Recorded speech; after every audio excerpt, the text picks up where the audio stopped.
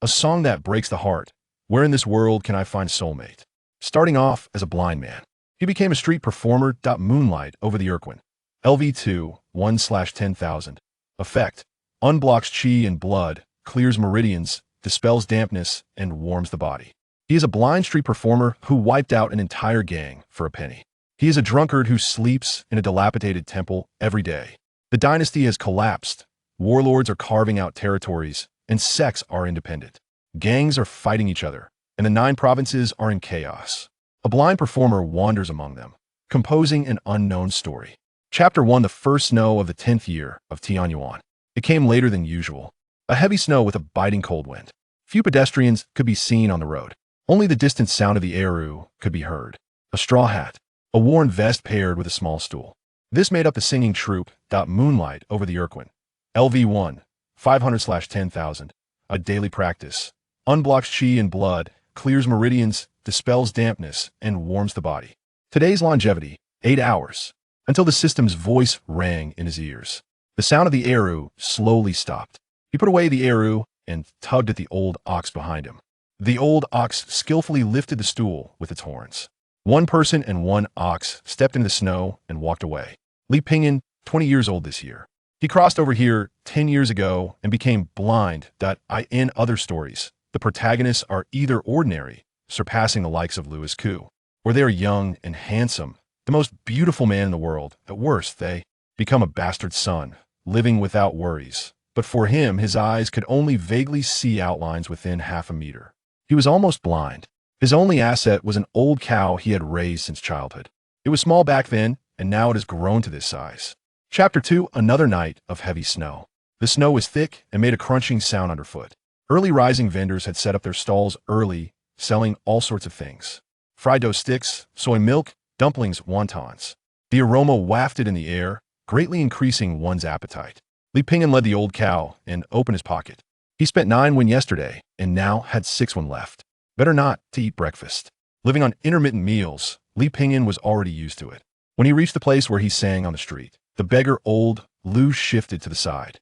"You're here." Li Pingyan nodded, greeting his colleague. The sound of the Erhu began to resonate. At the same time, the power of chi and blood surged within him. "Have you heard? The young man from the Zhang family at the town entrance passed the scholar exam and is going to hold a grand banquet." Old Lu the beggar said, "When the banquet is held, if you play a lively tune, you might get treated to a table of good food and wine." A lively tune? Li Pingyan thought for a moment. A piece called Galloping on the Prairie surfaced in his mind. Before crossing over, he was a professional Erhu player. These tunes were naturally easy for him. On the day of the Zhang family's grand banquet, nearly everyone in the town went. Chapter 3. Who pushed Li Pingyan aside and stood at the door, leering at Miss Wang with a grin. "So, have you gathered the money or not?" "They're chasing me up top." Miss Wang hesitated. "Just wait a bit longer. I can't come up with that much money right now, but I promise to pay it back." "Promise to pay it back?" Who scoffed. "That'll be in the year of the monkey and the month of the horse. With how much tofu you sell every day. Are you dreaming? But I really can't come up with that much money." Miss Wang's lips trembled. She was clearly terrified but tried to maintain her composure. Dahu raised an eyebrow, a playful smile appearing at the corner of his mouth. "Either bring money or bring someone." "I really don't have money right now." "That's simple. You still have someone here." Dahu's tone was relaxed. His lackeys behind him laughed, and someone whistled in a teasing manner. Miss Wang clenched her fists, her face turning crimson. She wanted to do something to make these men stop being so arrogant, but as a lone woman, she couldn't retaliate. Dahu continued, "A beauty like you. I don't know how many people in the brothel would like you, especially since you've had a child." Chapter 4. Zhang Wu didn't expect that the person who could scare Dahu and his group into a panic would be a blind singer. "I want to talk to your boss. Can you introduce me?" The blind man's deep voice drifted with the wind. Zhang Wu snorted, "Our boss doesn't have time for you. You hurt my brother, and this needs an explanation." The blind man stroked his cane and murmured, "Number 3, number 6, number 12. I've taken 3 jobs this month. Enough for me to eat for 2 months and enjoy a few more fine wines." Zhang Wu sneered, "That's the price for meddling. I don't want to meddle." "But who told her to send me tofu every day? You know who can refuse a piece of tofu?" The wind and snow made it hard to open one's eyes. Suddenly, a cracking sound came from nearby. A shadow burst through the snow curtain, accompanied by the sound of whistling wind. There was also a faint sound of a blade being drawn. The blind man's speed was astonishing. Those standing far away could only see a blur. Those closer could only see a faint rainbow light. With a few muffled sounds, several thugs fell to the ground, wailing. "Don't panic," Zhang Wu shouted. At the same time, he spun the knife in his hand, carving an arc as he slashed forward. Chapter 5. Everything seemed long, but in reality, it was all in the blink of an eye. Yixian took a deep breath, knowing he had encountered a tough opponent today. The dazzling blade light flashed again, intertwining with each other. With the light of the blades, both sides saw each other clearly once more. The pale eyes flickered before them. Over the years, Yixian's heart had grown cold and ruthless, accustomed to life and death. But at this moment, he suddenly felt that any fierce battle he had experienced in his life could not compare to this breathtaking moment. Another blade struck. The speed of this blade was indescribable. Yixian raised his blade, trying to defend, but this blade only wove a large net in the void, erratic and uncertain. "What? Two." The blind man retreated, sheathing his knife. In one fluid motion, this blade fell like a simple, unadorned light. "What kind of sword technique is this?" Yixian spat blood, his tone filled with despair. "Listening to the wind." "Listening to the wind blade technique? Good name. Thank you." Yixian fell heavily to the ground. The flames reappeared, and Guayu wanted to charge out. The blind man twisted his waist, delivering a whirlwind-like backhand strike. Chapter 6 in March. The city of Luo Shui still carried the lingering chill. Under the gray sky, there was a sense of solemnity and tranquility. It felt like the calm before a storm. The knife catcher Xiao Wu ordered a few dishes and a pot of wine. While drinking, he surveyed the pedestrians coming and going on the street. The so-called knife catcher refers to those who are issued waste tokens by the government and make a living by capturing fugitives listed on wanted posters. Back when he was in Mananshan, Xiao Wu single-handedly faced the 7 monsters of Lingnan, not losing an inch in a 1-on-7 fight. Xiao Wu was bragging to those around him about how remarkable he was. Dismissive voices arose from the crowd. "You're young, but you sure know how to brag." Laughter erupted. Xiao Wu snorted and slammed the knife catcher's waste token on the table. At the same time, he lifted his clothes to reveal the scar on his belly. "Ha, I know. That's from when you stole money and got beaten by your dad." Years later, the scar still remained. The crowd laughed again, causing Xiao Wu's face to turn red.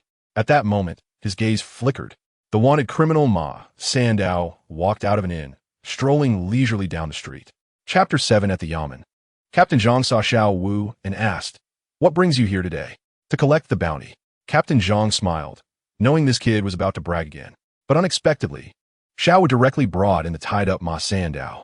"Ma Sandow, alive." Captain Zhang's expression froze for 5 seconds, then transformed into something as brilliant as a rainbow. Within half a day, news of Ma Sandow's capture spread throughout the entire city of Luo Shui like the wind. As soon as the news broke, it stirred up a huge wave. Ma Sandow, this notorious bandit, had been lurking in the area for a long time. Both the Yamen and the knife catchers hated him to the bone. However, with Ma Sandow's flying knife skills, he was unpredictable.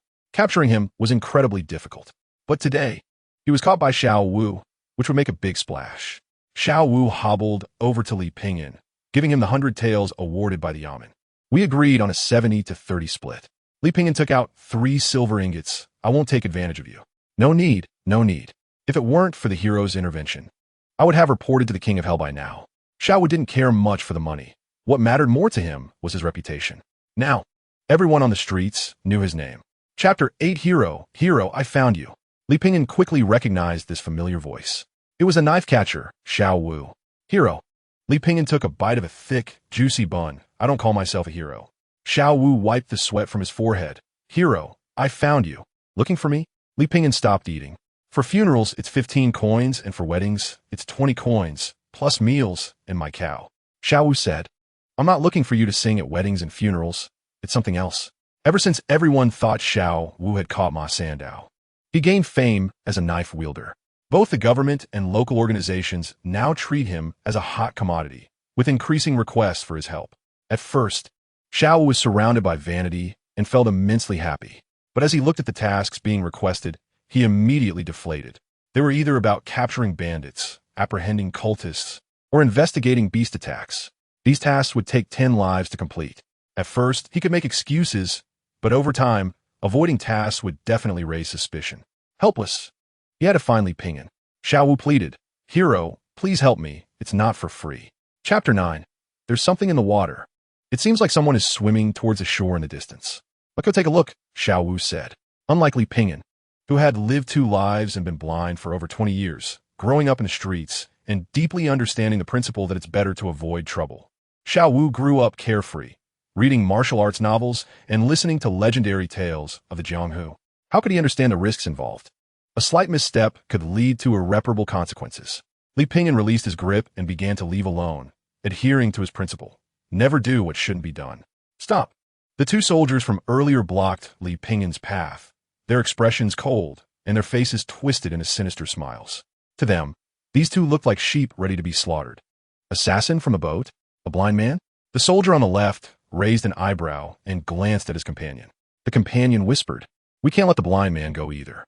As soon as he finished speaking, Li Pingyan's arm flicked, and the blade flashed across the necks of the 2 men. In an instant, blood gushed out like a fountain. The 2 fell dead.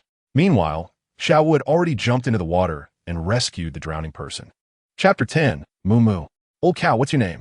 Although the old cow was calling, there was no hint of alertness in its voice, indicating that there were no enemies. As Li Pingyan approached, he saw a person, or rather, a person who was unconscious. There were drag marks at the entrance, suggesting the old cow had brought this person back. Old cow, why did you bring someone back? And it's a woman. Li Pingyan frowned slightly. The breath detection allowed the thermal image of this person to appear in Li Pingyan's vision. What a good figure, was Li Pingyan's first thought. The thermal image only revealed the outline of a person, and this woman's outline was clearly the most striking he had ever seen. Old cow, why bring back someone at random? Moo, I know she's injured, but it's a knife wound. She clearly seems to be trouble. Didn't I tell you not to cause any? Moo moo moo. The old cow nudged Li Pingyan. Li Pingyan was puzzled. Why did it insist he save her? Moo moo. The old cow called out energetically, its little tail wagging back and forth. Although Li Pingyan didn't understand why the old cow wanted him to meddle, he knew the old cow's predictions were never meant to harm him. Chapter 11. The next 3 days were not dramatically thrilling. Instead, they were exceptionally calm, as if an ordinary couple were living their lives. Lu Yin didn't have the airs of someone who had long held a high position. Once her injuries healed a bit, she did some manageable tasks like washing dishes and taking care of minor chores. Luo Shui's city returned to its superficial calm, but secretly, there were undercurrents. When Li Pingyan went to the tea house for a meal, he heard people saying that the princess had been blown up on the treasure ship. There were no remains, but the princess's jade pendant and other identifying items were found. It seemed the great sway was about to change. However, matters of the court were not what Li Pingyan was concerned about. He had no interest in those troubles. Just as Li Pingyan was about to settle the bill, he suddenly caught a familiar voice. It was Wang Dali from Tongrantang, the shopkeeper's voice. Li Pingyan's mind stirred, and he walked over. Shopkeeper Wang. Wang Dali was drinking with several friends and was startled when he saw Li Pingyan. Previously, he had entrusted Xiao Wu and Li Pingyan, but due to a mix-up, Xiao Wu ended up on the princess's treasure ship, which was blown up. As a result, Xiao Wu was killed, and his family was implicated. This made Wang Dali feel fearful, worried about being dragged into it himself. Chapter 12. Early the next morning, Wang Dali had just woken up when he learned that people from Wang's village had arrived. Wang's village was somewhat similar to an assassin organization. However, unlike the underworld, Wang's village had official recognition and operated within certain legal restrictions. They targeted criminals known for murder and abduction, most of whom were on the government's wanted list. This time, Wang Dali specifically hired 1B level and 2C level members from Wang's village, spending a considerable amount. As long as they could capture Lu Bo alive, he would spare no expense. In the hall, the 3 members from Wang's village wore dark blue robes. The leader, a man in his 30s, exuded a strong aura of killing intent and carried a large knife on his back, looking very ostentatious. The other 2 looked much younger. Shopkeeper Wang, I am Fang Wang. These 2 are my brothers. Fang Wang did not stand up, but merely cupped his fists. The other 2 put on a superior attitude, snorting in response. Wang Dali felt somewhat awkward. Thank you for coming all this way. I've prepared a feast to welcome you. No need, we're not here to eat. Chapter 13. So full. Lu Yin looked at the spices on her delicate fingers and instinctively glanced around. It was only then that she remembered no one could see her. So she put her finger in the center of her lips and sucked it clean. After dinner, Lu Yin took the initiative to clear the dishes. The night was thick, as if it were an inky darkness. Li Pingyan sat on the rooftop, sipping tea while gazing outside. What are you looking at? Lu Yin approached. gently shaking the water droplets still on her hands. As she spoke, she remembered that Li Pingyan couldn't see. Looking at the moonlight, Li Pingyan replied seriously. What do you see it with? With my heart. Lu Yun brushed her hair ends. An unintentional movement could be described as extraordinary elegance. What does the doctor say about your eyes? Li Pingyan asked. He said he can't cure them, Lu Yun replied. There are always skilled doctors in the world. Maybe they can cure your eyes, Lu Yun suggested. The world is too big. It might take a long time to find one. Anyway, I've gotten used to it. She said, that habit is not good. Once I get home, I'll find a doctor for you, Li Pingyan said. He smiled without answering and poured a cup of chrysanthemum tea for both of them. Lu Yun drank it all at once. These few days of peaceful life made her forget the intrigues and schemes in the court. Chapter 14. After washing her clothes, Lu Yun returned and sighed silently. She used to think she could do anything, governing the country, leading troops into battle, mastering the arts of music, chess, calligraphy, painting, poetry, and prose. She believed she could bring peace to the world with her writing and stabilize it with her martial skills. However, after living for a while, she realized she couldn't even learn to do the most basic tasks like washing clothes and cooking. Lu Yun saw Li Pingyan sitting nearby, meditating, and looked him over with her bright eyes. The clothes can soak first. I'll wash them later, Li Pingyan said without raising his eyes. Lu Yun felt a little embarrassed. No need, I can wash them myself. All the clothes to be washed were personal items. She couldn't bring herself to let Li Pingyan help her. She sat on the bed, idly watching Li Pingyan practice. Upon closer inspection, she found that Li Pingyan was quite good-looking, with sharp features and a clean appearance. His skin was tanned from the sun and wind, unlike the sons of officials she knew, who had skin whiter than women and carried the scent of makeup. Drawing eyebrows and painting eyes were their basic skills. After a long while, Li Pingyan stood up, feeling refreshed. His stamina seemed to be better than before, with every breath feeling invigorating. Chapter 15. I might have to leave for a few days. Upon hearing that Li Pingyan was leaving, Lu Yun raised her eyebrows in surprise. It might take about 6 or 7 days round trip. Should I go with you or stay here? Lu Yun asked tentatively. For safety's sake, you should stay here, Li Pingyan advised. Lu Yun nodded obediently. Okay. Before leaving, Li Pingyan left enough food for Lu Yun to last 7 days. He took the old cow and set off with only a simple backpack.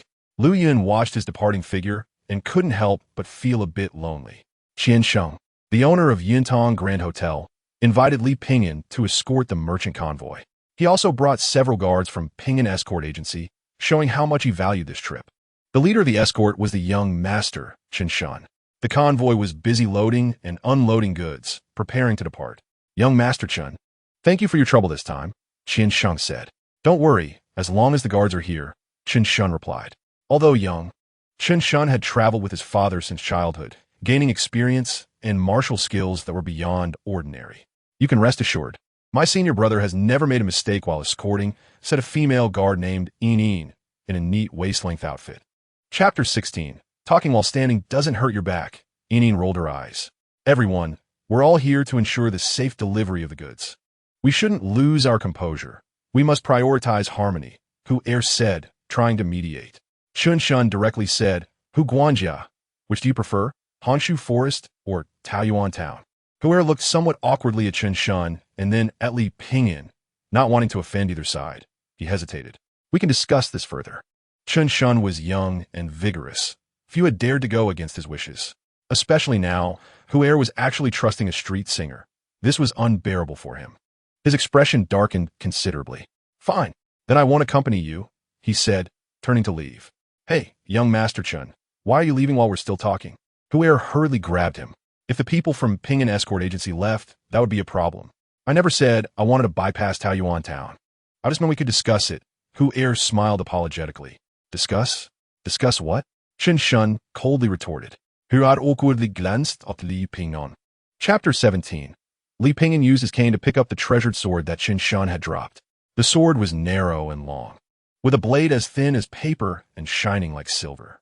One touch revealed it was a fine sword made of high-quality steel. Roar! The tiger let out a roar. In the next moment, its figure suddenly vanished into thin air.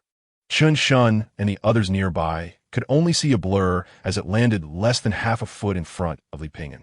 It's over. Chen Shun felt a chill. The tiger opened its massive mouth, ready to swallow Li Pingyan's head whole. A sense of death emanated from this person, an indescribable feeling that made it very uncomfortable. Buzz! Only the sharp sound of air being sliced could be heard. In that instant, everyone seemed to see a light while tracing an arc in the air. The tiger rained down blood as it fell to the ground, dead beyond recovery. Hot droplets of blood landed on Chen Shun's face, waking him up. A strong smell of blood rushed at him. Chen Shun was shocked by the scene before him and instinctively took a step back. Li Pingyan pulled out a piece of rag from somewhere, sheathed his sword with his right hand, and wrapped the cloth around his left hand. The blade slid over the cloth-wrapped hand, cleaning off the bloodstains. Chapter 18. Luo Shui City remained the same. As the turmoil from the princess's treasure ship explosion gradually subsided, Luo Shui City seemed to return to its usual tranquility. Li Pingyan said goodbye to the merchant convoy and took the old cow to leave. Before departing, Chen Shun handed Li Pingyan the last jug of Mendao donkey and reminded him to visit another day. Li Pingyan agreed with a smile for the sake of the fine wine. He leisurely turned into a familiar alley and pushed the door open. Hearing the sound, Lu Yan inside peeked out with her bright eyes. Her big eyes blinked, and upon recognizing Li Pingyan, she instantly rejoiced, confirming that no one was behind him. "You're back." Hearing the familiar voice, Li Pingyan smiled lightly. "Yeah, I'm back." After a few days apart, Lu Yun felt even closer to him. "What is that smell?" Li Pingyan suddenly asked. "Oh, it's the food I made. Let's eat together." Lu Yun's face flashed with a hint of embarrassment. "All right," Lu Yun said. "You go wash your hands first. I'll go bring the dishes." Soon, Lu Yun served the food on the table. Although the dishes were not visible, Li Pingyan's senses were very strong, and he could capture the flavors very clearly. Chapter 19. Li Pingyan returned to the room and tried the cane. One end was wrapped in a layer of soft cloth, with a red string tied to it that had a bell attached. The material had changed from a wooden stick to a sturdy and good-looking bamboo stick. Li Pingyan smiled. Lu Yan must have put in a lot of effort. Just touching the cloth revealed that, although the stitching was not very good, it was quite sturdy. He wondered how many times this girl had pricked her fingers. No wonder her eating posture had seemed a bit strange these past 2 days. The next day, Li Pingyan walked down the street with a new cane, not taking the usual route to Sing on the street. Instead, he took a detour to Qingfeng Street. Qingfeng Street was lined with shops, mostly selling jewelry, accessories, and silk clothing, very popular among the women of Luo Shui City, with many men specifically coming here. Walking through the crowd, they squeezed towards places with pretty girls. "Sir, are you buying jewelry for your wife? Come in and take a look. There's a big sale before the new year." The beautiful shop owner warmly greeted Li Pingyan. He did not go in, but simply inquired about the prices before turning to leave. He confirmed with a glance that these were things he could not afford. Most of Li Pingyan's money had been spent on buying Shengmai San, leaving him with very little. What remained barely covered the rent and living expenses for 2 people. Chapter 20. I just want to talk to them. Who knows, it might work out. Chang Si waved his hand, saying forget it. Li Pingyan was already a disabled person. What if something happened because of his affairs? Chang Si didn't want to implicate him. Li Pingyan saw his thoughts and smiled lightly. "You don't need to worry about me. Master Chang, if I don't have the confidence, I naturally won't meddle." Seeing Li Pingyan insist, Chang Si didn't say anything more. He told Li Pingyan the address of the Flying Eagle Gang, and before parting, he couldn't help but persuade him again. Then Li Pingyan followed the address provided by Chang Si and found the territory of the Flying Eagle Gang. The leader of the Flying Eagle Gang was a man named Liang Changgang. He ran a business in Luo Shui City, but it was just a front. He relied on collecting protection fees and making money through controlling the area. 2 men in long gowns looked Li Pingyan up and down. "Who are you?" "I'm looking for your leader, Liang Changgang. Please inform him." The man in the long gown saw Li Pingyan wearing a blue shirt, his appearance dignified and extraordinary. At a glance, it was clear he was not an ordinary person, so they did not dare to be disrespectful and hurriedly went to report. After a while, the man in the long gown came out. "Our leader is not here. Otherwise, would you like to wait inside for a while?" Chapter 21. 3 days later, the underworld of Luo Shui City gathered at Huiqizi. The invitation was sent by none other than Liang Changgang, the recently rising leader of the Flying Eagle Gang. Surrounding Huiqizi, hundreds of underworld followers gathered. To prevent the Flying Eagle Gang from playing tricks, each gang tried to bring enough of their own men. The inside of Huiqizi was filled with underworld strongmen who had come to join. Before long, Liang Changgang appeared. He wore a long blue robe and had a long sword at his waist, looking elegant. "Gentlemen, I thank you all for giving me this face. Let's get straight to the point. What are we doing here?" Old Hua from Lu City spoke with a harsh tone. Because of the Flying Eagle gang. Although I'd lost a lot of territory, I know that everyone here has many opinions about me, and I have offended many of you before. However, I'm also just doing a job for someone, so I hope everyone does not hold it against me. Liang Qinggang spoke unusually politely today. This made everyone tense up. What exactly was this guy up to? Since we are all straightforward people, let us get to the point. Liang Qinggang smiled and said, to be honest with everyone, I want to give you an opportunity for promotion and wealth. Chapter 22. Chan Shun secretly brought Li Ping into a cellar and opened a hidden door. Behind the hidden door was a staircase that went down. It was pitch dark, and as soon as they entered, a chilling aura rushed towards them. This was the place where Chun Shun's father stored treasures. As a bodyguard traveling across the country, he had seen various rare treasures from all over the 9 provinces. Chun Shun's father had placed all these rare treasures in the darkroom. Chun Shun lit a long lamp and said, Sir, do you see any suitable weapons? Li Pingyan went straight past the rare treasures to the weapon rack nearby. When he got closer, his eyes could still catch some things. Li Pingyan grabbed the second knife on the left. The blade was long and slightly curved, shining like blue electricity. The sharpness of the blade contrasted perfectly with the dull thickness of the back. It was both tender and bright, with a beautiful curve, soft. The surface was covered in intricate patterns, resembling a fine piece of art. What is this knife called? Li Pingyan asked. I remember this. My father brought this knife back from the western regions. It's called Tianqing. He found it next to a warrior who died in the desert. My father buried him and took the knife back because it looked good. Chapter 23. Walking out of the alley. The distant lights illuminated the houses. Bang! Bang! Fireworks exploded in the air, lighting up the mottled rooftops of the streets. The bluestone paved street was empty. An old cow followed behind the two, occasionally making a sound. A figure walked from the other end of the street, head down, hunched over. Soon, the sound of footsteps echoed around them. Various sounds arose, shoes scraping against the snow, weapons being drawn. The crowd, dark like a living beast, quietly approached them, waiting to swallow them whole. Don't be afraid. Li Pingyan squeezed Lu Yun's hand and whispered. Lu Yun nodded slightly. The crowd split like they had been cut with a knife, creating a 7-foot wide passage.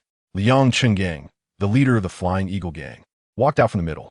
Sir, we meet again. Leader Liang, what a good spirit. It's New Year S, and instead of going home to celebrate, you brought your brothers here to enjoy the snow. Liang Qinggang sneered, Sir, let's not beat around the bush. You should know better than anyone why we brothers are here today. Chapter 24. Chen Zhongshi's lips twitched slightly. He looked at the figure below and swallowed hard. Is this still a human? The heavenly blue blade in Li Pingyan's hand seemed to transform into hundreds of blades. The blade light flickered, emitting strange sounds. Li Pingyan pushed off with his feet and leaped, avoiding the oncoming crossbow arrows, flying out a distance of 10 feet. With a single slash, he created a curtain of blades, killing several crossbowmen. He soared up to the second floor like a bird. Chun Zhongshi shouted loudly and swung his long knife down. Li Pingyan suddenly landed, rolling on the ground to evade the strike. Chun Zhongshi's weapon was a long saber, its blade long and thick, looking extremely intimidating. With the power from his arms and waist, Chun Zhongshi's strike was formidable, instilling fear. Li Pingyan did not retreat, but charged forward, twisting his waist and delivering a whirlwind-like counterslash. The blade light flashed by, yet the fierce blade wind tore through the air. Chun Zhongshi's expression changed dramatically as he quickly withdrew. With a swish, his long robe was torn, revealing a 7-inch long wound on his abdomen. Up, up. Chapter 25. A long knife pierced through his chest. Li Pingyan gripped Lu Cheng's black knife and exhaled heavily. The old man stared wide-eyed, feeling that he could no longer mobilize his vital energy. The long knife had crushed his heart and torn apart his flesh. The old man let out a painful groan. He never expected a cow to possess such strength. At the city gate of Luoshui City, an elderly man with white hair was bowing his head, eating peanuts. Beside him was a wine basket, eating and drinking simultaneously. The sound of footsteps echoed in the empty street. Heavy snow fell, and the north wind roared, slamming against the city wall with a thunderous crash. Wu Shishun had originally received an appointment letter from the Ministry of Personnel, instructing him to go to the border. However, upon passing through Luoshui City, he suddenly received a special order. Li Pingyan stopped in his tracks. The blood on his shoulder had stopped. However, the injury had reached the bone and would not heal quickly. Li Pingyan frowned slightly. The opponent had not yet made a move, but he had already sensed the fluctuations in the surrounding air. A dangerous aura permeated the air. This was an instinct, akin to a wild beast sensing danger. Chapter 26. With a crack, Li Pingyan suddenly spat out a shard of cold light, which shot like lightning into Wu Shishuan's brow. It was a broken blade from the heavenly blue blade. Wu Shishuan's body stiffened, his eyes momentarily dazed. The old cow took the opportunity to rise and knocked him over. Then, its massive body pressed down heavily on him until he was unrecognizable before it stopped. Li Pingyan covered his empty left arm and quickly stopped the bleeding. Lu Yin looked around, tore her clothes with her teeth, and took out some medicinal powder from her pocket. After applying it, she expertly bandaged Li Pingyan. "It's fine. No need to cry." Li Pingyan smiled faintly. Lu Yin bit her lip, her voice somewhat hoarse. "Don't worry after we go back. I will find the best cultivator to heal you. Regeneration of limbs is not impossible." Li Pingyan took a deep breath, stood up, and said, "Let's continue." Outside the city, dozens of people in green clothes stood quietly in the heavy snow. The ghost-headed knives in their hands glimmered coldly under the moonlight, just like their expressions, cold and stiff. These people were called Death Warriors, primarily engaged in assault and assassination missions. Chapter 27. In the 15th year of Tianyuan, the poplar trees of the desert took root in a vast sea. The west wind rose, and yellow sand danced wildly. The setting sun in the desert resembled a fiery wheel, drifting in the vast expanse of yellow sand. Gradually disappearing into the twilight, it carried a breathtaking beauty. The yellow sand gradually calmed, and this stood quietly in the sunset. Sounds of eagles echoed from the sand dunes, adding a touch of desolation to the dusk. Inside the small inn sat more than a dozen burly men. At the center of these men was a young man in his 20s, leisurely lying on a deck chair, with a servant fanning him with a large palm leaf. Creak, the door was pushed open, and the wind rushed in. "Guest, here to rest or stay?" The innkeeper approached. "A bowl of plain noodles, a meat dish, and 2 jugs of wine." The man replied, and then patted the cow behind him. "Get the same dish for this cow, and bring a jug of wine too." "A cow?" The innkeeper was taken aback. Riding a cow in the desert. That's quite unusual. Can it drink wine? The innkeeper sized up the guest, suspecting he was joking. The guest wore a hat, lowering its brim to reveal only half of his face. Chapter 28. A woman casually took out a card and marked a check on it with a pen. With a charming smile, she said, "With you in charge, I'm most at ease. This month's performance has exceeded the target again." The woman walked over, opened a bag. Chimuda stuck his head out, pale-faced, gasping heavily. "If you let me go, I'll give you money. Whatever my enemies offer, I'll pay double." "No, triple." The woman lifted his chin. "Sorry, little handsome, but we are professionals." Her eyes were beautiful yet eerie. A hint of an elusive smile played at the corners of her mouth, giving her a cunning appearance. Chimuda felt a chill in his heart, clenched his fists, and suddenly lunged forward, attempting a final resistance. But before he could pounce, he received a heavy blow to his lower back. His entire body went numb and collapsed to the ground. The woman clapped her hands. "Take him to the client." They requested him alive. "By the way, ask the client if they need any tools for punishment. We can provide them for a fee." 2 subordinates took Chimuda away. "Here, your commission." Li Pingyan received the bag, weighed it, thanked them, and was about to leave. "Hey, don't rush off. There's something else I need to tell you." Chapter 29. Jujube dates? Ma Senyang popped one in her mouth. "Not bad. Did you grow them in your yard?" Li Pingyan took a sip of tea. "This is the first batch from my yard." Ma Senyang raised her eyebrows. "I suppose you have a bit of conscience. It's worth me taking care of you like this. What's this commission about? Do you know Monk Jian?" Ma Senyang did not answer Li Pingyan's question, but lit her pipe leisurely and said. Li Pingyan shook his head. Ma Senyang said, "He is a high monk from the western regions, with profound Buddhist teachings, and it is said he is also a practitioner. He traveled from country to country, spreading his thoughts. His last known appearance was deep in the desert, reportedly at the place where he attained nirvana. It is said that one can discover a lifetime's worth of gold and silver treasures, as well as unparalleled techniques there. There are also rumors that the relics he transformed into after death possess the ability to restore life and fill gaps. They can restore sight to the blind and regenerate lost limbs. You understand?" Li Pingyan raised an eyebrow at this.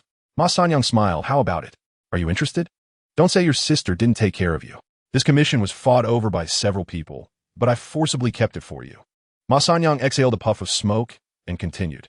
Chapter 30. After paying the monthly interest, Alia's little face suddenly lost its smile. No wonder Alia was unhappy. This month's interest was about 30 more than before.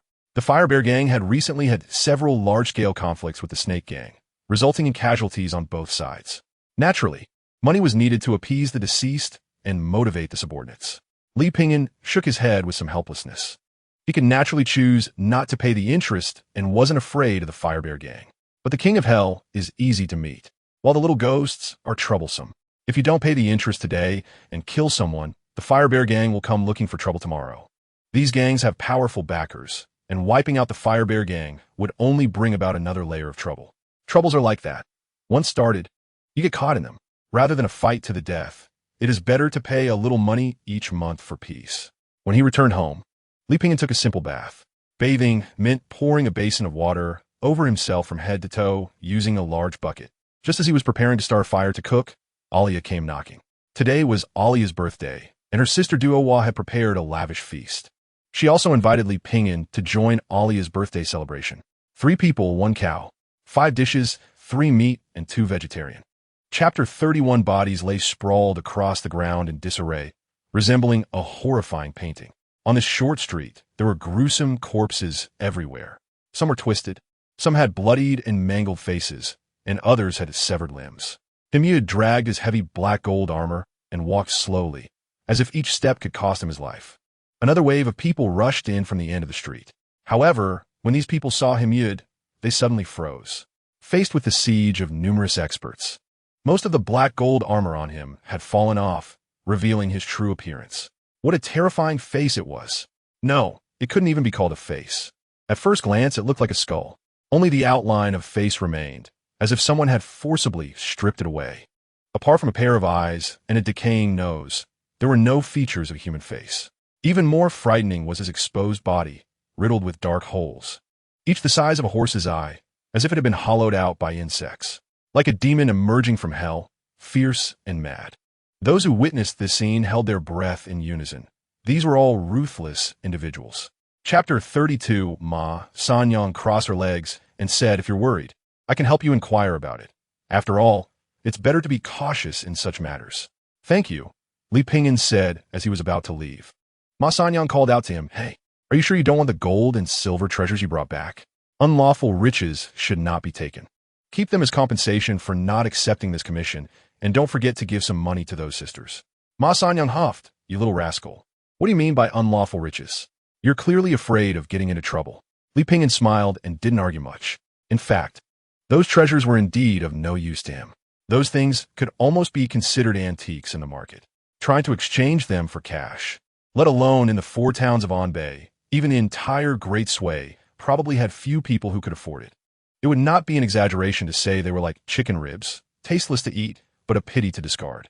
Moreover, once these things hit the market, they would definitely attract the attention of both the underworld and the law.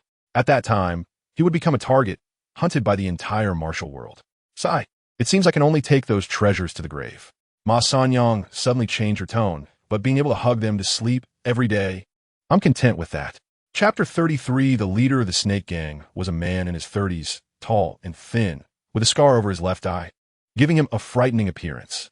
Leading him was Lu Er, a former member of the Fire Bear Gang who had now transformed into a member of the Snake Gang. Lu Er introduced his new boss to each household. "Boss, this household has a blind man who is missing an arm. He's quite unfortunate. He sings at the underpass every day, and his tunes are pretty good. Sometimes he gets hired for weddings and funerals, and he knows how to ingratiate himself." The leader, Li Zhongchang, nodded slightly. A large crowd had already gathered in the street. Rather than coming to enjoy the spectacle, they were forced to see how the Snake Gang's leader, Li Zhongchang, endeared himself to the people and won their hearts. Members of the Snake Gang stood around, glaring fiercely at the crowd. Lu Er knocked on the door, and soon it opened.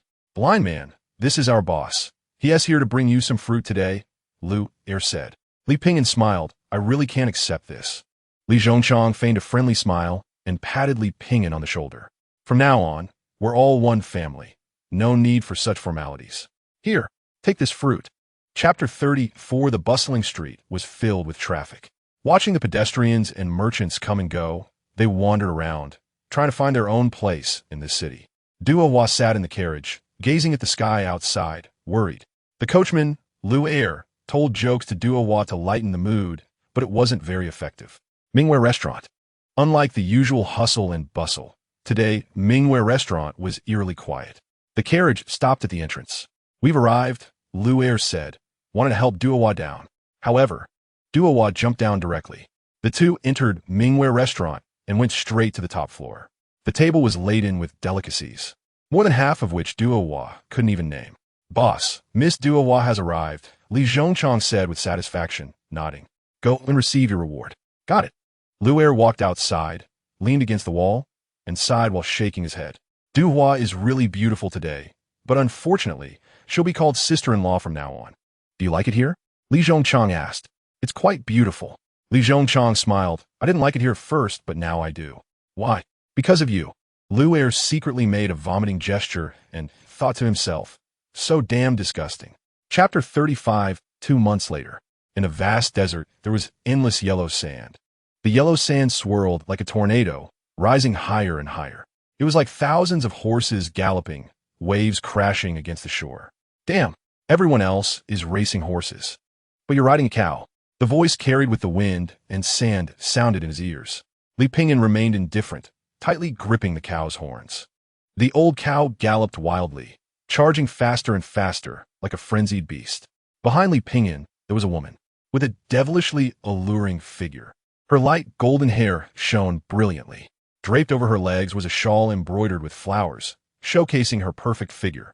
She wore a pair of dark leather boots and had a blue cloth wrapped around her head. Her face was covered in dust, but it couldn't hide her stunning beauty. "This cow runs pretty fast. It's the fastest cow I've ever seen," the woman exclaimed loudly. Half an hour later, the old cow stopped its frantic run and moved slowly in the desert. The desert returned to calm, and the sunset resembled a fiery wheel, gradually disappearing into the dusk. The woman let out a long breath, patting her ample chest. "Thank goodness. Hey, where did you buy this cow? How can it run so fast in the desert?" Chapter 36. Li Pingyan fell silent again. Pei Zhuxian spoke to herself. "That family is my enemy. 13 years ago, my father was an official in the court and discovered that their son was corrupt and had committed murder. They approached my father, hoping he would go easy on them. But my father was a stubborn, self-righteous scholar who insisted on doing things fairly. This world can't accommodate such people. What should have been a death penalty ended up with him being exiled because of their manipulation. Within 2 years, everything was fine. Instead, it was my father who was framed by them, leading to our family's destruction, and my mother and I were also exiled. Later, my mother died, and I found a way to leave there. I originally had the chance to kill their entire family, but I thought of a more ruthless way. Dying just like that would be too easy for them. I killed their only son, making them live in pain every day." At this point, she paused. "Hey, are you even listening?" Li Pingyan remained silent, unsure if he had fallen asleep or was pretending not to hear. Pei Zhuxian snorted, looked at the ceiling, and continued. "Actually, dying like that isn't too bad." Chapter 37. Whoosh. Suyin instinctively bent down, and the wine pouch in her hand was shot away. Li Pingyan raised his hand and easily caught the arrow that came flying. He took the wine pouch hanging on it and hung it back at his waist. The arrow was a short wooden one, very crudely made. It seemed to be from the bandits roaming the desert. Su Yun lay on the ground in a disheveled manner, her butt in the air looking around. In the distance, a dozen fast horses were rapidly approaching. Bandits! Su Yun was slightly startled. Soon, a group of people surrounded them. Besides a steel knife, each person carried a bow and arrow on their back. Su Yun gripped the sword at her waist tightly, her expression tense, as if facing a great enemy. "Where are you two brothers from?" "Brothers are a bit short on cash lately. I wonder if you could lend us some money for emergencies." The leader was a bearded man who, despite being a bandit, had a righteous look, as if he were a soldier. "Big brother, there's a woman." A younger brother next to him stared hungrily at the alluring Pei Zhuxian, but was scared into silence by a glance from the bearded man. Su Yun felt the money in her pocket, hesitating whether to give it to them or fight back. According to the plot of a martial arts novel, Su Yun shouldn't be afraid of them. Chapter 38. Be careful. Su Yun pointed behind Lu Yong and shouted urgently. A Turkic soldier, wielding a hammer, came galloping in. The iron hammer in his hand weighed at least 50 pounds and was extremely intimidating. However, Lu Yong showed no fear, tightening his grip on the horse's belly and pulling the reins. The war horse reared up, and the saber came down heavily. A clear sound of metal clashing rang out. The Turkic soldier felt a strong impact and was pushed back 3 or 4 steps along with his horse. Before he could react, a flash of blade light appeared. The Turkic soldier was cut down from his horse. Su Yun was shocked. Such strong power. "Hey kid, don't just stand there," Lu Yong shouted. Su Yun came to her senses, gripping her sword and charging at a Turkic soldier. Soon, the Turkic soldiers in the village were wiped out by Lu Yong's group. The Turkic soldiers fled in panic. Lu Yong's group clearly did not intend to let these scoundrels go, chasing them relentlessly until they had run quite far. They only turned back after fearing that there might be others waiting for them. After walking along a small road for a little over 2/4 of an hour, the outline of a village appeared ahead. "I'm dying of heat." Pei Zhuxian kept tugging at her clothes of the chest, waves rising. Chapter 39. Su Yun had drunk quite a bit last night and woke up still feeling a bit tipsy, hearing that the Turks had come again. She hurriedly grabbed her sword and rushed out. However, as soon as she reached outside the village, she was dumbfounded. A cool breeze blew by, and her head cleared up quite a bit. "Run." Lu Yong's expression was cold. Where to run? Such a large scale of cavalry would have surrounded the village beforehand. Who knows where the crossbows are aimed? What do we do then? Su Yun felt her legs trembling uncontrollably. "We'll just fight them," someone said. An eagle flapped its wings, drawing an elegant arc in the sky, flying over their heads. It then landed on the arm of a tall man. The Turkic cavalry slowed down, appearing like a giant beast, suddenly appearing before everyone, its massive body exuding a suppressive aura that made it hard to breathe. The leader halted the group, his fierce eyes fixed on Lu Yong, who stood outside the crowd, holding a saber.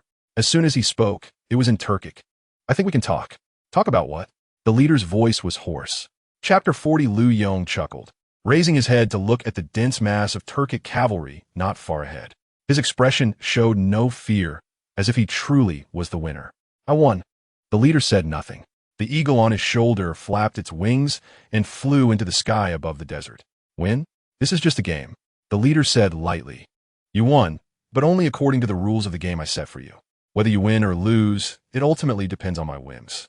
This world is like this. The weak are prey to the strong. You people from the Central Plains love to play cricket fights. I think this game is quite good. Clearly, a bug that could be crushed to death by a single hand is made to chase and fight each other, determining a winner and loser. It is said that a good cricket can be worth several houses in the capital. But this cricket is still just a cricket. Even the strongest one can be crushed by a single finger." Lu Yong suddenly laughed, a laughter filled with an indescribable sense of loneliness and desolation. Like a dying lion, it let out a fearless roar. This is the tragedy of small people. They neither have the advantages of great figures, nor are they content to be ordinary people who do not compete with the world. Chapter 41. General Lu, with a sincere heart, fears not the difficulties of life. A hidden dragon in the abyss must soar to the heavens. After saying this, Li Pingyan prepared to leave. If General Lu really wants to return to the barracks, I have an idea. Li Pingyan suddenly remembered something. Lu Yong's eyes lit up, and he hurriedly said, "I hope you will teach me. I have a common friend in the princess's residence. You can seek her help, and perhaps it will be of assistance to you." "The princess's residence?" Lu Yong stammered. Lu Yong wanted to ask something else, but Li Pingyan had already left. "If you really have the chance to go, you can mention a blind person at the princess's residence. It might help you." Li Pingyan didn't know if Lu Yong could go to the princess's residence, nor did he know the specifics of the princess's residence. The reason for saying this was mostly because he truly did not want to see someone like Lu Yong being buried. Whether it could really help him depended on fate. Holding the sword, Su Yun was stunned for a while, unable to speak. What's going on? What happened? A series of questions swirled in his mind. First, he thought this blind person was a master, but then mistakenly believed the blind person was just a coward. Chapter 42. Do you know Pingyan? Facing the princess's inquiry, Lu Yong was taken aback. He did not know Li Pingyan's name, but he quickly realized that this should be the gentleman's name. Gili General. Have no chance to know the gentleman's great name. How did you meet Pingyan? Lu Yong recounted the story's background and outcome. Lu Yong showed a clear hint of displeasure on her face and muttered, knowing to help others, but not thinking of oneself. Lu Yong swallowed hard, his heart racing. This is the common friend the gentleman mentioned? Quite extraordinarily common, indeed. The princess before him was the future heir of the Sui dynasty. Does this mean he is directly before the emperor? Lu Yong was already quite calm, but his little brother beside him was completely dumbfounded. Sweating profusely, he barely managed to control his trembling. Not long ago, they were at the border being trained like grandsons by a camp commander, wrongfully accused, having their achievements usurped. In the end, they became bandits, unable to kill enemies or return home. But now they were directly entering the princess's residence, kneeling before this future emperor. Life's ups and downs were a bit too thrilling, weren't they? Chapter 43. When I was young, I wanted to open an inn and be the landlady. Pei Zhuxian said happily. Open a riverside inn, where drinks are free, but patrons must share their own stories from the rivers and lakes. I would count the accounts daily, listening to different life stories, joys and sorrows, the myriad aspects of life. Li Pingyan smiled and said softly, sounds good. Pei Zhuxian suddenly stood up. I've thought it through. When I die, I want to seek revenge on you. I'll just reincarnate and hurry to fulfill my dream. At that moment, the two seemed no longer like a killer and a prisoner, but like two friends chatting casually. 3 days later, the outline of the border gradually appeared in the distance. It was a small town called Shucheng, dilapidated and worn out. Once they reached Shucheng, they would be close to the 4 towns of Anbei. Many people were entering the border, and the soldiers guarding it were conducting strict inspections. The two sat side by side on a large stone. The surroundings were silent, only the sound of the wind blowing. Hey, I still don't know your name. Pei Zhuxian said. Just call me Blind Man TCH. If you don't want to say it, then forget it. Pei Zhuxian suddenly sighed. I have a favor to ask you. If I fall into the hands of those bastards, I'll definitely be tortured to death. Do you have any poison or something that I can keep in my teeth and release by biting down to die immediately? I don't want to be tormented in my final moments. Chapter 40. For the morning sunlight shone into the small courtyard, and with a breeze, a refreshing fragrance rushed to meet him. The date palm trees made a rustling sound, and a faint floral scent wafted through the yard. A series of sounds pierced the air in the spacious courtyard, carrying a strange rhythm, as if possessing a power that could shake the heart. As usual, Li Pingyan practiced while feeling the subtle changes in his body. Once, twice, 3 times. For times a stream of true energy slowly rose from the dantian, flowing toward the Qi Sea, and it grew larger. Li Pingyan exhaled deeply. The internal breath circulated, and his spirit was uplifted. With day after day of practice, his breathing naturally became finer, turning into a slender thread, deep and resilient. It extended all the way to the dantian. Transformation does not happen overnight. It requires gradual training. Li Pingyan repeated his plain and simple life. He practiced martial arts and cultivated his energy daily, slowly perfecting his body and making himself stronger.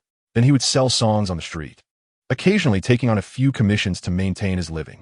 Name, Li Pingyan. Lifespan, 132. Erhu LV3, 100100000. Chapter 45. The old year passed, and the new year began. In the early morning, just as the sky was getting light, the young Chen Chusheng carried a woven basket, dressed in a clean blue shirt. He joyfully ran along the path, amidst the scents of grass and earth in the warm breeze. Time flew by, and the mountains faded into the distance.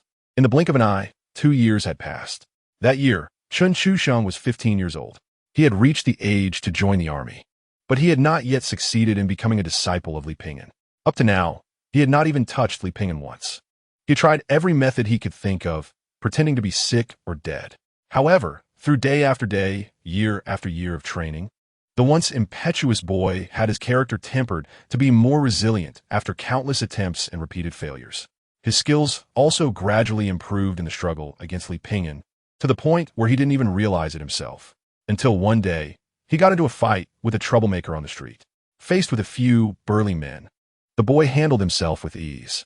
After getting used to fighting Li Pingyan, dealing with these street thugs felt like switching from hell mode to easy mode in a video game. Chapter 46. Just after March, Li Pingyan was tending to his vegetable garden at home.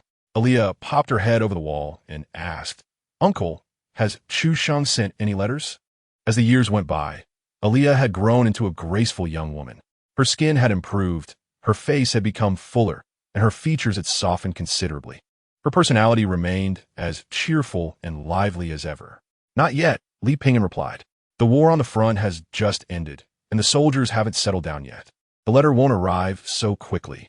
This time, the Sui dynasty had achieved significant victories, but the cost was also heavy. 2 more months passed, and there was still no news from Chen Chusheng. Doha and Aliyah were worried that something had happened to him. Aliyah had dreamed several times that Chen Chusheng had died on the battlefield. A few more days passed, and Li Pingyan decided to go to the front lines to take a look, as Ma Sanyang had asked him to handle something there. Li Pingyan led the old ox along the way. The road grew narrower, and there were fewer pedestrians. It was desolate, with only the wind blowing through the poplar trees by the roadside. On the way, Li Pingyan encountered a woman with a young man around 17 or 18 years old. The woman was not unattractive and was not very old, but her body was so thin that it looked like a wind-dried hen. Chapter 47. Outside the Human Pass. This was an important gateway from the Central Plains to the western regions. There were many lakes near the Human Pass, and swamps were dense, with reeds growing everywhere. It was like an island in the middle of a lake, with water routes on the east, south, and north, and only one dry road to the west leading to the Gobi Desert.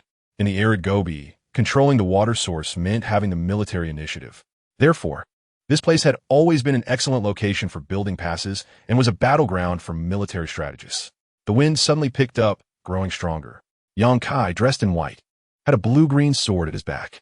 He wore a light-colored belt around his waist as he approached. His features were quite handsome, with a hint of aggression.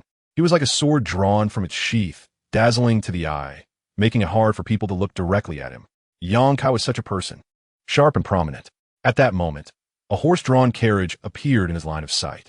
A man with a trustworthy appearance rushed out, anxiously saying, "Brother, my wife is in trouble, and this horse can't move. Could you please lend me a horse?"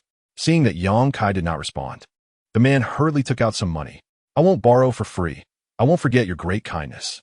Faced with the man's desperate pleas, Yang Kai merely showed a disdainful look, enjoying the feeling of being above everything. Chapter 48. Li Pingyan slightly lowered his head, feeling the raindrops sliding off his straw hat. Young Master Yang is a cultivator, so he should understand the truth. He has received the Sui dynasty's favor, but has betrayed his country on the battlefield, causing the deaths of 128 Sui soldiers. I want to seek an explanation for this. The rain soaked the dirt, and the atmosphere became oddly silent.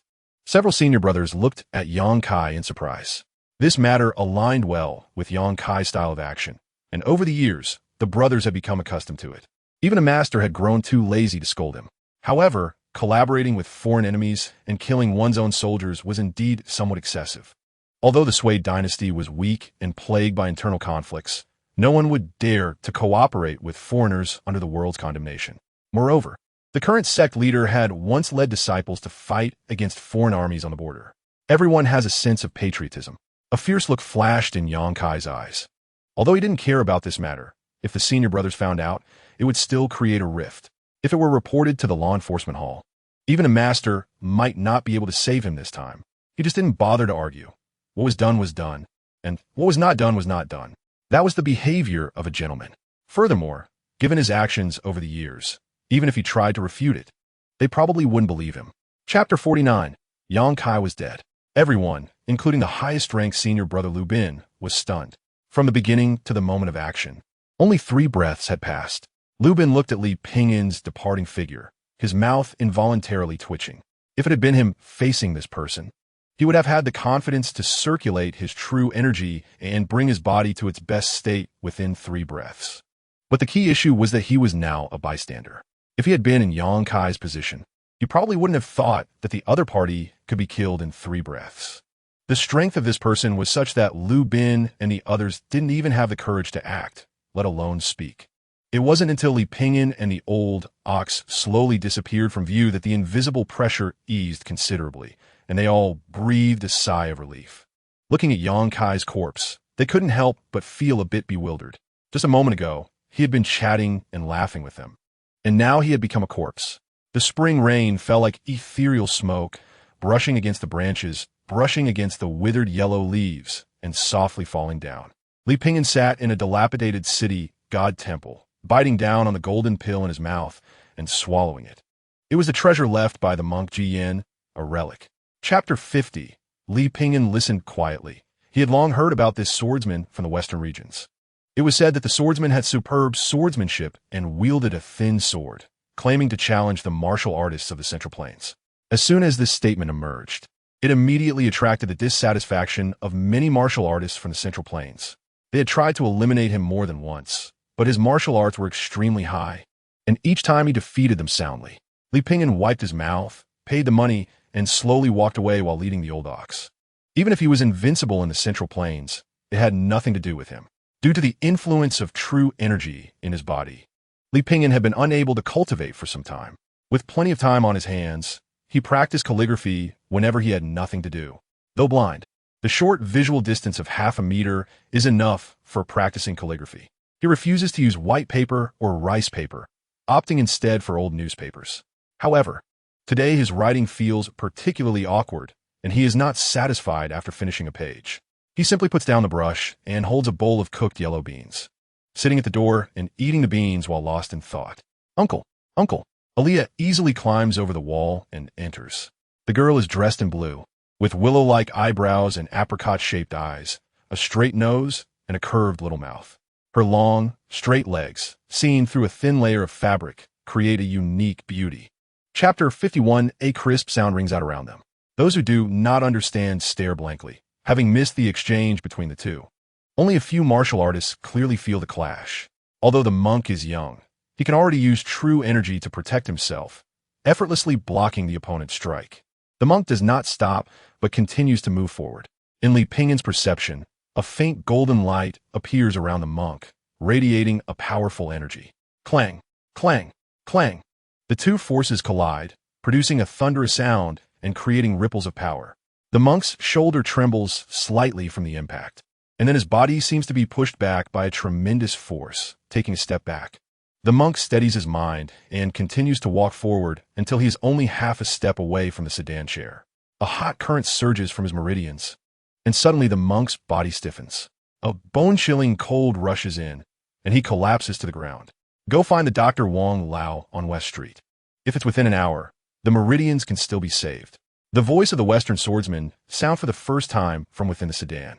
The monk Chongqing forces himself to stand up, a long gash on his arm, looking quite shocking.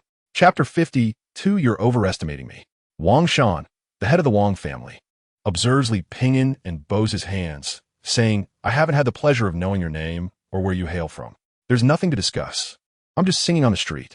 Singing on the street? Wang Shan expresses a hint of surprise. Dad, this is a friend I brought. Wang, he comes over to explain. Wang Shan frowns, reproaching.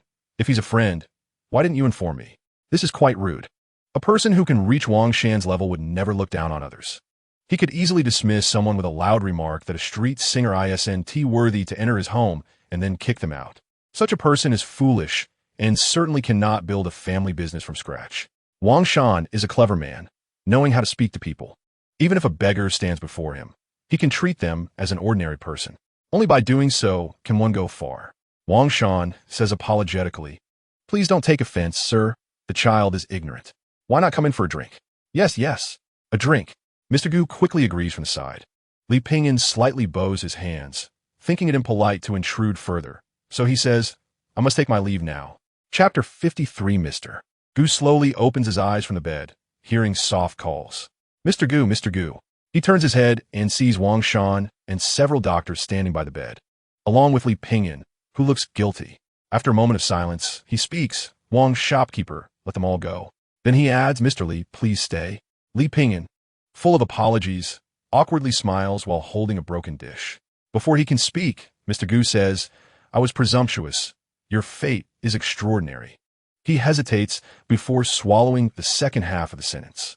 He thinks he should learn to keep his mouth shut in the future and not easily tell fortunes.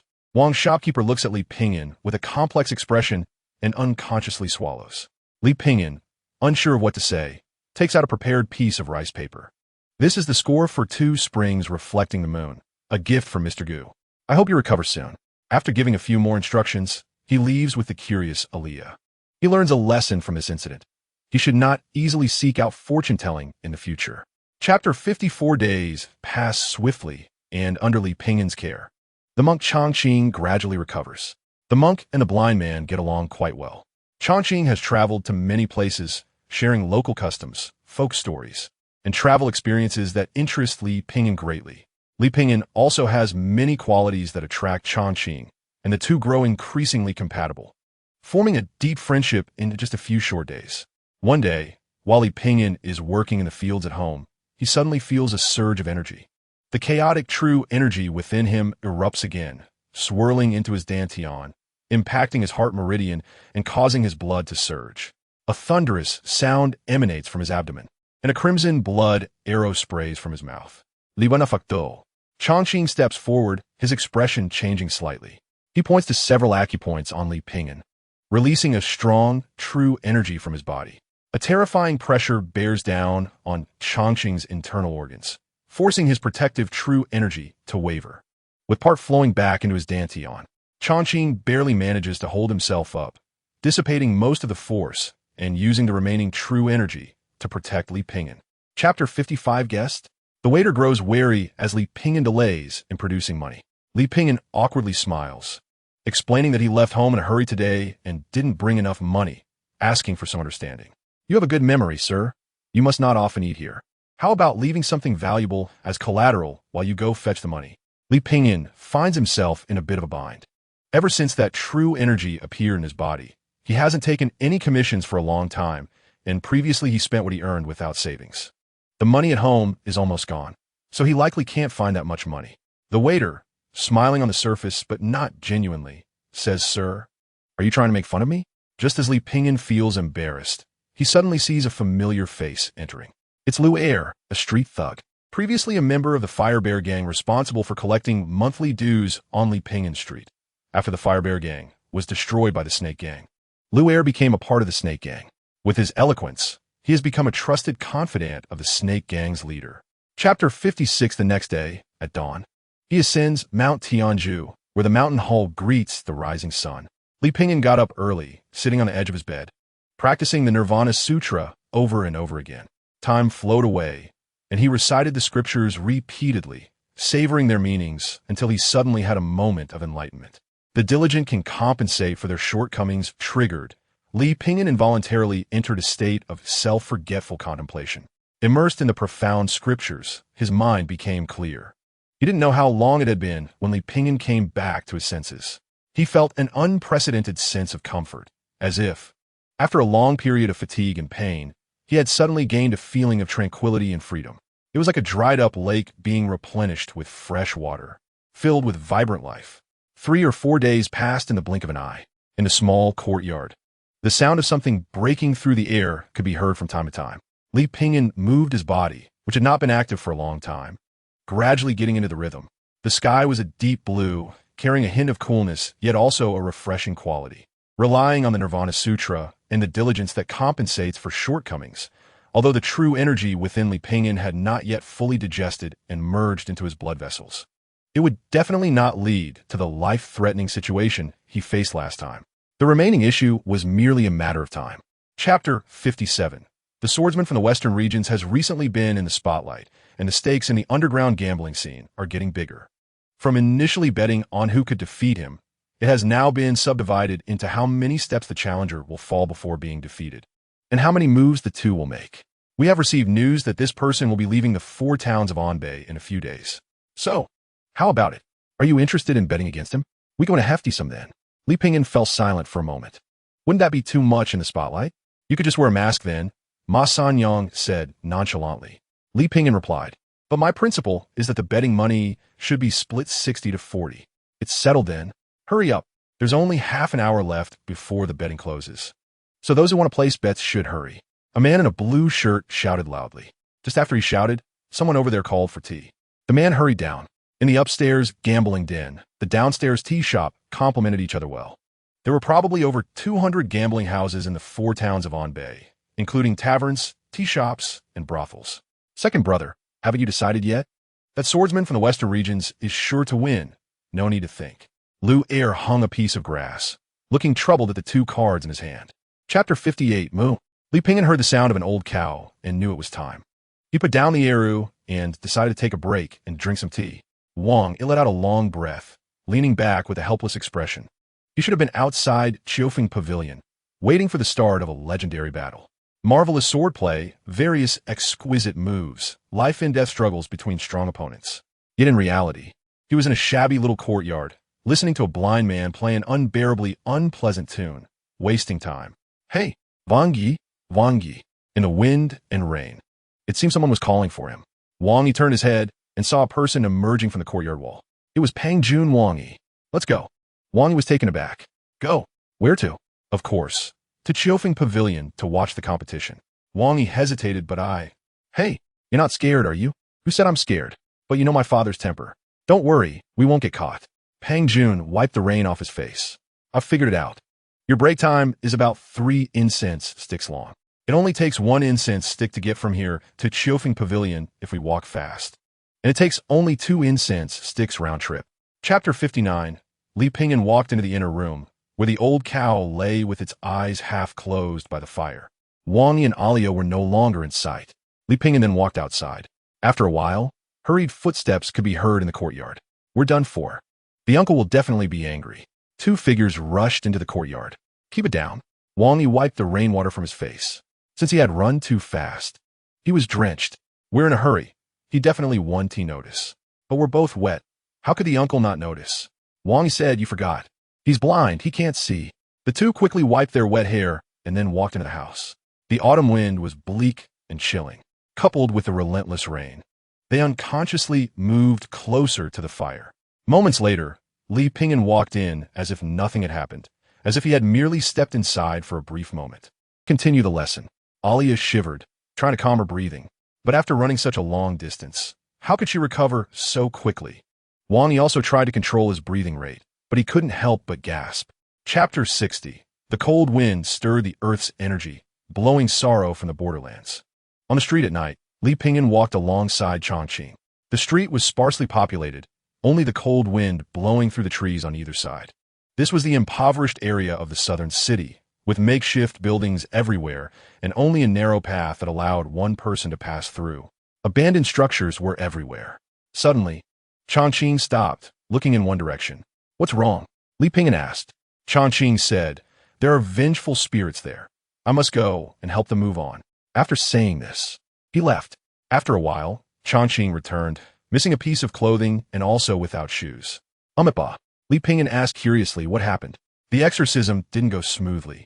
That female ghost insisted on having the monk's clothes before she would let me go. So you gave it to her? She insisted. And you just gave it to her? She insisted. Oh. After walking for a while, Chongqing said, don't tell anyone about this. Li Pingyan hesitated for a moment and then agreed. Parting is just without a long pavilion, by the old road, where fragrant grass meets the sky. Chongqing's wounds had long healed, but he was still worried about Li Pingyan. Seeing that Li Pingyan's health had stabilized over the past few days, he decided to bid farewell to him. Chapter 61. When writing, one must be calm and decisive, achieving stability and lightness to write freely. Li Pingyan patiently explained.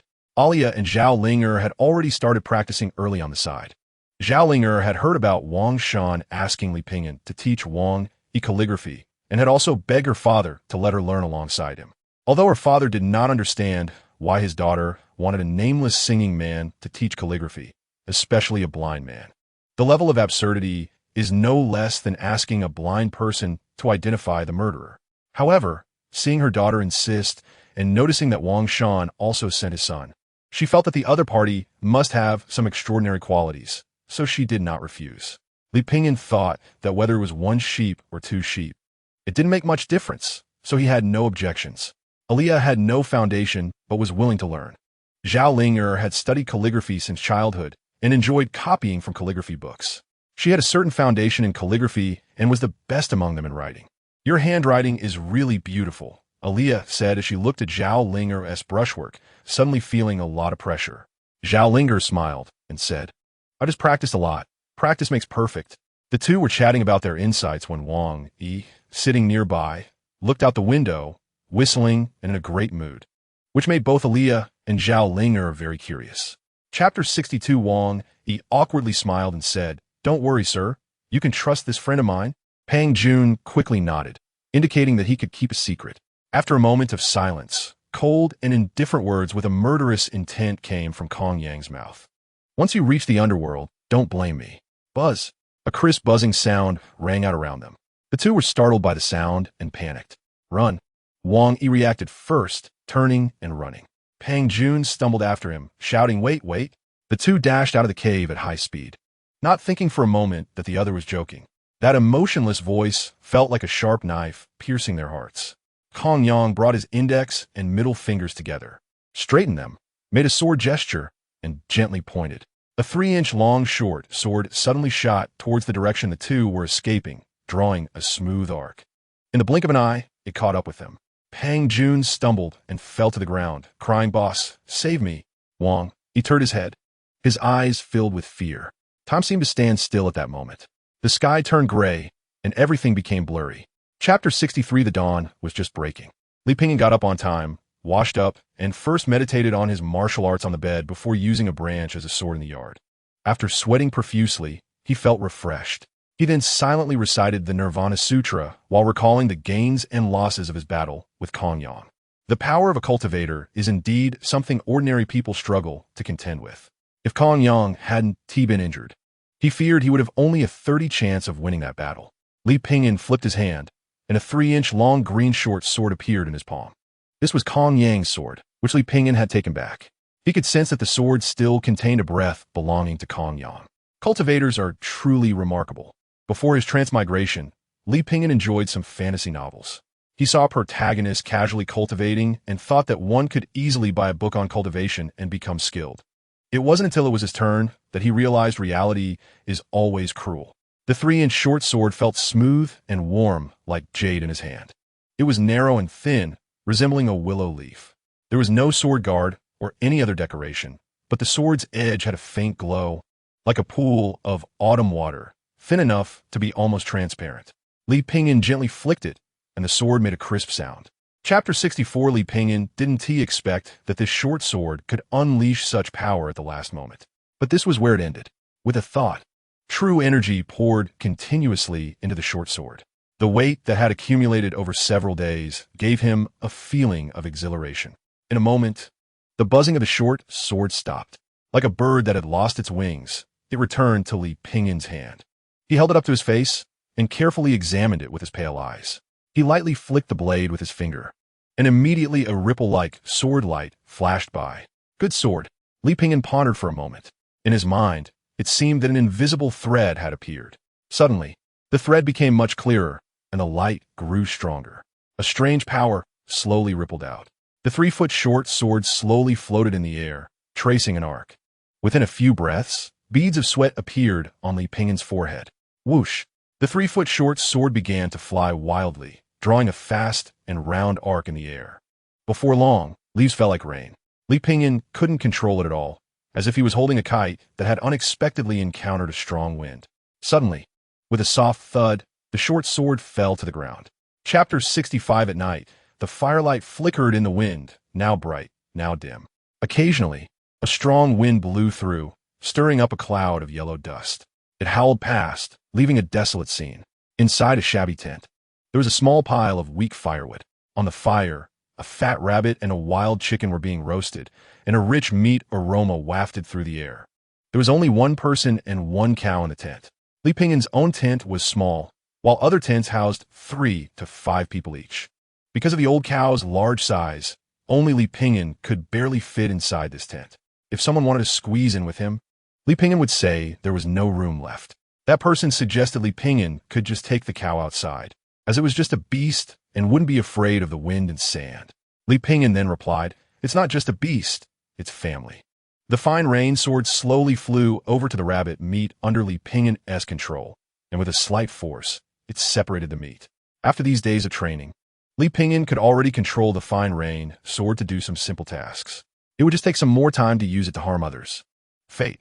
Diligence can make up for clumsiness and achieve success with slight accomplishments. When reading or cultivating, the longer the time, the faster the cultivation speed obtained. Chapter 66. The night was as dark as ink, and the rain poured down heavily. Ma Sanyang looked up at the window. This year's rain was particularly frequent. Lichuan courtyard, which should have been the liveliest place at night, was now silent without a sound. All the servants, girls, and assassins had been dismissed by Ma Sanyang. Over the years, Ma Sanyang had taken in many homeless people. Now, these people had no home again. It was on such a rainy night that she met Xiahou Shang. The Turkic general dragged her pregnant mother on horseback from east to west. Flesh and blood rolled, staining her clothes and the ground beneath her. And there was that Turkic general laughing maniacally in the rain. Ma Sanyang watched her mother scream in pain, looked at her tear-streaked face, and at her blood-stained body. For some reason, the Turkic general did not kill her. It seemed he wanted this young girl, who had not yet experienced the world, to feel the cruelty of life. Ma Sanyang dragged her mother, who had long become a corpse, along the desolate street. Then, she encountered Xiahou Shang, who was riding a white horse. Where they headed? After hearing about Ma Sanyang's ordeal, Xiahou Shang calmly asked. When he returned, he held the head of that Turkic general in his hands. Chapter 67. Ma Sanyang raised her head, feeling the rainwater slide down her cheeks. Closing her eyes, she seemed to be reminiscing. Everything from the past appeared vivid, yet also somewhat blurry. When she opened her eyes, she faced the underworld of the 4 towns of Anbei. Ma Sanyang was tied to a post, her gaze cold as she looked at the group of people. Each of them held a blade as thick as a finger. Following the rules of the martial arts world, these people would each stab Ma Sanyang until she died. The blades were thin, ensuring she wouldn't die too quickly. The Xianghua gang had gradually formed a power over the years. Thus, Lu Er was able to see clearly through the crowd without being blocked by the sea of people in front of him. He looked at Ma Sanyang, at this seemingly delicate woman, and a wave of sympathy rose in his heart. He knew that Ma Sanyang from Lichuan Courtyard was a good person and had heard various rumors about her. Once upon a time, he had also fantasized about becoming someone like Ma Sanyang. But in such a world, he had long lost that courage. He imagined himself holding a wooden stick, envisioning a figure of punishing evil and promoting good. Growing up made him realize that was merely youthful fantasy that could not be recaptured. Sympathy was one thing, but what could he do? Chapter 68. Confirming that no one was following, Li Pingyan brought Ma Sanyang back home. Her injuries were not severe, just that she had lost too much blood. What did she want to do next? After this incident, Ma Sanyang knew she could not continue to stay in this place. She stared at the ceiling, still unsure, wandering around to find a suitable place to settle down. After a moment of silence, Li Pingyan said, "All the treasures of Lichuan Courtyard have been divided, and the money is gone. Do you regret it?" Ma Sanyang smiled, saying there was nothing to regret about things that one cannot take with them after death. Hearing such words from you truly makes me feel that the sun rising from the west is no longer a rare occurrence. Li Pingyan stood up, saying, "You rest here. I'll go cook." He opened the door and stepped outside. A voice from within the room said, "Thank you. You're welcome." Half a month later, Ma Sanyang left the 4 towns of Anbei alone. There were no farewells, nor did she leave a letter. One clear morning, she simply left this place, just as she had come here alone. That night, 2 major events occurred in the martial arts world of Anbei's 4 towns. First, the renowned Lichuan Courtyard was demolished, and then several martial arts leaders met with tragic deaths in their homes. Chapter 69. Ding Dong. Congratulations to the host, Air Quaning ULV 3 100 010000. Congratulations to the host for obtaining the Azure Destiny. One-mindedness effect significantly increases concentration when practicing, reading, or studying. Gaining the enhancement of willpower, the system's voice rang out. Li Pingyan was slightly taken aback. The last time he obtained a white destiny, diligence overcomes folly, and this time it was one-mindedness. Destiny levels are categorized into white, azure, yellow, red, blue, purple, and gold. Both of these were auxiliary effects beneficial for cultivation. Not bad, not bad. Li Pingyan nodded in satisfaction and put away his Erhu to go home, preparing to test the newly acquired destiny. Upon trying it out, he truly felt it was effective. Normally, it took him over 20 breaths to enter a state of visualization. Now, it only took 5 or 6 breaths, and his cultivation became even more smooth. Li Pingyan unconsciously immersed himself in it, staying awake the entire night. The next day, in the morning, Li Pingyan rubbed his forehead. The practice that night was far superior to the previous 4 nights. He wiped his face with a towel dampened with water, then changed into a new set of clothes, packed his things, and went out. Leading the old cow, he arrived at the street. A beggar leaning against a tree with closed eyes opened them upon hearing the sound. Chapter 70. Sir, who is he? After everyone had left, Aliyah asked. Li Pingyan replied, Zhong Dejia, one of the 4 scholars of the academy, a renowned scholar in the world, with profound knowledge, especially in poetry. Zhao Linger asked in confusion, Sir, if you know him, why did you pretend not to recognize him just now? Although Li Pingyan was blind, he was not ignorant of worldly matters. The paper in this era was not expensive, and there were more than 20 monthly reports issued by the government and the people in Anbei's 4 towns alone. They mainly wrote about peace and prosperity, as well as many small tales and rumors. So it was not surprising that Li Pingyan knew of the famous academy and Zhong Dejia. Li Pingyan smiled faintly, saying that knowing him would be troublesome. He was not suited for that place. Rather, it was a good opportunity for you all to go back and talk well with your parents. Teacher, didn't Tiwi come this time to take away those two little girls? Why do you still want those two boys? Jingyu asked in confusion. Zhong Dejia said, it might be very interesting. What about Li Pingyan? Coincidentally, those two little girls had actually become his disciples. Chapter 71. Li Pingyan did not give Wang Shan and the others a definite answer. A few days later, the turmoil had not subsided. In fact, it showed signs of escalating. Only then did Li Pingyan decide to temporarily leave the 4 towns of Anbei to avoid the storm. He agreed to Wang Shan. The day before his departure, he learned by chance that Lu Er had also been thrown into prison. Speaking of which, Lu Er could be considered a friend of his. Li Pingyan bought some small dishes and took a jar of wine to visit Lu Er in prison. Lu Er was quite open-minded and did not seem dejected despite being imprisoned.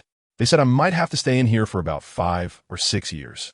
Lu Er said, chewing on a chicken leg. It's good to be in prison. Many people I know have been executed, so I'm considered lucky. Li Pingyan poured him another glass of wine, saying he should drink a bit more, as there might be fewer opportunities to drink in the future. Lu Er said boldly, Blind man, I really didn't misjudge you. You're a good person. Li Pingyan smiled, but remained silent. Lu Er continued, Don't think that I'm down and out now. Life has its ups and downs. Who knows when I might be glorious again. Chapter 72. Li Pingyan filled the bread used for carrying water with hot water.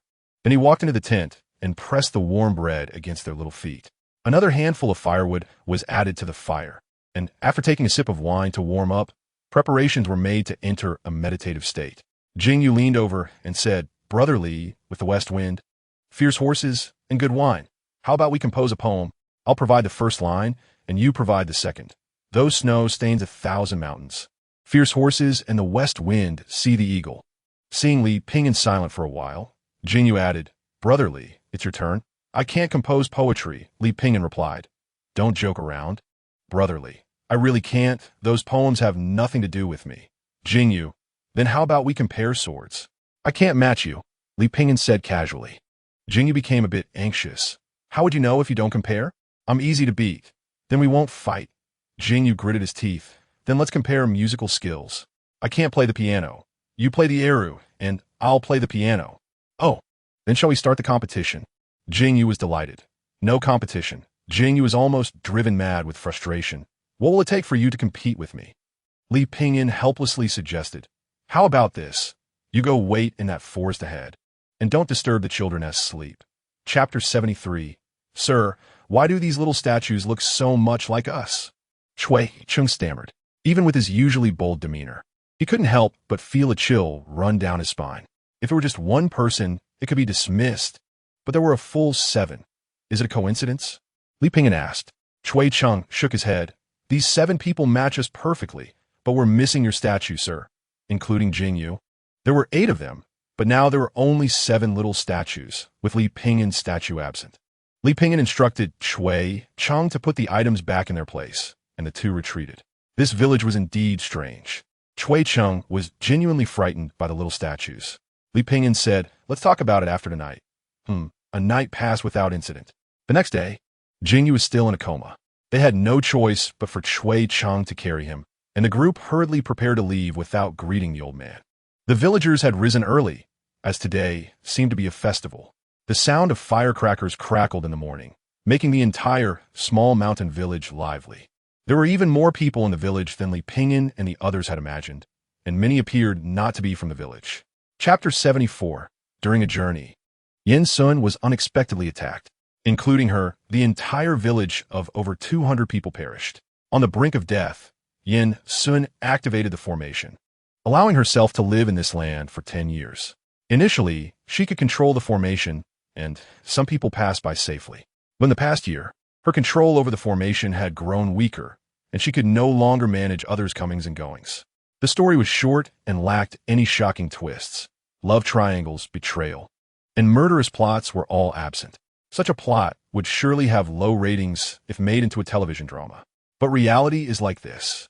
No one knows whether tomorrow or an accident will come first. Life is unpredictable, and fate is as thin as paper. Li Pingyan asked, do you have a way to resurrect? Of course not. How could a person who dies be resurrected? Then why stay here? Because I don't want to die. Yin Sun smiled. Do you think I'm selfish for not wanting to die while dragging a group of people to suffer with me? Li Pingyan remained silent. Yin Sun lightly waved her fingers. Actually, it's just that I'm unwilling to die like this. Yin Sun found Li Pingyan to be a peculiar person. Chapter 75. As Yin Sun unraveled the formation, the entire village and its people vanished in a burst of light, leaving only those who had been trapped here for a year. They seemed to awaken from a dream, standing dazed in place. Li Pingyan patted the old cow. Good job. He released the old cow and went to find the man who had transitioned from scholar to a tyrant. What happened? My face hurts. Jingyu woke up from his coma, looking confused. A bright moon hung high over the vast frontier, and the usually gentle and elegant moon appeared robust and magnificent. It turned out to be the influence of the hibiscus tree. No wonder I was trapped by the formation. Jingyu found a reasonable explanation for himself. Moreover, the opponent was a senior sister from the academy, Yin Sun. He had heard his teacher mention her, so being trapped by her is nothing to be ashamed of, right? No one responded to him. Wang Yi cut in. Our teacher is still impressive. Exactly, Arya chimed in. Jingyu's lips twitched slightly. He wanted to retort, but couldn't find the words, so he could only sulk while dealing with the roasted rabbit on the fire rack. Chapter 76. There's something ahead.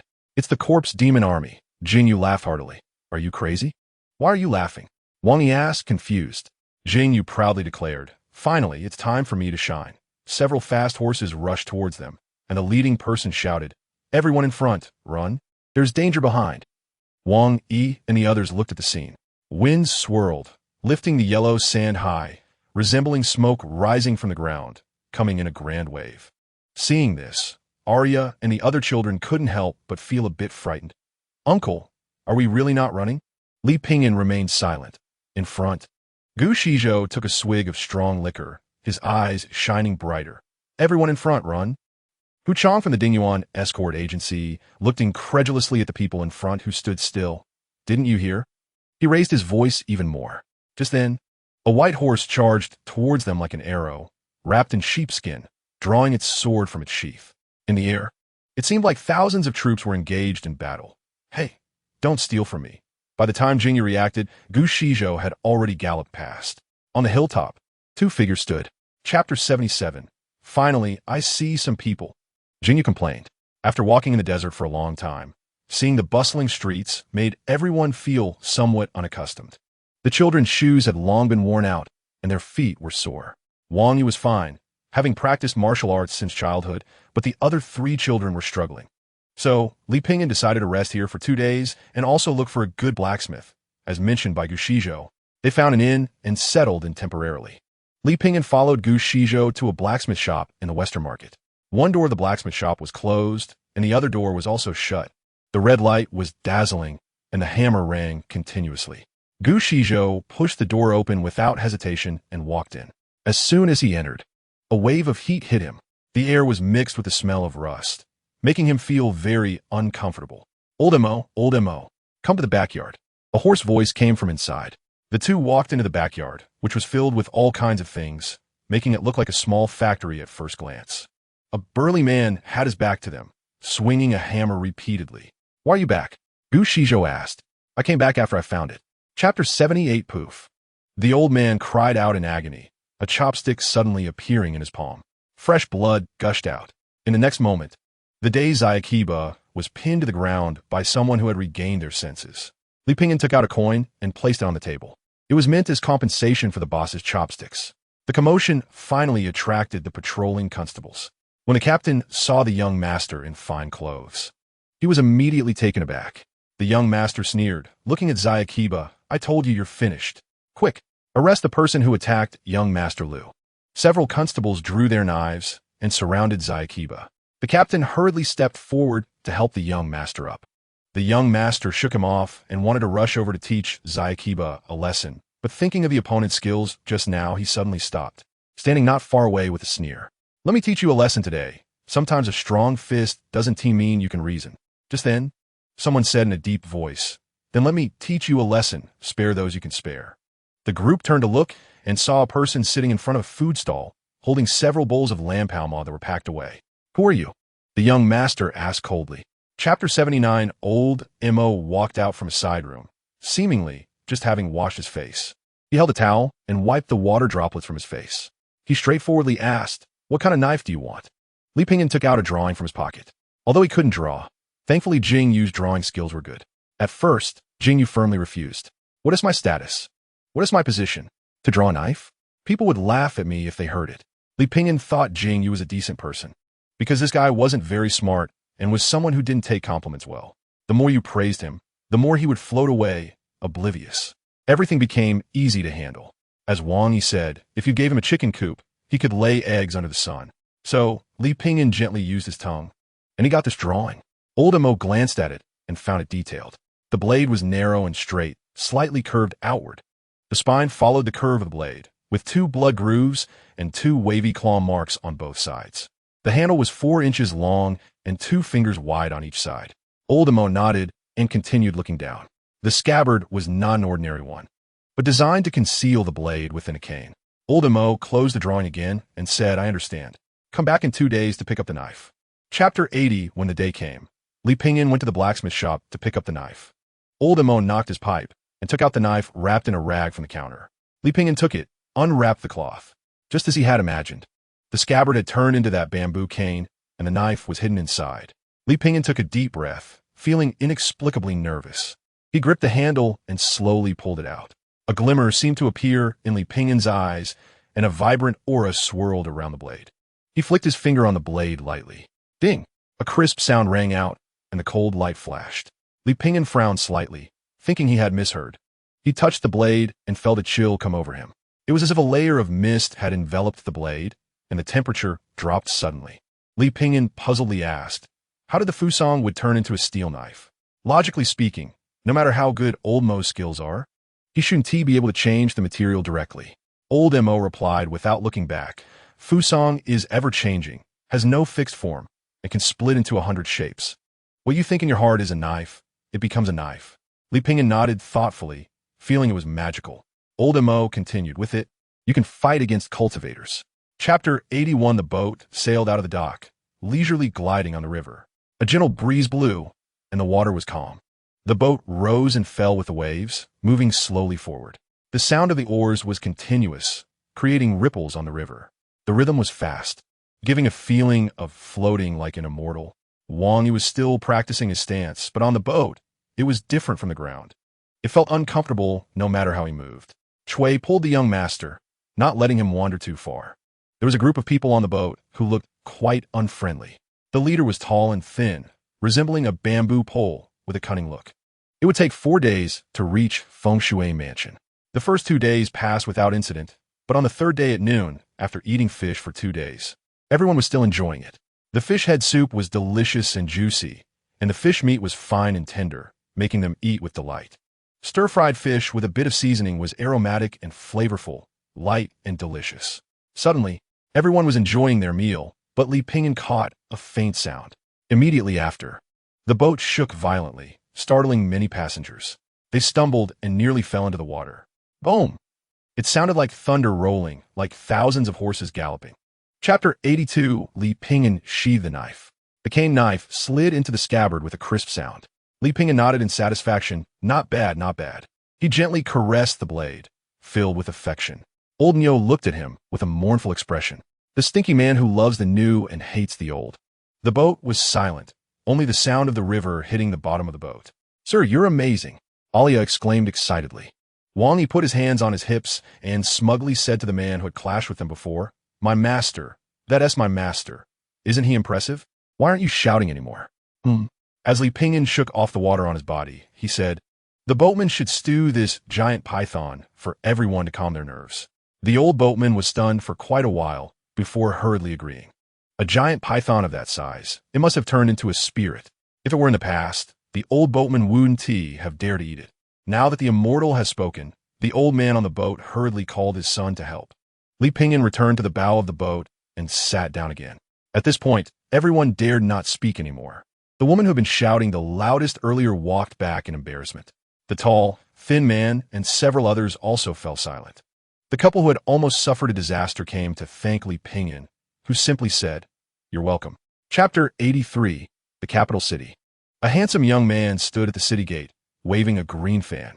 Dressed in white with black hair, Both his clothes and hair flowed elegantly, giving off a heroic aura. He had a tall and graceful figure, wearing fine ice blue silk. A white ribbon was tied around his waist, and he carried a long sword, looking like a jade tree. Jingyu occasionally checked his reflection in a mirror, thinking to himself, "Damn, I'm so handsome. Let them look down on me again." However, after waiting for a while, he still didn't see Li Pingyan and his group. Considering the distance, they should have arrived by now. Could it be that they encountered some mishap along the way? The more he thought about it, the stranger it felt, just as the once clear sky suddenly became overcast. In no time, heavy rain began to pour. People on the street hurriedly took shelter under eaves, rushed into shops, or ran home. Before long, the once bustling street was deserted. Only Jingyu remained standing in place, watching the rain. It was just the right time. When Li Pingyan and the others arrived, he would be standing in the rain, with a faint smile on his lips. Even more handsome. Look at that fool, standing out in the rain on a rainy day. At the second floor of the inn. Chapter 84. Rather than getting tangled up here, why not find a better restaurant? Chui Chung and Chui Kai both smiled, the earlier sadness dissipating considerably. What a terrible place, my child's feet are all worn out. So what if we walked a bit? It was the beautiful woman they encountered on the road, along with that rich kid. It turned out that on the 40-mile journey from the capital to the academy, that pampered child could no longer hold on.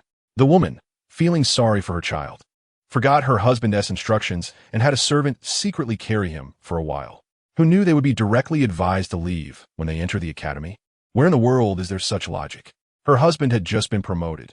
Under normal circumstances, she would have argued fiercely, even getting physical wound TB out of the question. But this was at the academy, and no matter how rude she was, she didn't dare to make a scene here. So she could only complain quietly. "Mom, my feet hurt." The child complained. "Oh, why haven't you carried the young master yet?" "I don't want him to carry me. It's uncomfortable. I want to ride a horse." "Where in this wilderness is there a horse?" "I want to ride that." The child pointed with a hand. The old cow glanced over, rolling its eyes in disdain. Chapter 85. As the colorful lights began to shine, a scene of prosperity and beauty unfolded. The nightlife of Qinghua Pavilion was just beginning. Various carriages stopped at the entrance, heralding a night of splendor. The sound of bamboo flutes and strings entered the ears like a slightly out-of-tune serenade. Li Pingyan was pulled inside by Jingyu. "What are you bringing me to this place for?" "Good question. It's boring to just drink," Jingyu replied.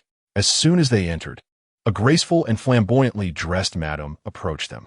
"Oh, young Master Yang, you haven't been here a long time." Jingyu smiled brightly. "I had some business a while ago, but I just returned and came here." "Young Master Yang?" Li Pingyan asked in confusion. "When did you change your name?" "Nonsense. Who goes into a place like this using their real name?" Jingyu whispered, "I'm using my master's name." After speaking, he grinned mischievously. Li Pingyan nodded thoughtfully. "Got it, learned something?" The madam leaned closer to Li Pingyan. "This young master looks unfamiliar. Is it your first time here? How should I address you?" Jingyu was busy greeting acquaintances and didn't notice this side.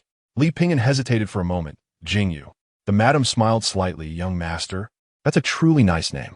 Chapter 86. The servant took down Li Pingyan's poem and called out, "Miss Qinxiang leaves a poem." Everyone turned to look. It was only a moment since that noble young master had called. How could someone be so quick? Could it be that it was written in advance? Just waiting for today? People curiously gathered around. Miss Qinxiang on the second floor also looked on nervously. The servant spread the rice paper on the table and unfolded it grandly. Then he cleared his throat and read aloud. "Leaning against the precarious building, the wind is gentle, gazing into the spring sorrow, dimly arising at the horizon." Outside Qinghua Pavilion, Li Pingyan supported the swaying Jingyu as they stepped on the stone-paved path. In the fading light of grass and mist, who would understand the feelings of leaning on the railing, planning to get drunk in wild abandon, singing to the wine, yet the joy feels tasteless. The servant's voice echoed within Qinghua Pavilion. The moonlight flowed like water, quietly spilling into the alley, adorning the stone path with a mottled sheen. Tonight's moonlight was beautiful, and the wind was gentle. It seemed to be waiting for the final climax. Thoughts had completely entered a state of ethereality. Not knowing how long had passed, the servant's Adam's apple suddenly moved. "The clothes grow wider, yet I have no regrets. For her, I have become thin and haggard." Chapter 87. Not knowing how long had passed, the old man retracted the golden needle. The originally brilliant gold now dimmed a few shades. The several silver needles from earlier had already lost their color, indistinguishable from ordinary silver needles. The old man's eyelids twitched, his heart bleeding. After pondering for a moment, he squeezed out a sentence between his teeth. A person punished by heaven, hopeless.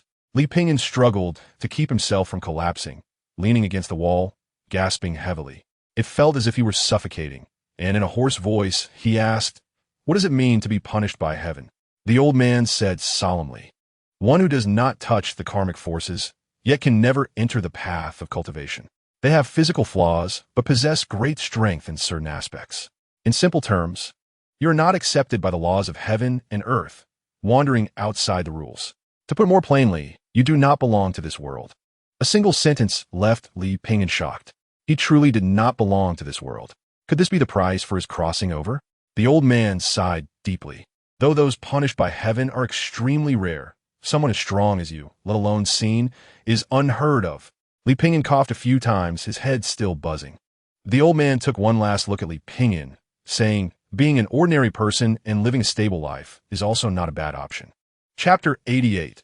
After being in a daze for 3 or 4 days, Li Pingyan finally felt a bit recovered. The effects of the alcohol had mostly worn off. He walked out of the inn, and the bright sunshine fell on him, giving him a somewhat surreal feeling. He went to the inn's backyard and found the old cow in the stable. The old cow looked at him with a resentful gaze, as if saying, "You finally decided to come back. I've been starving for several days, competing with these guys for food. When I got too hungry, I licked the horse's ears to taste some meat. Now these guys think I'm a freak." Li Pingyan smiled and patted the old cow's head. "Sorry, old buddy. Today I'll treat you to something good." Li Pingyan led the old cow away from the inn. In the capital city, firewood, rice, oil, and salt were expensive, so he couldn't afford anything too good. Plus, after traveling for a while, he didn't have much money left. He asked around if there were any cheap places to eat. Heading west, he was about to leave the city. Not all areas of the capital were flourishing and sunny. Darkness was inevitable. For example, the street under Li Pingyan's feet was bustling with noise, but was dirty and chaotic with inconvenient traffic. The left alley was narrow and long, exuding a musty smell. On both sides were shabby little restaurants, emitting black smoke that made passers-by cough incessantly. Chapter 89. After roll call was completed, Li Xiang's task today was not to patrol the streets, but to supervise prisoners in the prison. Having just taken office 3 days ago, Li Xiang was very curious about everything in the Jinyui. Unlike other seasoned veterans who just went through the motions, he took his job seriously, patrolling diligently and teaching a lesson to the thugs on the street with backgrounds, though no one seemed to take it seriously. People like him were common in the Jinyui, who didn't have ideals and ambitions when they first entered society. They all wanted to live a clean life and do their jobs fairly. But after being battered by society, didn't they all become so-called mature individuals who went with the flow? Prisoners only had one meal in the morning and one in the evening. Li Xiang was responsible for the evening meal, which was thin porridge paired with a few pieces of pickled radish. In Dinghao prison, while serving porridge to the prisoners, Li Xiang curiously asked, "What crimes did you commit? There seem to be too many prisoners in this cell." The person he asked looked at him fearfully and didn't dare to answer. Li Xiang found it a bit strange. After asking several people, he still didn't get the answers he wanted. Not even a single person dared to respond. Chapter 90. At that moment, several Jinyui were about to enter the room. "Let's see who dares." Li Xiang was blinded by anger and was about to draw his sword. Zhang Gong stretched his neck and sneered, "Come, Gome, cut me." Li Xiang was so furious his teeth nearly crunched, glaring at this beast-like figure before him. The Jinyui had strict laws. Drawing a blade against a superior would not only endanger oneself, but also implicate one's family. "Master Zhang, what's wrong today? Why are you so angry?" At this moment, a clear voice rang out. A graceful young man with a folding fan and a smile stood at the door. Zhang Gong turned around, surprised to see young Master Jing here. "What brings you to the Jinyui?" Jingyu smiled and said, "I'm here to pick up a friend." "Young Master Jing's friend? Which one?" Jingyu looked around and pointed at Li Pingyan in the corner. "It's him." Zhang Gong didn't have time to pay attention to Jingyu. "Take him away," he said. He had never had a good impression of the students from Huailu Academy. They were just a bunch of poor scholars who only knew how to talk nonsense. However, there was no need to offend them, as they could keep to their own affairs. Jingyu waved his folding fan and entered. Observing that Master Zhang was about to insult an innocent girl, not knowing what it was all about. Chapter 91. In the dungeon, Jingyu leaned against the wall. his eyes vacant. His heart was in turmoil. It felt as if a heavy weight was pressing down on his chest, making it hard for him to breathe. Kid, it seems you know you're in trouble. Zhang Dihai stood at the door of the cell, with Zhang Oldman and others behind him. Speak. What is that person's name, and what is their identity? Were you two in cahoots? Jingyu glanced at them disdainfully, his eyes filled with contempt. You can't touch me. His voice was cold as iron. Jingyu indeed didn't dare to cause trouble in the Jinyui, but the Jinyui absolutely couldn't touch him. What truly made him become this way was not the fear of being implicated, but the scene he had just witnessed. He had not drawn his sword. No matter which sect-esque cultivator it was, they all cared about the 4 words one thought reaches understanding. And just now, those 4 words had crumbled in Jingyu's heart. His sword heart was tarnished. He had often heard his teacher talk about it, but only at this moment did he finally understand what it felt like. Why? Why didn't he draw his sword? Was he afraid? Yes, he was afraid. A gentleman cultivates, taking the world as his responsibility, not failing the monarch above, nor the common people below. Yet, someone else's blade was faster than his. Chapter 92. The sky gradually turned pale, making it appear clearer. The light was soft, and soon a red glow appeared on the horizon. Suddenly, the bamboo pole moved, and Li Pingyan flicked his wrist. The fish, bright and shiny, arced through the air. It was like a faint arc of light, gently flashing. TSK, TSK. After fishing all night, I finally caught one. The hardest part is the beginning. Soon, a second and third fish followed. Old cow, we've struck it lucky early this morning. Let us head back. The old cow mooed. Then it dipped its hind legs into the water, splashing around. The little boat slowly drifted towards the small pavilion in the center of the lake. The teacher is really good to him, treating him to both pies and buns. Just looking at him makes me hungry. Chunshio walked in front, sounding a bit dissatisfied. Stop complaining. Let us think about whether we can catch any more fish today. Xiaochan said. Chunshio sighed. Don't think about it. We've been fishing for 3 years. Suddenly, Xiaochan thought of something. Hey, last time, Mr. Lee at the lakeside pavilion asked us for fish hooks and lines. Does he want to fish too? Chunshio rolled his eyes. If catching fish were that easy, with our talents, will we have not caught any after 3 years? Chapter 93. Zhang Deming hurried back to the capital after hearing the news of his son Zhang Gong's death. Thankfully, he managed to arrive just in time for Zhang Gong's entry into the family hall. Throughout the whole time concerning his son's death, Zhang Deming said nothing, his face dark. Sitting in the main hall, the air seemed to have solidified. The Jinyui held great power, and the Zhang family had connections as well. As the saying goes, those who are close to vermilion are red, and those who are close to ink are black. Following his father and a few uncles on cases, he was influenced by them. He didn't learn much real skill, but he did pick up quite a few methods of extortion, embezzlement, and coercion. Moreover, Zhang Gong, being the legitimate son, was spoiled since childhood, which developed his arrogant personality. The last incident also occurred because Zhang Gong had drunkenly assaulted a young girl, the daughter of a servant. Coincidentally, that servant had a relative working in a prominent official's household. It nearly caused a major disaster, but fortunately, Zhang Deming acted in time, leveraging many connections and slipping money to smooth things over. Unexpectedly, not long after, Zhang Gong showed no signs of learning from past mistakes.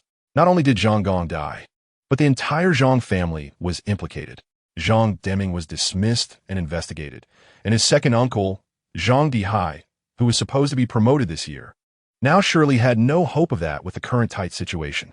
Chapter 94. Wang Yi raised his head. Did the teacher predict this long ago? Li Pingyan, lost in thought, asked, do you think you'll be a nobody your entire life? Wang Yi shook his head without hesitation. Absolutely not. Then why weren't you admitted to the academy? Wang Yi's eyes showed confusion as he awaited Li Pingyan's explanation. Li Pingyan replied leisurely, because your path is not here. Think about it. Do you enjoy reading, writing, and listening to the teacher's teachings? Wang Yi hesitated for a moment, then shook his head again. Li Pingyan smiled and said in a cryptic tone, your opportunity is still ahead. Really? Wang Yi was overjoyed. When has the teacher ever deceived you? Wang Yi had always regarded Li Pingyan as a benchmark, so his words carried great weight in Wang Yi's heart. At that moment, hearing Li Pingyan say this, he couldn't help but smile, casting aside the troubles of the past few days. Indeed, what was so great about the academy? If one doesn't stay here, there will surely be a place to stay elsewhere. As a northerner who had crossed over, Li Pingyan specially prepared some dumplings. In northern traditional customs, There's a saying about dumplings upon boarding and noodles upon disembarking. This refers to serving dumplings to the person being sent off and noodles to the person being welcomed. Chapter 95. There were only 4 fish in the small pavilion in the middle of the lake. Li Pingyan caught them all in one night, which was truly boring. Unlike the tranquility of the small pavilion, the entire imperial palace in the capital was bustling. Today was a special day, the birthday of the Grand Princess. Normally, the birthday celebration should be organized by the Ministry of Internal Affairs, and the ceremony should not be too grand. However, this year was quite different, as it was personally organized by the Ministry of Rights. All civil and military officials in the capital received a document from the Ministry of Rights, requiring them to wear ceremonial robes that match their status. Moreover, for 3 days before and after the Grand Princess's birthday, the slaughter of livestock was prohibited in the countryside, and the county government could not punish criminal cases. The arrangement by the Ministry of Rights was as follows. Enter the palace at the hour of the tiger to pay respects to the emperor. Afterward, they would receive greetings from the royal family, civil and military officials, and even envoys from allied nations. Then they would enter the ancestral temple. After returning to the inner palace, they would receive congratulations from their siblings. Various birthday gifts from officials from other regions would also be delivered to the palace in batches. There were countless rare treasures. Some even sent as many as 81 gifts. All of this was treatment that only the emperor should receive. Yet now, with the emperor's tacit approval, the Ministry of Rights arranged everything for the Grand Princess. Everyone understood that the emperor was paving the way for the princess to take over. Chapter 96. Li Pingyan let out a heavy breath. Under Lu Yun's guidance, he drew the energy into the blade of the staff sword.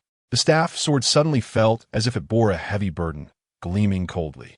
Holding the staff sword that had become several times heavier, Li Pingyan felt a chilling aura emanating from the scabbard. A sense of surprise rose in his heart. The originally bright and icy staff sword now appeared dull and lifeless, like a shattered bronze mirror filled with cracks, as if sealing some powerful force. With a single swing, this strike made no sound of slicing through the air. The surroundings were eerily quiet. It was as if all the air and wind had been absorbed by this strike, creating an overwhelming pressure. In half a breath, where the sword's edge pointed on the distant lake's surface, a curtain of water erupted with a loud splash. Countless water droplets turned into wisps of blue smoke and vanished into the air. Indeed magical, Li Pingyan remarked. Lu Yun smiled in satisfaction. I'm glad you like it. After speaking, she glanced at Li Pingyan, then at the lonely boat nearby. After a moment's hesitation, she softly said, It's still early. Why don't we take a boat and go for a ride on the lake? It's been a long time since I've been here, and I miss it. All right. Lu Yun lifted her skirt carefully to avoid getting it wet and cautiously boarded the boat. Chapter 97. Shui Cheng and Shui Kai took young Master Wang Yi to buy a carriage. In the capital, the prices of basic necessities were high. A single carriage could buy 3 in the 4 towns of Anbei. Taking advantage of the daylight, they set off towards the outskirts of the city. Just as the carriage had exited the capital, it galloped down the official road. Giddy up! Before long, 2 fast horses blocked the way ahead. The coachman was startled, sensing that it looked like a robbery. This was an official road, and they had just left the capital not long ago. Gentlemen, before he could say much, the Zhang brothers surrounded them. Big brother, the carriage is empty. Zhang Deming said coldly, What happened? Damn it, we've fallen into a trap. Turn back. The group hurriedly turned back. But now there was no time. Big brother, what do we do now? Zhang Deming's face was grim. After a moment, he suddenly asked, What about that mother and daughter? What mother and daughter? Zhang Dihai was taken aback. The mother and daughter that Gonger wanted to insult. Release them. Bring them back. Zhang Dihai's expression became difficult. We are currently in a precarious situation. Isn't doing this just giving others a handle on us? Chapter 98. Zhang Deming collapsed weakly. Li Pingyan calmly turned and walked towards the side hall. Big brother. Zhang Dihai rushed over upon hearing the sound. What happened? Suddenly, a cold sweat broke out on his back. A flying sword shot straight for his brow. Zhang Dihai instinctively raised his hand. His cultivation was not on par with Zhang Deming's, and the fine rain pierced through his palm. Bright red droplets of blood flowed down. But that was all. Just behind him, a blade silently sliced through the air. Tulp, tulp, tulp, tulp. The sound of footsteps continued, and screams echoed in the courtyard. Zhang Desan heard the commotion and hurriedly pushed away the crying girl, putting on his pants. Just as he was about to rush out, A sword shot in through the crack of the door. Zhang Deshan didn't react in time, and the fine rain sword pierced into his lower abdomen. Fortunately, he managed to grab the remaining half of the blade. Boom! The next moment, the entire door was smashed open with tremendous force. Li Pingyan struck down with his knife. Even though he had a body of bronze and iron, he couldn't withstand the Fusong knife. With a single stroke, he severed the throat. Li Pingyan casually picked up a piece of cloth from the ground and wiped the blood off the blade. Suddenly, he felt something was off. The cloth seemed to carry warmth. It appeared to be a belly band. Sorry. Chapter 99. The stars hang low over the vast fields. The moon flows over the great river. 3 days had passed in the blink of an eye. The food prepared by the cook on the ship was truly awful, and everyone in the cabin complained about it. One day, they served crabs, and when someone tried to pick one up with chopsticks, the crab pinched the chopsticks back. The scarred-faced man looked at the dinner, which was still as disgusting as dog poop, and in a fit of anger, he directly turned his bowl upside down on the ground. Damn it, even dogs wouldn't eat this. This stuff is only fit for dogs. Immediately, someone else echoed, damn, I previously thought eating dog poop was better than this. Everyone turned to look at the speaker, as if something was revealed. Old Nyo silently stopped eating, feeling offended.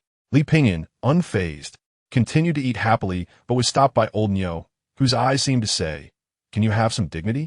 You are shameless, but I still have some face. Li Pingyan, the ship's captain, couldn't do anything about it either. The cook had matters to attend to before leaving.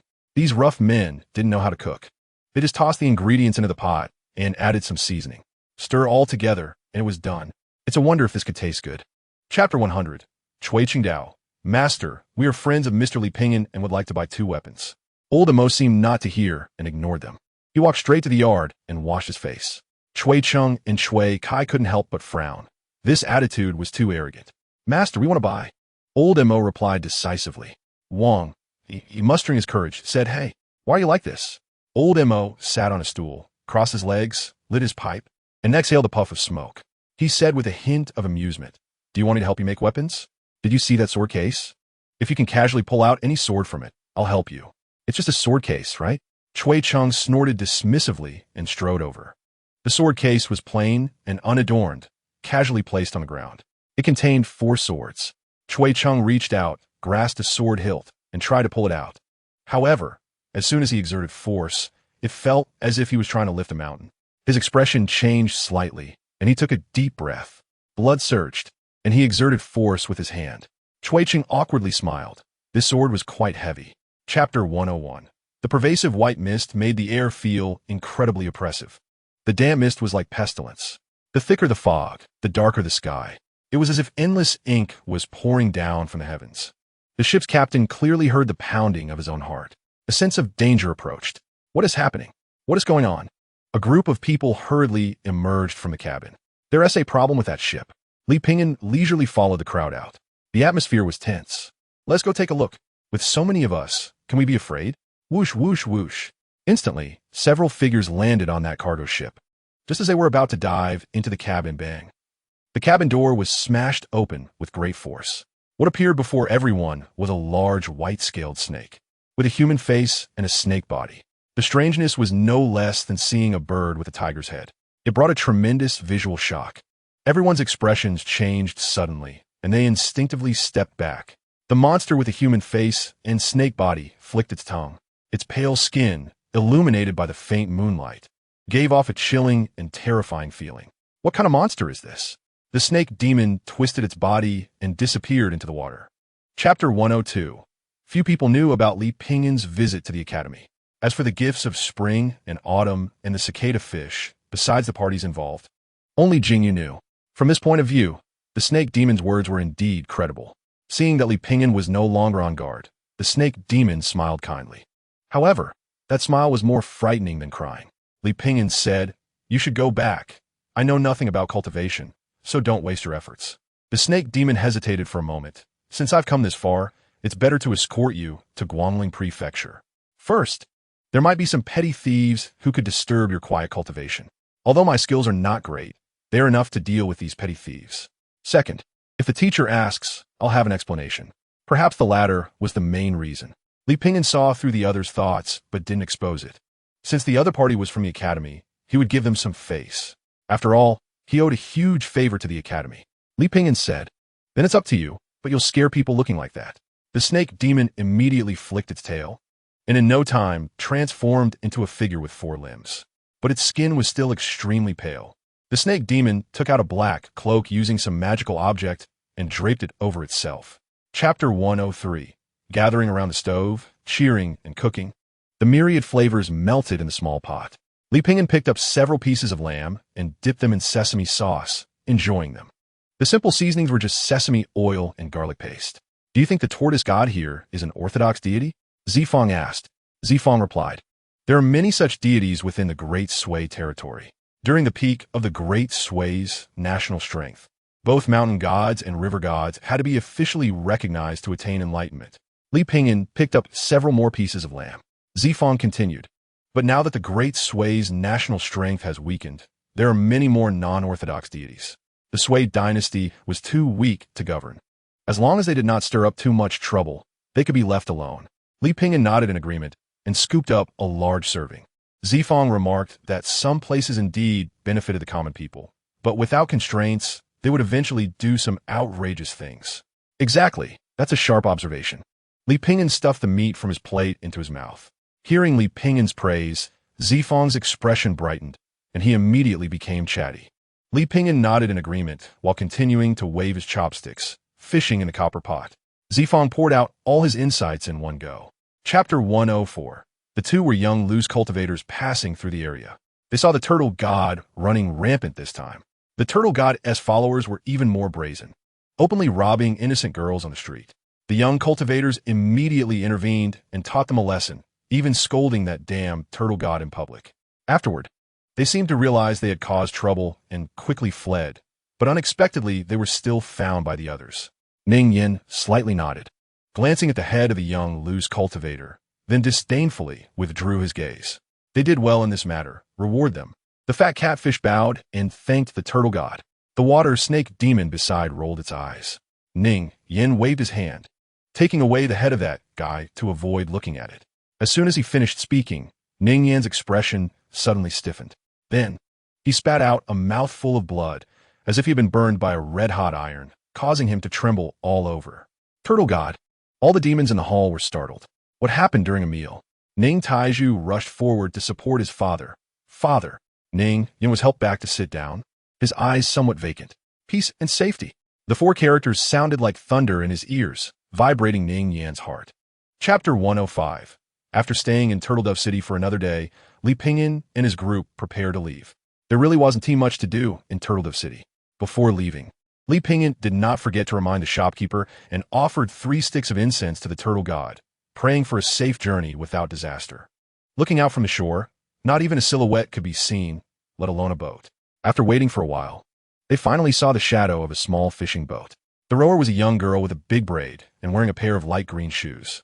She looked like a blue lotus in a lotus pond. Miss, are you going to Guangling? The girl replied, yes, but you can't enter the city. There's a toll to enter the outer city, and a round trip is quite a cost. All right, how much for the boat? No boat fare, the girl unexpectedly said. Kea Langfei felt he had struck a bargain. Zifang whispered, sir, this is not a person. Li Pingyan slightly nodded, already noticing the change in the hero's pen. No worries. Let's talk more on the boat. The river breeze grew colder, blowing more sharply. The girl smiled and said to Zifang, you ran out before fully transforming. If you encounter cultivators who slay demons and eliminate evil, it won't be good. Chapter 106. Throughout the journey, Ning Ningli was not very enthusiastic. She had thought she encountered hope, but it turned out to be disappointment. Zifang noticed her dejection and comforted her. Miss Ning, don't worry. When I return, I will report this matter to the academy. That old turtle won't have a good outcome. Ning Ningli forced a smile. The emperor is far away. Which powerful cultivator from the academy would come to such a place? Besides, that old turtle is in cahoots with the local officials. There are many obsessed followers here. Even if the academy wants to intervene, it would be unjustified. Don't worry, I'm used to it, Ning Ningli said. Zifang thought for a moment and suggested, why don't you come back to the academy with me? It would be good to have proof when you mention this to the academy. Ning Ningli saw that he genuinely wanted to help her and felt grateful. After a moment's hesitation, she nodded. All right, let me go back and pack up. The two immediately went to Ning Ningli's residence. Ning Ningli's residence was an old temple located on the outskirts of Turtle Dove City. The incense was scarce, and the scale was a world apart from the Turtle God Temple. However, Ning Ningli sincerely helped the common people, unlike that old turtle who demanded lives from others for not paying respects. Zifang looked around at the dilapidated environment and sighed deeply. Chapter 107. The sound of cicadas gradually faded away. Li Pingyan woke up under the bridge, the evening breeze brushing against his face, bringing a hint of warmth. Leading the old cow, he had drunk a lot of strong liquor with the silver given by a man last night. Not wanting to dispel the drunkenness, he felt as if he was walking on cotton, a little dizzy. Arriving at a vegetable market, the air was filled with various smells. The stall owner shouted while urging the aroma of food. The mixed shouts in various accents mingled with the foul smell from the chickens and ducks. Li Pingyan sat down at a small stall. There was only one other customer at the stall. In front of him were a pot of wine, a plate of snacks, and a bowl of plain noodles. Zifang had left some money for Li Pingyan when he left, which was enough to cover meals for a few days. 2 bowls of plain noodles, no green onions, no cilantro, just extra noodles, Li Pingyan said. The stall owner didn't seem mind, as he had encountered such customers before. He immediately served 2 bowls of large noodles. Without wine or snacks, the noodles were lacking in flavor. Just as he was eating, he suddenly heard a voice behind him. "Hey, old blind man, what are you doing here? Come back with me." The newcomer was a white paper fan from the Liuxing Hall, a nickname in the martial world. Chapter 108. Autumn Wind, Moonlight, and Cold Water Flow. The night market was illuminated by thousands of lights under the azure clouds, and guests in red sleeves filled the tall buildings. Upon arriving in Guangling, instead of gazing into the distance, one could only see the heart of the street. The fleeting light and shadow reached the bustling scene in an instant. Pavilions and towers reflected each other, taking in the charm of late autumn. Everywhere spoke of Guangling's beauty, intoxicating the visitors. Outwardly bustling, inwardly tranquil. One could admire the white clouds and azure peaks as if painted, or immerse oneself in the hustle and bustle to find a place to return to the heart, observing and appreciating its wonders, inhaling its fragrance. Li Pingyan held a bamboo pole, leading the old cow under the interplay of light and shadow. Although he could not admire its beauty, he could feel the various flavors within it. The old cow mooed, telling Li Pingyan about the sights and scenes of Guangling Prefecture. The man and the cow walked slowly. The moonlight illuminated the bluestone road, making it bright as snow. Pedestrians were bustling, some standing, some riding horses. A faint shadow was left on the ground. Old Nyo was introducing the clothing of the women on the street to Li Pingyan. They were much more open than those in the capital, dressed flamboyantly. Twisting and turning on the street, they crowded together, making the entire street look like a colorful river. Unable to help himself, Li Pingyan said, "Old Nyo, don't just describe the women's appearances." Old Nyo nudged Li Pingyan, as if saying that he should find a partner. Chapter 109. During the day, Guangling Prefecture presented a different scenery. While having breakfast, Li Pingyan managed to learn the location of the South Country Duke's residence. Walking on a wide street, he suddenly heard a whistling sound. Li Pingyan raised his hand, pinching something small between his index and middle fingers. It turned out to be a round object smaller than a horse's eye. A few rich young masters on the second floor of Huaihua Pavilion, having spent the night with a courtesan and feeling bored, were using slingshots to play tricks on passers-by with a courtesan in revealing clothing. However, instead of getting angry, people gathered around, encouraging them to continue. The key was that the projectiles they shot were quite special, not ordinary stones or iron beads, but real gold beads. If someone picked up one of these gold beads, it could be worth half a month's worth of food for an average family. Getting hit meant just a small bump on the head or a moment of pain, but this was real gold. Li Pingyan touched the gold bead and couldn't help but chuckle. What a stroke of luck. Even walking on the street, one could find money. "Oh, young Master Yin, that person's skill is quite impressive," a young man in brocade said. The person referred to as young master Yin wore an ink-colored robe, exuding elegance and charm without losing a refined demeanor. Chapter 110. Li Pingyan had no choice but to sit down for now. The dishes on the table were truly excellent. Li Pingyan's nose twitched as he identified them one by one. 4 happiness balls, elbow meat, mixed lamb, roasted chicken, saltwater prawns, sweet and sour pork. This table had more than 20 dishes, plus 4 soups. Such a spread stretched from one end of the street to the other, meant for those without much status who came to eat and drink for free. If it were the people inside, who knows what delicacies they were eating? "Brother, Where are you from? A man beside him asked. Li Pingyan replied, I'm from outside. The man glanced at old Neo behind Li Pingyan and said, Brother, you're a master at taking advantage. You came a mooch and even brought your family cow. Li Pingyan smiled. Old brother, you're flattering me. Just call me Lu Qiao. Let me introduce you. This is my wife. The woman on his left nodded slightly at Li Pingyan. That's my father. An old man held a chicken leg in his hand. That's my mother. An old lady was holding a plate of peanuts. Over there are my eldest aunt, third uncle, third aunt's husband, my younger sister, my brother-in-law, my nephew, and my third aunt's mother. Chapter 111. A maid walked over. Yin Shi-san recognized her. She was a maid beside the second madam. The second madam was Yin Jingyang's biological mother, although the first madam was the legal wife. The second madam was favored by the master. The two often spoke with hidden barbs, competing with each other. In recent years, as the first madam's health had declined, the second madam had taken charge of household matters. Young Master Shi-san. The second madam said that there are many guests today and asked you to go outside to help greet them. What does this mean? Lan Yu immediately became anxious upon hearing this. Although her young master wasn't favored in the residence, he still bore the surname Yin. To put it nicely, he was asked to go out to greet the guests. To put it less nicely, with so many people today, he should not embarrass himself here, but go outside to cool off. Lan Yi Ue. Yin Shi-san stopped the angry Lan Yu. Let's go. Yin Shi-san and Lan Yu walked out the gate. Lan Yu's chest heaved with anger, her small face filled with rage. Yin Shi-san, however, was already used to it and glanced at the pavilion. I don't know when we'll get to eat today, but I think the food here looks pretty good. Let's grab a bite here. As Yin Shi-san was looking for an empty seat, he suddenly spotted a familiar figure and quickly walked over. It was the person who had played the Erhu by the roadside last night. Chapter 112.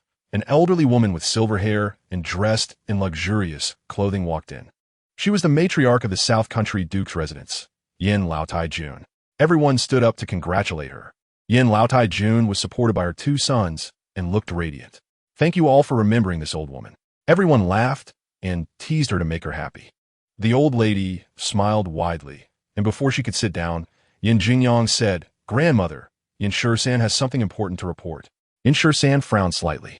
He had just hesitated, thinking that it might not be appropriate to speak in this situation. The old lady already had a disdainful view of him. Unexpectedly, Yin Jingyang spoke first. The old lady, who had initially been all smiles, froze for half a second at the mention of Yin Shi-san's name and glanced at her second son, Yin Qi.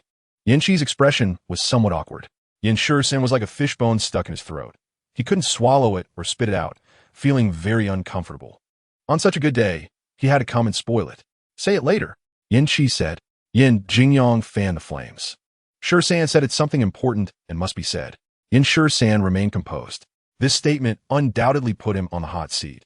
If he couldn't say anything important later, it would be awkward. Chapter 113.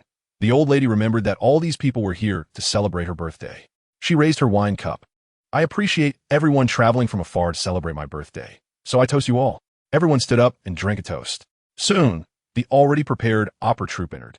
The old lady loved watching opera. This troupe was famous in Jiangnan, and their unique Jiangnan dialect was never tiresome to listen to. The South Country Duke's residents spent 50,000 taels of silver to hire this troupe. The banquet quickly became lively. However, today, the old lady was not in the mood to watch the opera and focused on asking Li Pingyan questions. 13. You did well in this matter. Yin Qi rarely praised his illegitimate son. Yin Shi-san did not react, only slightly nodded as a sign of respect. Yin Qi glanced at Yin Shi-san's attire and frowned slightly. Did the residents not give you a monthly allowance? You're dressed so poorly. What do you look like? Let someone go to the treasury to fetch some silver and make a few sets of clothes. Yin Shi-san, thank you, father. On the table in front of Li Pingyan, there was only a plate of sauce beef that he recognized. The beef was as thin as paper, yet chewy and fresh, with a unique flavor. Chapter 114, Li Pingyan casually remarked, I have a little understanding, just consider it pastime, not much use. Unlike young Master Yin, who may be able to achieve fame in the future. With the Yin family status, the future is limitless. Yin Shi-san smiled bitterly and shook his head, saying, Mr. Li doesn't understand the situation. I have fallen into a lowly status, and in this life, I have no connection to fame. Oh, Li Pingyan raised an eyebrow slightly. A descendant of the esteemed Southern Country Duke's mansion, although not favored, shouldn't be reduced to a lowly status. Yin Shi-san explained. according to the laws of the great sway. Sons-in-law who come to a family are all considered lowly, on par with merchants. The so-called son-in-law is usually due to poverty and inability to support oneself, thus becoming a son-in-law. The term son-in-law was first recorded in historical texts. A person's child would be pawned to a wealthy person as a slave, referred to as a son-in-law. If the term expired and was not redeemed, the master would marry the son-in-law, who would still be a slave. Li Pingyan detected the bitterness in Yin Shisan's tone and comforted him. The road is long and obstructed, but if one walks, they will arrive. If one keeps walking, the future is promising. Yin Shisan was slightly taken aback, savoring the meaning of these words. Do you think I still have hope, sir? Li Pingyan saw through the other's mental block and smiled faintly. Am I to think that young master has no hope? If so, wouldn't it mean that young master would jump into the lake and not live anymore? Chapter 115. Upon hearing this, the members of the Yin family changed their expressions. However, Yin Jingyang, who had specifically come with his mother, appeared to be enjoying the spectacle. Madame Xie smiled gently and said, "Old lady, what do you think?" In the hall, the atmosphere was somewhat silent. Su Xinlan frowned, although she had anticipated it. Just thinking about how Yin Shisan would face countless cold stares and ridicule made her sigh inwardly. When they were young, their mothers were friends, so Su Xinlan and Yin Shisan could be considered childhood sweethearts. After a moment of silence, the old lady's voice became a bit colder. It can only be said that Shisan lacks this fortune. Madame Xie breathed a sigh of relief and quickly said, "The old lady shouldn't say that. It can only be blamed on the two children having a fateful connection but not being meant to be. Why don't we call young Master Shisan over? I can personally apologize to him. This matter must be communicated to the person involved, after all." So the old lady sent someone to call for Yin Shisan. Shortly after, Yin Shisan, dressed in blue, strode in. As soon as he appeared, he attracted the attention of everyone in the hall. There were looks of worry, compassion, and ridicule. Yin Shisan greeted his grandmother and then his father, followed by bowing to others. Chapter 116. In the lakeside courtyard, the second madam brought her son, Yin Jingyang, and a group of servants rushing over. The main door was wide open. However, the group did not go inside. A maid called out from outside, "Mr. Li, is Mr. Li in?" Not receiving a response, instead, they heard a cow mooing. "Moo." He went out for a stroll. The maid called a few more times without hearing a response. "Mother, it seems he isn't here. What should we do now? Let's go inside and wait for a bit." The group entered the courtyard. The room was empty, and no one knew where everyone had gone. The maid brought over a stool, and the second madam and Yin Jingyang sat down. Yin Jingyang's face was gloomy. The thought of that son-in-law advancing to the third rank made him unable to feel happy. Unable to help but complain. Who knew this blind man was actually a hermit, dressed like a beggar? How was I supposed to judge? The second madam said sternly, "Do not speak carelessly. He is not here." Yin Jingyang muttered quietly, then suddenly noticed the old cow beside him staring at him with a deep gaze. He suddenly had a strange illusion. It seemed the old cow understood what he was saying. Yin Jingyang couldn't help but laugh. How could he have such a ridiculous thought? Chapter 117. The wind howled in the darkness, causing the leaves to sway. In the center of the room stood a wine jar, which was not unusual. What was unusual was that the jar contained a human head, with lifeless eyes and slightly moving lips. "Kill me, kill me." It seemed to only know this one phrase. In his previous life, Li Pingyan had read about it in books. A human G. However, after reading many books, he also knew that a human G was unlikely to exist in ancient times. With the medical technology of ancient times, after severing the limbs, a person could not survive. But in this world, Li Pingyan remained silent for a long time. "Mother, drink some water." A boy beside him held a ladle of water. The woman in the wine jar, however, did not even look at him, murmuring, "Kill me, please, I can't last much longer. Chow Fei probably won't wake up for a few days. When I found her, she was like this. She was kidnapped by a group of traffickers while buying groceries. I wasn't there. Only 3 children and she were at home. That group must have been watching her for a long time." Chow Fei squatted on the ground, gazing at the bright, moonlit sky. Li Pingyan said, "I just smelled some special herbs in the wine jar. This gang seems quite professional, probably not ordinary people." Chapter 118. In the lakeside courtyard, Li Pingyan was warming tea, waiting for his guests. After a while, footsteps sounded outside. However, it was not the guest he was waiting for.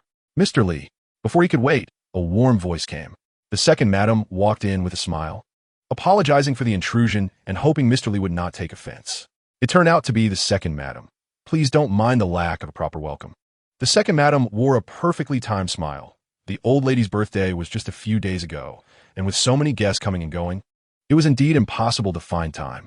However, thinking that Mr. Lee is family, I hope you won't mind. See, I've finally finished my busy work. My son Jingyang has been urging me to come and properly thank Mr. Lee. Mr. Lee is a benefactor of our Yin family. Hearing this, Li Pingyan almost believed it. Truly a clever person. The second madam pulled Yin Jingyang, introducing him to Li Pingyan. Sir, this is my son Jingyang. Jingyang, have you not met Mr. Lee yet? Li Pingyan, young Master Jingyang, we are indeed fated. This is our third meeting, isn't it? Yin Jingyang smiled awkwardly. The second madam was delighted, saying, Third meeting, Jingyang. Who would have thought you and Mr. Lee are so fated? Chapter 119, a carriage slowly drove to the entrance of the alley, where two elderly men were playing chess. The carriage passed by them and stopped at a residential house. The coachman was a man in his 40s, holding a whip, and lifted the curtain of the carriage. Immediately, two men came down carrying a woman who was quite attractive. The woman had already fainted and was being carried into the courtyard.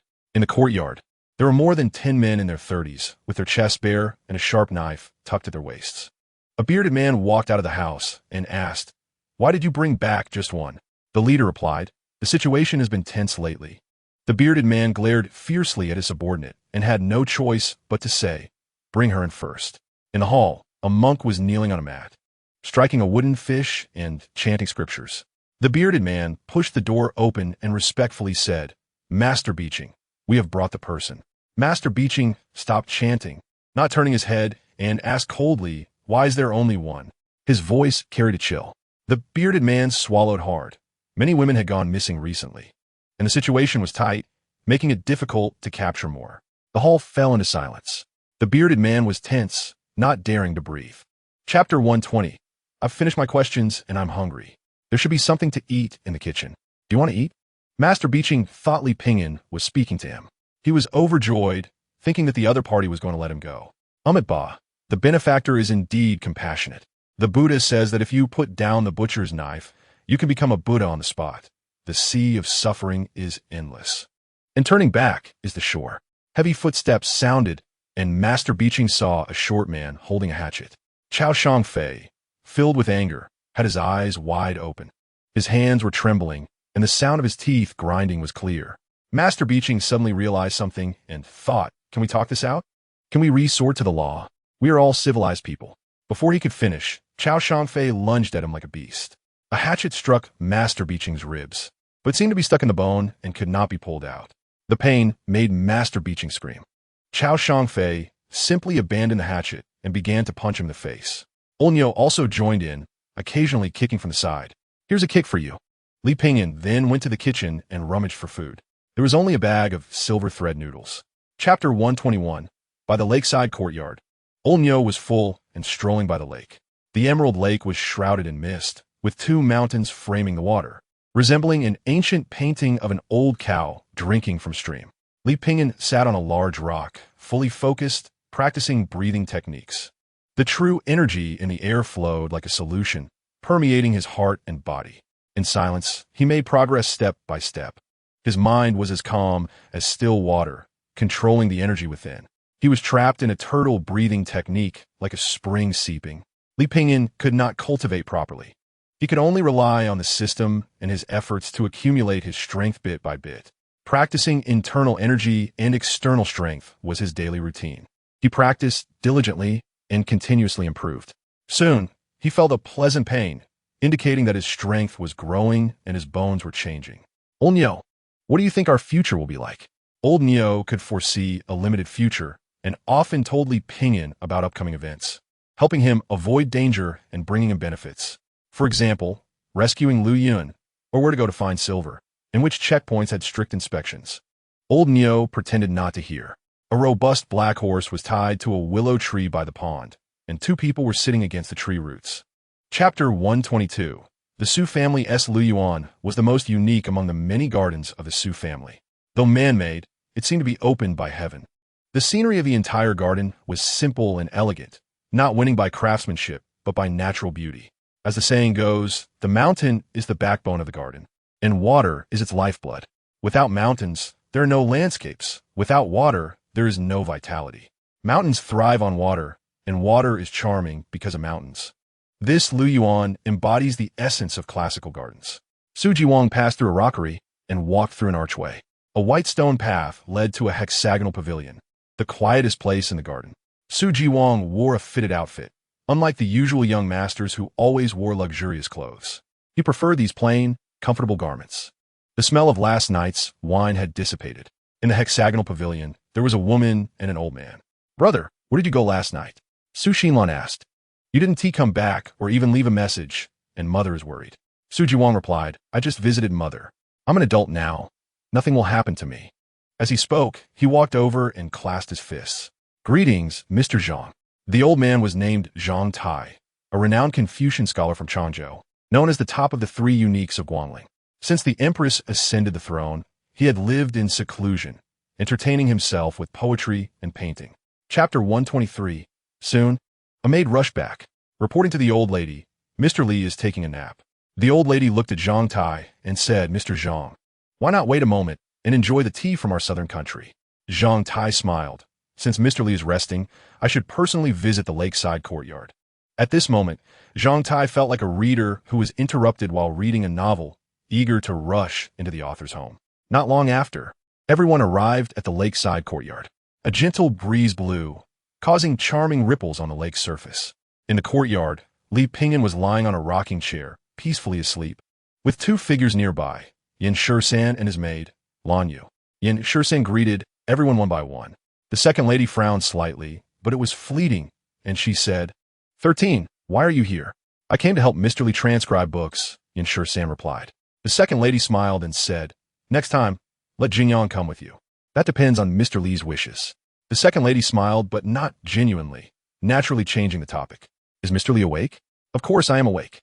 Li Pingyan yawned and stood up from the rocking chair. Chapter 124. That Yin Shisan has been taken as a half-disciple by Zhang Tai. Yin Jingyang's tone was low as he looked at the scenery in the lake. "Since that blind man arrived, that guy has been having continuous good luck. He will eventually ride on my head." Yin Jingyang could never forget that winter. Clearly, Yin Shisan was being bullied. But because Yin Jingyang hid the paper money that Yin Shisan had saved for a long time on his mother's death anniversary, things took a different turn. Yin Shisan did not burn paper money for his mother and intentionally said he ran out of it, leading to the thought that his mother would freeze or starve underground. At that time, Yin Shisan silently walked away. Yin Jingyang did not take it seriously, but unexpectedly, when he returned home that night, he was suddenly struck on the head by Yin Shisan with a stone. Yin Shisan had already reached the first grade realm, and at that time, Yin Jingyang was no match for him. He was almost beaten to death. Although Yin Shisan was later punished by the family rules and lost half of his life, it allowed Yin Jingyang to vent his anger. But that experience became an inescapable nightmare for him. As he grew older and embarked on the path of cultivation, it gradually became a knot in his heart. "Uncle Wu, why do you think this happened?" Chapter 125. Li Pingyan originally wanted to say goodbye to the old lady and leave the Nan Guogong mansion. As for where to go, since old Nyo did not want to return to the four towns of Anbei so soon, he thought he could go wherever he liked. After all, the road was right beneath his feet. No matter where he went or how far, he could always reach it step by step. Li Pingyan was never short of time. However, just as he finished packing, a guest arrived at the lakeside courtyard. The visitor was dressed in coarse cloth, with a dark complexion. His pair of weathered eyes sparkled with a commanding presence. Gu Shizhou. In order to have old Mo help forge the Fusong knife, Gu Shizhou promised to do something for him. The two then parted ways at the Human Pass, with Li Pingyan sending Aliyah and the others to the academy. The golden sunset sank into the lake, creating a hazy atmosphere that felt serene. A cup of wine, accompanied by the gentle breeze, was raised in a toast to the autumn night. "Is the matter resolved?" Li Pingyan asked. Gu Shizhou nodded. "It's a bit troublesome, but not a big deal." The two set up a copper pot.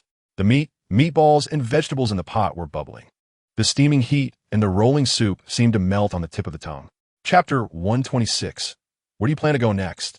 Gu Shizhou leaned back, supporting his body with his arms. "I want to try to find the Dadao Fu one you mentioned." Gu Shizhou smiled. "That thing is indeed magical. Once integrated, it forms a formation around you, enough to contend with Qi practitioners. However, it is truly hard to find. It all depends on fate and luck." "Do you think you have good luck?" Li Pingyan recalled his experiences and shook his head. Not particularly good, just what? Nothing.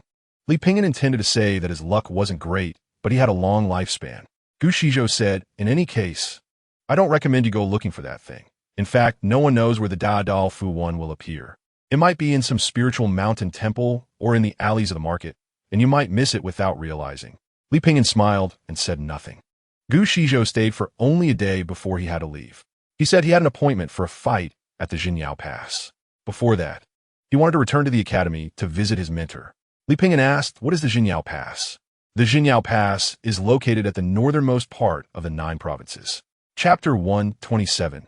The grass is withered, and the eagle's eyes are anxious. The snow has melted, and the horse's hooves are light. Li Pingyan and old Neo walked slowly, abandoning the official road. They happily walked along a small path. The snow fell heavier and heavier, gradually covering the bushes on both sides, creating a white expanse. After crossing a mountain, they stepped onto another. The path up the mountain became narrower, more desolate, and quieter. One person and one cow, yet not lonely. Li Pingyan hummed a song. The vast sea laughs, the tides rush on both shores, floating and sinking with the waves. Only remembering today, the heavens laugh, the tides and the world swirl. Who wins or loses, heaven knows. Uncertain how long it had been, they finally saw signs of life ahead. They encountered 3 men carrying some New Year goods, large and small bundles, moving from one end of the mountain to the other. Their cheerful demeanor revealed through their conversation that they were rushing to prepare for the new year, as there were brides in the village who needed to get married. Li Pingyan approached with old Neo, preparing to ask for a cup of celebratory wine. The festive atmosphere inside and outside the village was lively, but the big feast had not yet started. Villagers built temporary stoves with blue and red bricks to cook and stir-fry. In the countryside, hosting a banquet often meant that everyone had to be involved. Their own kitchen was clearly too small, so they had to set up an outdoor kitchen to have enough space to work. Chapter 128. Yumen Pass. Li Pingyan, weathered and weary, entered Yumen Pass. Stepping through the snow and moonlight, leaves from yesterday still clung to his shoulder. Li Pingyan extended a finger and lightly flicked it. Hot pancakes, warm lamb offal soup, duck blood noodles. Numerous vendors competed to see who could shout the loudest. With light steps, the brilliant sunlight poured between the green tiles and red walls, and the dappled shadows of the trees swayed on the red walls. Each brick and tile added a touch of tenderness to the majestic Yumen Pass. High-flying shop signs and banners, along with the shimmering flow of carriages and the endless stream of pedestrians, gave Li Pingyan a sense of both familiarity and strangeness. The aroma of steaming lamb dishes made him unable to resist swallowing. Old Neo, today I'm treating you to a feast, Li Pingyan said grandly. Throughout the journey, Li Pingyan had earned some silver by singing small tunes. Although it wasn't much, it was enough for a hearty meal and a good sleep.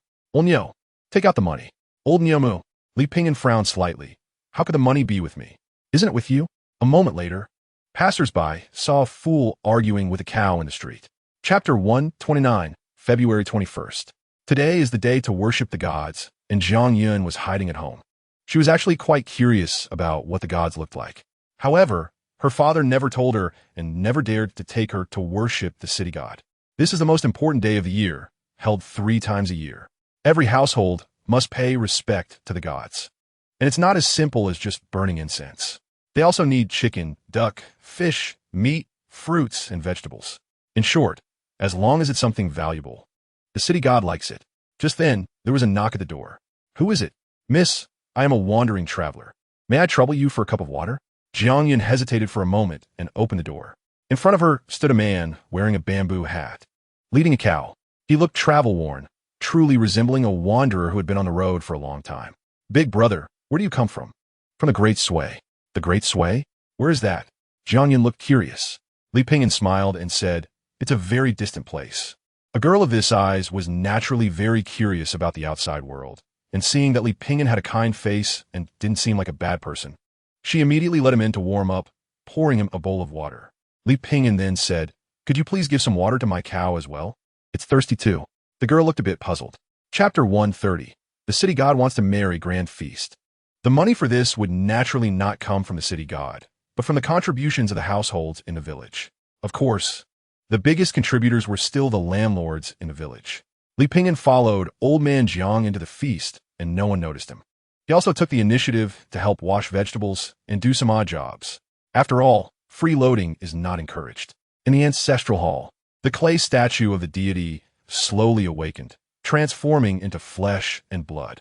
Over 10 feet tall, it resembled a small giant, dressed in a red official robe, wearing a purple gold crown and tied with a satin ribbon. With a red cloud embroidered on its right chest, it looked imposing. Accompanied by several landlords, it walked out. The city god was in a good mood today, laughing heartily as he stepped forward. He took off his hat and his jade pendant from his waist. "Let's all drink to our heart's content today." Everyone raised their glasses in salute. Li Pingyan held a jug of wine in one hand and chopsticks in the other, continuously sweeping across the table, looking like he ruled the world. After years of mingling in the Jianghu, Li Pingyan had quite a knack for perfectly blending into a crowd. He could discuss state affairs with tea drinkers in tea houses and chat about family matters with the older ladies. Chapter 131. Old Man. I'll send you to the 18th layer of hell. The city god gathered the power of incense in his palm. As soon as he finished speaking, a simple and unadorned punch came flying towards him. There was a loud bang, and the person was sent flying several yards away by this punch.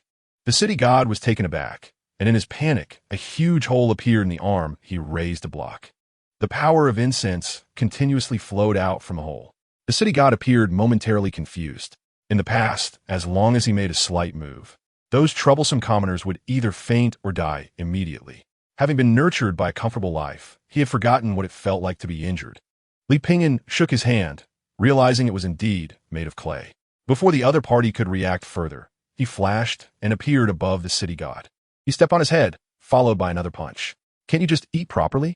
Why do you have to flip the table? Who spoiled you with such bad habits? Didn't your mother teach you not to waste food? I was planning to deal with you after the meal. Why are you being so disobedient?" One punch after another. A large pit quickly formed on the ground. The city god let out a single wail at the beginning, but then fell silent. Chapter 132. Meanwhile, in the Great Sway, at Huailu Academy, the sky was as clear as a blue paper with a few thin white clouds. Alia lay on the grass of the academy, which remained green all year round, writing a letter to her sister. She had written many letters to her uncle Li Pingyan, but she didn't know where he was now, so she could only save him up. "Sister, seeing this letter feels like meeting you. Don't worry, I'm doing well here. The teachers at the academy are quite strict, but there are also some who are not. Although Alia is a bit slow, she can just barely keep up if she studies hard. No one bullies Alia. Everyone else in the academy is very nice. Among us, Zhao Ling studies the best and often receives praise from the teachers. Zhao Ling is the most popular among the boys. She secretly told me that several people have already written her love letters, but she doesn't like anyone, although I know who she likes, but she won't let me say it. Fat June is still as gluttonous as before. One time, he secretly took a chicken leg to the toilet in the middle of the night to sneak a bite. As a result, he accidentally fell into the latrine, and everyone in the academy knew about it. Fat June said he was too embarrassed to face anyone and wanted to go home, but he forgot about it right after. Chapter 133. The rain had been falling continuously for 3 whole days, but the intensity showed no sign of diminishing. The tune of the Erhu drifted slowly in the rain, sometimes melodious, sometimes high-pitched, sometimes low. The northern path in the rain evoked many thoughts. This was a caravan engaged in the business beneath their feet, bringing goods from the south to the north, transporting goods from one country to another, and even from one state to another. Li Pingyan was among this caravan, dressed in black clothes and wearing a straw hat, sitting under a canopy playing the Erhu.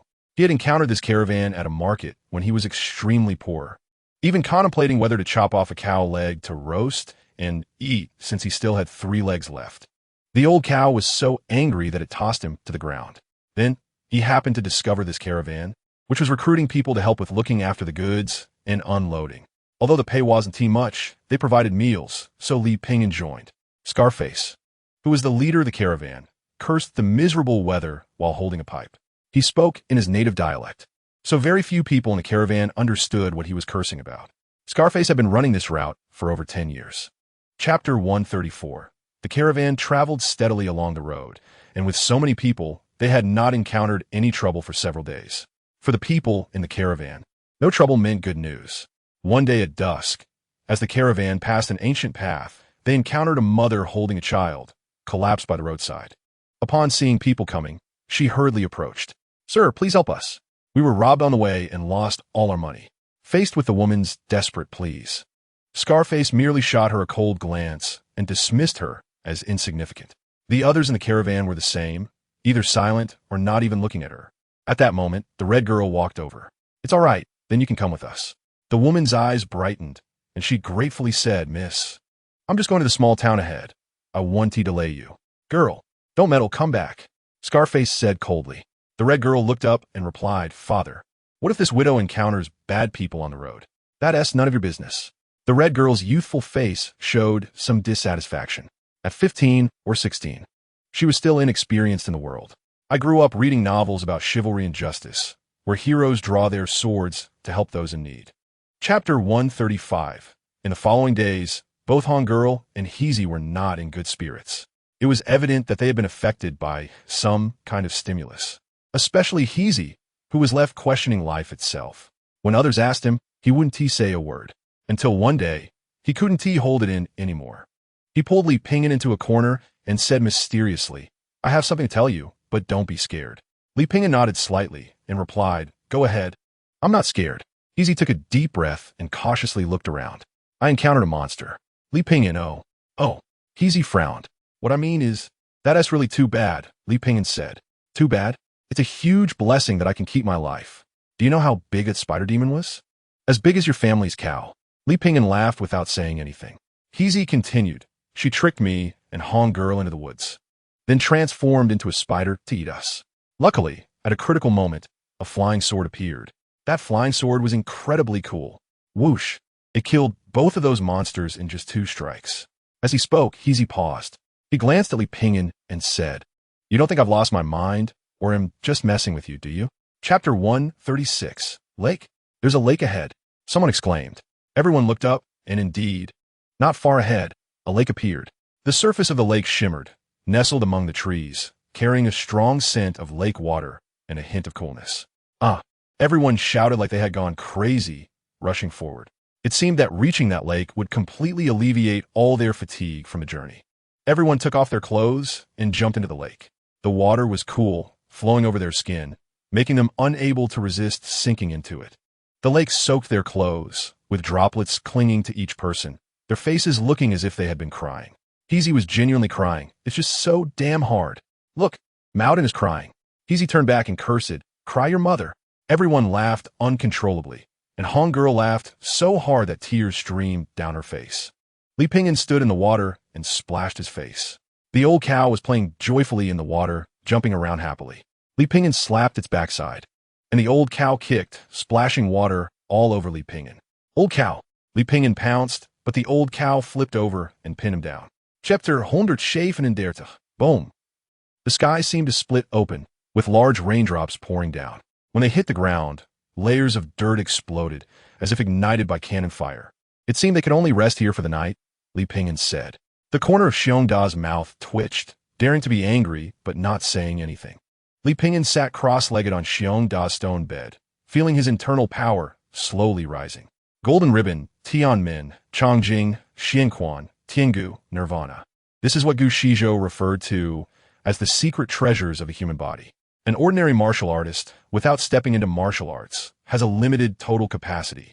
So even if his energy and blood are strong, his body cannot support such massive energy. It's like a small reservoir holding more water than its volume can contain. It would be unable to withstand the pressure and burst from within.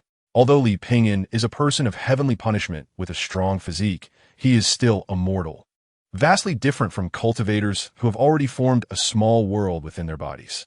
Li Pingyan's true uniqueness lies in being a person of heavenly punishment, with a flourishing secret treasure of the human body. So he can store excess energy and blood in the secret treasure. Li Pingyan vaguely felt that the energy and blood his body could carry had reached its limit. Chapter 138. Dense water fists continuously smashed down onto the ground, and the howling wind grew increasingly terrifying. Inside the cave, the aroma of roasted meat sizzling against the walls filled the air. "Aren't you guys eating?" Li Pingyan asked. Xiongda and the little fox huddled together in fear. "One wolf isn't enough. Let's prepare to eat a bear and a fox too." "Don't worry. One wolf is enough to eat." Li Pingyan saw through their thoughts.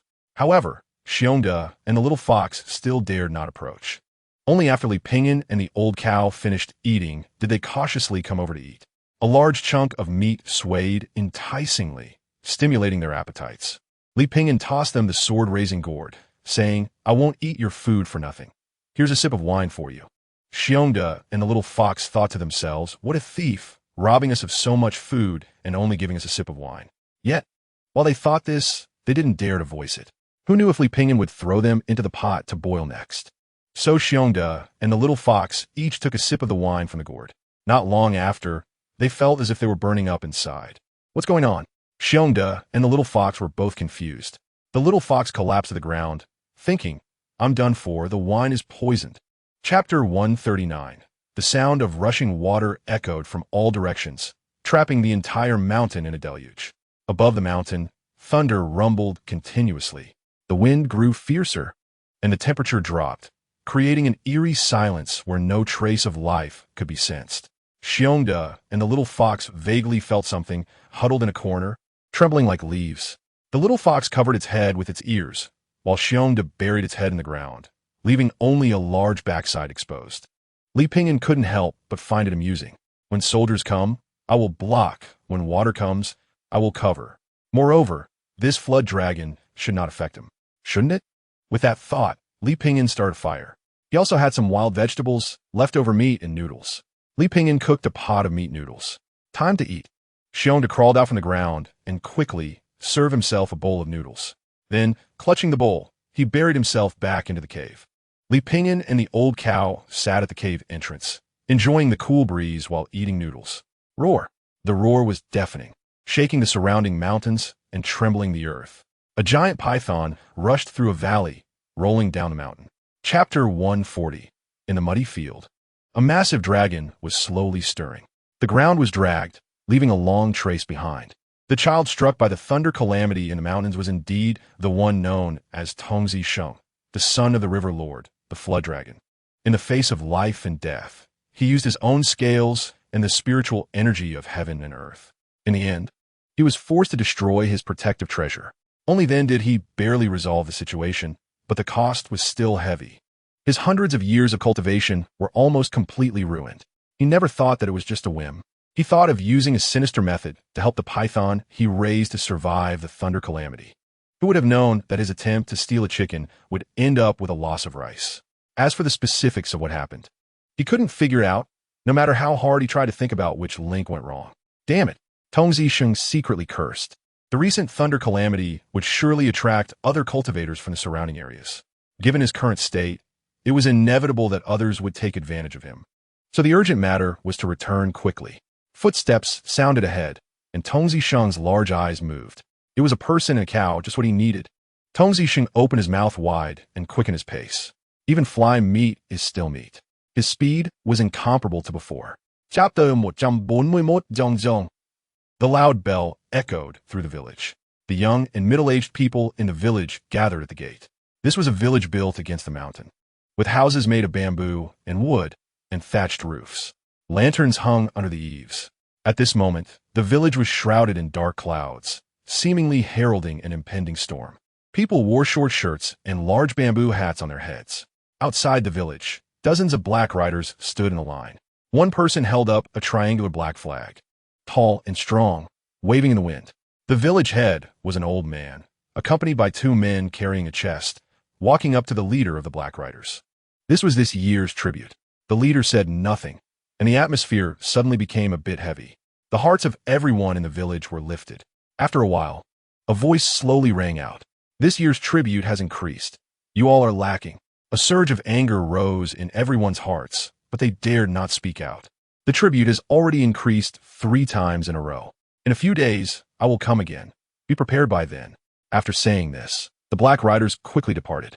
After they left, everyone finally dared to curse, but still cautiously kept their voices low. Chapter 142. A little boy curiously looked at the outsider and couldn't help but ask, "Where are you from?" His accent was a bit unclear, but his words could still be understood.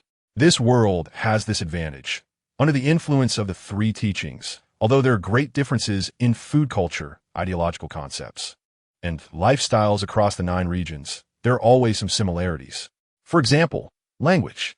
The reason lies in a unified language system, which is greatly beneficial for religion.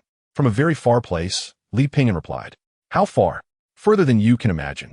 Li Ping'an smiled, recalling how many pairs of straw sandals he had worn out on this journey. From now on, please call him the Straw Sandal King. Liar. The little boy suddenly stared into Li Ping'an's eyes. You can't see anything. How could you have walked so far? Li Ping'an didn't argue, patiently waiting for the fish to bite. The little boy thought he was boasting and stood a little further away, practicing his horse stance, occasionally glancing curiously at this strange person. Can a blind person really fish? After an unknown amount of time, the fish still refused to bite. Li Ping'an's breathing remained steady. As time passed second by second. Chapter 143 Benefactor. Why have you come here? The monk Chongqing suppressed the joy in his heart. I'm going to the Demon Suppression Pass, wandering along the way. The Demon Suppression Pass? Chongqing was slightly startled. The journey to the Demon Suppression Pass is fraught with dangers and would take at least 1 to 2 years. Li Ping'an said, I will surely make it there. Now tell me about you. How did you end up here? The monk Chongqing clasped his hands together, saying, I travel under the order of my master to spread the Buddhist teachings, and I have gained a lot along the way. Li Ping'an did indeed perceive that Chongqing had changed quite a bit. Previously, Chongqing's aura was only a bit stronger than an ordinary martial artist. Now, however, it was like a rising sun, faintly radiating a powerful energy. His vitality was also pure and more refined. Let's not talk about that. How long have you been here? The young monk has been here for over 3 months. Li Ping'an smiled and said, Just right, I have no place to stay. With Chongqing, there is no need for politeness. That is natural, but the young monk still has matters to attend to today and needs the benefactor to accompany him for a while. Li Ping'an asked curiously, Oh, what matters? It is the daily work of the poor monk. It seems that monk Chongqing is doing quite well here, having found a job. Chapter 144 The bright moon shines like frost, and the scenery is boundless. His name is Lu Huan, and he fell ill when he was young, after which an old witch claimed that something was wrong with his brain. Iha held a bamboo pole, seemingly completely forgetting the near-death experience earlier. Lu Huan had a shiny snot hanging from the center of his nose, carefully following behind Iha. Those guys will get a good lesson from me tomorrow, Iha said indignantly, then turned to ask, By the way, what were you doing under the bridge? Sleeping, Li Ping'an replied calmly. Why sleep underneath? No money, little Iha said without hesitation. Then come to my house. If it weren't for you, I might have died just now. The group first took Lu Huan back home. Lu Huan's home was at the southern end of the village. He only had a mother. His father had died a few years ago, and his mother was somewhat unwell. They mostly relied on the villagers for support. Iha patted Lu Huan on the shoulder, saying, Go back. I'll come find you tomorrow. Lu Yuan nodded foolishly. After that, Iha took Li Ping'an and the others back home. Iha's home wasn't much better, with only an old and frail grandfather who had a disability in his leg.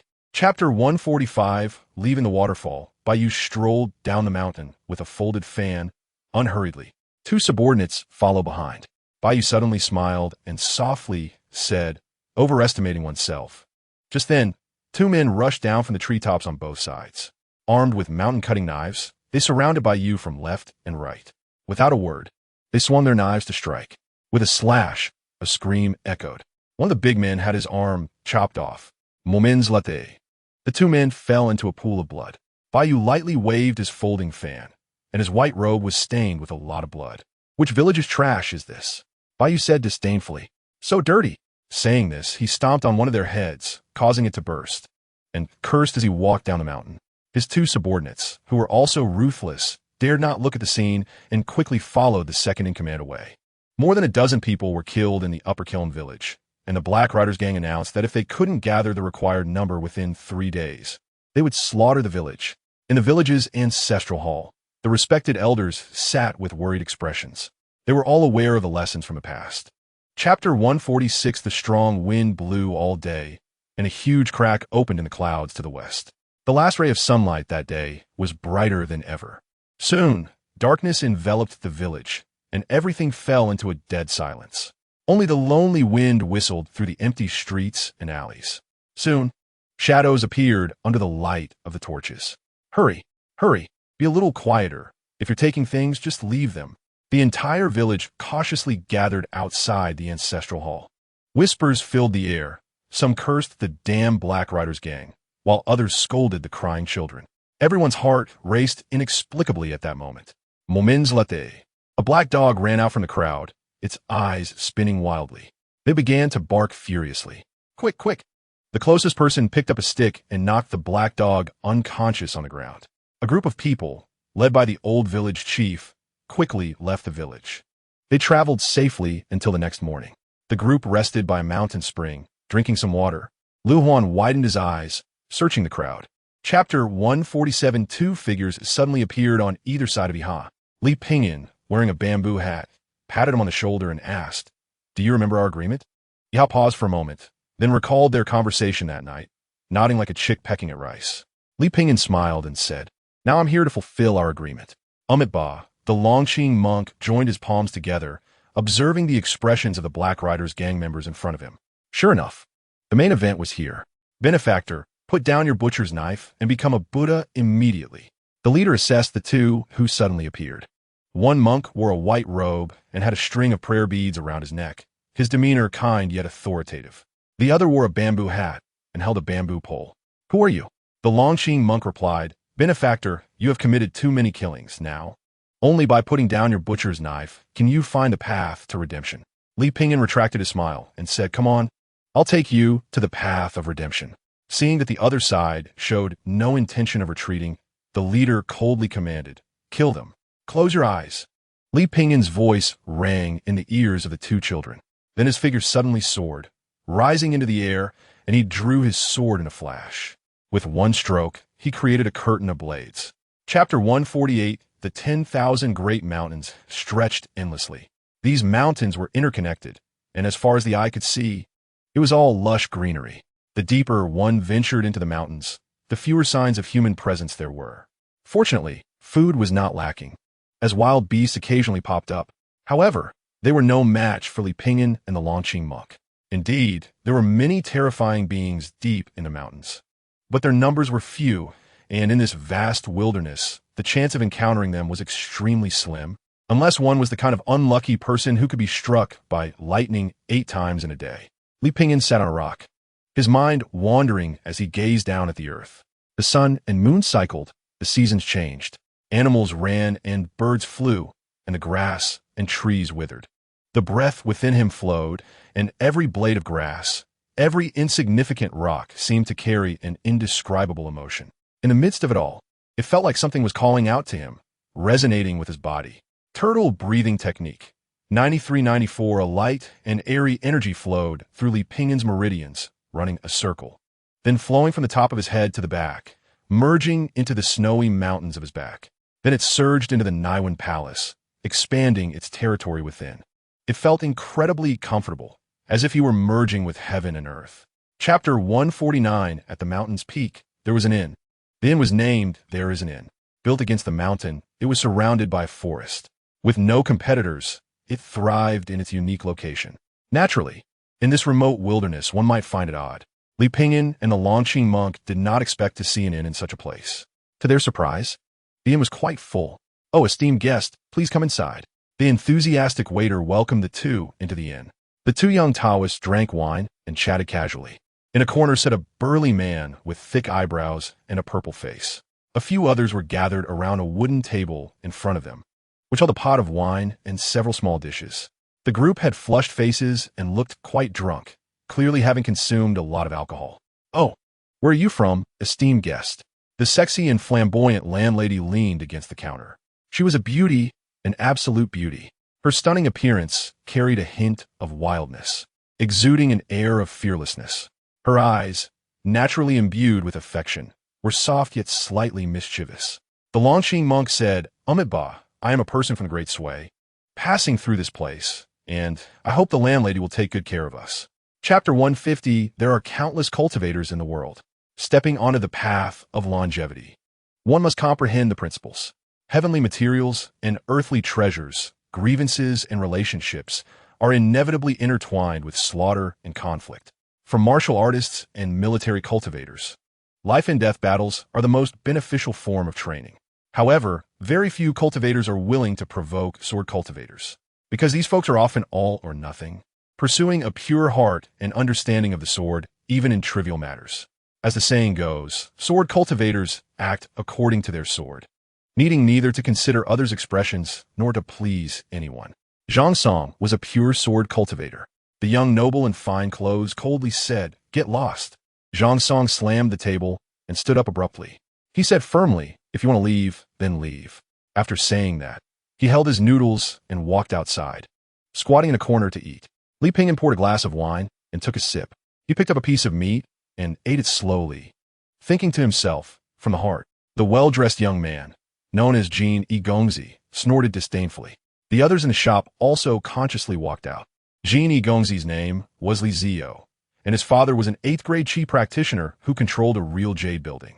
The Li family was also a well-known noble family. Even if they disliked each other, most people were reluctant to offend the Li family, which controlled the real jade building. Chapter 151. The sky was clear and blue.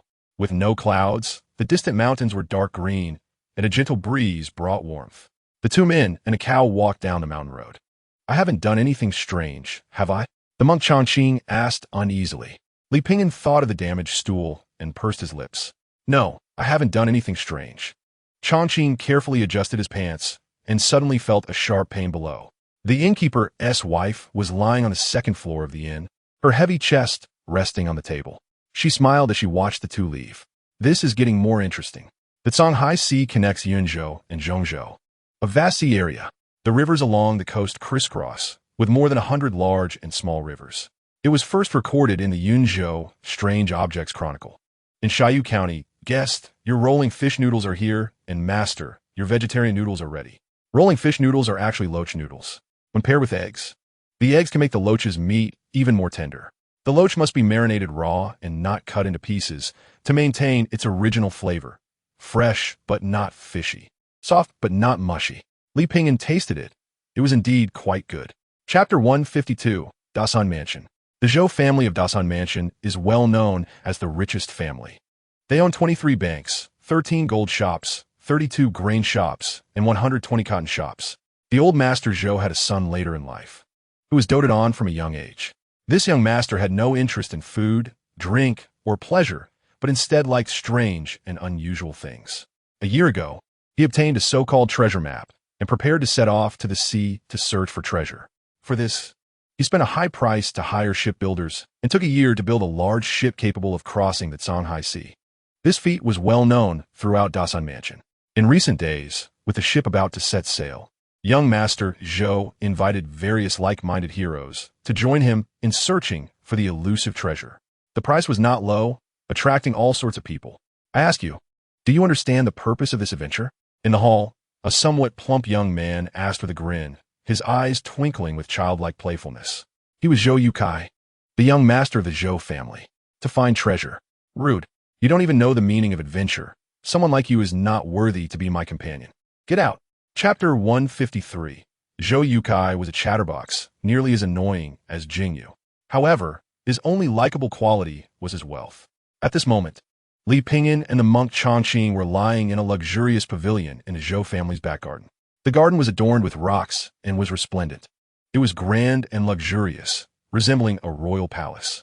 The most striking feature was a coral tree over 9 zhang high, resembling a magnificent canopy. It was truly a wonder. The branches were adorned with bronze bells. As the gentle breeze passed, they jingled melodiously, quite pleasant to the ears. Li Pingyan reclined on a rocking chair, casually plucking a crystal-clear grape and popping it into his mouth. Listening to the beautiful music and feeling the breeze on his face, he felt very relaxed. It had been a long time since he had enjoyed such a leisurely and affluent life. After eating and drinking, enjoying a pot of fragrant tea was indeed a great pleasure in life. Zhou Yukai squatted nearby. "Brother, are you satisfied with this arrangement? Do you want me to call a few more young ladies for you?" Changqing suddenly opened his eyes. Li Pingyan said, "No need for the young ladies." Changqing closed his eyes again. Zhou Yukai said, "Brother, let us wait a few more days, and once everything is ready, we can set off." Chapter 154. As the saying goes, set sail to gather stones and pick up the moonlight from the sea. The large ship sailed downwind, crushing the towering waves, moving further and further away. "Dad, I'm leaving," Zhou Yukai shouted at the shore. Zhou's father was already tearful. "Son, be careful on the road." The large ship sailed out of the dock, heading thousands of miles away. The ship moved like a reed through the waves, fast and steady. After a night, some people sat on the deck enjoying the sea view, while others drank wine. The sea and sky stretched endlessly, and the ship in the sea was like a grain of mustard. Li Pingyan sat on the deck, feeling the sea breeze. Old cow, after crossing the Songhai, we will reach Yinzhou. We are already halfway there. The old cow let out an excited call. Li Pingyan rested his head on his hand. The world is so big. How long do you think it would take if we wanted to travel everywhere? Zhang Song beside him said, I didn't expect you, Li, to have such ambition. Just bored. Li Pingyan smiled. I haven't asked Brother Zhang what you plan to do in Yinzhou. Me? I'm just passing through Yinzhou. I'm headed to Jinyao Pass. Li Pingyan raised an eyebrow. What a coincidence. Zhang Song said, Li, you are quite interesting, wanting to stroll around Jinyao Pass. Chapter 155. Li Pingyan and Wen Tao stood on either side. I wonder what level you want me to suppress my strength to? Li Pingyan asked. May I ask, what level are you at now, Brother Wen? 6th grade warrior. Hiss. Zhou Yukai gasped and pulled Li Pingyan. Brotherly, a 6th grade warrior is not to be trifled with. My father said that a 6th grade warrior can play with practitioners of the same level unless they have powerful treasures. And these warriors, more or less, have some issues in their heads. No problem. Seeing Li Pingyan insist, Zhou Yukai didn't know what else to say, his expression full of worry. Please don't mess up Brotherly S' mind. Li Pingyan said, how about 2nd grade? No problem, but even if I suppress my strength to 2nd grade, it doesn't mean that an ordinary 2nd grade practitioner can contend with me. Li Pingyan placed his staff on the ground to spar. Naturally, he didn't need the Fusong knife. I understand. Then I will offend you. Wen Tao's aura suddenly changed as he stepped forward, delivering a punch that was both fast and fierce, extremely sharp. A martial artist is quick, accurate, and ruthless. A well-known joke mocks martial artists for their lack of reason. Chapter 156. Late at night, Li Pingyan was suddenly awakened by Old Nyo. Old Nyo, what are you doing? Without explanation, Old Nyo pulled Li Pingyan out of the cave. After winding through several turns, they arrived at another cave. Inside stood a massive stone tablet, shrouded in mist, making it hard to see clearly. Old Nyo, what is this? Li Pingyan asked. Old Nyo shook his head, indicating that he had just discovered it. You don't know? Then why did you bring me here? What does the tablet say? Old Nyo took a closer look and exclaimed, Intruders will die. Li Pingyan raised an eyebrow at such an overt threat. Is there treasure inside? Old Nyo nodded again and added, but the level of danger is hard to say. After pondering for a moment, Li Pingyan took out a copper coin. Let's leave it to fate. If this coin lands heads up, I'll go back to sleep. If it's tails up, I'll go back to sleep. If it stands on its edge, then I'll go treasure hunting. Old Nyo, you be my fair witness. Hey, Old Nyo, why are you pointing the cow pen at me? Do you want to say I'm a cow pen? Chapter 157. Not to boast, but I encountered 7 or 8 sword cultivators on the island. When they saw me, they tried to attack, but I took them all down with 1 sword each. Zhang Song. No, it should be Zhang Songxin, was boasting with a few people. Look, the scars are still there. Zhang Song raised his butt. Benefactor, look up, there's a cow flying in the sky, said the monk Chongqing. Zhang Song looked up. Cow? Where? How can a cow fly in the sky? You blew it up, Chongqing said nonchalantly. The scars on your are clearly from being bitten by a wolf. The sailors who had been listening eagerly now threw disdainful looks at Zhang Song. Zhang Song defended himself. That wolf was a demon wolf, and it was quite large. Sure, everyone scoffed. Zhou Yukai shook his head, still too impetuous. His gaze fell on Li Pingyan, a smile on his face. My brother Li is the best. Let's board the ship. We should set off. Boarding now. Everyone called to each other. Li Pingyan opened a wine gourd and took a sip. Then, let Old Nyo have a sip. Hey, don't drink it all. Save some for me. Chapter 158. With a loud bang. The people on the ship had not reacted before they were thrown into the sea by the explosion. The seawater was pitch black, giving a feeling of falling into hell. A massive whirlpool formed in the center of the sea, emitting a sharp whistle that sucked in all the seawater. Old Nyo. After an unknown amount of time, Li Pingyan surfaced, holding onto a piece of wood. Old Nyo was on his back, gasping for air. Fortunately, he could swim and was glad that his internal energy was sufficient, giving him the strength to fight against the waves and ensure he wouldn't sink. What should we do now? Li Pingyan couldn't think of a plan. The ship was destroyed. He couldn't just hold onto this piece of wood and swim back to shore with Old Nyo, could he? What about the others? At the moment of the explosion, he had only managed to protect Old Nyo and Zhou Yukai, but Zhou Yukai had disappeared in the rush into the sea. Old Nyo called out, Mo. In the distance, amidst the storm, a figure stood in the sea, fists raised to the sky, arms shaking, causing the sea to churn. A strong aura emanated from the figure, sharp enough to be felt even from afar. Chapter 159. The night erased the last traces of the setting sun. Beneath the pitch-black starry sky, there was only an endless ocean, where two rabbits crackled over the fire, releasing enticing aromas. What should we do now? A gust of wind blew, and Zhou Yukai moved closer to the fire. Li Pingyan tossed some dry branches into the fire, causing the flames to rise again. He tore off a cooked rabbit leg and took a big bite. There are two options. Either we wait here for passing ships, or we make a boat. Make a boat? Cross the ocean? Zhou Yukai thought the idea was a bit fanciful, but then he thought, if Brotherly can settle everything with a stroke of the pen and calm the storm, what is impossible? Li Pingyan said, when brother and Zhou brother. You two handle the food collection. It's best to get some easily storable food. Old Nyo and I will focus on making the boat. When Tao nodded, rest assured. The next morning, the sea breeze carried a salty scent, giving a damp feeling. A ray of sunlight shone down, illuminating the lonely island in the vast ocean. On the island, tree after tree fell with a crash. The flying swords rained down like a shower of white light. Chapter 160. Li Pingyan sat at the bow of the ship, practicing the turtle breathing technique. The flying swords had been resting in the sword gourd for several days. Besides becoming sharper, they seemed to have gained a hint of spirit and vitality. Even unconsciously, if there was danger, the flying swords would actively protect him. A few days ago, a seagull flew by, seemingly wanting to leave a droppings on Li Pingyan. However, before it could land, it was shot into the sea by a flying sword. Li Pingyan flicked his finger, and the flying sword trembled, as if light was spilling from the sword body, producing a sound that echoed over the sea. The flying sword curved in midair and then plunged into the water, surfacing with a fish. Li Pingyan reached out and caught the fish in his hand. It was quite large, probably over 20 pounds. Tonight we'll have fish soup, Li Pingyan said with a smile. From a wealthy young master who was used to having everything provided for him, he suddenly became a destitute wanderer, which was a significant blow to Zhou Yukai. However, he adapted quickly and soon adjusted his state of mind. Wen Tao continued his daily routine of practicing punches. Just like before, often, Li Pingyan confronted Li Pingyan on the surface of the sea. Chapter 161. Yunzhou, as recorded in ancient texts. Yunzhou is commercially prosperous, bustling with merchants, and renowned far and wide.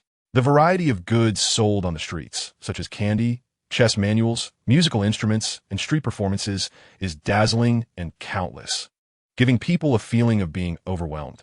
Due to the northern winds, the bustling market and pedestrians on the streets mostly have a rugged appearance. Li Pingyan walked among them, experiencing the liveliness and prosperity. New melodies and laughter echoed in the willow-lined streets, with pipes and strings being tuned in tea houses and taverns. Moreover, being located by the sea, goods continuously flowed in and out throughout the seasons, bringing endless joy. Shall we go have something to eat? Zhou Yukai looked at the surrounding food, the array of snacks making his mouth water. Honey cakes, stuffed lotus roots, seasonal fruits, flour and fruit dishes, fresh fish, and meat from pigs and sheep. But we have no money left, Wen Tao said. All right. Not far away, someone was applauding and cheering. It was a group of street performers. Li Pingyan had a thought. I have an idea. Look here. We are merchants traveling through your esteemed place. Unexpectedly, we lost all our capital. So we dare to show our talents and perform here. Chapter 162. The next day, early morning. Li Pingyan planned to first take Zhou Yukai to the Zhou family's branch in Yunzhou. Although it was not on his way, he couldn't just leave Zhou Yukai alone. Brotherly, you were so kind to me. Zhou Yukai was deeply moved.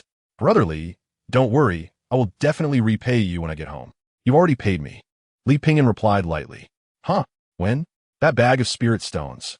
Li Pingyan had not forgotten the bag of spirit stones Zhou Yukai had given him at the beginning. Huh? Zhou Yukai scratched his head, having forgotten about this small matter. Hey, Brotherly, wait for me. Brotherly, why don't we take the official road? The travel documents were swallowed by the sea, so we don't have to worry about being caught. The two men and a cow left the city and walked along a small path in the woods. They had already inquired that the Zhou family had a branch in Yuqing, about 10 days' journey from here. A light rain began to fall from the sky, but there was no mountain wind in the woods, not even a rustle from the leaves. There was a tea stall ahead, just in time to have a cup of tea and avoid the rain. Waiter, bring 3 bowls of tea. The waiter bowed and replied while bringing the tea over. Chapter 163. The fields after the rain were exceptionally open and spacious, with the morning light rising and the white mist and red clouds tinged with gold. Zhou Yukai suddenly exclaimed, "Brotherly, brotherly!" A huge banner suddenly appeared in midair, with several prominent characters written on it. "Please, young Master Zhou." Upon seeing this message, rushed to the nearest branch in Yuqing. "It's from our Zhou family." Zhou Yukai was overjoyed. In the following days, they saw more floating banners in the air, along with many bounty notices. It seemed that the Zhou family had received news of the explosion of the young master's ship and learned that Zhou Yukai was safe and had arrived in Yinzhou. Li Pingyan quickened his pace, and 3 days later, they finally arrived at Yuqing. At this time, there were images of Zhou Yukai everywhere outside the city, with officials even holding the portraits and questioning people entering and exiting the city. A middle-aged man stood outside the city gate, anxiously looking in the direction of the official road. With a round face, wearing a red robe with cloud patterns, it was clear he was quite valuable. Remarkably, his appearance bore some resemblance to Zhou Yukai.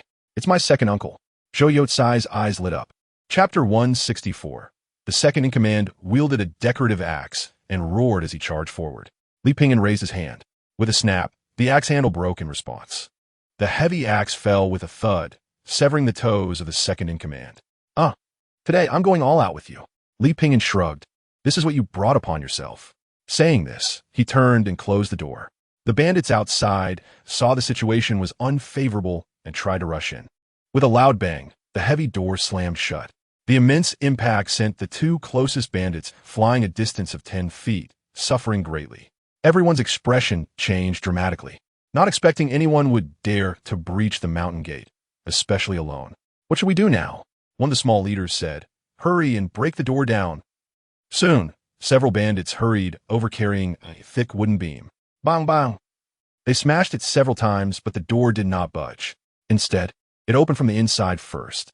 Creaking, Li Pingyan emerged holding a whole roasted chicken and 2 jugs of wine, with a bundle on his back. Blood had already pooled on the ground, and a strong smell of blood filled the air, making one widen their eyes to take a look. Chapter 165. In front of the gray-robed old man was a black ancient zither, with a bull's head carved on the zither's top. He coldly said, "State your name." "My subordinates do not kill nameless ghosts."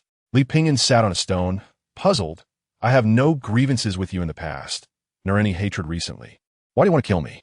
Your memory is truly poor. Just a moment ago, you killed my disciples on Stone Mountain, and now you don't acknowledge it." "Oh, you are their master."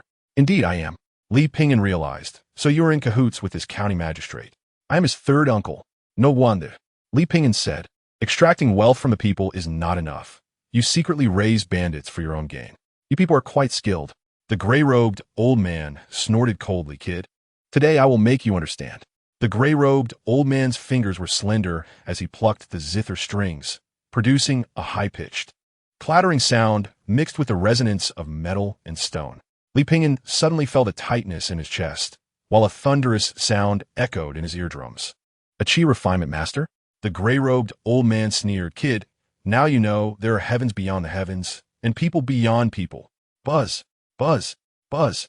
Li Pingyan's heart trembled violently, and his gathered vitality instantly dissipated. Chapter 166. Under the gray sky, there was a sense of solemnity, mixed with a calm before the storm. Soon, with the appearance of a person, the rain finally fell. The rain in Yinzhou lost some beauty and gained more heaviness. It felt like needles piercing the face, icy and bone-chilling. The sound of the Erhu came from afar, quickly drowned out by the sound of rain. "It's raining." Li Pingyan leisurely put away his Erhu and walked to the eaves of the house. Inside the tavern, more than 10 people were drinking, waiting for the rain to stop. In a corner, a middle-aged man and an old man were having tea and chatting about something.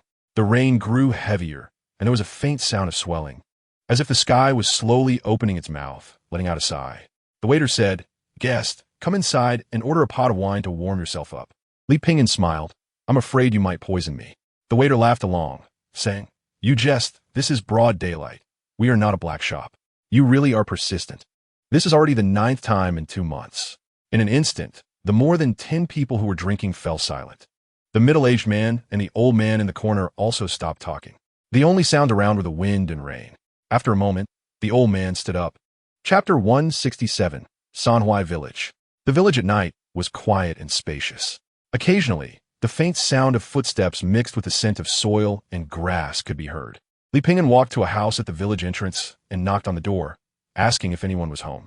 A large yellow dog lay at the door and started barking wildly at Li Ping'an. Now, there were many portraits of himself on the streets, and trouble would arise if he went to a tea house or tavern. Even if he had money, he couldn't spend it. A woman came out. "Excuse me, I just want to ask for some water." "Go away. Go to another house." The woman turned and went back inside, muttering as she walked, "Smelly beggar," with no choice. Li Ping'an had to walk to another house. Soon, the door opened. A man wearing coarse cloth clothes and straw shoes came out. "What do you want?" "I'm a traveler passing through. Could I trouble you for some water?" The man glanced at Li Ping'an and said, "All right, please come in." Li Ping'an drank 3 big bowls of cold water. The man then enthusiastically took out some sunflower seeds. "Brother, where are you headed?" "Going north." "North?" The man's expression slightly changed. Li Ping'an sensed something off in his tone. "What's wrong with the north?" Chapter 168.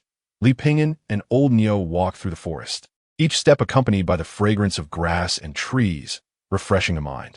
On the outskirts, they spotted a small pavilion and decided to rest there for a moment. The forest was filled with the sound of birds and flowers, and the stream flowed gently.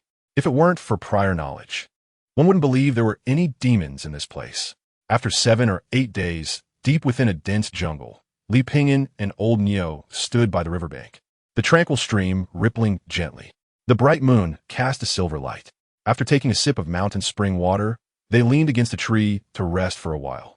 At that moment, they suddenly heard footsteps. A pair of young Taoist man and woman emerged from the forest. This was the first time in these days that Li Ping'an felt the presence of people.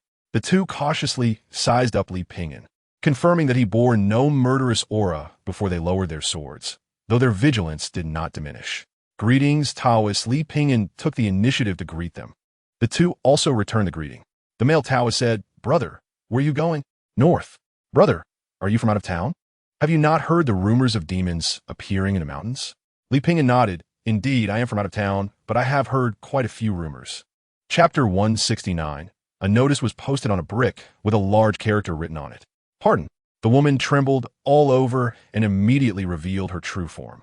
It turned out she was a spider spirit. The 2 robust men who had chased her earlier also revealed their true forms, turning out to be 2 paper figures. This self-directed play was quite good. The spider spirit let out a miserable scream. She was hit by the brick, her spirit shaken, nearly fainting, and gritted her teeth. "I just caught 2 Taoists yesterday, and now another one comes. You are a bit smarter than them." Li Ping'an weighed the brick in his hand. It turned out those 2 Taoists had already been captured. He thought they hadn't found the demon yet. Before he could finish speaking, the huge spider spirit opened her mouth and spat out a web. At the same time, she swung her claw, as thick as a whip. Li Ping'an leaped back, and a nearby tree was instantly snapped in half. The spider spirit climbed rapidly to the top of a tree, occupying a high point. She continuously spat out webs, as if trying to trap Li Ping'an. Li Ping'an easily dodged one. Then he suddenly stopped moving, ensnared in a large web. Li Ping'an caught a whiff of an extremely unpleasant smell. Chapter 170. Is it resolved? Li Ping'an relaxed and took a sip of wine. By the time he arrived at the cave entrance, Zhou Baoshan and the others had already helped each other out. Li Ping'an retracted his flying sword and strolled over. "It's you?" Zhou Baoshan exclaimed. Li Ping'an smiled. "We meet again?" "Ping'an." Zhang Song's eyes widened. "It really is you. You're not dead." Zhang Songxin. After the big ship exploded at sea, they had been separated, and he didn't expect to meet here again. Meeting an old friend is always delightful. "How did you survive?" Li Ping'an asked curiously. Zhang Song patted his chest. "Don't mention it. I was lucky. I clung to a piece of wood and drifted in the sea all night, and finally got rescued by a passing merchant ship." "What about the others?" Zhang Song shook his head. "I don't know about that." Although he hadn't received news of the Chongqing monk, Zhang Song had survived. "That bald monk has a strong fate. He probably won't die." "Let's hope so." Zhou Baoshan opened his mouth, as if wanting to say something. "It was you who saved," but he was poisoned by spider venom and couldn't speak fluently. Li Ping'an took out a gourd for nurturing swords, and they each took a sip, hoping it might cure the poison. Chapter 171. Jimin Mountain. Layer upon layer of peaks resembled a screen. At the treetops on the summit, it seemed as if colorful clouds were hanging. It looked like they would have to climb for a while longer. However, the mountains beneath Li Ping'an's feet were already countless, One more or one less didn't matter. Before climbing, Li Pingyan began to reweave his grass shoes. The original pair was already worn out and probably wouldn't last halfway up the mountain. Just then, a strong wind blew through the mountains. Two rays of light, one red and one purple, streaked across the sky. Upon closer inspection, they were two young people flying on swords. Two people were dressed in green robes. The light color accentuated their extraordinary presence. The person on the left had a long sword inserted in his back, with a red tassel fluttering in the wind. He was holding a terrified girl in his hand, laughing heartily. "I'll ask you one last time. Do you want to be my hand-warming little servant?" The girl trembled and couldn't speak. "I am willing." Too late. The man loosened his grip, and the girl fell from mid-air, accompanied by her scream.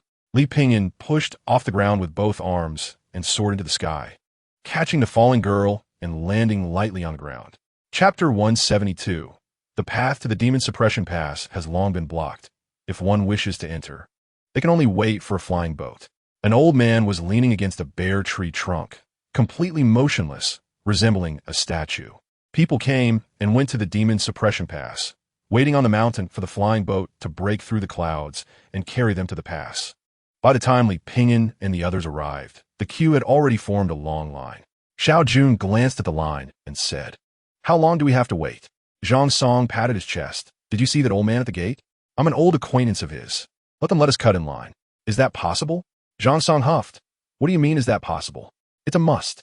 After saying that, Zhang Song walked over proudly. "Hey, can you give us some face and let's cut in?" "No way, get lost." "All right then."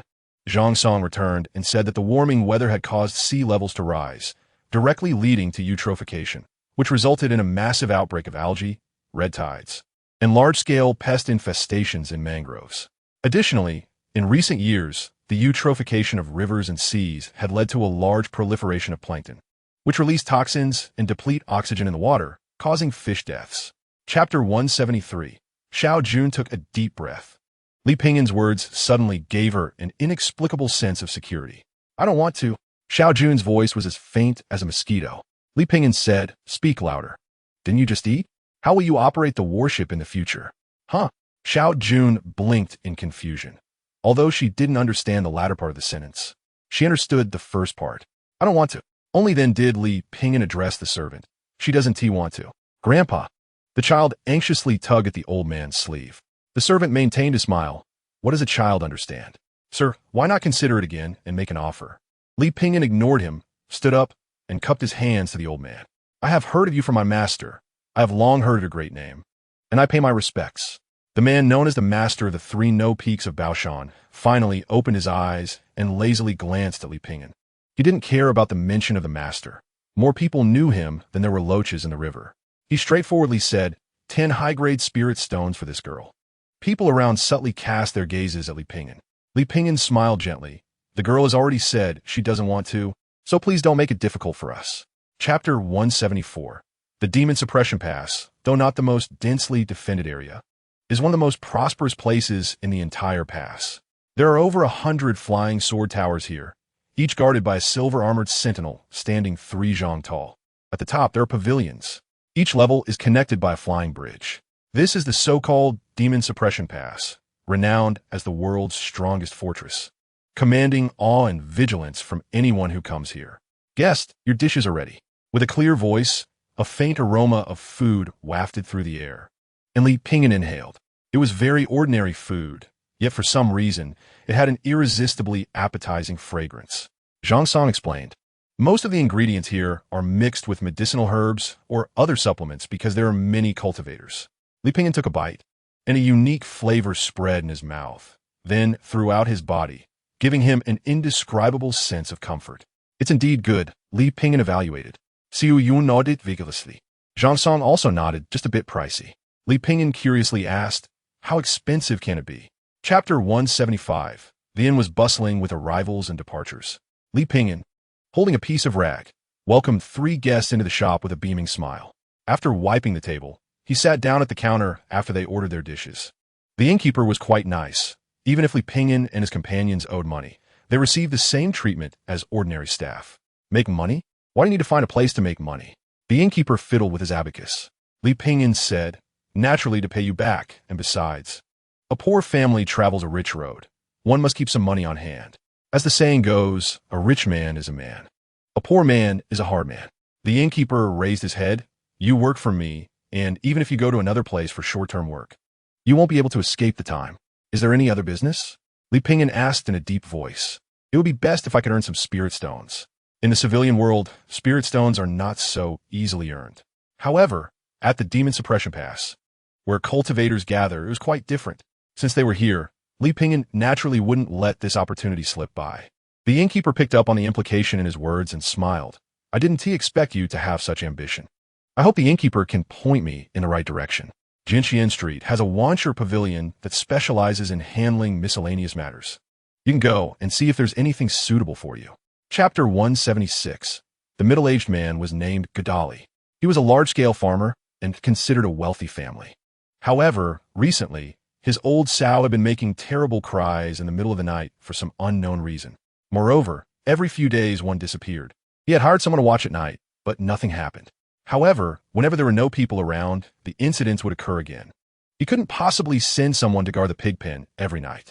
Gadali initially suspected it was human, but he felt that such tight security was unlikely for someone to be so bold. After being reminded, he began to suspect it was a demon causing trouble. Thus, he found the Wancher Pavilion. However, the commission had been posted for more than half a month, and no one had taken it. After all, which cultivator would willingly go to a pig pen to investigate? Li Pingyan nodded thoughtfully. This task was just right for him, 0 risk. 15 spirit stones may not be much for others, but for Li Pingyan, it was already a high return. Leave this matter to me. Gadali was overjoyed. It was still early, so he immediately had the kitchen prepare a table of good wine and dishes. After a hearty meal, the sky gradually darkened. Li Pingyan asked Gadali to prepare a piece of rice paper for him, and with a hero's brush, he wrote a big character. Chapter 177. These 3 pieces of paper should be used once a day. They should be about ready, and from now on, don't go stealing someone else's little pig. The 2 little foxes nodded vigorously. Li Pingyan continued, however, you still need to come back with me to apologize to the owner of the little pig and remember to return the money in the future. Abai nodded again. Then Li Pingyan left the cave with Abai and arrived at Gadali's house. Abai sincerely apologized to Gadali and promised to return the money in the future. Gadali initially thought it was a malevolent ghost causing trouble, but it turned out to be 2 little foxes. Now that the matter was resolved, he didn't take it too seriously. With his family wealth, he wasn't short a few little pigs. The matter was satisfactorily resolved. Li Pingyan went to the Wancher Pavilion, returned the jade talisman, and exchanged it for 15 spirit stones. He carefully put them in his pocket, feeling a sense of accomplishment. To thank Li Pingyan, Abai offered to treat him to a big meal in the cave. Li Pingyan, realizing he hadn't had dinner yet, immediately agreed. The night was dark, with no signs of light, creating a feeling of oppression. The wind whispered lonely, and the faint silver light cast a slanting glow on rows of cold stone tablets. Chapter 178. Chase. Zhang Song shouted loudly and took off running. The attendant asked, is this guy running the wrong way? Li Pingyan thought the earth is round. He must be thinking he can run back. Catch him. We can't let that guy get away. The attendant leaped directly into a thicket. The old Taoist speed was astonishing, making it hard to keep up. The attendant exerted all his strength and soon ran out of the woods, reaching a fragrant grassy hillside. At that moment, he suddenly felt his feet give way. He barely had time to shout before he rolled down a valley over 10 meters high. It's much faster this way. A light voice came from beside him. Hurry, Chase. Li Pingyan said, that old Taoist said he's not weak. I might not be able to beat him without cultivation. The attendant, rolling down, replied intermittently. His cultivation isn't high. Don't play dumb. Li Pingyan hesitated. It was still risky. You know what kind of person I am. The attendant replied, I'll pay more. Deal. The old Taoist ran for a while, suddenly noticing something unusual in the thicket a foot away. Chapter 179. The fragment had lost its luster, appearing like an ordinary piece of stone, but it felt very unusual. Li Pingyan studied it for a while, but couldn't come to a conclusion. At that moment, the fragment emitted a misty glow. Soon after, a piece of text appeared in Li Pingyan's perception. The assaulting eagle. Sweetheart, how's it going? Have you suppressed the rune fragment? Sweetheart? What a strange name. This old Taoist is indeed a psychological pervert. Li Pingyan frowned slightly, but that wasn't the main point. Rune? The first thing that came to his mind was the Great Tao runes. Could he really be that lucky? However, from the other's words, the Great Tao rune he obtained was not complete, merely a piece of a fragment. Li Pingyan hesitated for a moment and replied to the other party. Sweetheart, yes. I've already suppressed it. The assaulting eagle. That's good. I thought something happened to you. At that moment, another message popped up. Happy big boy. By the way, my fragments have been unusually active lately, making me restless for several days. The assaulting eagle. You're just like sweetheart. Happy big boy, sweetheart. How did you suppress the fragment? Chapter 180. Although he had cleared the debt to the boss, he had nowhere to go for the time being. Li Pingyan decided to stay. Strangely, Zhang Song also did not leave. Li Pingyan asked him if he wasn't going to return the sword. Zhang Song leisurely replied, "It's not the right time yet." In the days that followed, Li Pingyan occasionally went to the Wanchur Pavilion to take on some odd jobs to earn spirit stones. Although the pay was low, the danger was almost zero. Occasionally, messages from other rune fragment holders would come through, but most of the time, they were just chatting. In their casual conversations, they would exchange hints about each other's identities, trying to gather the other rune fragments as soon as possible. 5 people, 800 eyes. One day, Li Pingyan took on another entrusted task. Searching for the lost dog. The dog's owner was a cultivator. Since the owner practiced cultivation, the dog had some spiritual intelligence. Later, after mistakenly eating the owner's spirit pill, it gained wisdom. The cultivator thought having a spiritual pet was quite interesting and began to teach it how to navigate the world as a dog, diligently teaching it to practice and learn. Who would have thought that one day, the dog left a letter and ran away from home? Chapter 181. With nothing to do, I am not at ease. Sleeping. The east window has turned red. Since coming to the demon suppressing pass, Li Pingyan felt like he had gained a few pounds. Life was simply too good.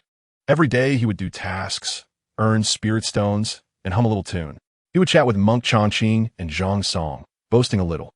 Occasionally, he would chat with the other 4 about the rune fragments, exchanging gossip and probing each other's true identities. It felt like playing Mafia, very interesting. One day, a major event occurred at the demon suppressing pass. Gu Shizhou, who had transitioned from a scholar to a tyrant, was to have a showdown outside the demon suppressing pass with 3 peak 8th grade demons, fulfilling an 8-year agreement. This matter had been widely discussed 8 years ago. Now that the 8-year appointment had arrived, many cultivators had come specifically to the demon suppressing pass. After all, such an exciting battle, which also concerned the honor of humanity, was not something anyone wanted to miss. On the day of the showdown, Li Pingyan, Zhang Song, and Chongqing squeezed into the crowd together. There were simply too many people. Everyone was desperately pushing and shoving, making it impossible to move. Those with a bit of strength used various means to leave the demon suppressing pass and head to the center of the battlefield. Some flew on swords, some rode the wind, and others casually flew out 100 feet away. Chapter 182. The Demon Suppressing Pass. The first line of defense for the demon race in the 9 provinces. The pass was filled with cultivators, and there were many extraordinary people. Every generation's city lord has been a master of Confucianism, Buddhism, and Taoism. They are replaced every 500 years, and currently, the one guarding the demon-suppressing pass is the disciple of the Tao ancestor, Qing Xian. After thousands of years of cultivation, possessing 3 immortal swords, and having unfathomable swordsmanship, he sits at the demon suppression pass, with the advantage of time, place, and harmony among people, unmatched in combat power, sweeping all before him. A young man in a white robe hurriedly walks toward the high platform and bows to the figures on the platform. The city lord, Qing Xian, is in seclusion. Replacing him is a man in a thin robe with a green birthmark on his forehead. He wears a faint smile, exuding a refined yet calm demeanor. He is Kong Yang, a Confucian disciple. Beside Kong Yang stands a man with an ethereal presence, a long sword inserted in his back, exuding a dignified aura, yet with a hint of worry in his brow. He is Yang Jianbai, a Taoist cultivator. How long has it been since anyone dared to ask for swords at the Demon Suppression Pass? 1,312 years, Kong Yang said lightly. If you kill her, it will serve as a warning to others. An elderly man with white hair and beard, holding a wine gourd, dressed in a blue robe with an elegant demeanor, exuding an extraordinary presence, speaks. Zhang Song's voice is low. She has been framed, yet you call her a traitor. The Demon Suppression Pass has stood for 10,000 years, with the demon race and human race at odds with each other. You have me, and I have you. This is not a rare occurrence. The old man said solemnly, if there are any hidden truths, the demon suppression pass will investigate. You claim she was framed. Do you have evidence? Zhang Song raised his head. Yes, I have solid evidence. But you have kept me waiting for 20 years. And I have been to the demon suppression pass 3 times with no results. I'm sorry, I can't wait any longer. The sword is drawn. Today, we settle our grievances. Who will come to fight? Zhang Song swung his sword. The sound of wind and thunder filled the air, and the sword light grew larger like the rising sun. An invisible pressure enveloped the entire venue, causing everyone's breath to catch, their hearts shaken. Where he pointed, the wind and clouds changed color. The old man's kind expression suddenly shifted, revealing a terrifying killing intent in his eyes, cold yet proud, as if looking down on all beings. The long sword was drawn, emitting a low sword hum. The 2 sword energies clashed. Everyone in the arena had to retreat, unable to withstand the pressure of the sword clash. It felt as if a mountain pressed against their chests, making it unbearable. Zhang Song challenges the demon suppression pass for a sword. This news spread like a thunderclap, and soon the entire 9 provinces would know of it. In fact, before this incident occurred, they had never heard of a person named Zhang Song. The reason for his sword challenge was even more absurd. It was said he was asking for a sword on behalf of someone else. His master, who taught him swordsmanship, died at the demon suppression pass due to a frame-up, and his sword could not enter the sword pavilion. He had gathered evidence and spent over 20 years in vain. Finally, he was forced to ask for a sword at the demon suppression pass, paying with his life. This story was quite popular among storytellers, filled with heroes, beauties, and a thrill of vengeance. Zhang Song's body was placed on the city wall for identification. On that day, almost all the cultivators who knew of this matter gathered to watch. Some secretly lamented, some rejoiced at the misfortune, some were indignant, and some were lost in thought. A man wearing a hat led an ox to the city wall. Li Ping'an learned of this news and thought he couldn't let Zhang Song's body lie here for everyone to gawk at. So he came, and everyone quietly watched this scene. Li Ping'an walked to Zhang Song. Zhang Song was wearing the handsome outfit he borrowed money to buy. Li Ping'an packed all his belongings. Finally, he closed the door, feeling a bit reluctant to leave the place he had lived in for a few months. However, he ultimately had to leave. Before departing, he picked a small red flower. Carrying a bamboo pole and leading the old ox, he walked slowly. Changqing also decided to return to the temple, and the 2 said goodbye in the outskirts. A simple farewell, and they parted ways, each heading into the endless distance. The grass grew long, the oriole flew, and the gentle breeze brushed over the hills. The monk Changqing looked at Li Ping'an's back. That figure walked away, seemingly unconcerned about the road ahead, having witnessed sunrises and sunsets, and was thus free of worries, regrets, and grievances. The 2 little foxes, a bai and a hong, waved at Li Ping'an from the hillside. The assistant hung the case for the care of the mother pig after giving birth high up, waiting for the next person to enter the demon suppression pass. The little gray dog panted, diligently cultivating, dreaming of the day it could trample its great enemy, Jingyu, underfoot. In front of Zhang Song's tombstone, a small red flower was carried away by the wind. The mountain wind blew, causing the forest to rustle. Li Ping'an hummed a tune, stepping lightly. He seemed vigorous, as if there were endless roads beneath his feet. Along the ancient path, a horse-drawn carriage slowly passed by. Who goes there? A monk's voice sounded from the darkness. Li Ping'an and the man with a black face quickly returned to the meditation room. Outside, a noisy commotion arose as the monks discovered the intruding figure in black. Centipede. Temple. Dazed person. Li Ping'an took out a fragment of a rune and spoke in the group. Although he did not know the identities of the other 4 in the group, they seemed well-informed and knowledgeable about cultivation. Xiao Tianxin. Does anyone know of a centipede that can make a person lose consciousness? Jingji de Laoying. Can you be more specific? Jingji de Laoying replied immediately, seeming to take a keen interest in Li Ping'an. Li Ping'an thought for a moment. Xiao Tianxin. It seems to be able to burrow into a person's brain. Jingji de Laoying. Can you be a bit more specific? Li Ping'an was just casually asking, and if he needed to be more specific, he didn't know. He just described the situation as best he could. Quail de Dahan. If it had a 1,000-foot centipede, that would be great. At this moment, Quail de Dahan also chimed in. Xiao Tianxin, what is that? Quail de Dahan. It is a type of centipede that can parasitize the human body and will soon take control of the person's body. Previously, there were evil cultivators in Qingzhou who raised this kind of centipede, even seizing the bodies of many cultivators, nearly causing a disaster. Li Ping'an said, so it's a little girl. This is not a place for a little girl to come. The girl gritted her teeth and pulled out a dagger from her waist. Li Pingyan thought she was coming for him, but unexpectedly, the girl turned the blade toward her own throat. Was she trying to splash blood on herself? That's quite ruthless. Li Pingyan grabbed her wrist. What? Are you a death soldier? If discovered, you would rather die? It's better to die than fall into your hands. The girl gritted her teeth. Li Pingyan said, I'm not in cahoots with those monks. I'm the subordinate of the newly appointed county magistrate. Really? Do I look like a monk? The girl shook her head. No, you don't. Tell me what happened here, so I can report to the county magistrate. The girl hesitated for a moment. The other party was much stronger than her. There was no need to deceive herself, so she told Li Pingyan everything as it was. A year ago, a plague spread through the village. The abbot claimed that only by consuming a centipede that had been suffused with Buddhist light could one receive the Buddha's protection and avoid the plague. He also guaranteed that this centipede would not harm the body at all. Chapter 188. The centipede struggled violently, as if trying to escape, but the Buddhist seal on the chains firmly trapped it. Li Pingyan asked the girl to keep an eye on these things while he found a corner. He took out the fragments of the Taoist runes and contacted his friends in the group. Little sweetheart, does the thousand-legged centipede have a black shell and 2 pairs of transparent wings? Not long after the message was sent, he quickly received a reply from the happy boy. Happy boy, that's right. Have you really found a thousand-legged one? Where? Little sweetheart, can you tell me the specific method? Li Pingyan ignored his last question, although the group seemed harmonious on the surface. The 5 of them were intentionally or unintentionally probing each other's backgrounds to seize the rune fragments from one another. Happy boy. Sure, but as usual, I need a share of the thousand-legged centipede. Charging eagle. I also know about the thousand-legged one.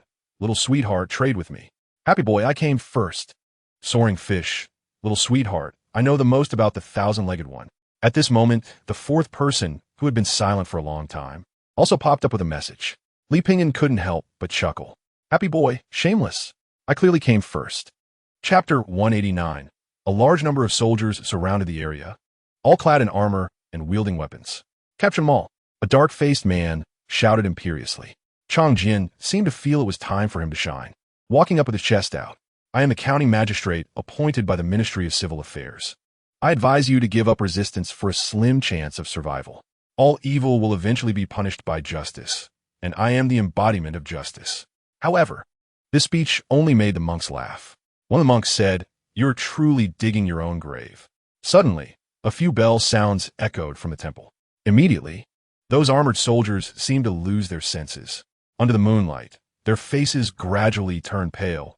Some were anxiously gasping for breath, while others raised their heads high and let out shrieks.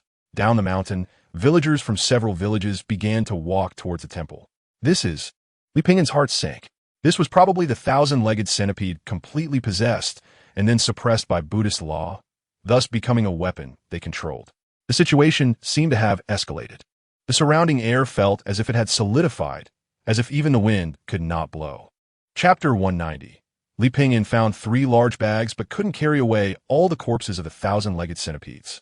Firstly, these things were not small, and secondly, there were simply too many of them. We can't waste them, eat. Li Pingyan asked Old Nyo to process the thousand-legged centipedes simply while he went to chop firewood. Old Nyo took out a large pot from behind and cooked a pot of thousand-legged centipede soup. Old Nyo, let me taste your cooking. Li Pingyan took a bite. Ugh, ugh, ugh. Li Pingyan squatted aside, unable to hold back his vomit. Is this something a person can eat? Old Nyo, did you intentionally make it so disgusting, or was it an accident? Old Nyo moo. Li Pingyan took a deep breath, while forcing himself to endure the foul smell. He reminded himself, absolutely cannot waste such precious things. He immediately swallowed it all in one go. Ugh, ugh, ugh. Sounds of vomiting occasionally came from the forest. The stench of the thousand-legged centipedes was strong and pungent, almost making Li Pingyan's stomach dizzy. He exhaled heavily, initially thinking it was Old Nyo's bad cooking. He realized that whether it was fried, boiled, or roasted, it all made him feel nauseous. He endured the disgust and ate 4 or 5 of them in a row. Chapter 191. A middle-aged man clad in armor staggered over. Upon seeing Li Pingyan, he was momentarily stunned, seemingly unable to distinguish the other party's identity. However, when his gaze fell on Zhao Mu, he was immediately delighted. He naturally recognized the distinctive armor of the Sui dynasty. I am the General Flag Deng Qianquan brothers. Zhao Mu quickly stood up. Little Flag Zhao Mu, greetings to General Flag. Deng Qianquan gasped for breath and pointed at Li Pingyan. Who is this? Zhao Mu was taken aback. He also didn't know Li Pingyan's identity. Just a passerby, Li Pingyan said indifferently. A passerby? Deng Qianquan's eyes turned, but he didn't say much. The current situation didn't allow for much discussion. The iron pot seemed to be stewing something, emitting a foul odor. Deng Qianquan frowned tightly at the stench coming from the pot. Li Pingyan exhaled. You should eat a bit too. We still have a way to go. Although Deng Qianquan's heart rejected the idea, he also knew that having something to eat at this time was already good. He glanced at the contents of the pot. Is this a centipede? Gritting his teeth, he took a big bite. Ugh, ugh, ugh. Chapter 192. A bowl of boiled wild vegetables and plain water. A pot of porridge made from rice bran and a plate of pickled vegetables. Rice bran is the outer shell of grains, very sharp and coarse, with little nutritional value. It is also difficult for the human stomach to digest. Generally, people use this stuff to feed pigs. However, even with this, Li Pingyan and Zhao Mu ate it with relish. Since eating the thousand-legged centipede, Li Pingyan felt there was nothing in this world more disgusting than that thing. Zhao Mu didn't see Deng Qianquan and thought he was sulking and didn't come to eat because of what happened earlier. He asked, "Where's General Flag Deng?" Li Pingyan didn't reply, instead pointing a finger on the table. A drop of blood was on the tip of his finger. Zhao Mu was stunned for a moment, and his gaze towards Li Pingyan changed. A General Flag was killed just like that? Zhao Mu didn't dare to speak again and quietly ate. Soon, the pot of rice bran porridge and boiled wild vegetables was completely consumed. There are no pickled vegetables left. Li Pingyan wiped his mouth. There was not a bit of grease. His stomach felt nothing at all. Zhao Mu's stomach also felt nothing, and he instinctively thought of the cow that Li Pingyan was bringing along. But judging by Li Pingyan's appearance, he had no intention of eating that cow. Chapter 193. I'll fuck your mother. Zhao Mu suddenly rushed out, startling everyone. Zhao Mu was the first to kill one, wanting to draw his knife, but got stuck inside. A Turk quickly reacted and kicked Zhao Mu aside. Inside the room, including eradicate, there were a total of 4 Turks. Zhao Mu violently killed one, but there were still 3 left. Eradicate hurriedly hid to the side. Zhao Mu quickly dodged, and the Turk's curved knife struck the floor. Zhang picked up a kitchen knife and slashed it down on the head of a Turk who had his back to her. The Turk let out a scream, turning around with wide, angry eyes, seemingly wanting to tear this woman apart. But in a flash of the knife, the whole knife dropped to the ground, and the person fell next to it. Li Pingyan stepped on eradicate, holding a rabbit in his hand. We're on the same side. I'm also from the Central Plains. Big brother, I'm also from the Central Plains. Zhao Mu grabbed eradicate and slammed into his embrace. He kneed hard, directly hitting eradicate below the belt. Eradicate let out a cry, collapsing to the ground in pain. Big brother, I'm from the Central Plains. We don't fight fellow Central Plains people. Chapter 194. There's enemy activity. The sound of crossbow bolts cutting through the air kept coming. Clearly, many were in fierce battle. A group of over 10 scattered troops of the Sui were being chased by Turks, with arrows shooting wildly in the air. Some were hit by arrows and fell, while others were injured and running madly, all in chaos. He escaped. He chased. It was impossible to fly. Zhao Mu hid in the shadows, pulled back the bowstring. But didn't he dare to shoot? Ever since Li Pingyan killed several Turks, he had completely followed Li Pingyan's lead. 21, 22. Li Pingyan silently counted and waited for a moment. Not seeing any pursuers behind, there were a total of 25 Turks, and they hadn't formed a formation. If this group of scattered troops turned around to counterattack, they probably wouldn't be beaten so badly. The outcome was uncertain. But the reason scattered troops were called scattered was because of the scattered character. There was no commander, nor the ability to organize an attack. Upon seeing the enemy, they instinctively wanted to escape. A lone Turk slipped on the ice and fell on his butt. Just as he was about to get up, a hand suddenly pressed down on his head. A cold light flashed, slicing through his neck. Li Pingyan quickly crouched low and jogged forward. Chapter 195. Li Pingyan opened a hole in the ice. His blue shirt was flapping in the wind, and he didn't feel cold at all. He was covered in feather-like snowflakes. Li Pingyan touched his nose and exhaled a breath of cold air. Thud. Done. Li Pingyan untied the fishing line from the bamboo pole. To be honest, he was really glad that he was at Huailu Academy at that time, allowing Chunxiu and Shachan to get this fishing line for him. Along the way, he had no idea how many delicacies he had eaten relying on this fishing line. It was still early, so Li Pingyan rubbed his hands together. preparing to catch a few fish and make a pot of fish soup to taste the freshness. The old cow moved a stone over and wiped the snow off it for Li Pingyan. Li Pingyan then sat on the stone, imagining how many fat and big fish he could catch. River God, please give me and the old cow some face. Before long, a fish really hooked on. Li Pingyan smiled faintly. River God, you really give face. While speaking, he leisurely dragged the fishing line, pulling out a lively bass. Li Pingyan unhooked the fish, raising his eyebrows. The silver scales of a large fish, about a foot long, sparkled in the sunlight. Early morning, the sun rose in the east. The snow resembled pear blossoms. Chapter 196. The old cow appeared behind Hu Yinzhua and caught the staff knife that Li Pingyan threw over. It successfully plunged into Hu Yinzhua's body. Hu Yinzhua turned around in disbelief, looking at the big black cow he had never cared about. You. The old cow smirked slightly, tossing the staff knife back to Li Pingyan. This is our passionate combination technique. Li Pingyan held the knife, looking quite disheveled. His hair was covered with ice chips, and he was soaked. Although the bleeding had stopped, the stains remained. His once clean blue shirt had now turned into a beggar's robe. Wait, Hu Yinzhua could not accept such a defeat. Li Pingyan swung the knife and cleanly severed the opponent's head. He never forgot the rule that villains die due to talking too much. Hu Yinzhua probably never realized until his death how he was defeated by Li Pingyan. After Hu Yinzhua died, the big bearded man he had controlled with secret methods also returned to normal. To prevent the enemy from having reinforcements, Li Pingyan quickly stripped Hu Yinzhua's corpse. Chapter 197. Li Pingyan said, "You are looking for death in this state. Let us kill the Turks behind us and go back together." The man who had been kicked down by Li Pingyan earlier stumbled to his feet. He looked at Li Pingyan and gritted his teeth. Damn it, let us do it. I've been holding back my anger for too long. Soon, 5 more people came out. Including the previous 25, Li Pingyan gathered over 20 more. A total of over 40 people. An ambush, of course, required bows and arrows. Li Pingyan instructed the other scattered soldiers to grab bows. Some soldiers still had bows in their hands. A scattered soldier was unwilling to give it up and was slapped twice by the big beard. Damn it. Are you going to escape with this thing? Let me tell you, we're going to ambush the Turks. How can you hit people? The scattered soldier felt extremely wronged. The big beard swaggered away.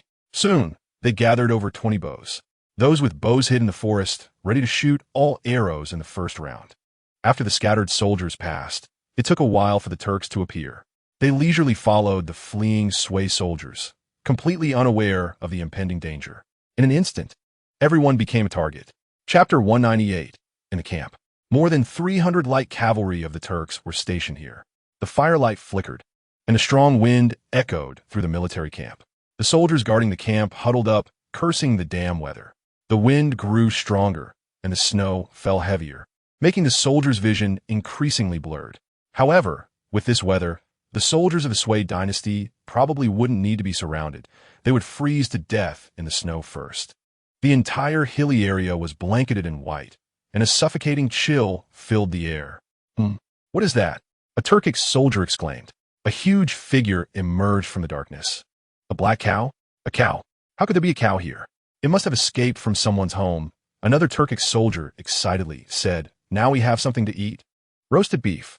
The Turkic soldiers licked their lips. A few surrounded the cow, preparing to lead it back to kill and eat it.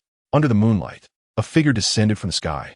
The gleaming blade flashed like a crescent moon, sweeping over their heads like the wind and landing in front of them. In the blink of an eye, 3 of them fell down.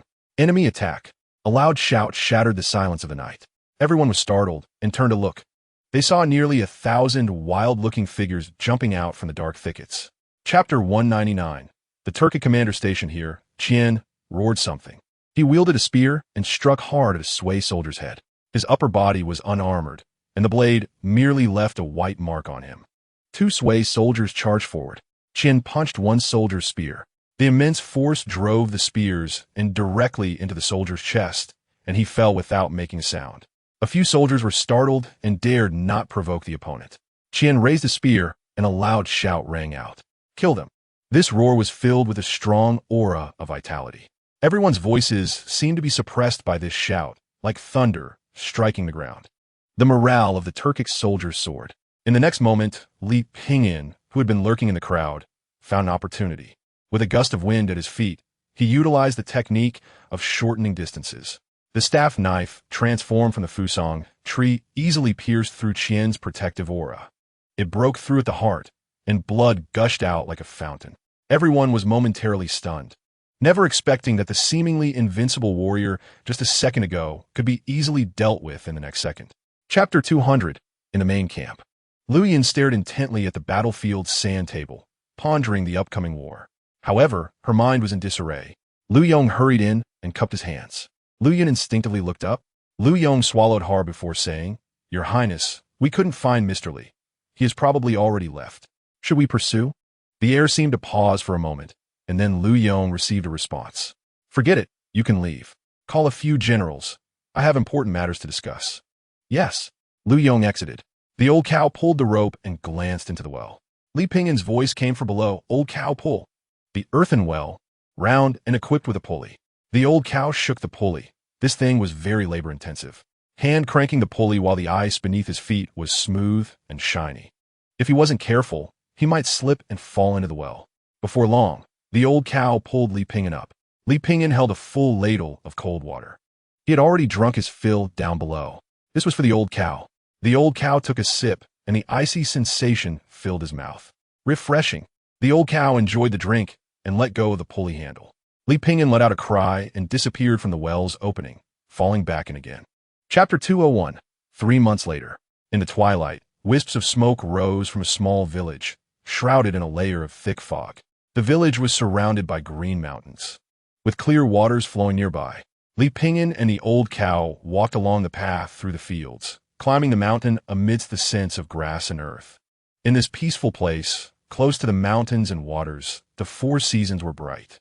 Stealing half a day's leisure, they enjoyed a carefree and leisurely life. After chopping firewood, they also caught a rabbit and picked some sweet and sour fruits. Li Pingyan greeted a few villagers who were up early and strolled back home at a leisurely pace. Breakfast consisted of a pot of noodle soup, which was essentially a soup with flat noodles. There is a saying, "A clever woman cannot cook without rice," meaning it is difficult to make something without the necessary ingredients. After finishing a pot of noodle soup, the old cow began to wash the dishes and pots. Li Pingyan sat at the Kong, sinking his consciousness into a meditative state. These days, he had been working on refining his energy. Occasionally, he would chat with others who possessed the Taoist runes in a group, exchanging insights. In this world, there were not many people like Li Pingyan who practiced the 6 secrets of a human body, but they did exist. Their sole goal was to find the Taoist runes. Chapter 202. Li Pingyan followed the pawnshop owner into the room. The owner then closed the door and looked around uneasily. "Come, follow me. I'll show you a great treasure," the owner said. Li Pingyan chuckled awkwardly. "A great treasure?" They walked into the backyard, where 3 muscular men with bare chests were waiting, all wearing gray short shirts and cloth shoes. One of them even had a knife hanging from his side. The owner closed the door and looked at Li Pingyan with a half-smile. "Blind man, where did this thing come from?" Li Pingyan replied in a deep voice. "What do you want to do?" "What I want to do?" The owner stepped forward, saying, "If you can't explain where this thing came from today, don't even think about leaving here. Aren't you afraid of the government causing you trouble? Today, I could kill you here, and no one would know. If I were afraid of the government, I wouldn't be making a living here." Li Pingyan nodded, showing his understanding. 20 taels of silver. How about we let this matter go?" The owner couldn't help but laugh. 20 taels? I didn't expect you to have some wealth. Li Pingyan extended his hand. "Then give it to me." The owner was taken aback, then became furious. "You brought her looking for trouble, huh? Don't you want to go out and ask about my reputation?" Chapter 203. How's business, brothers? Zhao Hu walked proudly down the street, flanked by 7 or 8 thugs with exposed chests and short clubs at their waists. The people on the street saw them and avoided them as if they were encountering a scorpion. The Black Tiger Gang, led by Gua In, who used to be a smuggler of private salt. Although he was short and ugly, he was notorious for being ruthless and would draw a blade at the slightest provocation, killing without blinking. Gradually, all the local villains came under his control. The rich do not wish to provoke them, and the poor cannot compete with them, which has made them arrogant to this day. Wherever these people find a path to wealth, they swarm like flies to blood, leaving no stone unturned. Rio and his ruthless, and his subordinates have learned to be just as ruthless. Zhao, who casually grabbed an apple from a vendor's stall and glanced around. He soon saw a blind man approaching with a cane, leading an old cow. The cane tapped on the ground, making a crisp sound. Zhao, who looked at the fat, strong cow behind the man and immediately had an idea, deliberately blocking the blind man's way. The two collided as expected. Zhao Hu smirked and shouted, "Are you blind? You son of a BTCH." The blind man quickly apologized. Sorry, my eyes are not good. Please forgive me." Chapter 204.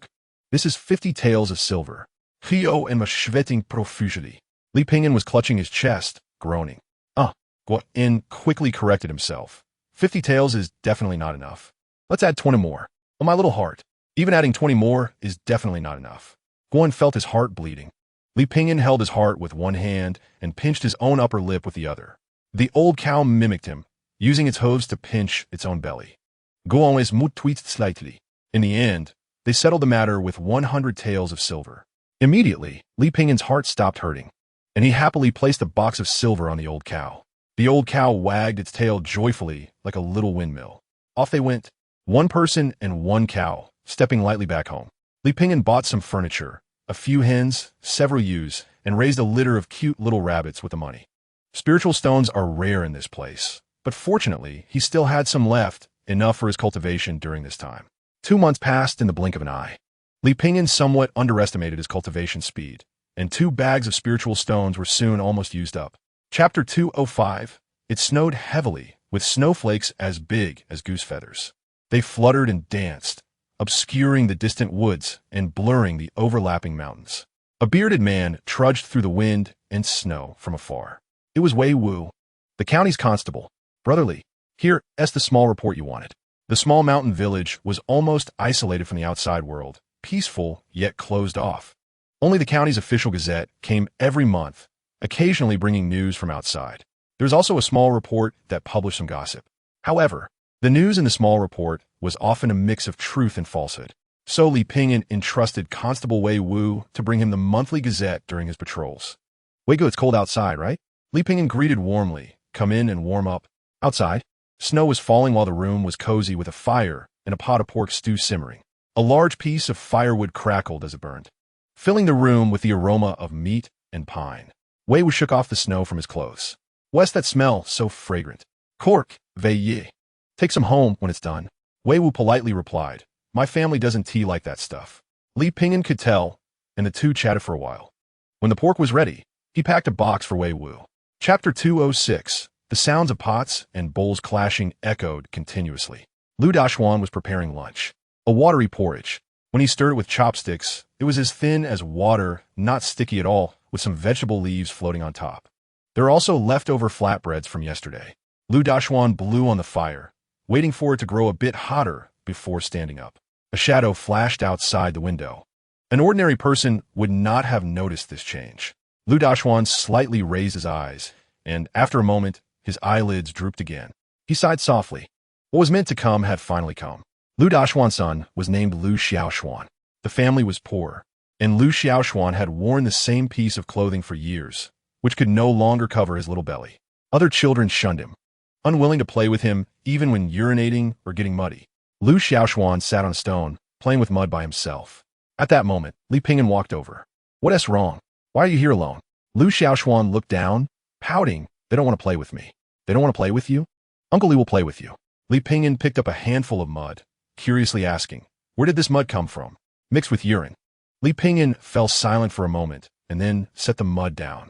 Chapter 207. The ox cart sped down a narrow path, kicking up a cloud of dust. "Mom, why are we leaving?" Lu Xiaoshuan asked in confusion. The usually talkative woman was now unusually silent. Li Pingyan leisurely played the Erhu. Turning a corner, a man in his late 20s appeared in front of the ox cart, dressed in a blue outfit. He held an ancient bronze sword in his left hand. His gaze sharp, he stood alone in the middle of the road. If others were like a mantis trying to stop a chariot, he considered himself a mountain. At least, that is what he thought.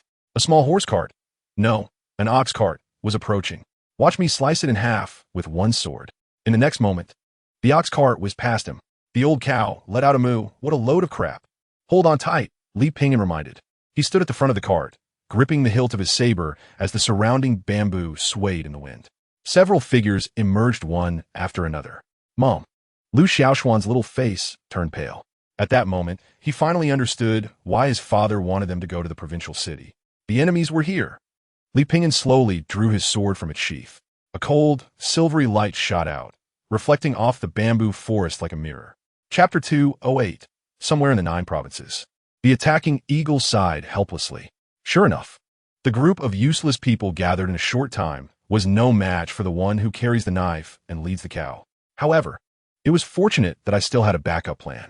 I had already leaked the news about the one who carries the knife and leads the cow in advance, hoping that the fragments of the great Tao talisman in his hands were taken by someone, rather than lost somewhere. Otherwise, it would really be like searching for a needle in a haystack. It's a headache. After searching for so many years, I finally found the whereabouts of the one who carries the knife and leads the cow, only for it to end up like this. The attacking eagle rubbed his forehead. Happy boy, little sweetheart, soaring fish in the water. Who could these 3 be that took the fragments of the one who carries the knife and leads the cow? Damn it, if it weren't for me being unable to get away. The attacking eagle pondered for a moment and decided to release a message to test the waters. Attacking eagle. The negative knife Qian Niu is dead. Who did it? I haven't paid the reward yet. Li Pingyan sneered inwardly. A reward? This guy really knows how to talk. I'm afraid what will come is not a reward, but a blade. You pretend, I can pretend too. Little sweetheart. Dead? How'd he die? Who did it? A triple question mark. Happy big boy. Negative knife Qian Niu has been missing for a long time. I still owe him a favor, what a pity. Tapte sins no unkladi. A little girl with horn braids looked up and smiled broadly. She was Erhu, the child of Widow Wang. My mother asked me to bring this to you. Erhu held a small bag filled with jujubes. Widow Wang's husband had died on the battlefield. A woman with a child, their family was living on tight resources. Previously, Li Pingyan often gave these children some yellow beans or a few pieces of meat when he had some. When Widow Wang's family made something delicious or picked some fresh fruit, they would bring some to Li Pingyan, even though they knew he lacked nothing. But it was a gesture of goodwill. Li Pingyan did not refuse, picking up a jujube. After tasting it, he found it sweet and moist. Not bad, just right. I've stewed some pork today. You can take some back. Erhu's big eyes were fixed on the pot, her desire to eat written all over her face. But she shook her head. No, my mother said we can't eat Uncle Li's meat anymore. It's not easy for Uncle Li to earn money. Li Pingyan smiled. He was never a cold-blooded person. Sometimes he could help if he could. Although he did not seek a return, it was nice to at least receive a thank you. To be remembered in their hearts. Chapter 210. On a dark and windy night, the wind blew fiercely. It seemed it was going to rain. Spring rain is as precious as oil. The villagers felt even this wind was sweet. Soon the rain began to fall, making a crackling sound like beans. It soaked the village roads and roofs. Each household had gone to bed early. Li Pingyan did not sleep. With his current energy, he could go a month without sleep without any effect. Li Pingyan just really enjoyed the feeling of sleeping. However, to improve the efficiency of his cultivation, he practiced every night until around the 4th watch. Clear footsteps entered his ears. This is the place. Old Kai's voice sounded. That blind man lives here. At this moment, a bandit named Shoho suddenly expressed some concern. Big brother, do you think that blind man has so much money? Could he be a hidden master or something? Hidden master? A man kicked him. You've read too many novels, Haven Tiu? Shoho replied, isn't it said that in the rivers and lakes, the ones who seem to have no skills are the ones you can't underestimate?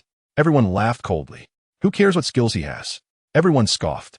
No matter what skills he has, high martial arts are still afraid of a kitchen knife. Chapter 211. After that, Li Pingyan encountered Sister Kai twice in the village. Neither of them spoke. Sister Kai seemed to have lost her soul. Soon after, Sister Kai's family left the small mountain village. After all, with this incident, the villagers could not tolerate them anymore. Before long, it was summer. Taking advantage of the sunny weather, Li Pingyan cut down the vegetables he had planted in the garden. Then he went to the pond and washed them one by one. By the pond, a group of ants washed vegetables while chatting. The faces of a few of them were written with worry, sighing. The bandit forces were growing stronger. People returning from outside said they had even started attacking the county town. These bandits were ruthless, robbing food, women, and burning houses. Fortunately, the county town is not so easy to break through. There had been rumors before about bandits attacking the city, but they were driven away by the soldiers. These bandits could only bully the defenseless common people. Once the soldiers arrived, they would scatter like flies. One must know that every time the soldiers are mobilized, the supplies cost a considerable amount. Although these bandits do not have strong combat power, they are as annoying as flies. Chapter 212. At Widow Wang's house. Mom, drink some hot water. Erhu handed Widow Wang some hot water. Widow Wang took a few sips and then lay down weakly again. With no food in her belly and no strength in her body, plus the cold wind, it would be strange if she got better. Although Li Pingyan occasionally helped the two of them, he couldn't withstand the head tax, land tax, and fees. The government finds ways to squeeze money from the common people. Without Li Pingyan's assistance, their house would have probably been mortgaged long ago. Now, having a place to live is already quite good. Bang bang. Suddenly, there was a knock on the door. Who is it? A yumpet in flight. It's your Uncle Pants, came Yang Pants' voice from outside. Yang Pants got his name because he was thin and wore very loose pants that often fell to the ground. Widow Wang furrowed her brows. The two families had no relationship. Moreover, Yang Pants was a local ruffian. Why would he suddenly come to their house? Widow Wang was cautious and didn't let Erhu open the door. Brother Yang, is there something you need? Yang Pants chuckled. What is it? Come in and talk. Can't we talk through the door? Chapter 213. Li Pingyan, however, paid no attention at all, feeling the resistance of the other's pulse with his fingers. If when pressed, the pulse feels hard, solid, and the rebound strength is strong, it proves that this pulse has strength. If the fingers press down and encounter little resistance, or even with slight pressure, the pulse disappears, then this pulse lacks strength. There are many methods to treat wind cold, but they are quite different. For example, Ma Huang decoction requires the pulse to be tight. On the other hand, Changqi decoction requires the pulse to be solid. Tight and solid means it must have strength. If the pulse is weak and these prescriptions are used, it may have the opposite effect, causing the patient to become weak or even faint. It's nothing serious. I'll prescribe you some Guiji decoction. It can't attack, only tonify. Sorry to trouble you, Widow Wang said somewhat embarrassedly. I still don't know how to repay you. No worries, I'll go get you some medicine. Just take it as prescribed these days. Widow Wang watched Li Pingyan's departing figure, feeling a warmth in her heart. The heat of summer was still intense, unbearable like a steamer, with not a breath of wind. The thick air seemed to be stagnant, and the sound of cicadas could be heard not far away. Chapter 214. Although the healer has a benevolent heart, Li Pingyan still harbored some selfish motives. Fate, a healer's benevolence. Who could refuse to gain experience? Once an epidemic or similar issue was discovered, local officials would promptly report it. At the same time, before the court's official document arrived, local authorities would implement effective quarantines, establish isolation zones, and accommodate and isolate patients, reducing the mobility of people in epidemic areas to prevent the spread of the disease. Next, the court would dispatch medical officials to the scene. Of course, with the current situation, there was no point in thinking about the court sending medical officials. The skills of the county's doctors were limited, and if this plague could not be controlled, the consequences were unimaginable. Even if the city was held, the county magistrate would likely struggle to keep his official hat. In a very crowded room lay about 10 people, and an unpleasant odor filled the air. This was it. The constable stood far away, fearing infection. Li Pingyan nodded, thanking him. The constable hurriedly gave a few more instructions and quickly left. Li Pingyan symbolically tied a towel around his mouth and hung the poison-repelling bead he obtained from Huyanjua around his neck before stepping inside. A small lamp, the size of a bean, illuminated the room. Chapter 215. Several days passed. People were dying daily in the city, the plague was worsening, and the death toll was rising. Everyone was on edge. Even 2 doctors had contracted the plague. Seeing the situation deteriorate, some doctors began to contemplate fleeing. They were merely barefoot doctors in a small county. Lacking skills, treating minor ailments was one thing, but dealing with a plague was akin to forcing a sow to climb a tree. Alas, late at night, Limazi Siga Daipli. Some doctors had already given up, some were plotting their escape, and others pretended to be sick. Benevolent heart. Limatzi had suffered from illness since childhood, so he empathized deeply with the patients. A conscience, the innate good heart, is benevolence. In Limatzi's view, as a healer, the greatest reward was often not the banners or material possessions, but the recovery of one patient after another and the heartfelt smiles from patients and their families. But now, Limatzi rubbed his drowsy eyes, a sense of helplessness spreading throughout his body. Perhaps this was the pain and helplessness of a healer, watching his patients die before his eyes. Chapter 216. I am unworthy, truly unworthy. Divine Doctor, please do not be modest. If it weren't for you, we would have long been dead. Yes, Divine Doctor, this is a small token of our appreciation. Please accept it. Faced with the villagers' enthusiasm, Limatzi truly did not know how to respond. He had saved countless people over the years. He had received gratitude and favors before, but it was the first time he felt so uncomfortable. This sensation of reaping the fruits of others' labor was indeed hard for him to accept. Although it was indirectly suggested by the other party to do so, he still felt that Limatsi had considered looking for this blind man. If the other party was still in the county, a blind man with such a distinctive feature would be easy to find. However, recalling the words the other party had left him, "Do not seek me," he decided to let it go. Since the person did not wish to be disturbed, why should he seek him out again? Yet Limatsi really wanted to seek advice on medical skills face to face. Meanwhile, in a small mountain village, Healer's Benevolence Experience, 111111, Chapter 217. Today's 6 updates originally planned for 7, but I developed a high fever and couldn't hold on. Tomorrow I'll see if I can continue to update. By the way, I request a wave of free gifts and 5-star reviews. Most of the constables in the city have been dispatched to the city wall to deal with bandits, leaving the officials stretched thin. They had no choice but to temporarily recruit some people to help manage order and maintain security. The county magistrate knew very well that in such times, the city could not be chaotic. However, he was eager to kill the bandits, but powerless to change the situation. Last night, Li Pingin's act of killing those local bullies in front of many quickly became known to the officials. Thus, naturally, someone came to find Li Pingin the next day. They were not looking for trouble, but wanted Li Pingin to help maintain order as a patrolling constable. Li Pingin hesitated slightly, but agreed. First, being a constable came with some power. Otherwise, when other officials dispatched from the court came to squeeze him, would he pay the money in food? Would he refuse to pay? Paying? He would definitely be reluctant. Moreover, given the greedy nature of those officials, even a small fortune would not be enough. Not paying, after all, they were officials. Chapter 218. Old Sun said, "Start from Sanshui village. They recently recruited a constable. He seems to have some strength and appears to be a warrior. The person I sent before was killed by them." Guo and scoffed. "Oh, what's so great about a warrior? They're still merely mortals. A crowd can easily overwhelm him. Warriors do have some strength, but they are ultimately flesh and blood and cannot withstand being outnumbered." Old Sun nodded. "This person has killed so many of my brothers.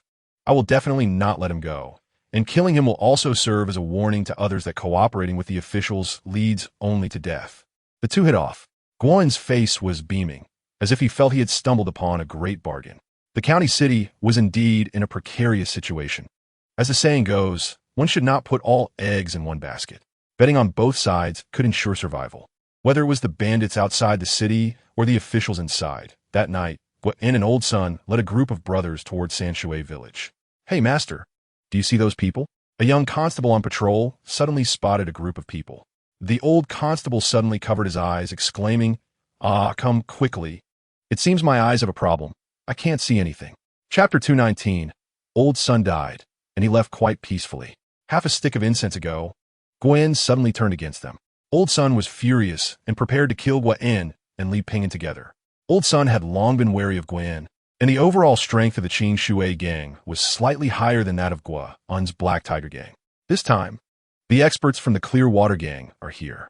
So even if Guo betrays them, Lao Sun is not afraid. "Come at me, kill them all." Lao Sun drew his weapon. "Today, I will unleash a massacre." Before his words fell, Li Pingin threw a brick from afar. It made a loud explosion in the air and smashed on Lao Sun's head with a puff, splattering blood everywhere. Lao Sun's head was gone, and his body hadn't reacted yet. He stood still for a moment before collapsing to the ground. Looking at this scene, and then at Li Pingin's relaxed expression, Guo swallowed hard. He was glad he was clever. Otherwise, he would have been the one to fall. The boss was killed just like that. The members of the Clear Water gang were all stunned. It felt as if they had just seen someone who was showing off being suddenly slapped in the face. Li Pingin stepped forward, approaching the members of the Clear Water gang at a steady pace. One must admit, having a strong fist is indeed a good thing. Chapter 220. After a long time, a cool sensation swept over him, soaking every part of his body. His limbs felt a sense of comfort. After a moment, he felt a refreshing coolness permeating every pore, as if a fine stream of air had entered his body. It worked. Turtle breathing technique. 9495. Human body. 6 secrets. Niwen. Completed 2530. After a long time without a breakthrough, the turtle breathing technique finally broke through again. The Niwen also increased from 25 to 30. Within every meridian, there was an indescribable sense of comfort. It felt as if his body had transformed from shallow pond into a deep pool. Every acupoint, every meridian had become an inexhaustible treasure. From the inside out, from the internal organs to every inch of skin, every hair felt exceptionally transparent and joyful. Li Pingyan slowly stood up, trying to gather the energy and blood within him. To his surprise, as soon as he focused his mind, the energy and blood moved along with it, almost reaching a state of complete control. He then moved outside. With a gentle leap, he floated up like a light leaf. As the airflow surged, he soared into the sky. Chapter 2:21 Li Pingyan was quite curious, thinking about which scholar from the academy had come to the small county. At this moment, news of the arrival of an immortal had already spread. The officials were beating gongs and drums, shouting all over the street. One reason was to stabilize the people's hearts, and the other was to intimidate the enemy. Everyone gathered in the square, waiting for the arrival of this immortal. Li Pingyan and old Neo squatted on the outskirts, holding a handful of soybeans. Since the bandits surrounded the city, there had been little such lively scenes. The crowd was bustling and chaotic. Many vendors seized the opportunity and temporarily set up stalls here. There were those selling tea, those selling sunflower seeds and snacks, and even fortune tellers. Li Pingyan quite liked this lively atmosphere. County Magistrate's residence. Today, the county magistrate wore official robes and a hat for once. He meticulously groomed himself. Since the bandit troubles began, he hadn't had a good night's sleep. Not only did he have to fend off the bandits outside, but he also had to guard against spies within the city. He had sent dozens of requests for assistance to the court, but all fell on deaf ears. The court only gave one response. The city is where the people are.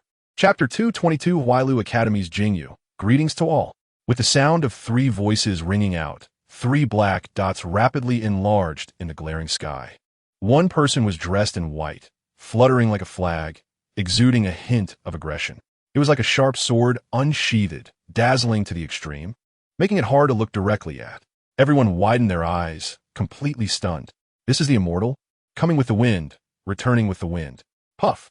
Amidst the admiration and respect of the crowd, Jingyu fell head first into the ground with a thud. The crowd, Li Pingyan silently covered his face. Mmm. Jingyu's legs flailed in the air quick. Help me. Chuanxiao and Xiachan had no choice but to rush over and pull Jingyu out. Jingyu straightened his clothing and cleared his throat. Everyone, we 3 are students of Huailu Academy. With us here, the mere bandits are nothing to fear. As he spoke, he looked at the crowd, displaying a confident expression, as if trying to regain some face with those words. The crowd remained silent. Jingyu still had a small red flower stuck to his head, and with those words coming from his mouth, they had no persuasive power whatsoever. Chapter 2:23 Late at night, outside the county city. The torches outside the camp flickered. Inside the tent, a fire was lit, roasting a deer leg, filling the air with a fragrant aroma. Yi Hao, wearing a black eye patch, took off his wet clothes and was bare-skinned. While drying his clothes, he munched on the deer leg. In the big tent, several leaders of the bandits gathered together. A map was laid out on the table as they discussed plans for an attack. Yi Hao was the leader chosen by this group of self-proclaimed righteous bandits.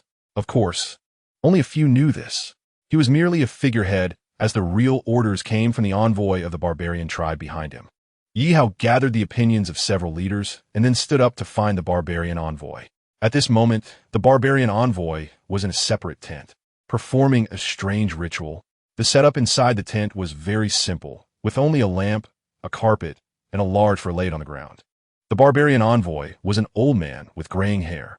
He wore a black wide-brimmed felt hat, a fox fur robe, and a colorful white wide-sleeve garment over it. His long robe had a skull on it, and he wore a pair of coarse farmer shoes. His appearance was quite bizarre. Yi Hao respectfully bowed and saluted, as his underlings were starting to struggle. This was a tough nut to crack. Chapter 2:24 Under the illumination of the flames, shadows moved about. The bandits charged toward Jingyu with various weapons. Some wore leather armor, while others donned thick leather jackets, with longbows slung over their backs. It was unclear where they had gotten such equipment. After running for a short distance, arrows rained down like water. Jingyu waved his sword, creating a gust of wind to block the arrows. Although the martial arts of these bandits were average, their numbers were simply overwhelming. A group of people had just fallen, and another group rushed in. Jingyu was running with his sword, not just simply running, but circling around the camp. A barbarian cultivator hid among the crowd. intending to ambush Jingyu. However, in an instant as he charged forward, Jingyu flipped him over with a single sword strike. Do you know who I am? I am a rare, genius disciple of Erhu Academy. Just you? Trained for another 100 years.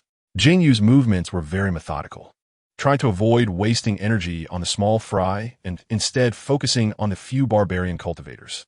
Soon, 3 barbarian cultivators had died under his sword. Jingyu made a large leap, jumping over the crowd.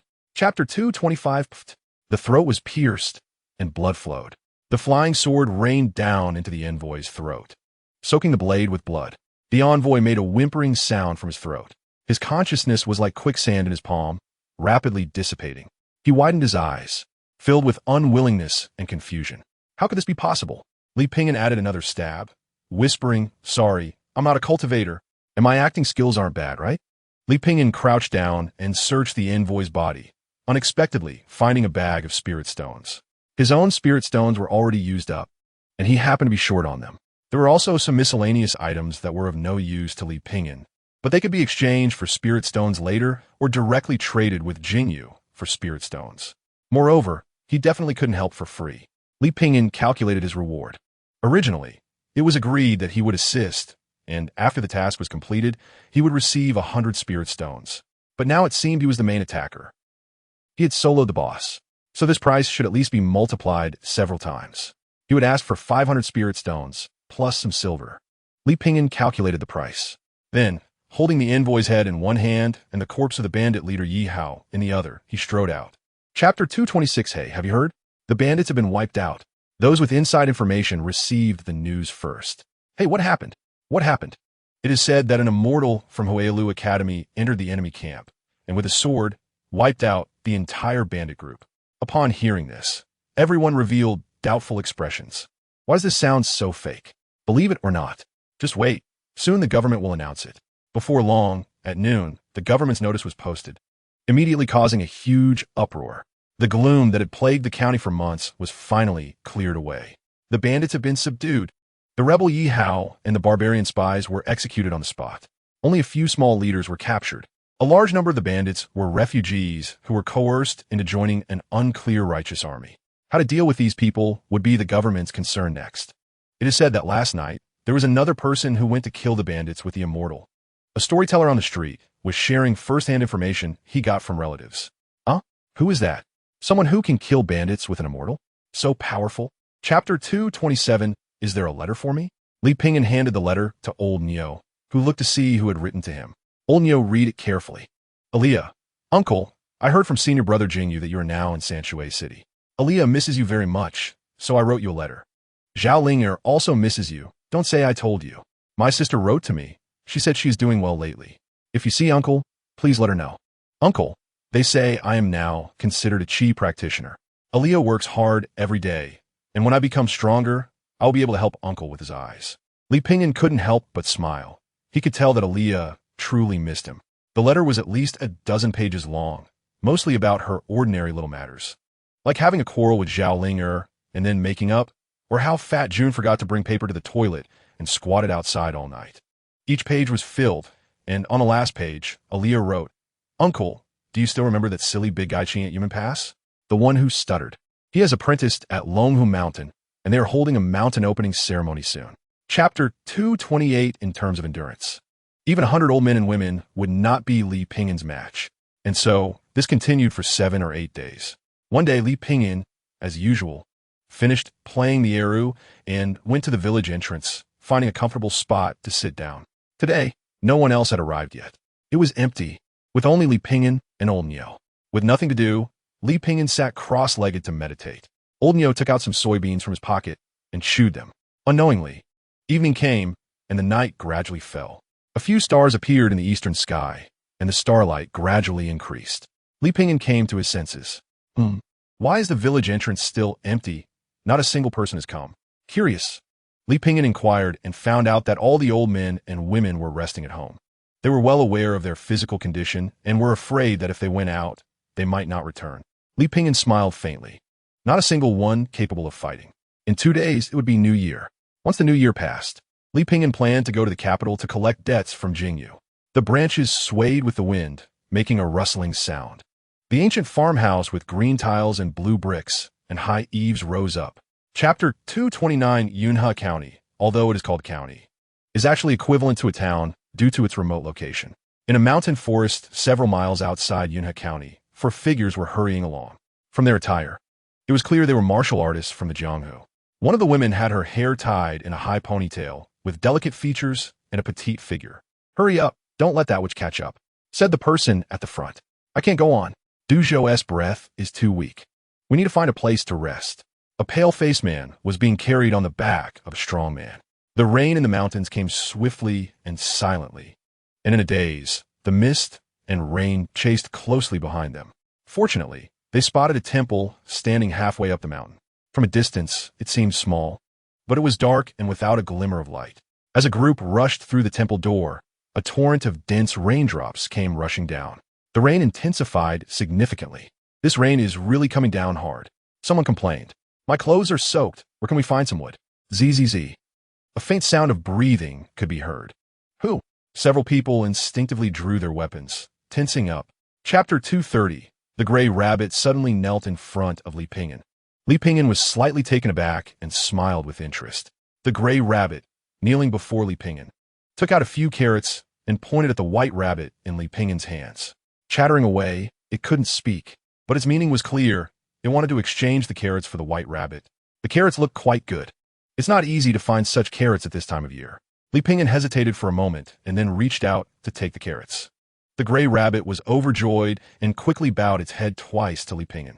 After receiving the carrots, Li Pingyan nodded in satisfaction. Suddenly, he reached out quickly, and before the gray rabbit could react, he grabbed it. Now I have two rabbits," Li Pingyan said. The gray rabbit's expression turned to one of terror, almost crying out, "How can you be so untrustworthy?" Li Pingyan smiled slightly. "How about this?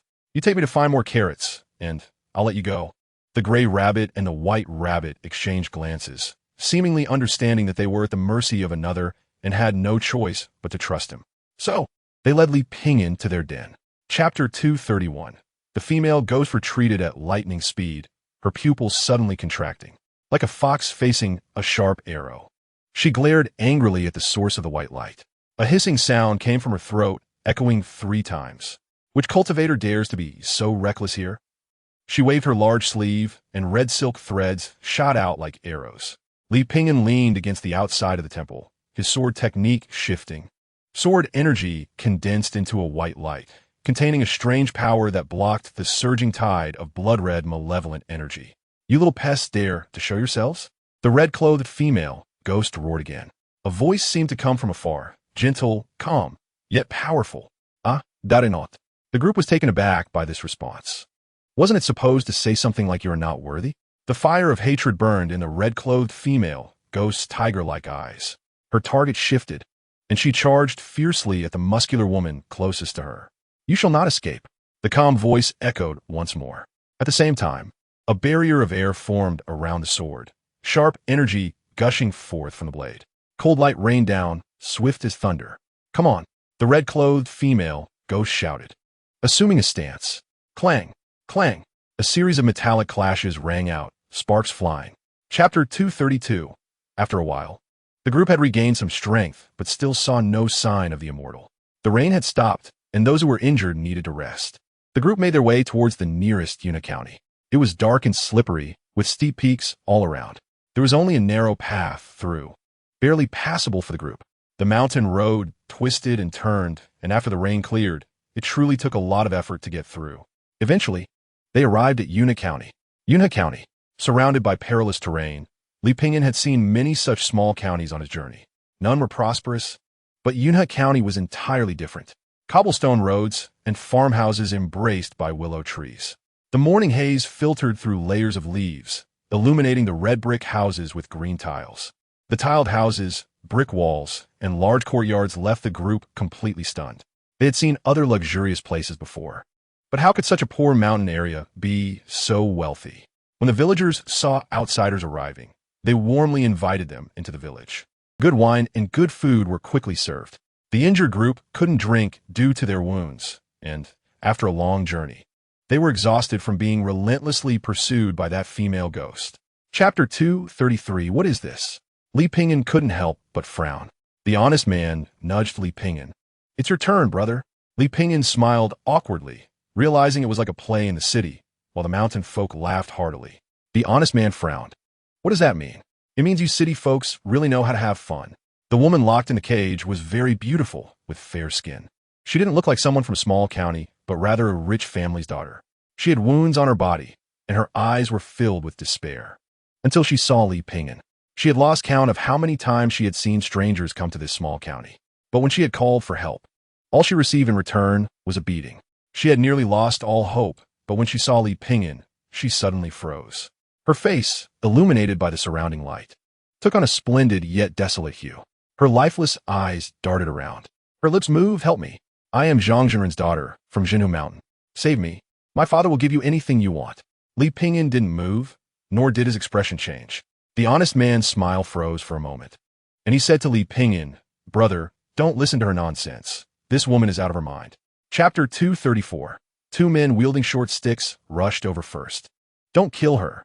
We need her alive." At that moment, a hearty voice suddenly rang out. The red-clothed female ghost on the mountain had been injured and needed blood to eat. Although this person was blind, he could take on 3 to 5 sturdy men alone, indicating he was likely a martial artist, certainly appealing to the appetite of the red-clothed female ghost. Li Pingyan was treating Zhang Yuan's injuries, having inserted needles into various acupuncture points on her. Although Zhang Yuan didn't seem to have sustained serious injuries and could recover with some rest. She had been hurt by a monster earlier. Coupled with not being able to recuperate properly, it had left her with lingering health issues. If she hadn't adjusted her body in time, she might not live for another 2 years. Initially, Zhang Yuan felt pain and itching at the wound, but then it became numb, rendering her unable to move.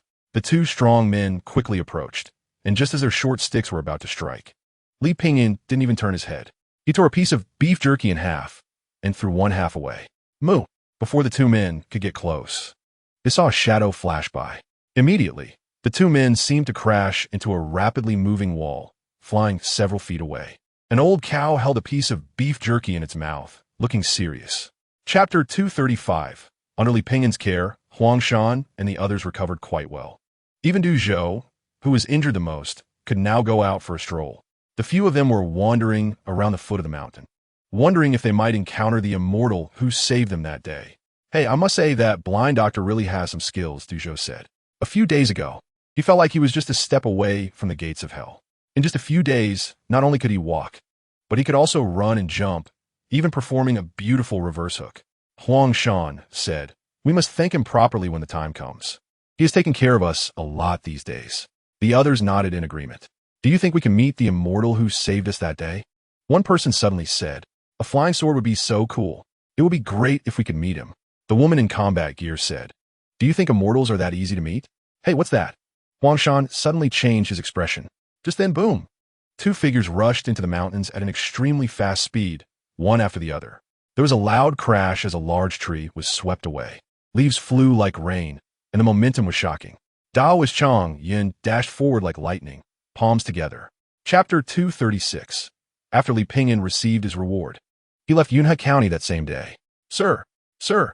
At this moment, Huangshan and the others hurriedly chased after him. At this moment, these young newcomers finally realized that the immortal was actually right beside them.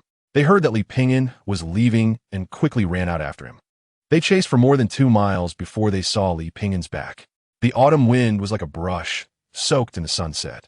Li Pingyan sat on the old cow, holding a leaf in his mouth, with a lazy smile at the corner of his mouth. Sir! The few called out several times, but did not see Li Pingyan stop. Moreover, the distance between them grew farther and farther. Sir, wait! Huangshan shouted. You should leave Yunhe County earlier. A gentle and mellow voice floated back with the wind. I'm afraid Yunhe County will soon cease to exist. And indeed, as Li Pingyan had predicted, on a moonless, windy night, a raging fire broke out in Yunhe County. The whole place was engulfed in flames and mist, as if the entire Yunhe County was shrouded in a dreamlike world. The endless firelight appeared in the night in the most enchanting posture, and the wailing of people could be heard in the howling wind. Chapter 237. In the capital city, for the second time, Li Pingyan led the old cow, trying to take some back alleys as much as possible. When he first came to the capital, He killed the entire Zhang family of the Jinyui and was subsequently wanted and left the capital. Although a few years had passed, it was still better to be cautious. Arriving in the capital, he naturally wanted to have a big meal. After all, Li Pingyan was now a wealthy man.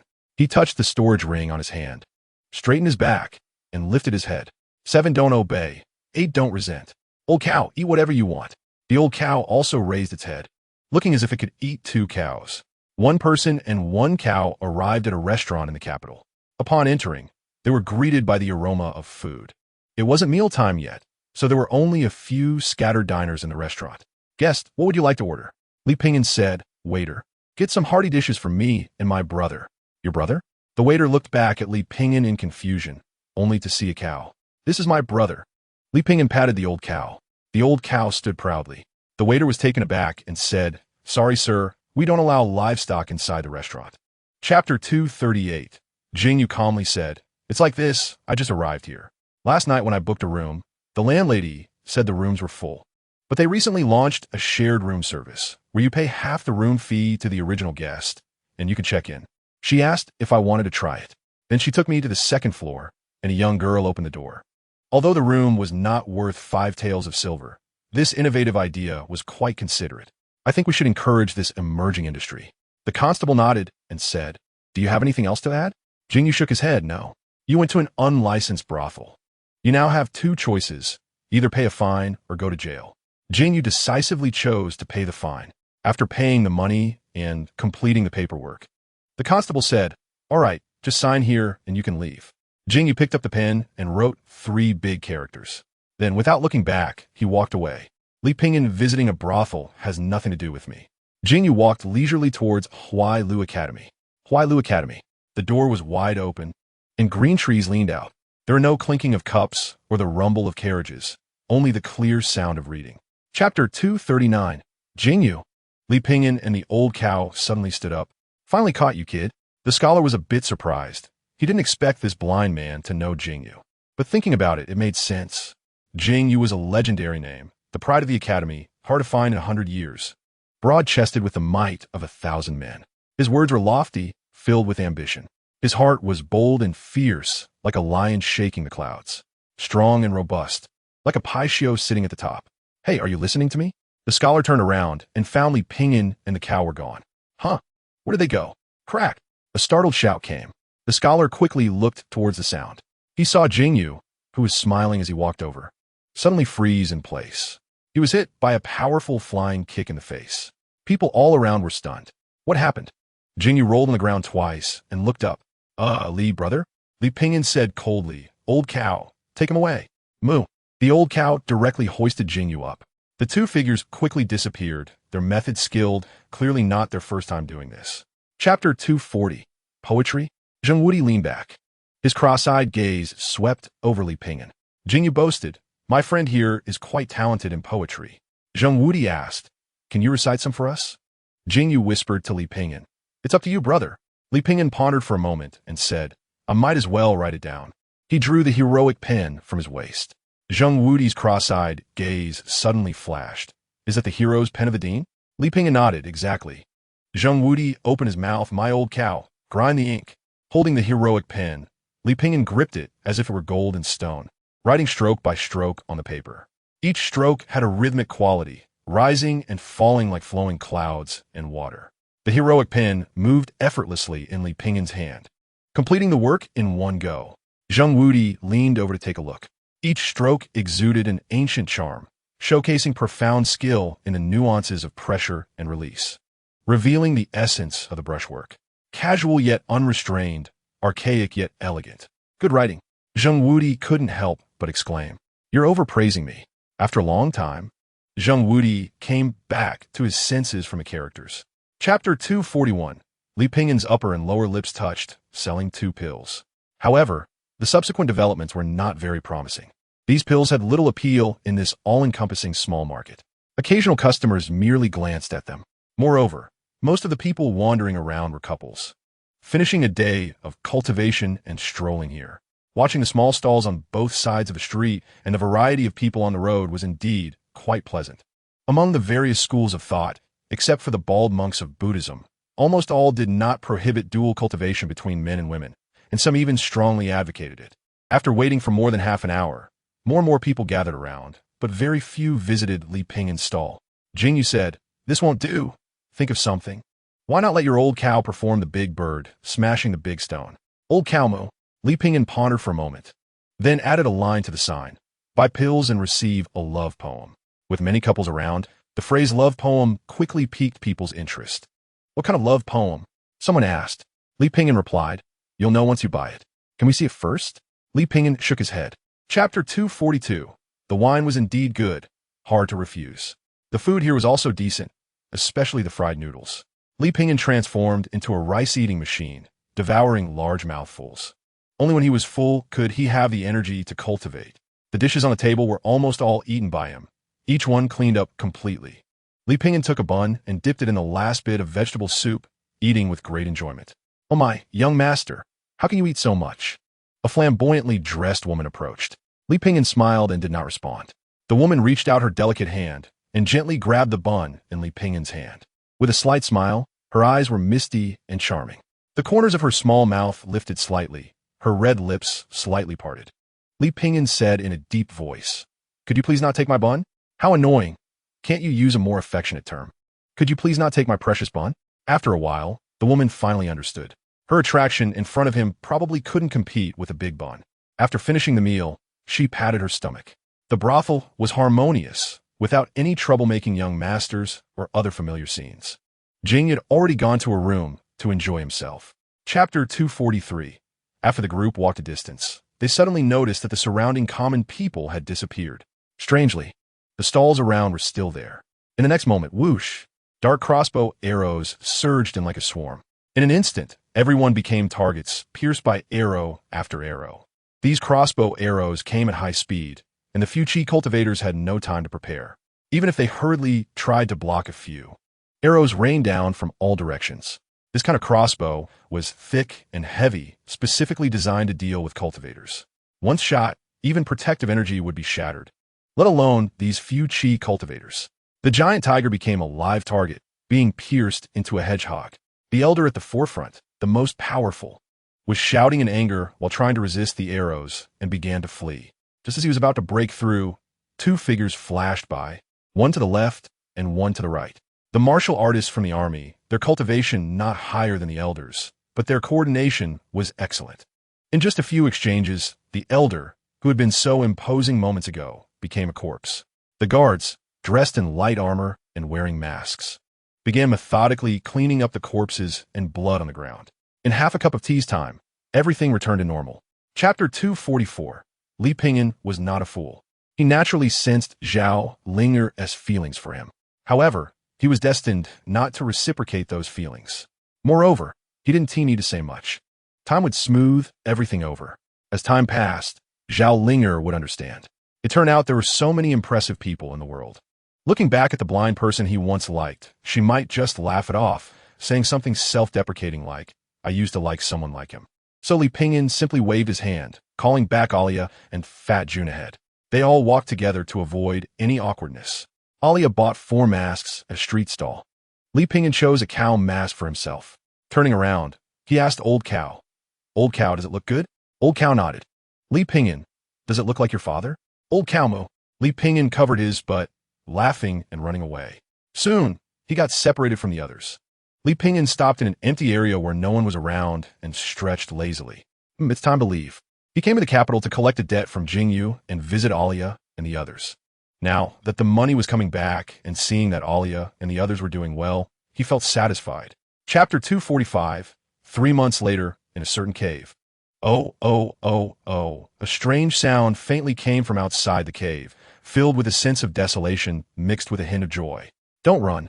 Just as the words fell, a huge shadow with yellow stripes, accompanied by a foul smell, pounced down from the mountaintop. It was a fierce tiger.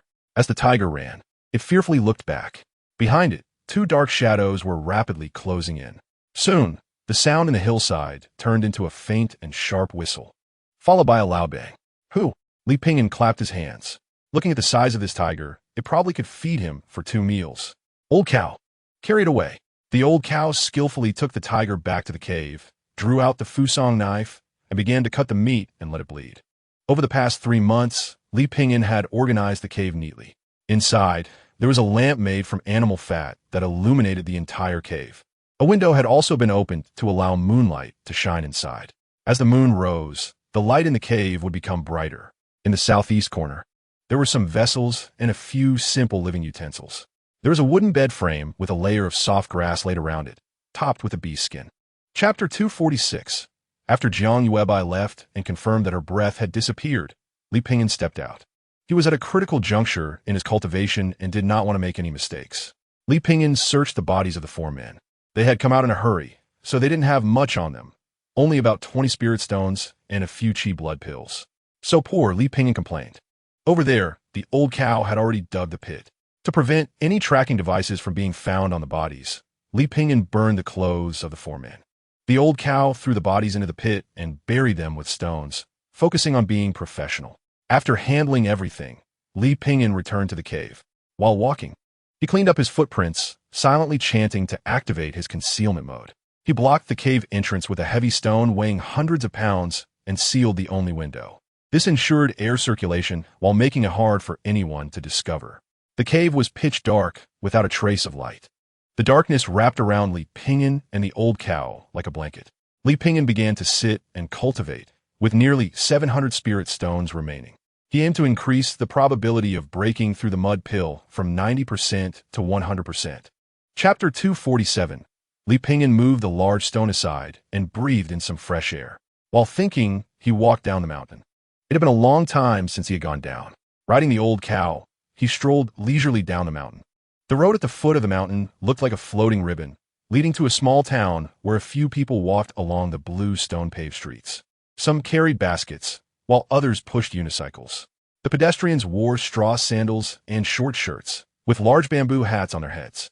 Li Pingyan looked around and suddenly smelled an irresistible aroma, finally stopping at a restaurant. Suddenly, the fragments of the great Tao talisman in his arms trembled. There was news in the group. Happy big boy. Have you heard? Longhu Mountain is going to hold a mountain opening ceremony. Charging Eagle. Longhu Mountain? Isn't it already in decline? Happy big boy. After all, it still has some foundation. I heard that this time, the old master has recruited a very talented disciple. Charging Eagle. No matter how talented, it's useless. To restore its former glory, we have to wait at least 100 years. Happy big boy. Who has news about the new disciple of Longhu Mountain? I'll offer 200 spirit stones. Chapter 248. The mountain wind howled, causing the valley to faintly resonate. Several young people closed the door of the station, chatting and eating, chattering nonstop. Young people talk a lot, full of energy. At this moment, they suddenly caught a whiff of a delicious aroma. So fragrant. The group turned to see Li Pingyan cooking noodles nearby, topped with scallions and some beef. After days of eating fish and meat, Li Pingyan decided to eat something vegetarian. The rolling steam wafted through the air. It seemed everyone could smell the savory broth, the fragrant noodles, the fresh beef, and the crisp vegetables. Uncle, you even brought an iron pot when you went out? Asked the beautiful girl named Chu Yun curiously. When you're out, you can't let yourself suffer, Li Pingyan replied, feeling their gazes and tentatively asked, want to eat together? Earlier, they had generously invited him, so he naturally wanted to ask. Sure. The group of young people was not polite at all. Li Pingyan said, I'm just being polite. He had to pull out more noodles and added a bit more. Uncle, you don't need to add so much. We can't eat that much. Chapter 249. Get up. Li Pingyan lightly stomped his foot. Everyone immediately felt the pressure on their bodies dissipate, and they all sighed in relief. The figure floating in mid-air slowly spoke. It seems you're also a practitioner. As a practitioner, you should know the order of respect. How dare you act so presumptuously, pretending to be mysterious? Li Pingyan's aura surged, and a massive momentum suddenly erupted. It felt like a wave of heat hit them, shaking the immortal's figure until it swayed and eventually dissipated into nothingness. Looking for death, the divine figure transformed into a cloud of blood mist, raising both palms. A gust of wind howled out, like spring thunder, forming a powerful momentum that swept towards everyone. Li Pingyan gripped the knife handle, and the blade cut through the air like a gentle breeze. With a loud bang, those nearby felt a scorching aura. The blade traced an arc, resembling a flowing cloud from the sky. Carelessly, It exuded a shocking, murderous intent. The pretentious figure didn't even have time to scream before being split in two, silent. It turned out to be a yellow weasel. Can you eat a yellow weasel? Chu Yun and the others stood dumbfounded, and at that moment they understood. Chapter 250. Let us go. Let us go drink. The old Taoist pulled Li Pingin along. I have to tell you, that disciple you introduced is really good, just a bit slow-witted and stubborn. While speaking, he bought some wine and meat. The old Taoist was rarely generous, saying, this one, and this one, all of them. Li Pingin smiled and nodded. The vendor said, wow, you really bought a lot. That LLB 2 taels of silver. 2 taels of silver, huh? The old Taoist patted his pocket and said loudly on purpose, oh no, it seems I forgot to bring money today. Then, he turned to Li Pingin and said word by word, what should we do now? Li Pingin's smile froze on his face. The next second, he decisively lay on the ground, twitching all over, one hand pinching his philtrum. I am ill. The old Taoist looked at Li Pingin and couldn't help but feel a sense of emotion. Truly, the waves of the Yangtze River push the waves ahead, while the previous waves die on the beach. You have really spent a lot, Li Pingin said apologetically. The old Taoist smiled without reaching his eyes. It's nothing, just a small amount. The mountain path was wide, with no danger spots. On either side were mountain peaks, which from a distance looked like a character for mountain. Chapter 251. Li Pingin showed an uncomfortable expression. The more the other party said this, the stronger his premonition became. So, Li Pingin changed the topic. Let's eat first. However, he was also unwilling to go, and the old Taoist insisted on pulling him over. We must go and take a look today. I don't believe anything will happen if you go over there. There's no helping it. Li Pingin comforted himself that he might be overthinking it. After leaping over the stone tablet and getting closer to Bai Yujing. I told you, there is nothing to worry about. The old Taoist said proudly, don't worry. This Bai Yujing. In the next moment, crack. The stone tablet shattered. Immediately, the earth let out a rumbling sound, and the ground quickly cracked open. Layers of soil exploded on the surface, as if ignited by cannon fire. Bai Yujing trembled slightly, emitting a heart-pounding aura, like a prehistoric giant beast opening its bloody mouth, ready to swallow people whole. Damn! The old Taoist exclaimed a beautiful phrase from the national essence. Li Pingin smiled bitterly. It really happened. Qin Shi's expression changed. What should we do now, master? Run! The old Taoist shouted. Chapter 252. 2 years later. Light clouds and thunder, hinting at the initial awakening of spring. The moon was dark and the wind high, the weather slightly cool. Spring rain, accompanied by a gentle breeze, quietly arrived. The sound of raindrops added a touch of spring sorrow. Several men protected a young noble in the center, walking in the rainy night. This noble had a long sword hanging at his waist and was shaking a folding fan in his hand, swaying with every step. He was handsome, with a face like a jade crown and tall in stature. With every gesture, it was like a gentle breeze brushing against willows. The bearded man at the front suddenly raised his hand, stopping the group. Everyone instinctively reached for their weapons, their expressions alert. Not far ahead, a person lay flat on a stone, wearing a long blue robe. His head rested on a pine branch, and he wore a conical hat. The brim of the hat almost covered his face. His chest was half open, with a thick belt around his waist, holding a bamboo pole. Who is it? The bearded man said coldly. I've been waiting for you for a long time. Li Pingin yawned and sat up. Zouyi, Liu Danlu, Lili. Speaking, Li Pingin took out a stack of wanted lists from his arms. Each one had no less than 5 lives of Qi practitioners. And the most valuable one is still you. Chapter 253. Li Pingin placed spiritual stones and some pills around, bathing and changing clothes. He then brewed a small amount of medicinal juice to take for himself. After that, he poured a glass of wine and spilled it on the ground. This glass of wine is for the Taoist Heavenly Lord. Then he poured another glass. This glass is for the Buddha. This glass is for the Confucian sages. This glass is for the ancestors of the military. This glass is for the Maists. In no time, a jar of wine was almost entirely poured out by Li Pingin on the ground. After thinking for a moment, it seemed there was no one left to pay respects to. This glass is for freedom. This glass is for death. Finally, he lowered his head and took a big gulp of wine. Today, if I don't succeed, I won't succeed. A few hours later, the surrounding air was mixed with sounds of explosions, large and small. Then a louder sound came from a shallower place, and the thatched cottage was overturned. The old cow, who was guarding the door for Li Pingin, let out a cry and flew out several meters away, holding its backside. A deep, melodious laugh came from the cellar. The old cow hurried over, mooing, Li Pingin, Li Pingin? Liegu? This guy can't be possessed, right? Chapter 254 on the martial arts platform. Someone was indeed waiting for him. It was an old man, nearly 70 years old. He had a long beard and wore a clean Taoist robe, his expression solemn.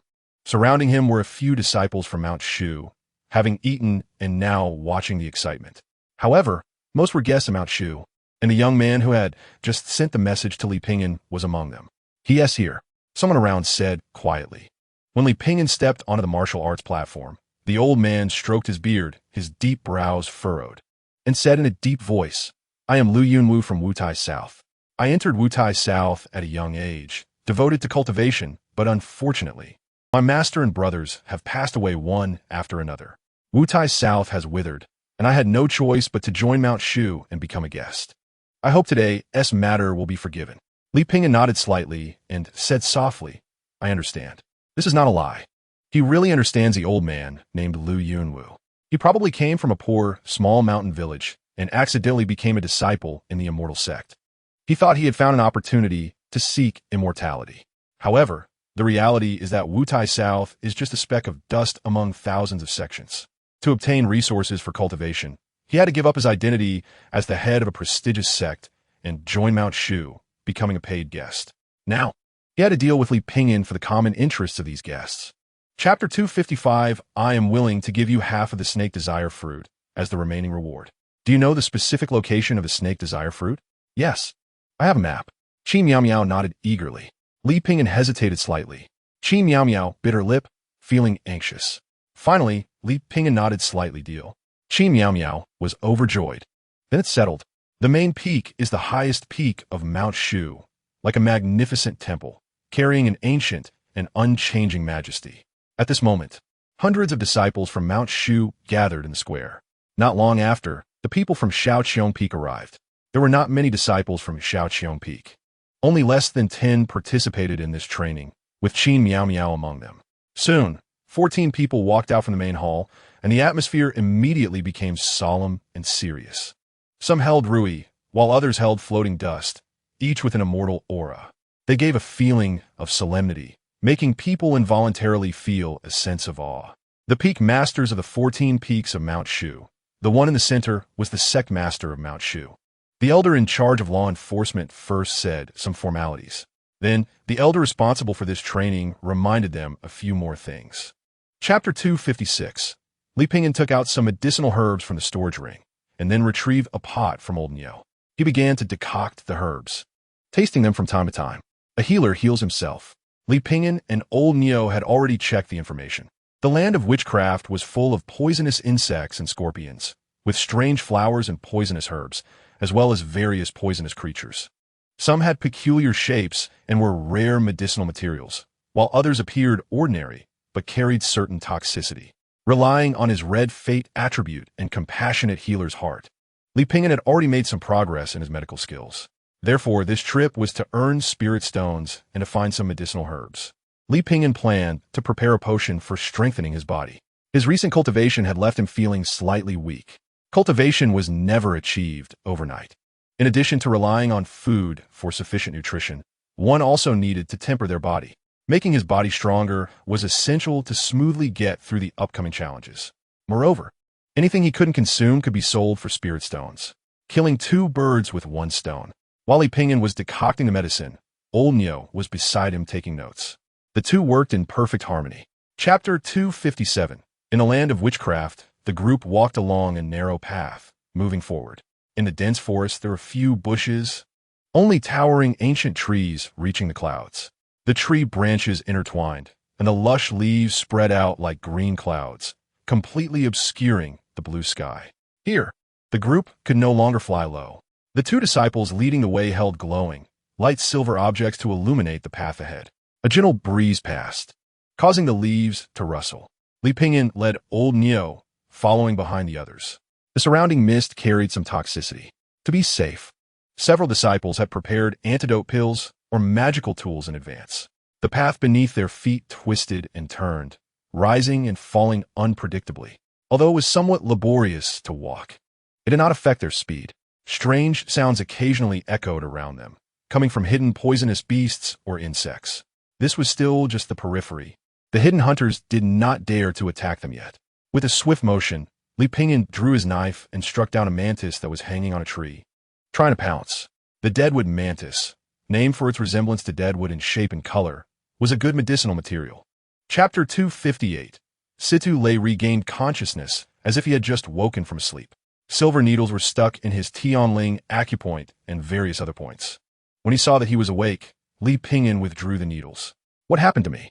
Situ Lei asked, confusion written all over his face. Li Pingyan said nothing.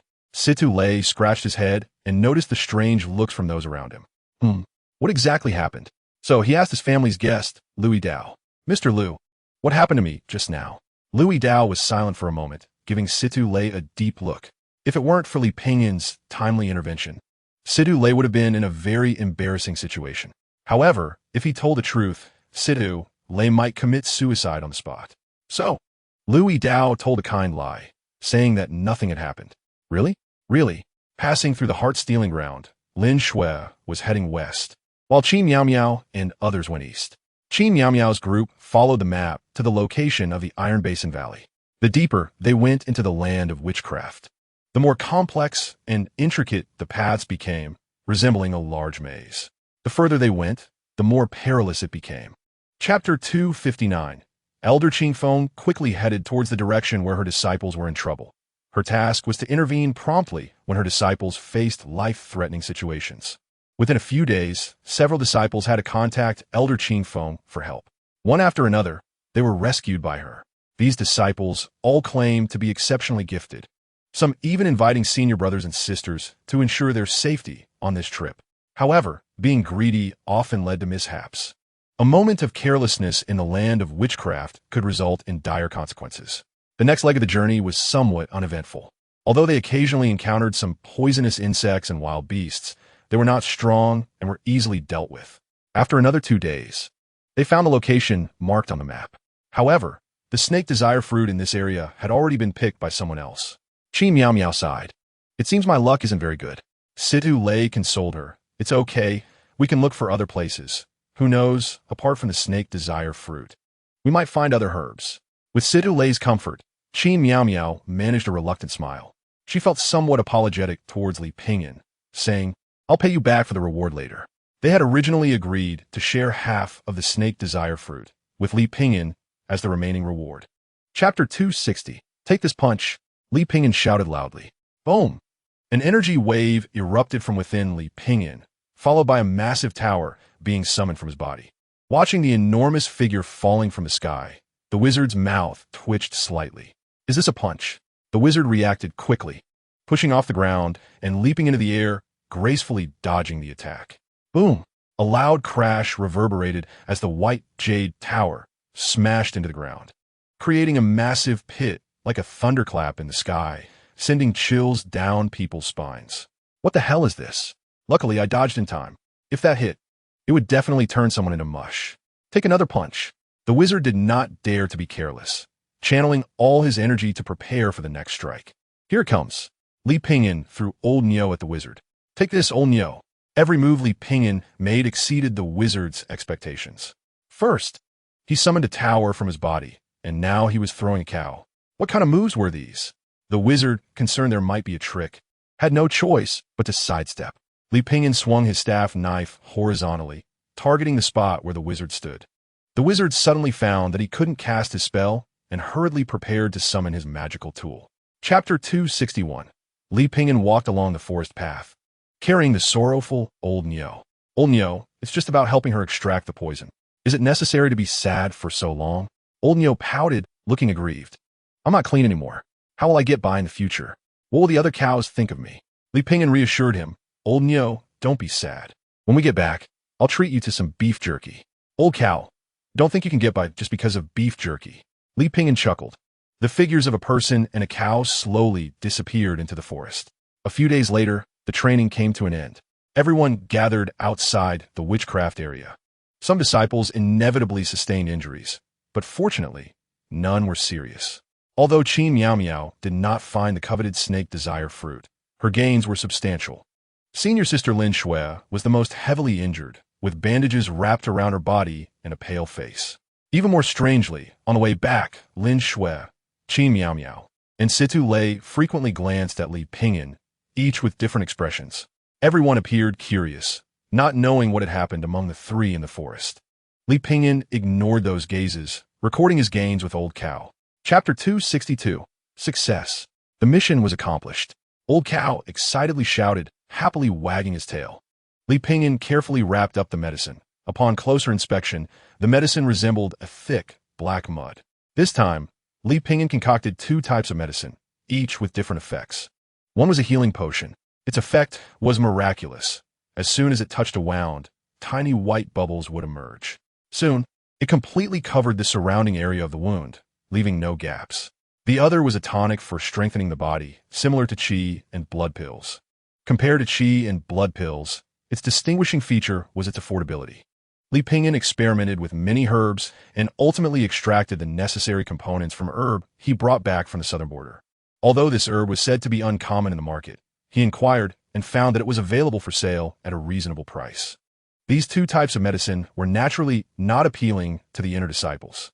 However, for disciples who were particularly tight on funds and careful with their spending, they were very practical.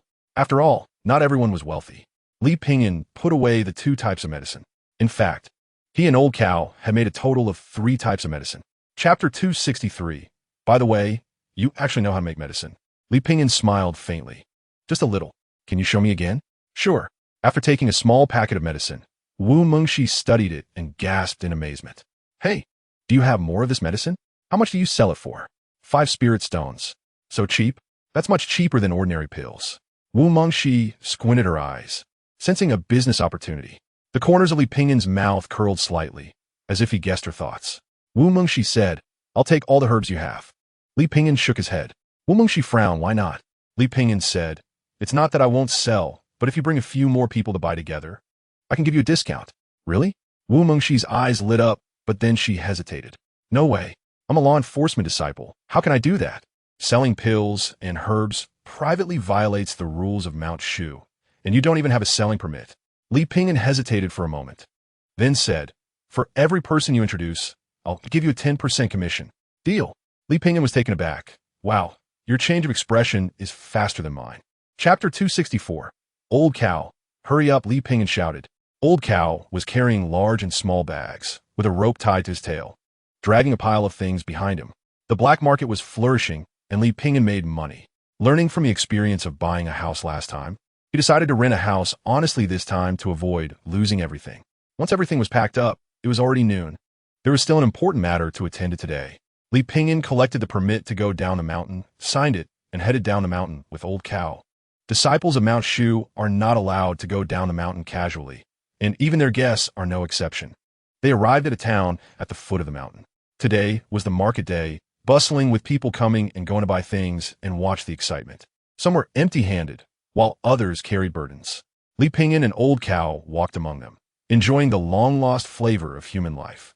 Ever since entering Mount Shu, he felt he had embarked on the path of cultivation, having less contact with the mortal world. Li Pingyan stopped at a poultry stall. Old man, how much for this old hen? 101. So expensive? The old man boasted, this chicken might lay eggs. It seems like you are a disciple of Mount Shu. Chapter 265. Law Enforcement Pavilion. Who can tell me what is going on? The elder of the Law Enforcement Pavilion was furious. How could someone sell fake medicine in Mount Shu? Who can tell me what the situation is? Moreover, it seems to be quite organized. I went for a stroll at midnight, and someone asked me if I wanted to buy medicine, which was much cheaper than the market price. And damn it, there's even a supply chain, forming a complete criminal industry. What is the Law Enforcement Pavilion doing? Just sitting around? The elder of the Law Enforcement Pavilion had a somewhat cocky voice, and when he scolded people, it was quite amusing. However, his temper was notoriously explosive. Little lowly Qin Feng sat below, biting her lips to keep from laughing. If she laughed now, it would be a disaster.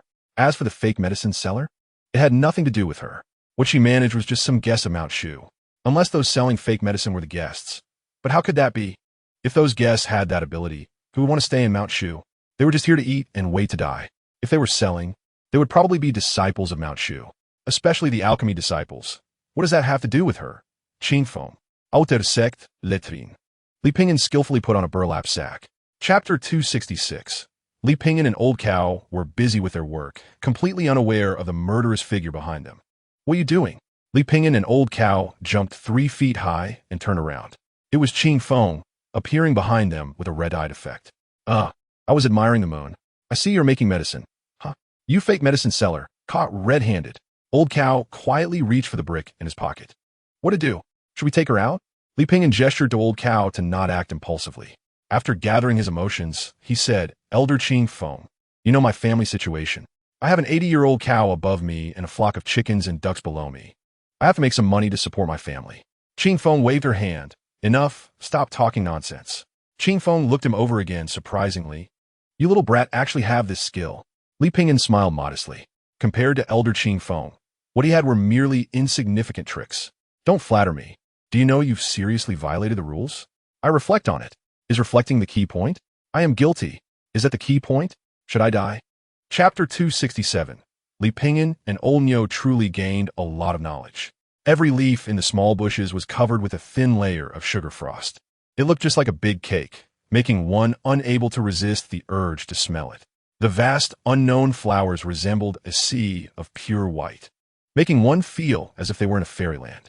Li Pingyan and Old Nyo could only describe it with the phrase lack of experience. Mr. Li, a slightly surprised voice rang out. It was Lin Shui, dressed in white. Li Pingyan put away his inexperienced expression and smiled faintly. Old Nyo glanced at Lin Shui and silently covered his face, seemingly recalling an unpleasant memory from that day. Lin Shui, upon seeing Li Pingyan, couldn't help but think of that day's memories when Li Pingyan bandaged her and drew out the poison from her body, lowering her head with a blush. Li Pingyan, are you two blushing like a teapot? Elder Qing Feng, Lin Shui cupped her hands respectfully. Qing Feng waved his hand and asked, Where's your father? My master went down the mountain yesterday. Elder, if you have something to say, please go ahead. At this moment, a disciple walked over, tall and thin, wearing a high crown on his head and carrying an antique sandalwood sword on his back. Chapter 268. In the blink of an eye, several months had passed. Li Pingyan gradually adapted to the life of guarding the Medicine Valley and took good care of his 1-acre and 3-point land. Soon, the area he was guarding gradually expanded. Li Pingyan's daily tasks included weeding, sowing seeds, and turning the soil. Sometimes, he also had to patrol to prevent any wrongdoing in the Medicine Valley. However, most of the time, no one dared to do so. Mostly it was wild beasts. For instance, at this moment, Li Pingyan held a steel fork in his hand. Under the moonlight, his figure resembled a venomous snake ready to strike, exuding a fierce aura. In front of him was a vast expanse of spiritual herbs, swaying uneasily under the moonlight like a faint groan. Li Pingyan took a deep breath. A small figure dashed out from the bushes among the spiritual herbs, flashing several meters before diving into the grass. Where are you running, you rascal? Whoosh! Old Nyo, catch it! Li Pingyan lunged forward. Moo moo moo. Old Nyo also pounced, pulling out a magical brick from his pocket. A brick hit Li Pingyan on the head. Li Pingyan turned his head, and Old Nyo pretended to whistle nonchalantly. Chapter 269. Situ Lei continued. It is said that Jing Yu has extraordinary talent and ambitions that can encompass the world, knows astronomy and geography, and is well-versed in ancient and modern knowledge. Li Pingyan, who is this about? Jing Yu? No, it must be a namesake. Qi Miao Miao looked at Li Pingyan and asked, Mr. Li, have you heard of Jing Yu? Li Pingyan hesitated. He hadn't really heard of him, besides Jing Yu's news. He also unexpectedly learned about Yin Shisan from the tabloids. Yin Shisan, the illegitimate son of the Duke of the southern country. At that time, Li Pingyan returned the seeds of the Fusang tree to the Duke's residence and stayed there for a while, thus getting to know Yin Shisan and others. Yin Shisan's rise was largely due to Li Pingyan, and later, with Li Pingyan's help, Yin Shisan became a disciple of the great scholar Zhang Tai. The tabloid said that an evil cultivator slaughtered a village, and Yin Shisan chased him for 3,000 miles to kill him. It seemed they were all doing well. Li Pingyan took a bite of the biscuit and smiled faintly. Everyone has their own life. Life is just a journey. You pass by me, and I pass by you. Then each cultivates, moves forward, lives in plainness, and flourishes. Chapter 270. Okay, you are very good. With this remark, Lu Bo left. Although Li Pingyan didn't want to cause trouble, he wasn't afraid of it either. After Lu Bo left, Li Pingyan continued to cultivate. He gradually comprehended many things. Every time he cultivated, he would feel a force running amok within him. This was the effect of the Niwen. Whenever he exercised his power, a force would wander through his meridians. Especially now, there was almost a constant flowing sensation. This force seemed to resonate with the outside world, and with each breath, it felt as if he was floating. In the blink of an eye, another 2 or 3 days passed. Li Pingyan thought Lu Bo would come to trouble him, but nothing happened. However, this guy might be plotting something behind his back. Li Pingyan wasn't worried about life-threatening danger, at least in Shushan. The other party wouldn't dare to do so. Dig a pit, bury some soil, count 1, 2, 3, 4, 5. It's your own land, and whatever you plant will grow money. Li Pingyan shouted slogans while turning the soil. Facing the yellow earth, with his back to the sky, a cow and a rascal followed behind, equally working hard with their hoes. Chapter 271. Qingfeng's efficiency in handling matters exceeded Li Pingyan's expectations. He spoke to Qingfeng about the issue at night, and the person came to apologize in the middle of the night the same day. Although Elder Qingfeng and Elder Lu Bo were both elders, the difference in level and status was as vast as that between a person and a pig. The matter was resolved, and from then on, Lu Bo never troubled Li Pingyan again. Li Pingyan thought that according to the usual trope in novels, Lu Bo would definitely cause trouble in the future. However, in reality, upon learning that he was under Qingfeng's protection, Lu Bo treated him politely, as if the previous unpleasantness had never occurred. He didn't trouble Li Pingyan, and naturally, Li Pingyan wouldn't take the initiative to provoke him either. Speaking of it, there wasn't any deep enmity between them. Thus, this matter passed unexpectedly yet reasonably. Before this, Li Pingyan had imagined many scenarios, such as Elder Lu Bo colluding with evil cultivators to harm him out of spite. However, none of this happened. Indeed, one shouldn't read too many novels. Have you heard? A senior sister went into a frenzy while cultivating yesterday. Chapter 272. 2 figures dashed through the forest, one in front and one behind. He fled, he chased. He couldn't fly with wings. The lightning flickered beneath Situ Lei's feet, and he quickly caught up with the monster. Where are you running? The lightning flowed around him, creating dazzling circles of light that left everyone in awe. The surrounding atmosphere was shaken by this power, spreading its momentum everywhere. The howling wind roared and howled. The monster simply stopped fleeing and drew its knife. The battle knife was engulfed in fierce flames. A man and a monster fought with great vigor. On the other side, inside the temple, it was just as lively. A crowd gathered, watching a strange cow perform various difficult tricks. A big vat on its head. Good job. Applause and shouts erupted. Occasionally, someone tossed copper coins, making the old cow exceptionally excited. Li Pingyan walked into the temple unhurriedly, where there was tea. Feeling a bit thirsty, he poured himself a bowl of cool tea and drank it all in one go. The front of the temple was filled with various fruits, and he casually grabbed a banana. Sitting in front of the temple, he peeled it for himself. After a while, Li Pingyan held a piece of watermelon that he hadn't bitten into in one hand, while in the other, he held a clean piece of melon rind. Chapter 273. Our son is well again. Hearing this, the incredulous old man hurried inside. He saw his son, who had been lying on the bed, already on the verge of death, now sitting up. There was a hint of redness on his pale face, as if he had changed into a different person. He opened his mouth and said, "Dad, I'm hungry." The old man was stunned for a moment, then overjoyed, saying repeatedly, "Good, good, good," to the old man.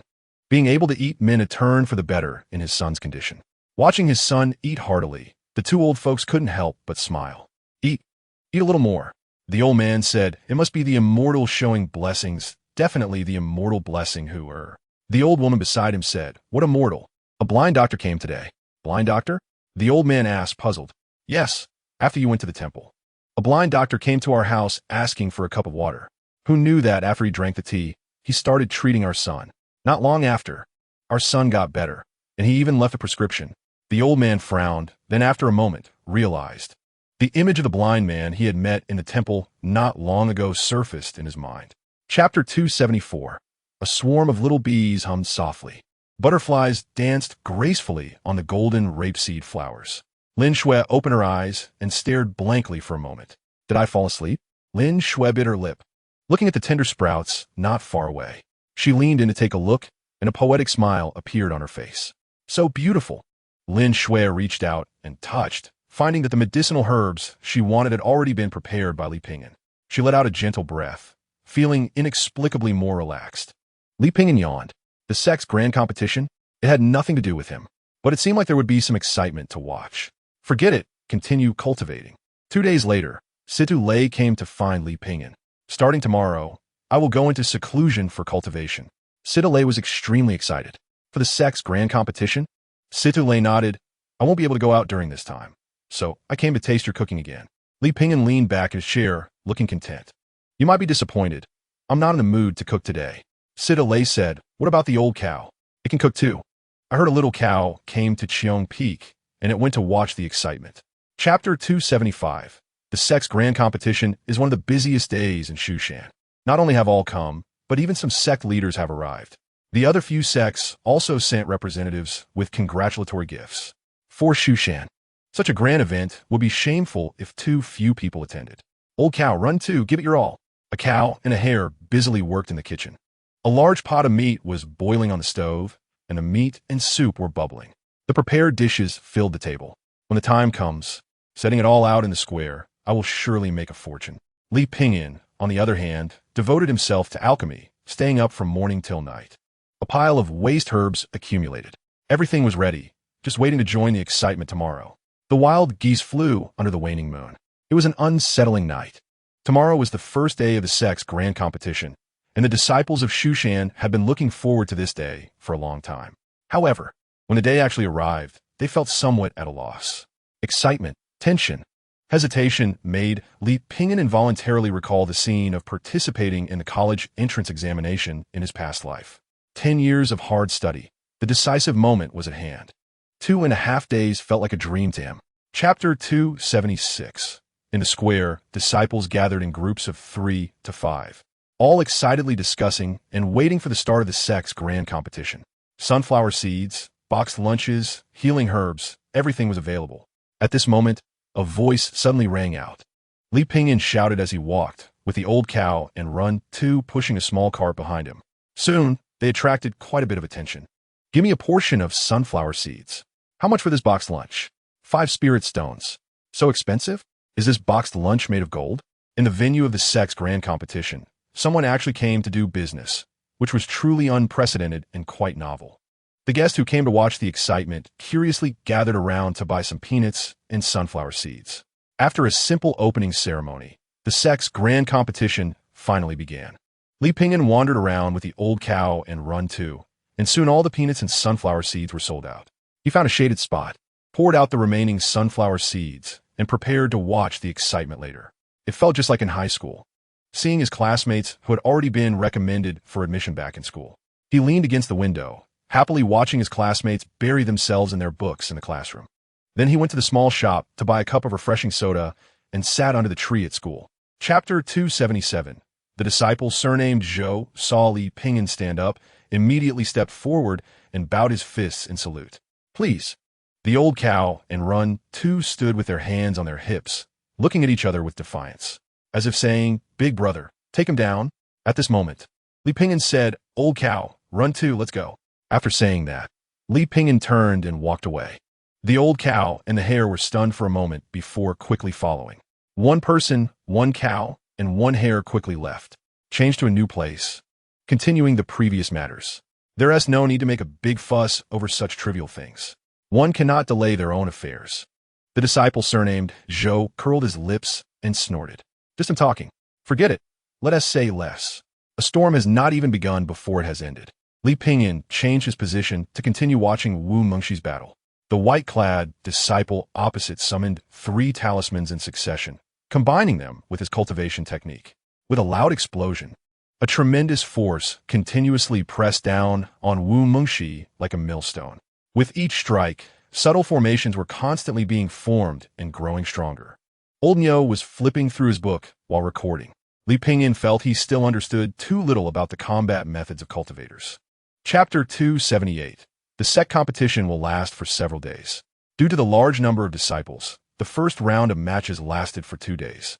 The contestants in the first round were of mixed quality, and it was evident that the intensity rose a level in the second round.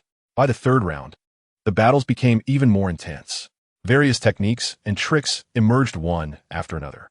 It was a fierce competition, causing people to exclaim in excitement. It felt like watching a blockbuster every day, and Li Pingyan was thoroughly enjoying it. Every day, he would move a long bench early to find a good spot to wait for the grand show to begin. As for who won or lost, he didn't care. He was merely a spectator and didn't participate. Li Pingyan liked this feeling, watching from the sidelines as the people inside chased each other for a certain goal, competing with one another. This victory was very important to them. But for him, it was just a good show. Of course, Li Pingyan was not just there to watch. He also learned a lot from the matches of these cultivators. In expert duels, many factors determine the outcome. One must consider the timing, the terrain, and the mindset at that moment. A slight oversight could lead to failure. Old Nyo recorded the following in his notebook. A skilled chess player must think carefully before every move. Chapter 279. Night Spirit formed a hand seal, and flames transformed into several meters long, rushing towards Qing Wan. But Qing Wan severed it with a sword. Both of them were quite strong, and with this layer of relationship, the surrounding disciples gathered to watch the excitement. Another wave of flying swords came, and Night Spirit spat out 2 mouthfuls of blood, swaying unsteadily. Brother Qing, do you really have such a heart of stone? Qing Wan coldly snorted, using the sword's body to knock him off the competition stage. 30 years in the east, 30 years in the west. Do not bully the young who are poor. Li Pingyan, smiley face. Wonderful. This is indeed a classic among classics. The following battles were equally exciting, and soon the top 16 were determined. Situ Lei and Qin Miao Miao were eliminated outside the top 100. Among the 16 who advanced, Li Pingyan only recognized Lin Shui. Lin Shui fought her way to the top 4, but unfortunately lost in the end. This grand Shushan competition, which lasted over a month, finally came to an end. It is said that the winner can obtain a treasure of Shushan, and the top 4 and 16 can receive rewards of varying degrees. Moreover, these people would also descend the mountain for training.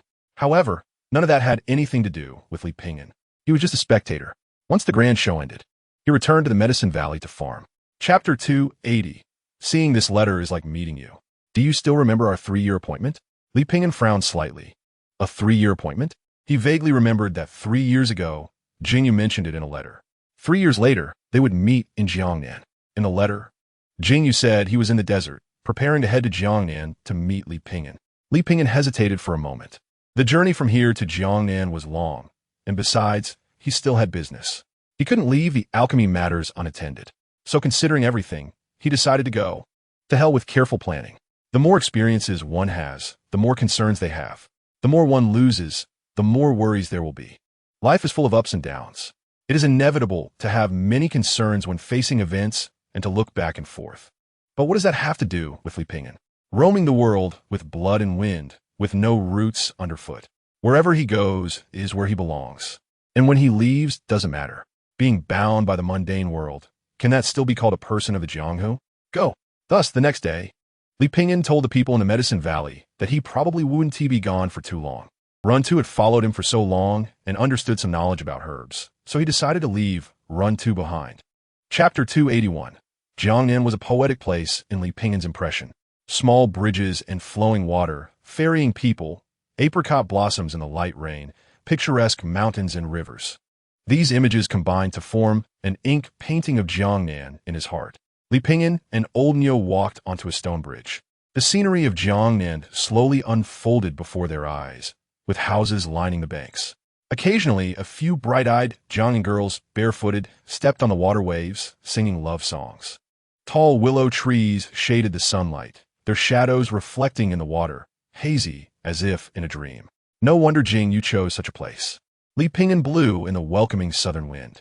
Indeed, the Jianghu and cultivation were never about fighting and killing.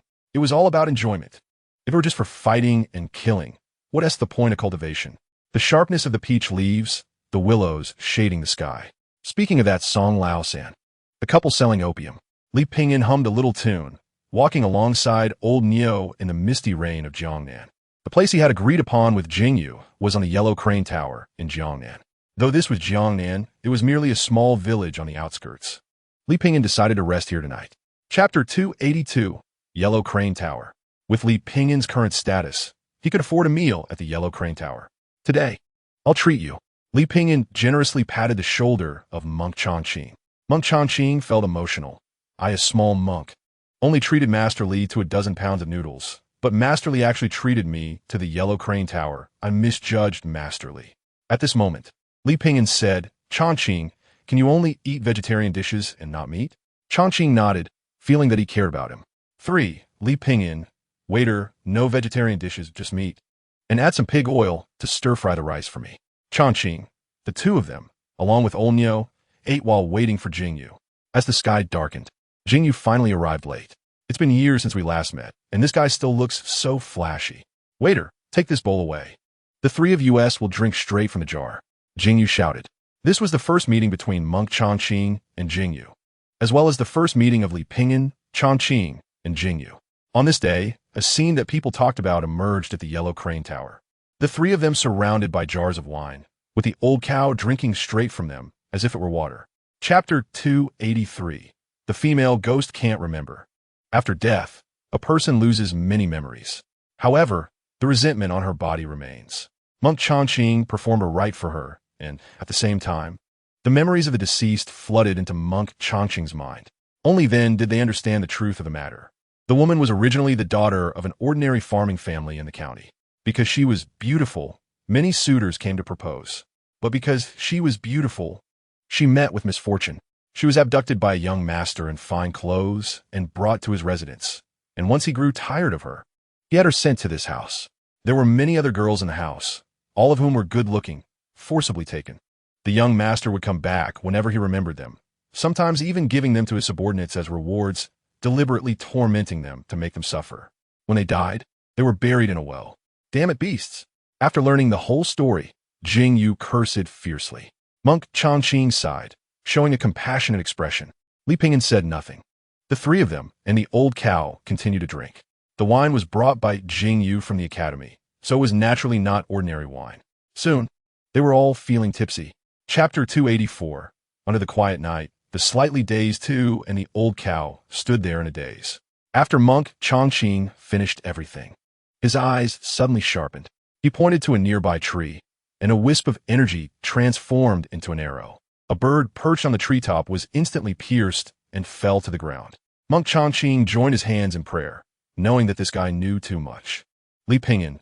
Jingyu took a deep breath and said to Li Pingyan, Chongqing has a bit of a perverse side. Monk Chongqing squatted down and used the same method to deal with the bird. What should we do now?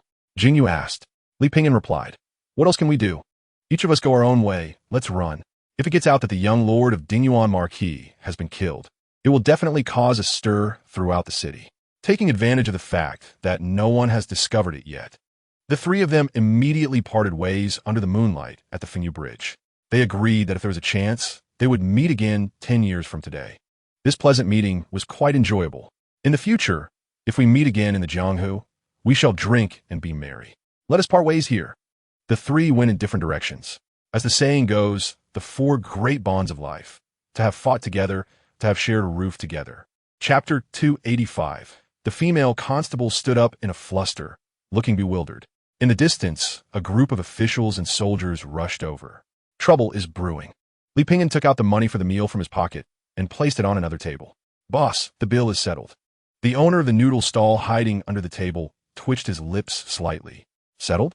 He glanced at Li Pingyan, thinking to himself, damn it, this is really something.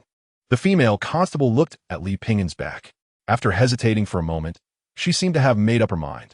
May I ask the young hero for a favor? Li Pingyan was about to leave when he heard her voice and instinctively paused. The female constable said softly, the Liyue Pavilion secretly sells people. The nature is heinous. Behind it is the shadow of the second son of Dingyuan Marquis, Chu Ying, involving many matters. A woman they persecuted escaped, and she holds evidence of their crimes. She is now hiding in my home. My home is the second house on the east side of Willow Tree Alley. Could you please escort her to Ningjiang and hand her over to the governor of Liangjiang? The female constable finished in one breath. Dingyuan Marquis? Li Pingyan raised his eyebrows.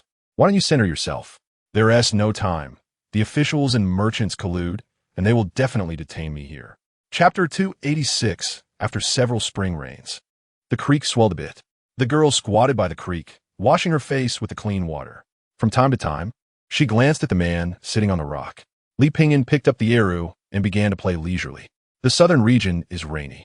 During the few days Li Pingyan had been here, almost half of the time it had rained. No wonder the literati who come here can always write some verses of sorrow for the spring and autumn.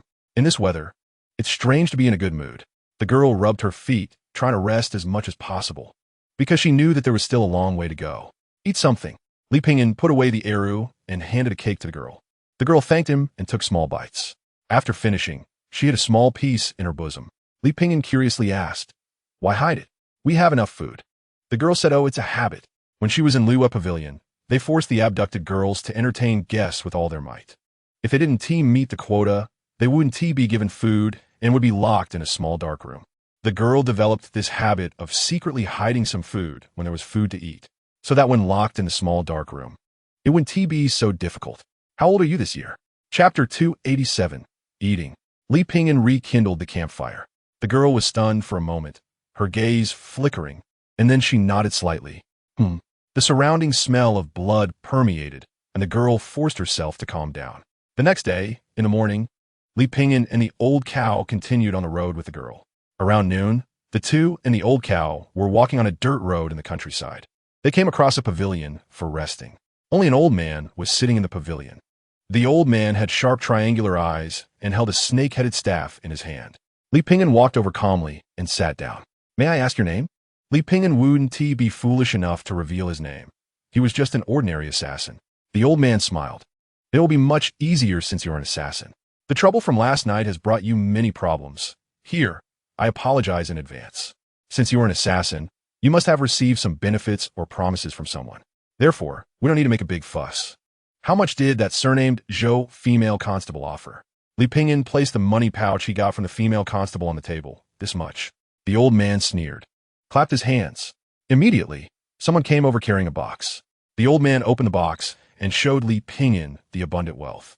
Chapter 288. In the early morning, a gentle breeze arose. The fine waves danced, stirring up the shimmering gold on the lake. Li Pingyan stretched lazily and walked out of the small wooden house. He took a sip of sweet wine and stood by the lake. The third set of radio calisthenics. Let us start the energetic dance now.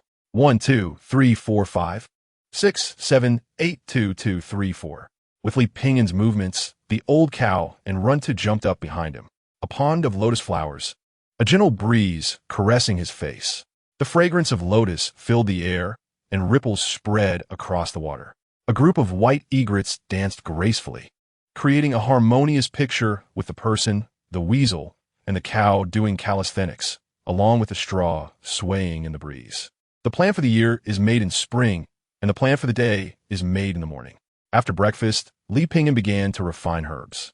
During his absence, his income had decreased significantly. He heard that Li Pingyan had returned.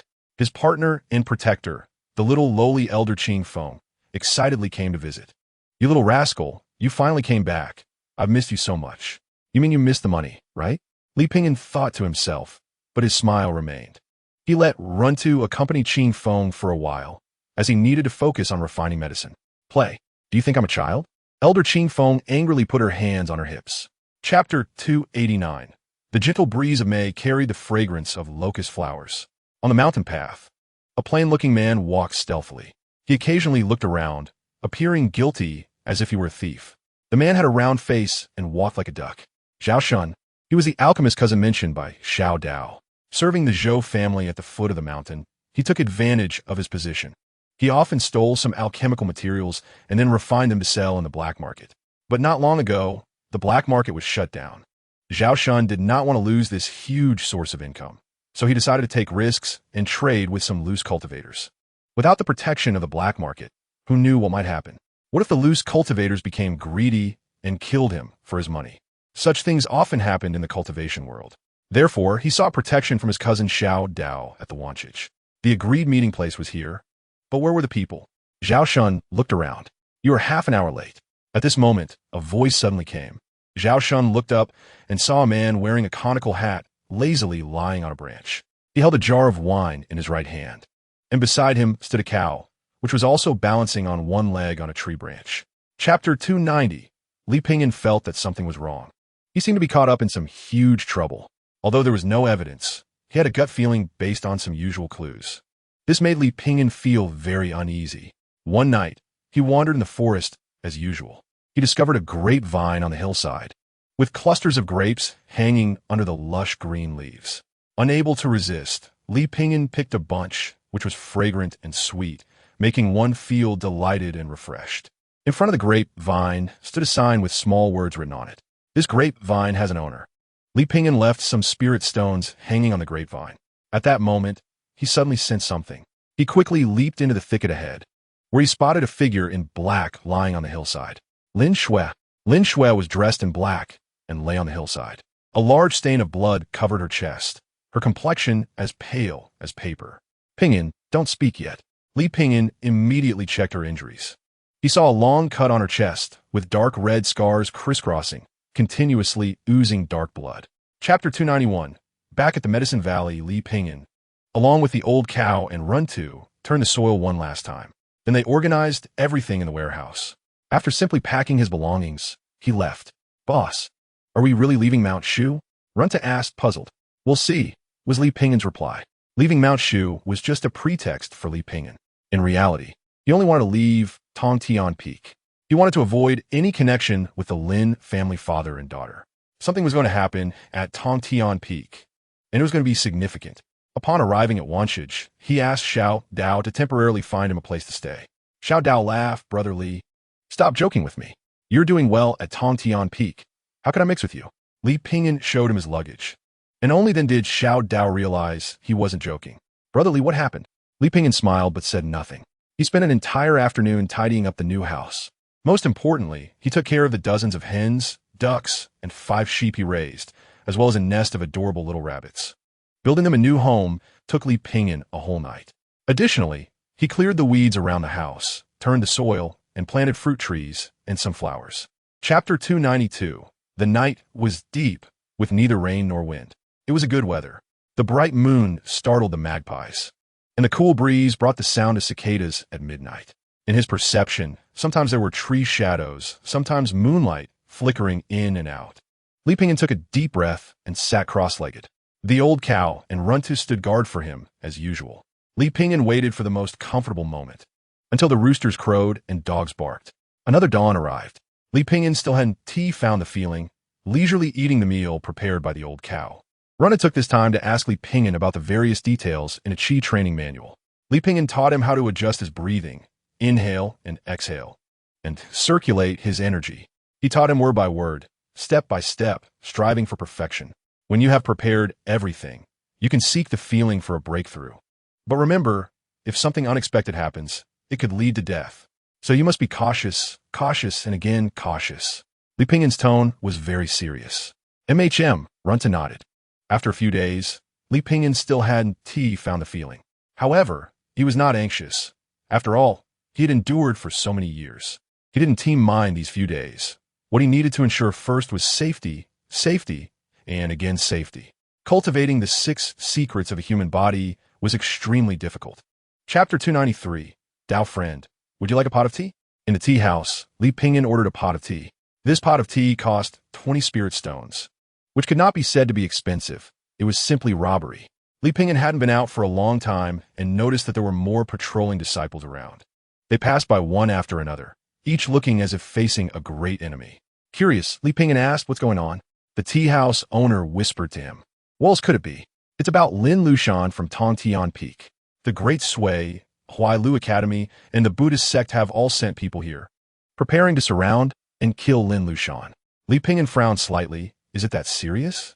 Under normal circumstances, after such a scandal, Shushan would likely choose to handle it themselves. Seeking help from other sects, isn't that just embarrassing? Lin Lushan's identity is far too important, and he holds a lot of critical intelligence. This isn't just a matter for Shushan alone. Just think about it. He defected from Shushan. Where could he escape to in the 9 provinces? With his identity, do you think any sect or family would dare to take him in? Li Pingyan pondered for a moment. The demon race outside, the demon suppression pass. The owner cautiously looked around. If Lin Lushan really escaped from the demon suppression pass, the consequences were unimaginable, and the impact would be too severe. Chapter 294. Samwa Peak. In the vast mountains, 2 5th-grade evil cult practitioners were discussing matters. Surprisingly, they weren't talking about whose girl was fun or how to cultivate techniques. Instead, they explored the meaning of life and how the world exists, and when it might disappear, discussing philosophical issues like these. Finally, the older practitioner said earnestly, "You work hard. After today, I will go home and live my life well. Senior, take care." The older practitioner patted his shoulder. Whoosh! Blood splattered on the young practitioner's face, and a head flew high into the air. Huh! The young practitioner was momentarily stunned. The smiling face of the older practitioner, who had just been talking eloquently, froze in place. In the next second, the young practitioner's head also fell to the ground. Boom! At the same time, the protective mountain formation of Sanwu Peak collapsed with a loud bang. Rocks shattered as the fierce wind blew through, like a sudden disaster. Dust flew, and the dense forest went wild. The atmosphere became extremely tragic. You all die quickly. It was as if a devil's hand suddenly grasped at people's hearts, a sharp cone piercing through their eardrums. In that moment, it seemed that everyone's blood had frozen. Chapter 295, Enemy Attack. There's an enemy attack. No one expected that evil cultivators would actually break through the layers of encirclement. To not miss any evil cultivators, Shushan had set up 4 encirclement circles around Sanwu Peak. The encirclement circle where Li Pingyan and the others were located was the outermost one. To put it simply, they were just there to watch the excitement. Because everyone understood that, in the face of such a siege, it was impossible for anyone to escape. However, suddenly, a tremendous roar came from the ground. Just when everyone was at a loss, a gigantic spider burrowed up from the ground. It charged towards them like a small mountain. Block it! After a moment of shock, everyone reacted. In an instant, several thorns sprang up from the ground, forming an incredibly tough net to stop the spider. A pair of male and female practitioners dressed in white performed hand gestures with one hand. 2 dazzling beams of light merged into one, possessing immense power. Instantly, they sent the spider tumbling to the side, flattening the nearby bushes, with its furry legs scattering all over the place, tangled into a mess. Boom! Before the crowd could catch their breath, the spider's massive body exploded. Chapter 296, 1, 2, 3. Li Pingyan silently counted in his heart as the staff, sword in his hand, repeatedly harvested the lives of enemies. Landing, his leg muscles tightened and relaxed abruptly, each muscle taut. The hand gripping the sword was also tense, like a tiger ready to pounce. His body sank, pressing against the ground. A fierce aura brushed past him. The staff sword swung like a storm, drawing an arc as he suddenly twisted his feet and kicked towards the enemy's knee joint. Crack! A practitioner let out a muffled grunt. Before he could summon a magical treasure, his head was severed by a single blow. Calm and focused, Li Pingyan swung and retracted the sword rhythmically. Gao Tianxiong shot 3 arrows in quick succession. A flash of white light shot from Li Pingyan's waist, cutting the 3 arrows midair. At the same time, he stepped sideways. Swallow piercing clouds, shrinking to an inch. A chilling, murderous intent surged towards Gao Tianxiong, making even his breath feel cold and numb. A series of extremely harsh metallic clashing sounds echoed through the forest. A white protective shield appeared in front of Gao Tianxiong. The Mind Shield, a mental-type spell, utilized mental energy to form a spell shield with strong defensive power. Chapter 297. Among the 27 disciples who followed Lin Lushan in defection, 22 tragically died. 5 disciples, including Lin Shui, were captured alive. The evil cult at Sanwu Peak was completely wiped out, reportedly leaving not a single person behind. When leaving, in order to prevent leaks, they used every means possible. There was no surrender, only reincarnation. The ant nest was scalded with boiling water, earthworms had to be split upright, and eggs were shaken to mix the yolk. It was too brutal. Lin Lushan was cornered in the 10,000 Great Mountains. The old fellow used his daughter and disciples as bait, attempting to divert Shushan's attention. However, he still couldn't escape the encirclement and killing of several 8th-grade powerhouses, ultimately leading to his death. Lin Shui and the 4 captured disciples were imprisoned in the underwater prison of Shushan. Fortunately, they managed to save 1 life. Shushan decisively quelled this rebellion with thunderous means, killing what needed to be killed, clearing what needed to be cleared, and calming what needed to be calmed. Half a month later, Shushan rewarded accomplishments. In the main square of Shushan, individuals were called up one after another to receive commendations. The rewards were quite generous. Li Pingyan, an external member, was also called up, and after all the meritorious Shushan disciples received their rewards, it was their turn. Lu Yun, sitting on the platform, appeared calm and amiable. Chapter 298. Relaxing the mood. One can't always hit people. After all, hitting people isn't encouraged. Slapping faces hurts pride. Everyone is a dignified person, whether a dignified cow or a dignified weasel. Li Pingyan nodded, administering medicine to the old cow and Runtu lying on the bed. You can't die. Well, I do if you die. Runtu and the old cow silently gave him the middle finger in their hearts. After thinking it over, I finally came up with a way to relieve my mood, writing a diary. When I get bored in the future, I can look back at diaries from years, even decades or hundreds of years ago. Sitting under the phoenix tree, listening to the chirping of crickets in the bushes, I can read through the diary little by little, reflecting on the passing years, the people who are gone, and the memories that have faded. Just thinking about it feels romantic. Li Pingyan pondered for a moment and finally began to write. The 18th year of Changlo. This is my first diary entry, a tribute to my future self. When you open this diary, it means I'm still alive. Life is as bland as water, lacking in highlights. I haven't practiced for several days. Every day, watching those cultivators straining their heads to practice, I can't help but deeply despise myself for wasting time. An inch of time is worth an inch of gold. And an inch of gold cannot buy an inch of time. Chapter 299, Tongtian Peak. Li Pingyan stood in front of the large Medicine Valley, letting out a gentle sigh. That damned Lin Lushan blew up the entire Medicine Valley of Tongtian Peak before leaving. The spiritual spring was completely destroyed, let alone the cave abodes and forbidden grounds. All that remains is a desolate ruin. The Jadestone Mountain Mine and the spiritual herb garden were naturally not spared either. Only the Sutra Repository was left intact. The Sutra Repository is where the scrolls of Tongtian Peak's techniques are stored, equivalent to a library in a modern university. Generally, it would have several levels, with higher levels containing higher-ranked techniques. A high-level technique could stir up a bloody storm in the fiercely competitive world of cultivation. Therefore, this place is highly valued by sections. With external formations and internal restrictions, it seems Lin Lushan didn't have time to destroy this place. Outsiders cannot enter, and even if they do, they can only see some strange and bizarre Tao books. All are in ancient seal script and ancient texts, with many relying on oral transmission rather than written words. Without a teacher, one simply cannot understand.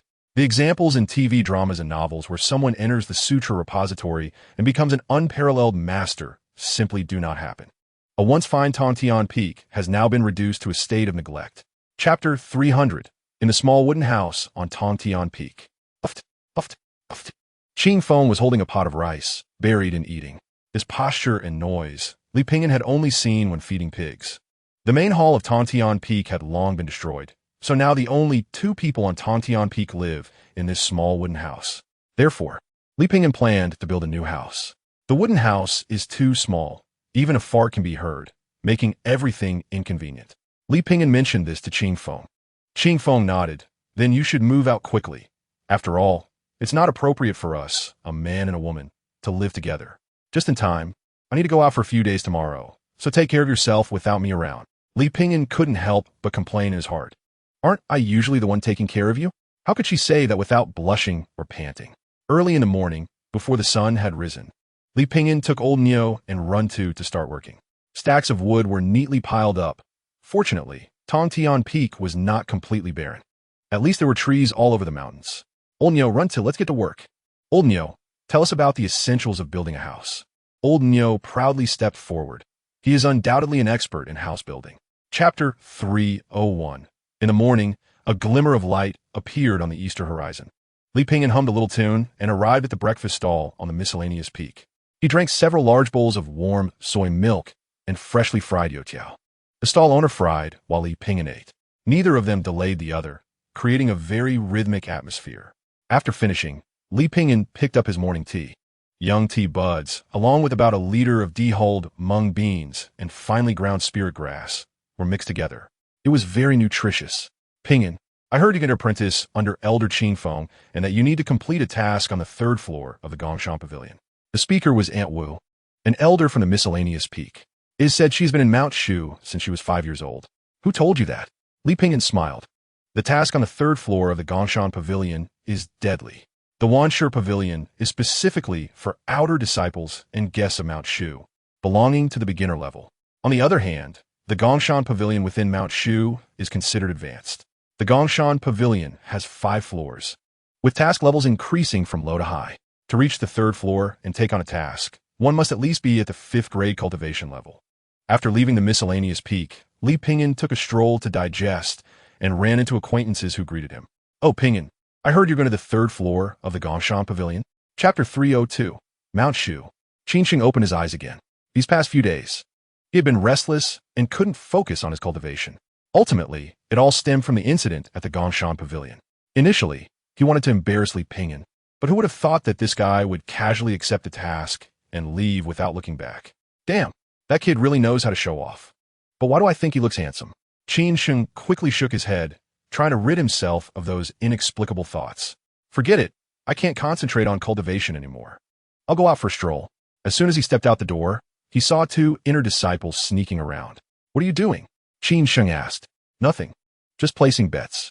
Disciples of Mount Shu occasionally use certain events as betting opportunities, like whether someone can successfully break through or whether someone's firstborn will be a boy or a girl.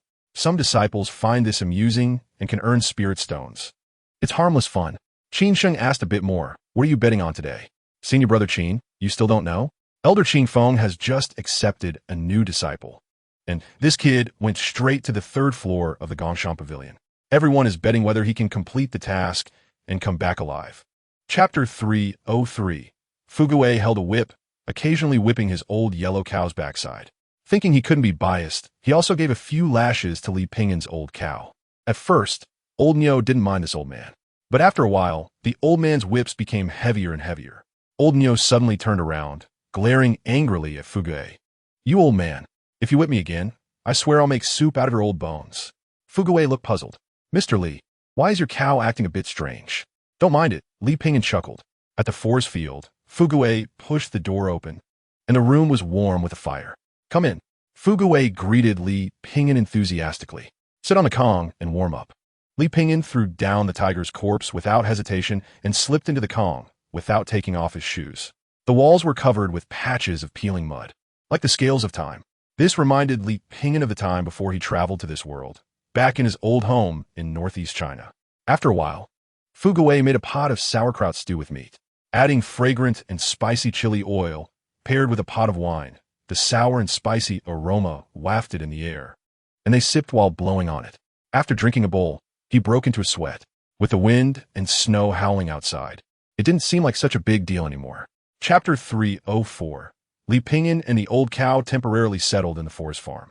At first, everyone respected him. After all, the corpse of that fierce tiger was right there. They thought he was some kind of expert here to exorcise demons. However, as time went on, they began to sense something was off. Li Pingyan spent time in the forest farm, sometimes fishing under the ice river, sometimes taking his black cow up the mountain to hunt game. Occasionally, he even enjoyed leisurely moments, chopping wood with everyone at the forest farm, or drinking wine and chatting while eating game. In short, he was not doing anything serious. Those who didn't know might think he was here to experience life. The others didn't mind, as they originally believed that the monsters in the forest farm were all made up by Fugui. But Fugui was different. He was anxious to save his grandson. Although he understood in his heart that his grandson was most likely gone, that thought was all that kept him going. "Mr. Li, when do you think we will go look for that monster?" Fugui was fully armed, holding a steel fork, with a long bow for hunting on his back. "We'll talk about it later." Li Pingyan always brushed him off with this sentence. When exactly would later be? Chapter 305, Mount Shu. "Oh, my cheap and lowly disciple, you have indeed not disappointed your master." Qin Feng patted Li Pingyan heavily on the shoulder and laughed heartily. "Let's go. I'll take you to the Gongshan Pavilion. Bring Zhu Yan's corpse along and redeem my belly wrap. This time we hit the jackpot." Li Pingyan, at the Gongshan Pavilion, after a few small elders inspected, they confirmed that the corpse Li Pingyan brought back was indeed Zhu Yan. Lu Erhu said, "Brother Li, you really are something." "It's nothing, just luck," Li Pingyan replied. Lu Erhu cupped his hands and smiled. "Looks like I should start calling you Senior Brother Li in advance." Qin Sheng, who was sipping tea nearby, scoffed. "It's just a stroke of luck." He glanced at Li Pingyan. "Don't be fooled by this kid's calm demeanor. He's probably thinking about how to show off right now, pretending to be composed as if he has everything under control." At this moment, Lu Erhu spoke again. "How about we throw a celebration for Brother Li?" Qin Sheng chuckled inwardly and glanced at Li Pingyan. Lu Erga's gesture was indeed very much to Li Pingin's liking. This guy was probably thinking about how to flaunt it to the world, eager for an opportunity to show off. Chapter 306. Li Pingin left the crow and the crowd in disarray behind him, departing gracefully. Runta blinked and turned to Qin Sheng. Big brother, did you call for me? In the blink of an eye, half a month passed. Outside, the world was draped in white, with snow falling heavier, and the lake's surface slowly freezing over. Li Pingin stretched out his hand, snowflakes landing in his palm. Gently squeezing, the soft and smooth texture captured a snowflake. A delicate hexagonal ice flower that did not melt in his palm, but was instead enveloped by a breath of energy, solidifying its shape. Winter passed, and spring arrived. Snow water brewed tea. A bowl of tea brought a refreshing fragrance to the air. In the warm winter sun, amidst the white snow, he scooped up some snow and brewed a pot of tea. A hint of floral fragrance and a ray of warm sunlight under the sunshine illuminated the heart, creating a beauty that was uplifting. Hidden in the shadows, Qin Sheng's mouth twitched slightly. Damn, this kid really knows how to show off. Li Pingin stood against the wind in a blue shirt, his handsome and elegant face blooming with a gentle smile. He seemed casual, yet there was an extraordinary aura about him. Li Pingin took a sip of tea, the flavor swirling in his mouth, filling his senses with fragrance. Chapter 307. This price. Zhang Xiaojing chuckled, clearly indicating he wanted to raise the price. Qin Feng became anxious. You little brat. Raising the price like this? That's too unprincipled. I can't help it. Life is tough. Zhang Xiaojing shrugged. Recently, he also needed to break through and required a large amount of spirit stones for support.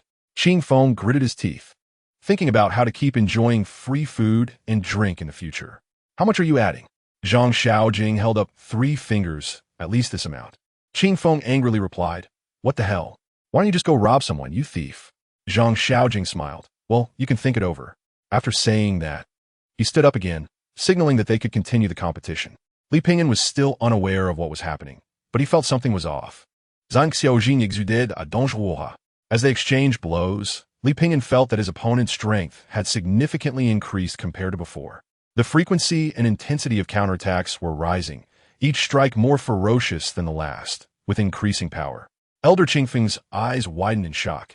You really are ruthless. The onlookers below displayed puzzled expressions, wondering what was going on, while several elders watching the commotion seemed to revel in the chaos. Chapter 308. Li Pingin stood on the vast Tantian peak with a hoe in hand. The gentle breeze blew across the hillside. Winter passed, and spring arrived.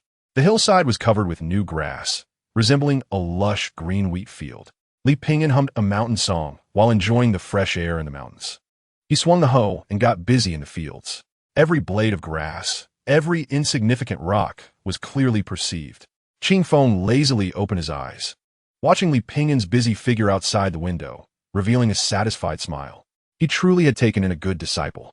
His previous disciples only knew about cultivation, oblivious to the world outside. In Qingfeng's view, all those so-called prodigies were nonsense. A disciple like Li Pingin, who could cook and farm, was the best kind of disciple. Qin Feng lazily took a sip of wine and continued to doze off. Li Pingin spent nearly all of his leisure time tending, pruning, fertilizing, and watering, moving from one plot of land to another, finishing one plot before running off to the next. Laonyo and Run too have been quite busy lately. It is said that they owe a lot of money from gambling and are being threatened for their kidneys. Li Pingin has divided the land into 18 areas, preparing for large-scale planting, ranging from dozens to hundreds, even up to several hundred acres. Chapter 309. Traveling 3,000 miles, a sword once faced 1,000,000 troops. TSK. Qin Sheng stood at the mountain peak, savoring the poem Li Pingin wrote for him, imagining himself in a shattered land, riding the wind, with a 3-foot-long sword like a dragon. Thousands of troops returning to the 4 seas, a momentum like a rainbow. Elegant, so damn elegant. The weather was nice today, perfect for a duel with Li Pingin. Arriving at Tantian Peak, Qin Sheng stepped on something underfoot. Looking down, he saw a dozen low-grade spirit stones. Oh, that's a good omen. Qin Sheng nodded, just as he picked up the spirit stones. With a whoosh, Li Pingin, Qin Feng, Laonyo, and Run Tu all surrounded him. Found money. Let's treat everyone to a meal, Li Pingin said. Qin Feng nodded like a chick pecking at rice. Yes. Treat. Laonyo and Run Tu echoed.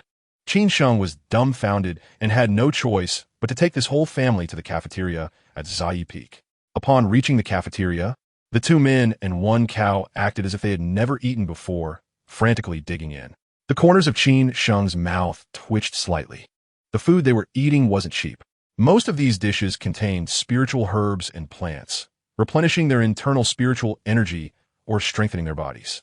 Ordinary cultivators wouldn't dare to eat such things. At most, they would eat a few cheap blood pills or spirit energy pills. Chapter 310, 3 months later. Qin Sheng brought a thick stack of works to Li Pingyan. The designs included landscapes, buildings, characters, flowers, and birds, all sorts of things. Straight lines were straight. Curves were smooth, and the stitches were neat. At first glance, it was clear he had put in a lot of effort. Qin Sheng smiled proudly. How about it? It's indeed not bad, but although your embroidery is great, your cooking skills still need improvement. Cooking? That's right. Li Pingyan nodded. Immediately, the 28 methods of cooking, frying, exploding, roasting, stir-frying, stewing, boiling, various techniques came into play, all expertly executed. Qin Sheng was dazzled. Useless compared to Li Pingyan. He secretly resolved that one day, he would surpass Li Pingyan. In the blink of an eye, another half a year passed. Bang, bang. There was a knock at the door. Li Pingyan's consciousness extended out, and it was Qin Sheng again. The door opened, and Qin Sheng stood outside with his head down, looking dazed. What's going on today? Usually, he acts like he has been injected with chicken blood. Qin Sheng raised his head and forced a bitter smile. I think I might never be able to defeat you in my lifetime. You finally realized it? Chapter 311. Qin Sheng did not return alive. Sigh. Li Pingyan let out a soft sigh. No matter how glorious you were in life, in death, you are just a small mound of earth. This little box is your eternal home.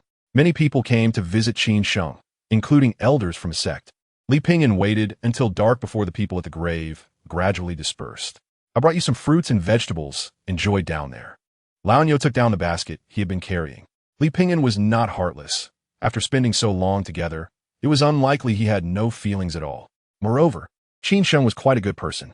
The death of a friend always brings a lot of sadness. Li Pingyan leaned against Qin Sheng's grave, looking somewhat melancholic. Tomorrow and accidents never know which will come first. No one knows who will say goodbye to you casually and never be seen again. It is said that Qin Sheng relaxed his guard while collecting herbs and was bitten by a sudden spiritual snake that emerged, dying on the spot. Logically, such a grade of spiritual snake should not appear there, but it happened to be so coincidental, although the snake was later killed by the others working together. Chapter 312. Thunder Tribulation. Li Pingyan felt everything around him undergoing earth-shattering changes. His heart was beating faster and faster. With each beat, it sounded like a heavenly drum. Every muscle, every nerve, every bone in his body was trembling. The flow of blood was also increasing, like a scorching sun. A rushing river, a surging magma, a shaky volcano seemed to remind Li Pingyan that he was experiencing the baptism of a second life. Run 2 nervously asked Laonyo, Brother Nyo, can our big brother make it? Moo. Suddenly, Li Pingyan stretched lazily. Run 2 was stunned. Brother, did you succeed? Not yet, Li Pingyan said calmly. Huh? Not yet? Li Pingyan nodded. The thunder tribulation was indeed too dangerous, and sufficient preparation was necessary. After a while, the thunder outside disappeared, and the heavy rain and dark clouds gradually dispersed. This time, Li Pingyan was just experimenting. It seemed that he did not have such good luck after all, and he still encountered the thunder tribulation. But since he had encountered it, he had to come up with a foolproof plan. Li Pingyan thought of many methods, but 9 out of 10 were rejected by him. Chapter 313. Huh? Li Pingyan suddenly felt that he was being locked onto by a consciousness. A sharp intuition made him feel that there was a top expert behind him. It was an instinctive feeling. A fierce gaze from the bushes was firmly locked onto Li Pingyan. Woof, woof, woof. A gray-white large dog sprang out, with not a single stray hair on its body. It was quite large, like a small calf. Staring with wide eyes, it looked ready to attack at any moment. It issued a warning, as if to say that if Li Pingyan took a step forward, it would tear him apart. Li Pingyan hesitated for a moment, then took out pots and pans from his storage ring. He stewed a pot of fragrant pig bones. The aroma wafted in the wind, and the large dog's eyes immediately brightened. Seeing Li Pingyan showing a friendly expression, it quickly ran over. Li Pingyan smiled slightly. Can I come in now? The big dog nodded vigorously, almost saying, please, sir. Just like that, Li Pingyan successfully obtained the raisins. After returning, he extracted the yeast and soaked the grains used for brewing for several days. After soaking, he then steamed them over a low fire, filling the kitchen with a rich grain aroma that made one drool. After 7 days, he opened the lid and placed it in the steaming barrel for a day. Chapter 314. Reporting Regulations. Elder Qing Feng tapped his ear and said, "Go ahead." Yin Shu cleared her throat and reported to Qing Feng one by one. However, as she spoke, Yin Shu felt something was off. As a master of a peak, Qing Feng was currently holding onto Li Pingin's leg, tears still glistening in the corners of her eyes. She wasn't paying any attention to what Yin Shu was saying. Instead, Li Pingin, as a disciple, sat in the position of the peak master and nodded from time to time, commenting, this is good, but I think there's a problem with this regulation. Yin Shu blinked her cute big eyes in confusion. Who is the peak master? After a while, Yin Shu prepared to take her leave. Qing Feng said, "Stay and have a meal with us. My little Pingin cooks really well." Yin Shu politely declined, thanking her for the kind offer, as she still had to report to other peaks. Just as she walked out the door, she saw a cow happily gnawing on a cow hoof. Leaving Tontian Peak, Yin Shu thought to herself, this Tontian Peak is really strange. Adding her previous savings to the relief funds she got from Qing Feng, she finally gathered all the expenses. Chapter 315. Impressive. An elder gave a thumbs up. With so many gold bricks and a lightning rod, another elder calculated the expenses, noting that the cost of spirit stones was not a small amount. What would he do in the future? Exactly. This young man really doesn't know the importance of priorities. Cultivation isn't a one-time deal. What will he do in the future? The three elders frowned in unison. Yin Shu couldn't help but shake her head. Li Pingin exhaled, adjusting his breath. His 100 acupoints had been opened, and his pulse was calming. He didn't know how much time had passed. Surrounding dark clouds pressed down on the city. Disaster clouds were dense. The wind howled fiercely. The sound was piercing. It was like crying, like wailing. It's coming. Continuous thunderclaps fell like raindrops, lighting up the night sky in a pale white. The huge commotion attracted many figures from various peaks. The old cow held a pen, meticulously recording the details of the thunder tribulation. This would be convenient for summarizing and learning later. In midair, a point of light descended. It grew larger and brighter, dazzling to the eye. A massive electromagnetic sound erupted. And to Li Pingin, it felt like a laser cannon ready to fire. Chapter 316. Elder Qing Feng patted Li Pingin's shoulder excitedly. Little Pingin, you truly bring honor to your master. Li Pingin wanted to test his current strength, so he mentioned his thoughts to Qing Feng. Without hesitation, Qing Feng agreed. Before making a move, she knocked on Li Pingin's body. Be careful, your master is quite strong. She was afraid of hurting Li Pingin. After all, who would cook for her in the future? Elder Qing Feng asked, "Are you ready?" Li Pingin nodded. Then, Qing Feng murmured something. Oops, I read it wrong. Let me try again. Qing Feng recited it dozens of times. Just as Li Pingin was about to lose patience, she finally finished the chant, and a vast amount of magical power surged forth. An invisible barrier formed, rushing out and pressing against the void. It created a powerful momentum that swept towards Li Pingin. Li Pingin was slightly taken aback, feeling as if every part of his body was being squeezed and torn by a force, every inch of space twisting. So strong, Li Pingin didn't dare to be careless, circulating his vital energy in the Naiwan Palace. His whole body was enveloped by a gentle aura, absorbing the vast power like an ocean. All the strength vanished in an instant. Chapter 317. Sister Yin Shu, where are you going? To the main peak. Dressed in a fiery red outfit, Yin Shu quickly organized her belongings. After bidding farewell to her master, she headed to the main peak. This special training was concentrated in a small bamboo forest on the back mountain of the main peak. With the Demon Extermination Conference approaching, the selected younger generation disciples were all heading to the small bamboo forest for special training by the masters. In the cultivation system, only those who reached the 7th rank could be called masters. Having a 7th rank master personally guiding them was undoubtedly a great opportunity for them to enhance their strength. Arriving at the small bamboo forest on the main peak, it was a hillside surrounded by bamboo groves. In the middle was a grassy area, opposite was a small waterfall. The scenery was serene and breathtaking. There was a small pavilion in the bamboo forest where several disciples had already arrived. These individuals all knew each other, as they belonged to the talented younger generation, and they greeted one another. Erhu said, in the Shushan's 14 peaks, each peak has sent 2 young disciples this time. We haven't gathered like this in a long time. Everyone smiled, and a slightly arrogant thought surfaced in their minds. The future leader of Shushan can only be among those present. Chapter 318. Let's call it day. Li Pingyan suddenly perked up. Class is over, it's time to eat. The dining area of the main peak was not open to the outside world, so even if one was wealthy, they couldn't enjoy it.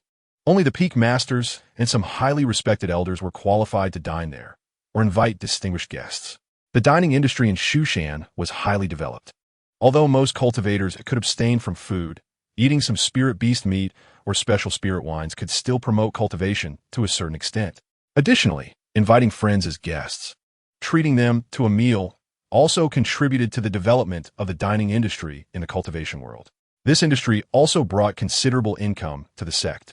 Today's dinner was a special dish made by mixing various spirit herbs and elixirs, paired with some special sauces.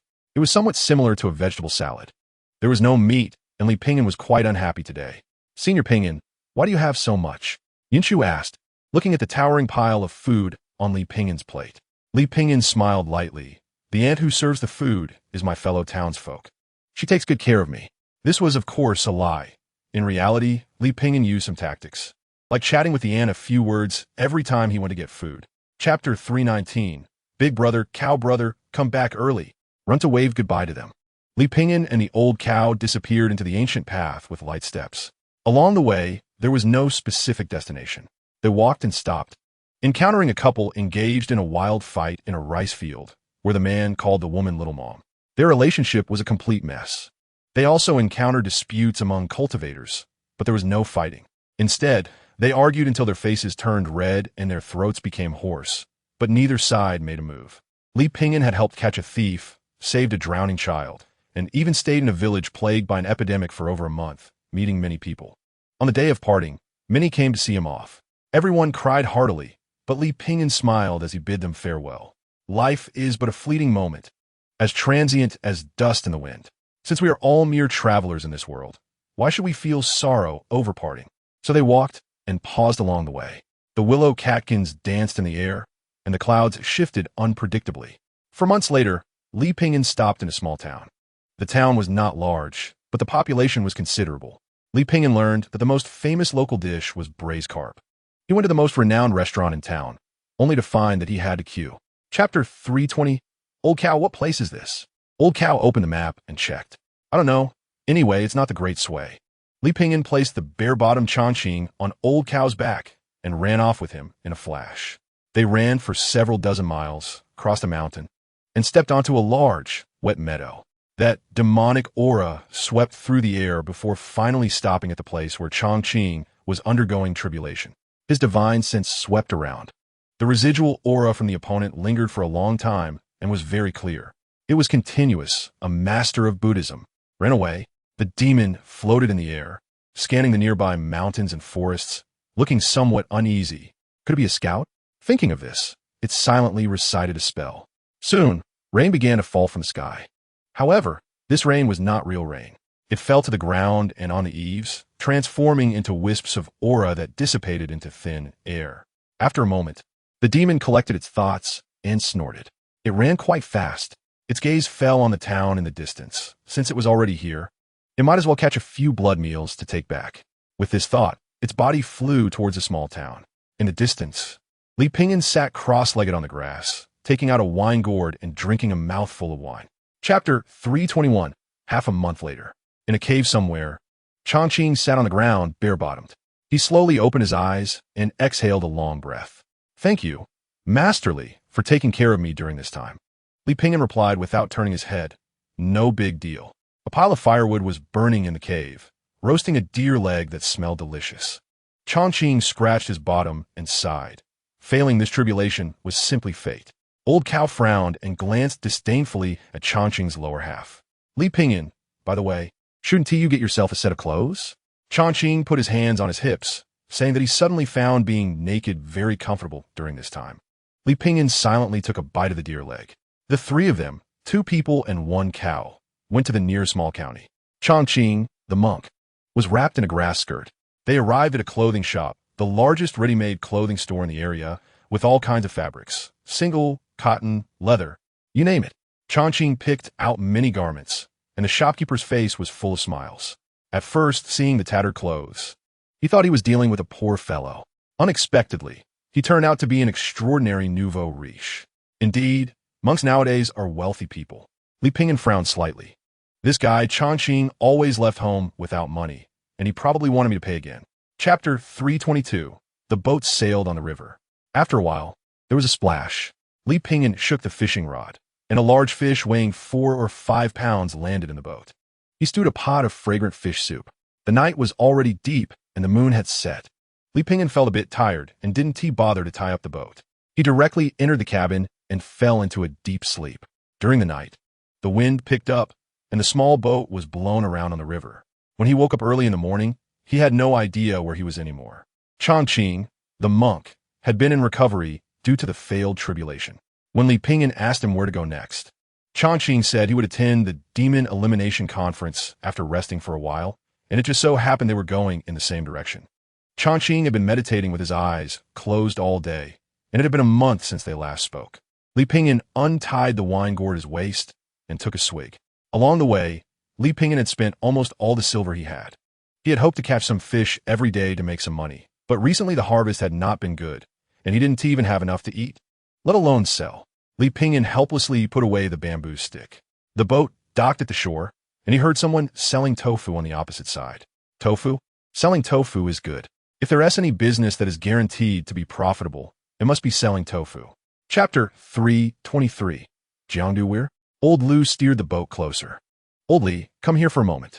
I brought the drunken crabs you asked me to get last time. Li Pingyan walked over, just about to pick up the drunken crab. Old Li suddenly pulled him and whispered, Old Li, you can't go to Jiangdu Weir? Oh, why not? Jiangdu Weir is the territory of the Spring Fish Gang. Other boats are not allowed to enter unless they are recognized by them. You just arrived not long ago and don't know. The Spring Fish Gang is quite powerful.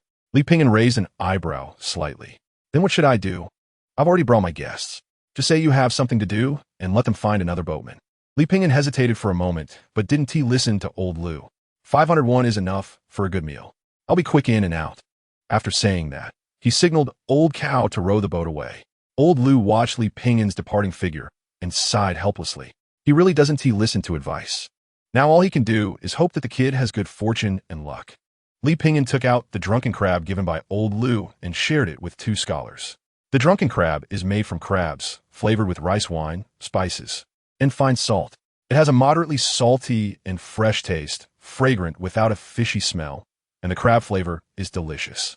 Chapter 324. Li Pingyan uncorked the wine gourd and poured wine into the river, muttering, No blame for the strange. We're all just out here hustling. Give me, Li, some face. His tone was very friendly, but unfortunately, the other party really didn't give him any face. The wind and waves did not cease in response to Li Pingyan's words. Instead, the sound of water at the bow grew louder. The big boat rocked back and forth. Creaking, Gung Lianqing, in despair, threw money into the river, shouting as he scattered money. I have money. I have money. You damn boatman. Lousy won't let you go even after becoming a ghost. Li Pingyan frowned slightly, feeling a lack of respect. He immediately reached out, exerting force on his wrist. A water monster over 2 people tall was pulled out of the water and thrown onto the boat, causing the vessel to shake violently with a loud bang, startling Zhang Ju and the others. They turned to look, letting out a frightened scream. The water monster swayed back and forth on the boat, its large tail sweeping across. Gung Lianqing and Zhang Juhe cried out in despair and plunged into the water with a splash. The 2 clung to each other as they fell into the water, immediately feeling dizzy. In this bitter cold winter, the river water could freeze a person to death. Both of them were just frail scholars. Chapter 325. 3 days later. Wuling Valley. Today is not a good day. Heavy rain pattered down, giving a feeling of spring chill. In the distance, Wuling Valley seemed to belong to another realm. Isolated from the outside, not a single raindrop fell within it. Li Pingyan led the Old Cow, a smile tugging at his lips. Wuling Valley, indeed impressive. Hey, you have to admit, Wuling Valley is quite spectacular. In front of the mountain gate of Wuling Valley, hundreds of cultivators from all over had gathered. Changqing had just been called away by a few senior brothers. Li Pingyan led the Old Cow, looking around. Hey, it's the people from Huailu Academy. Huailu Academy? Everyone turned to look, and the crowd automatically parted to make way. This time, the team from Huailu Academy was led by the renowned Confucian scholar, Master Zhong, followed by several disciples. Is that Jingyu? Young yet already at the 5th rank. You need to be extra cautious. Each family's elders were reminding their juniors. Jingyu was the highest in cultivation and talent among the younger generation of Huailu Academy, receiving much attention from various families. Behind Jingyu were several young men and women, including 2 exceptionally beautiful girls. Chapter 326. Welcome to Wuling Valley. A dozen cultivators from Wuling Valley waited respectfully on the steps for everyone. Xiao Ping'an. In the distance, a petite figure rushed over and hugged Li Ping'an's thigh. The people from Shushan also arrived, led by Elder Zhang, the law enforcement elder, along with 3 other elders and the peak master of Tongtian Peak, Qingfeng. Several Shushan disciples followed behind, including Yun Shu and Lu Ergu. They greeted each other, and then the elders from each family began to enter through the main gate, leaving many juniors standing outside the mountain gate. Before entering, these juniors needed to go through some tests. After all, the Demon Extermination Conference was essentially a trial for the younger generation of disciples. At this moment, a middle-aged man appeared. Everyone, please remain calm. I am Xiao Zhu, the young Valley Master of Wuling Valley. Before the Demon Extermination Conference begins, there will be a small test. Consider it an appetizer. Please go ahead. Everyone entered one by one through a narrow passage. This passage was about 50 to 60 meters long, but only 2 feet wide, allowing only one person to pass through. Thus, it took over an hour for everyone to get through. Meanwhile, the elders from various sects and families arrived in Wuling Valley. Chapter 327. We've struck it rich. Li Ping'an and the old cow each held a large pile of golden axes, grinning as they walked out. According to the rules, only those who obtained 3 axes were considered to have passed. Li Ping'an had turned in 3 axes, and with the remaining pile, they belonged to him. The young valley master, Xiao Zhu, hurriedly stopped the river god. You can't leave. The river god was in tears. I can't do this job anymore. Not only was I disrespected, but another kid also took so many axes for free. Those who passed the hard examination emerged from the bamboo forest. Hey, did you meet the river god too? Yes, I guess I was affected by the formation back then. Everyone was discussing animatedly. Li Ping'an was planning with the old cow about where to go for a big meal after selling the axes. Lu Yin couldn't help but smile, thinking that this scene would be quite explosive a few hundred years later. Elder Qingfeng slapped his thigh, saying, as expected of my disciple, he knows how to live frugally. Wuling Valley Grey Hall. Early spring, the season when willow catkins are flying. The Demon Extermination Conference officially begins. Numerous reporters from small newspapers gathered at the forefront, eager for first-hand interviews. Chapter 328. Lu Shixiang, go for it. Cheers erupted from the stage from time to time. Applause and shouts echoed. The first match was between Ding Yan from Qingyun sect and Lu Hong from Sanqian Island. Both were mid-4th rank cultivators, pure qi practitioners, and among the best of the younger generation. Both sides were determined to win, but for the time being, neither could gain the upper hand. Their skills were continuously rising, and their momentum was escalating. The battle grew more intense, with moves becoming increasingly fierce. After about half a TS worth of time, the situation finally reached a climax. Ding Yan from Qingyun sect used a magical treasure to sever one of Lu Hong's arms. However, Lu Hong did not stop his actions due to his arm. In his other hand, he threw out several talismans. Powerful spiritual energy gathered in his palm, transforming into thunder in his hand. This strike seemed like the wrath of a thunder god, carrying a domineering and violent force, surging toward Ding Yan. Ding Yan had no time to evade, let alone defend. If this hit, he would either die or be severely injured. Just then, the chief referee suddenly intervened, stopping Lu Hong's thunder in his palm. Sanqian Island, Lu Hong wins. On the second floor, the people of Qingyun sect sighed softly.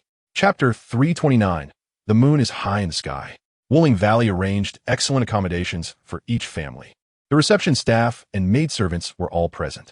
The disciples of Shushan were assigned to the southeast direction. Zhu Ying, Mei Ying, and Zijin, Jianghe, made the room fragrant and refreshing. Hey, why hasn't Senior Brother Ping'an returned yet? A Shushan disciple asked curiously. Senior Brother Ping'an has many friends, so he must be out for a while longer. Hey, it's really strange. How does he know so many people? Disciples from Huailu Academy, Buddhist saints, and the old heavenly master from Longhu Mountain. He was even summoned by the Empress of the Great Sui. Lu Ergu smiled and said, Senior Brother Ping'an has traveled for many years and naturally has many friends.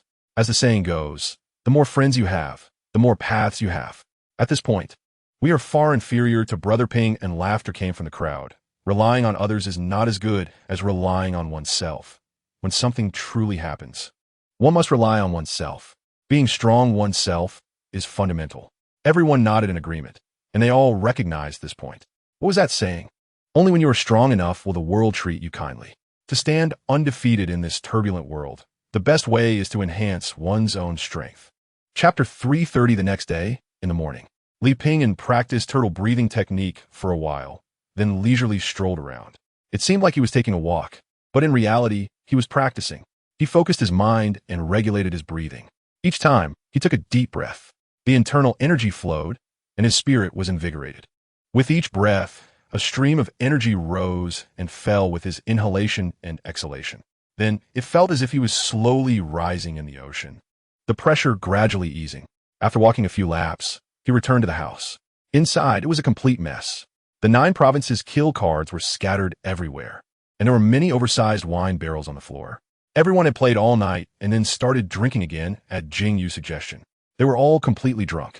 At this moment, Chongqing's head was resting on a shoe, lying on the ground, sound asleep.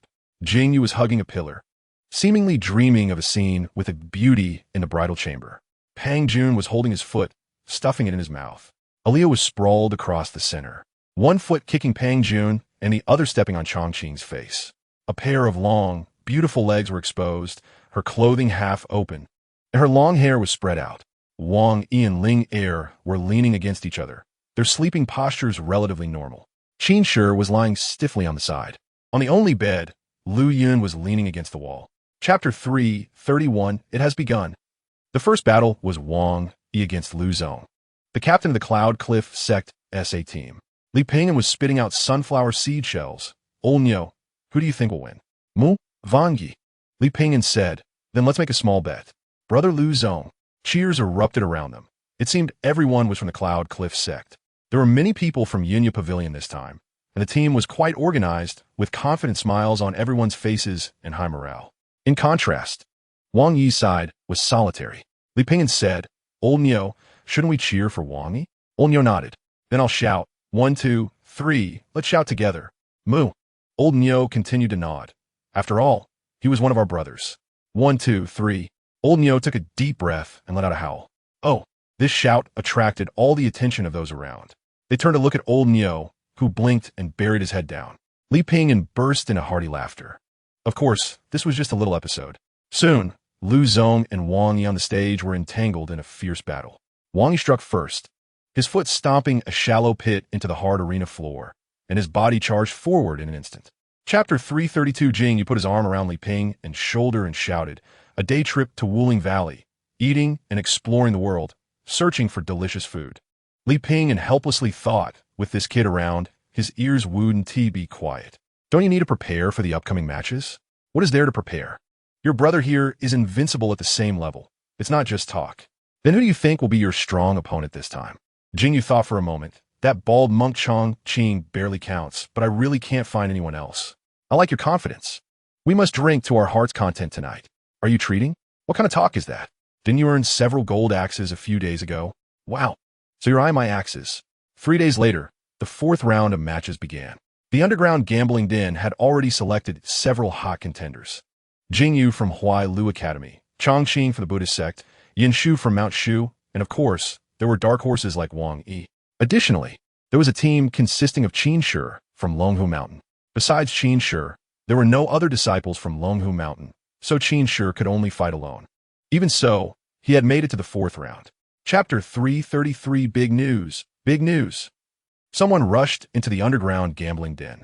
Qin Shi from Longhu Mountain defeated 3 disciples from Zhengwu sect. What? Is that true? Everyone chatting and drinking tea changed their expressions. How could it be false? The final battle was especially fierce, and the disciples from Zhengwu sect attempted to take Qin Shi's life. Unfortunately, Qin Shi was more skilled, and that Zhengwu sect disciple would probably be ruined for life. Gasping for breath, Qin Shi sat in a corner, methodically wiping the bloodstains from his body with a towel. Looking at the blood marks on his body, he suddenly smiled. His previously calm and busy days had finally paid off. After reaching the 4th round, he would receive a substantial reward. If he went further, Qinshi, a cold voice suddenly rang out. Qinshi looked up and found an old man with white hair staring at him with a strange gaze. A cold smile hung at the corner of his mouth, giving off an aura of authority without anger. "Who are you?" The visitor was Elder Gong from Zhongwu sect. "You're not bad. Quite impressive." The old man, with a head of white hair and a white beard drifting in front of his chest, looked like a high-ranking figure with an ethereal demeanor. Chapter 334. What is going on? Go take a look. The many senior officials who were about to leave also noticed the commotion on the other side. Soon, someone hurriedly reported. There was a conflict between Elder Gong from Zhongwu sect and Li Ping and from Mount Shu. Zhongwu sect and Mount Shu had always kept their distance from each other. Moreover, in recent years, due to business dealings involving spirit stones, their relationship had been quite good. Furthermore, how could there be any enmity between an elder and a disciple? Why would they fight in such a situation? Elder Zhang felt quite helpless. Li Ping is such a troublemaker. Could it be that Li Ping held a debauched gathering that night, and didn't he invite this elder from Zhongwu sect? Or was the elder's wife also at that debauched gathering? Elder Zhang's thoughts ran wild. This incident happened in Wuling Valley, so the deputy leader of Wuling Valley should naturally investigate it thoroughly. After a while, the reasons for the incident were clarified. He subtly explained the background of the situation to everyone. In the recent contest, Elder Gong from Zhongwu sect was likely anxious because his disciple was injured. Therefore, he went to seek an explanation from the disciples of Long Hushan, but it seems they got into an argument. Everyone present was not foolish and could hear that. Chapter 335. 2 days later, there was a result. Elder Gong from Zhongwu sect was stripped of his position and placed under house arrest for 100 years, with a salary penalty for 30 years. Li Pingyan, a disciple from Shushan, was sent back to Shushan, placed under house arrest for 2.5 years, and fined for 1 year. Although Li Pingyan was not at fault, he bore some responsibility for causing such a large-scale disturbance. Most importantly, the reputation of Zhongwu sect could not be ignored. The martial world is not just about fighting, but also about human relationships. However, Li Pingyan was quite satisfied with this outcome, as Elder Gong's fate was much worse than his. On the afternoon of the day the punishment was announced, 2 disciples from Shushan escorted Li Pingyan back to Shushan for house arrest. Elder Gong was then detained. Li Pingyan said goodbye to several close friends. Qinshi felt quite guilty. The old master patted Li Pingyan on the shoulder and said, "All right, you're a righteous guy. Let us have you contribute half for rebuilding Long Hushan next time." Aliyah pouted, feeling very reluctant to part ways right after they met. "Uncle, take care of yourself. I'll come to see you in Shushan after the demon-slaying conference ends. This is some food I brought for you to eat on the way." Chapter 336. House arrest was nothing to Li Pingyan. He originally planned to focus on making money in Shushan after the demon-slaying conference. Now, he was just returning a bit earlier. During the year he was away, run to manage the entire medicinal valley on Tongtian Peak quite well. However, he was not Li Pingyan, and without any helpers at his side, some mistakes were inevitable. Li Pingyan took a tour around the medicinal valley while old Neo followed him with a notebook, recording every issue Li Pingyan mentioned. By the time they returned to the house, it was already midnight. Old Neo brought a large teapot and a big bowl, pouring Li Pingyan a bowl of tea. Li Pingyan changed into a new set of clothes and sat in the study. He organized his thoughts. Since returning, he had been considering the changes that Lu Yun had mentioned. As chaos was about to erupt in the world, the only thing he could do was to improve himself. Li Pingyan lit a box of sandalwood incense and took out a large piece of paper. He wrote a big character, "Steady," and then posted it on the wall behind him. This would be his goal moving forward. Steady, seeking victory through stability. He planned to earn enough capital in 1 year and re-enter the spiritual medicine market within 5 years. He named it the 5-year plan. Chapter 337. Shushan was under full martial law and could not leave Tongtian Peak for the time being. Li Pingyan stored the prepared spiritual medicines, which were not afraid of being wasted. These medicines for healing and replenishing energy and blood were always valuable, especially with the impending war. If this batch of spiritual medicines was sold off completely, it could bring in a small profit. During this time, Li Pingyan also stole snowbone ginseng from Qingfeng. This was a gift given to the elders and masters from Wuling Valley during the last demon-slaying conference. The older the ginseng, the more valuable it became after being processed. A single piece was quite expensive on the market. Yet, Qingfeng treated it like a scallion, dipping it in sauce and munching away. Li Pingyan felt a pang of regret.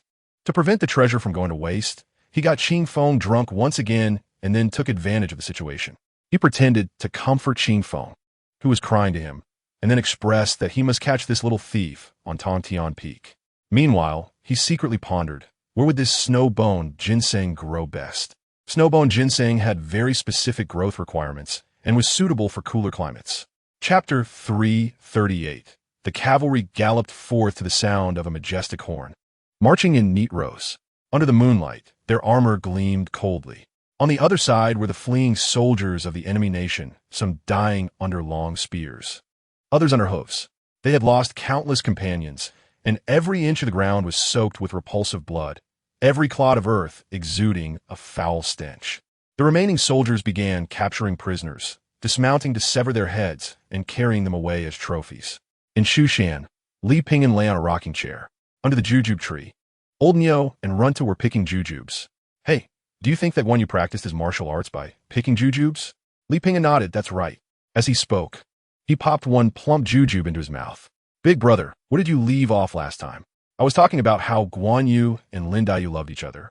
But Guan Yu couldn't express his feelings for Liu Bei for a long time. How can there be a unique method in the world that doesn't let down Big Brother or you? Continue. Runtu and Old Nio were very interested. The war had not yet affected Shushan. Chapter 339. Don't wet your pants on the battlefield. Get lost. You're the one who will wet your pants. I'm waiting for you on the battlefield. Hey, make sure to come back alive. Qiu Wangba, you better not die. Don't worry, I'm tough. This time I'll teach that arrogant bunch of cultivators from Daiyu a good lesson. Old Li, don't embarrass us in Shushan. The first batch of selected disciples were on the main peak, bidding farewell to their fellow brothers. The sun hung high in the sky, casting rays of light as if cheering for their journey. Lu Ergu waved to Yunshu and Li Pingyan. The situation on the battlefield is unpredictable, Brother Ergu.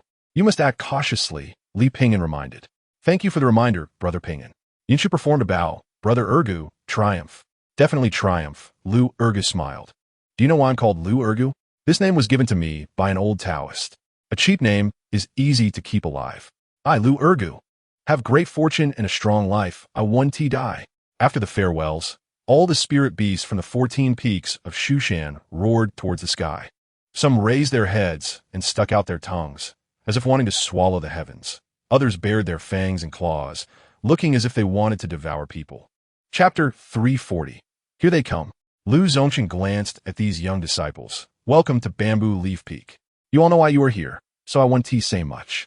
Starting today, you will be refining healing medicines here for 30 days. Refining 10 healing pills is the minimum requirement to stay at Bamboo Leaf Peak. 10 pills.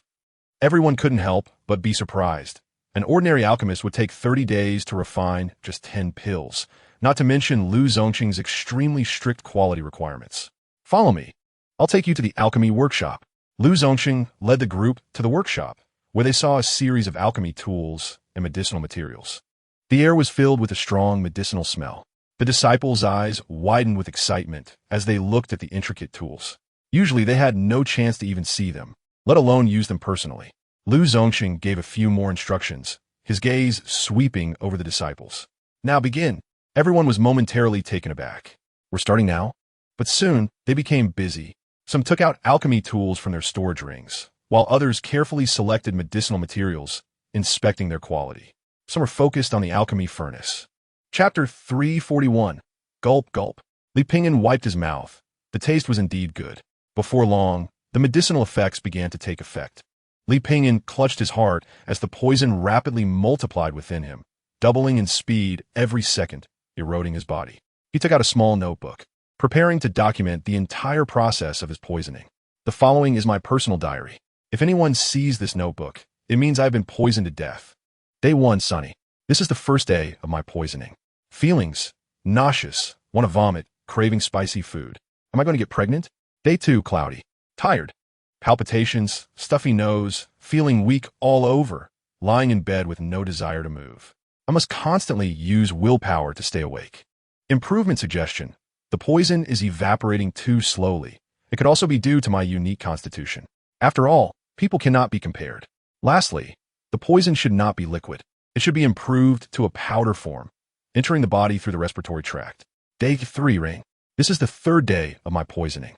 While silently expelling the toxins from my body, I'm also mobilizing my turtle breathing technique. My mental state has improved a lot, and my internal energy has recovered to about 60%. Chapter 342, Master. Master, what's wrong? Someone help. Master is having an episode. Lu Zongqing's eyelids twitched. Don't call out. I am opening the dragon's spine. Opening the dragon's spine? Lu Zongqing said with difficulty, precise control of the spine, making it flexible, coordinating movements. Opening the dragon's spine means opening the hips, back, and unblocking the spine. This is a new health method I have researched recently. Do not make noise. Oh. After the disciples left, Lu Zongqing became engrossed again. Reports from the front lines came in, stating that the disciples of Shushan had executed a beautiful ambush, slaying 103 enemies. Many brave disciples were featured in the report, which was undoubtedly good news for Shushan. Everyone was looking forward to seeing their names on the list for the second batch heading north. In the small courtyard of Bamboo Leaf Peak, a figure was seen running around the yard. 100 push-ups, 100 sit-ups, 100 squats, plus a 10-kilometer run every day. Run 2, under the morning sun, was following the method of becoming stronger that Li Pingyan had told him. The most important thing was to get a haircut. Run 2 touched the hair on his head, wondering if he should cut it. Chapter 343, Senior Brother Pingyan. Li Pingyan stepped forward, offering 20 spirit stones. This friend, I am asking for 200 spirit stones. And you only offer me 20? My old father is still waiting for these 200 spirit stones to save his life. The street vendor's tearful demeanor moved Yin Shu. Just as she was about to say something, Li Pingyan pulled her away and turned to leave. Then we 1T buy it. Hey, wait, 20 spirit stones is fine. Li Pingyan, can you throw in another cup for me? Deal. The vendor agreed readily. Yin Shu, what about your old father? Isn't he waiting for 200 spirit stones to save his life? After they walked a distance, Yin Shu turned back to look. She saw the street vendor, tearfully telling the next customer, my old mother is waiting for 300 spirit stones to save her life. Having practiced in Shushan for many years, Yin Shu suddenly felt as if she was seeing the world new. Half a day later, everyone gathered together, and everything went smoothly. However, there was still a batch of medicinal materials that would arrive in 2 days. After discussion, Yin Shu was chosen to lead the escort of the medicinal materials back first. Li Pingyan and Sidhu Lei would wait here for the last batch of materials. Chapter 344. Time flies like an arrow, and suddenly 3 years have passed. In these 3 years, Li Pingyan traveled back and forth between Bamboo Leaf Peak and Tongtian Peak. At Bamboo Leaf Peak, he worked on refining spirit medicines. The medicinal valley at Tongtian Peak needed management, and the ever-childish elder Qing Feng also required care. He couldn't skip meals. The busy days gave Li Pingyan a sense of fulfillment. Recently, Elder Qing Feng was preparing to go out. It was said that he would be gone for at least 4 to 5 years. So, early one morning, Li Pingyan went out to get wine. He had buried the wine in the cellar at Longtan Ridge, and after retrieving it, he packed it in his storage ring to take to Elder Qing Feng. He reminded him, I put the wine in your storage ring. Don't drink too much at once. It's easy to get drunk. Drinking can lead to mistakes, especially now that things are chaotic outside. Remember to be cautious. Write to me once a month. Elder Qing Feng nodded repeatedly. Oh, I got it. Yin Shu, who was there to send him off, smiled and thought. Who is the master and who is the disciple here? When a master is away, if someone bullies you, don't confront them directly. Just wait until the master comes back. Li Pingyan nodded. The disciple understood. A gentleman does not stand beneath a dangerous wall. Chapter 345.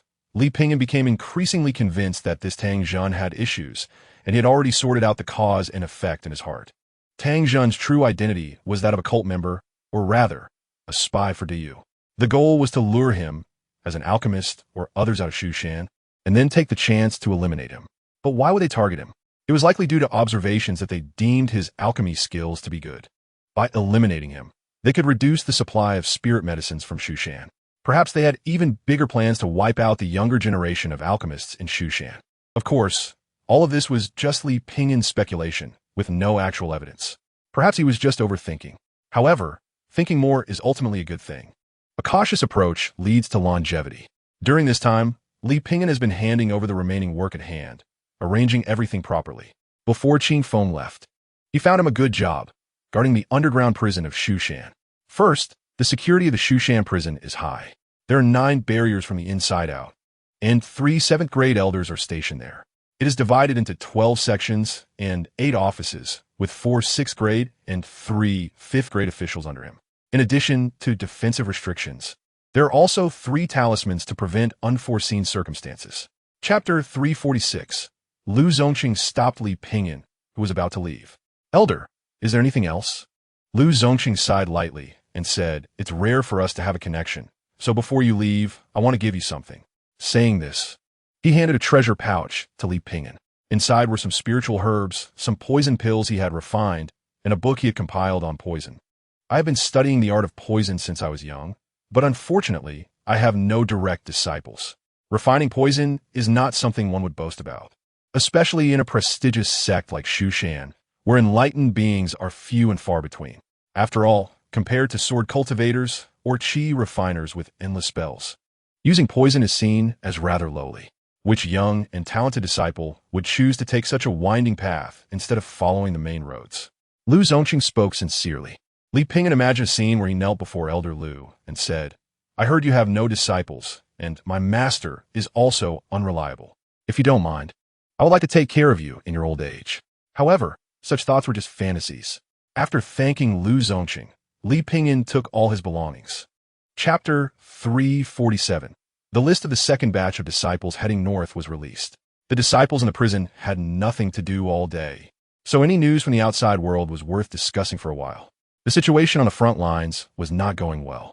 The number of disciples in the first batch heading north could no longer meet the demands of the war. The second batch heading north was inevitable. Who was on the list? Let me see. Oh, there's him. He was my peer. I didn't expect him to have such cultivation now, while I am still here rotting. Li Pinyin comforted his colleague. Hey, don't say that. You have your strengths. Oh, like what? For example, your sleep quality is much better than his. Colleague, old Joe said. Anyway, it doesn't concern us. If the sky falls, there will be someone tall to hold it up. We should eat, drink, and have fun. Who'll let the news out today? I don't want to go. How about we just forget it? Li Pinyin volunteered, I'll go. Old Joe nodded, very satisfied with this new disciple. Li Pinyin took the keys and left. Otherwise, he had nothing to do. He had no interest in fighting crickets or playing cards. Chapter 348. In the prison, you must learn to adapt to life rather than let life adapt to you. This is the living principle for most disciples guarding the prison. So everyone just slacked off together. Old Joe was the oldest disciple among them and had been there for over 200 years. It was said that Old Joe was also a highly talented disciple of his generation. However, due to certain changes, his Dao heart was damaged. He then came to the prison, hitting the bell every day like a monk. Although Old Joe was quite experienced, he was a decent person. When Li Pinyin first arrived, he even specially reminded him to think thrice before acting. The so-called 3 thoughts were, can it be done? Can it be done tomorrow? Can it be handed over to someone else? Li Pinyin couldn't help but applaud. Slacking off to such a level was truly unprecedented. However, recently, the disciples in the prison felt somewhat uneasy because a newcomer had arrived. This should have been a happy thing, as there hadn't been a new face in the prison for several years. However, this newcomer seemed a bit different. According to past practices, within half a month of each newcomer arriving, they could still maintain healthy living habits and possess a positive outlook on life. Chapter 349. Is there a change in Shushan? Li Pinyin calmly put away the message talisman. Since the moment the war broke out, he had been on guard about this matter. National warfare often involves the lives and deaths of tens of thousands, affecting billions of people. Not only are there battles on the front lines, but the rear is also shrouded in dark clouds. Both sides have been preparing for this war for a long time, and there are spies within both nations. You have me, and I have you. Multiple insurgent forces erupted within DU, causing chaos domestically. Some sects and families took the opportunity to create disturbances, siding with the Great Sway. At the same time, the Great Sway was also threatened by rebel forces. Occasionally, news would come that certain sects were attacked by evil cultivators working from within and without. However, Shushan is one of the top powers. With its protective formations and the disciples of the 14 Peaks, it is considered one of the least likely places to be attacked, especially within the Great Sway. But who knows if the enemy will strike unexpectedly? In this matter, caution is essential.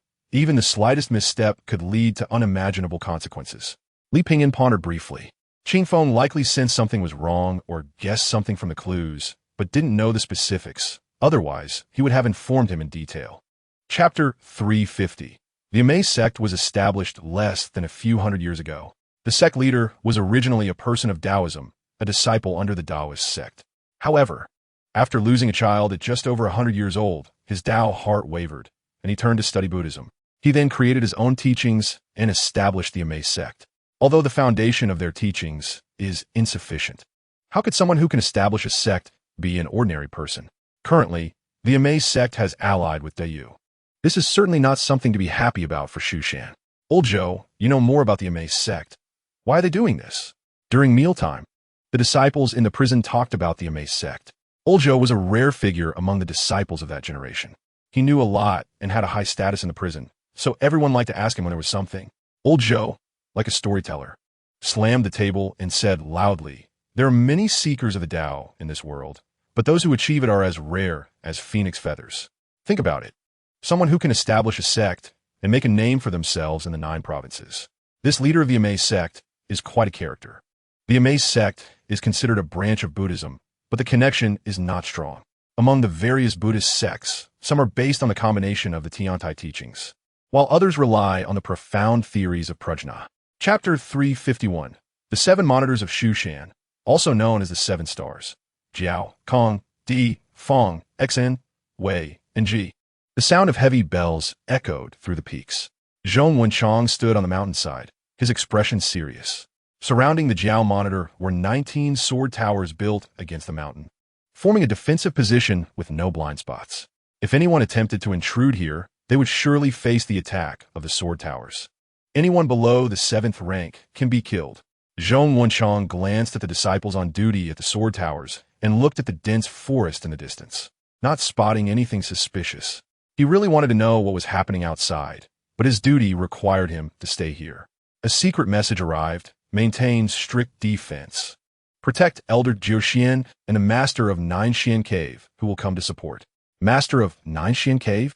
Zhong Wenchang frowned. But before he could think further, a voice from the southeast reached him. Someone was approaching swiftly. "It's the Master of Ninexian Cave. Let them in," Zhong Wenchang ordered. The formation opened a gap, and the sword towers did not attack. In no time, more than 10 figures descended. Leading them was indeed the Master of Ninexian Cave, along with over 10 personal disciples. "Elder," Zhong Wenchang simply bowed. Chapter 352. Come back quickly. Old Joe made a hand gesture and hurriedly summoned a magic treasure.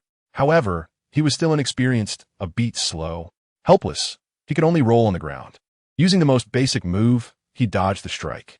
Intruders have broken in? What about the sword towers outside? What's going on? In an instant, chaos ensued. The disciples in the prison were essentially doing menial work. Faced with a strong enemy, they had no ability to fight back. Old Joe, let the brothers retreat to the A-grade cell area. At that moment, Old Joe suddenly heard Li Ping An's voice. The transmission was clear. The A-grade cell area is under Li Ping An's control. Old Joe paused for a moment and shouted urgently, "Hurry, go to the A-grade area." Some people followed Old Joe towards the A-grade area, while others turned about like headless flies. The enemies rushed in like ghosts, swiftly claiming the lives of the disciples guarding the prison. Zhang Su, a personal disciple of the Master of Ninexian Cave, quietly watched this scene without intervening. Instead, he savored the blood-stained air. The disciples in the prison couldn't react at all, becoming fish on the chopping board for the enemy. Chapter 353. Why don't we go lend Ping a hand?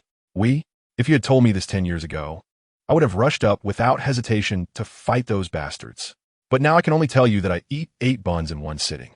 Old Joe's face was grim. Damn it, usually you all play around. Now, at a critical moment, you're all flustered, right? We still have to rely on Ping and to protect all of us alone. Everyone lowered their heads in shame. Someone murmured softly, "Old Joe, how can you say that? Aren't you just like us?" Old Joe was about to curse, but hesitated, ultimately letting his head droop in defeat. He indeed had no right to say anything. What they could do now was probably just pray silently. Li Ping and monitored the movements of both paths. Suddenly, he sensed a powerful aura rapidly approaching. Here it comes. It felt like a 6th grade realm. Zhang Su broke into the poison formation, defending while observing his surroundings. Before long, he burst out of the poison formation. Then, he stepped into another poison formation. First, a cloud of toxic mist erupted, followed by a group of oddly shaped flying hidden weapons making strange whistling sounds. Chapter 354. Hurry. Let me out. I'm finally out. In the B, C, and D monitoring areas, one freed prisoner after another rushed out of the prison. Damn it. Were those little guards? I've tolerated them for too long.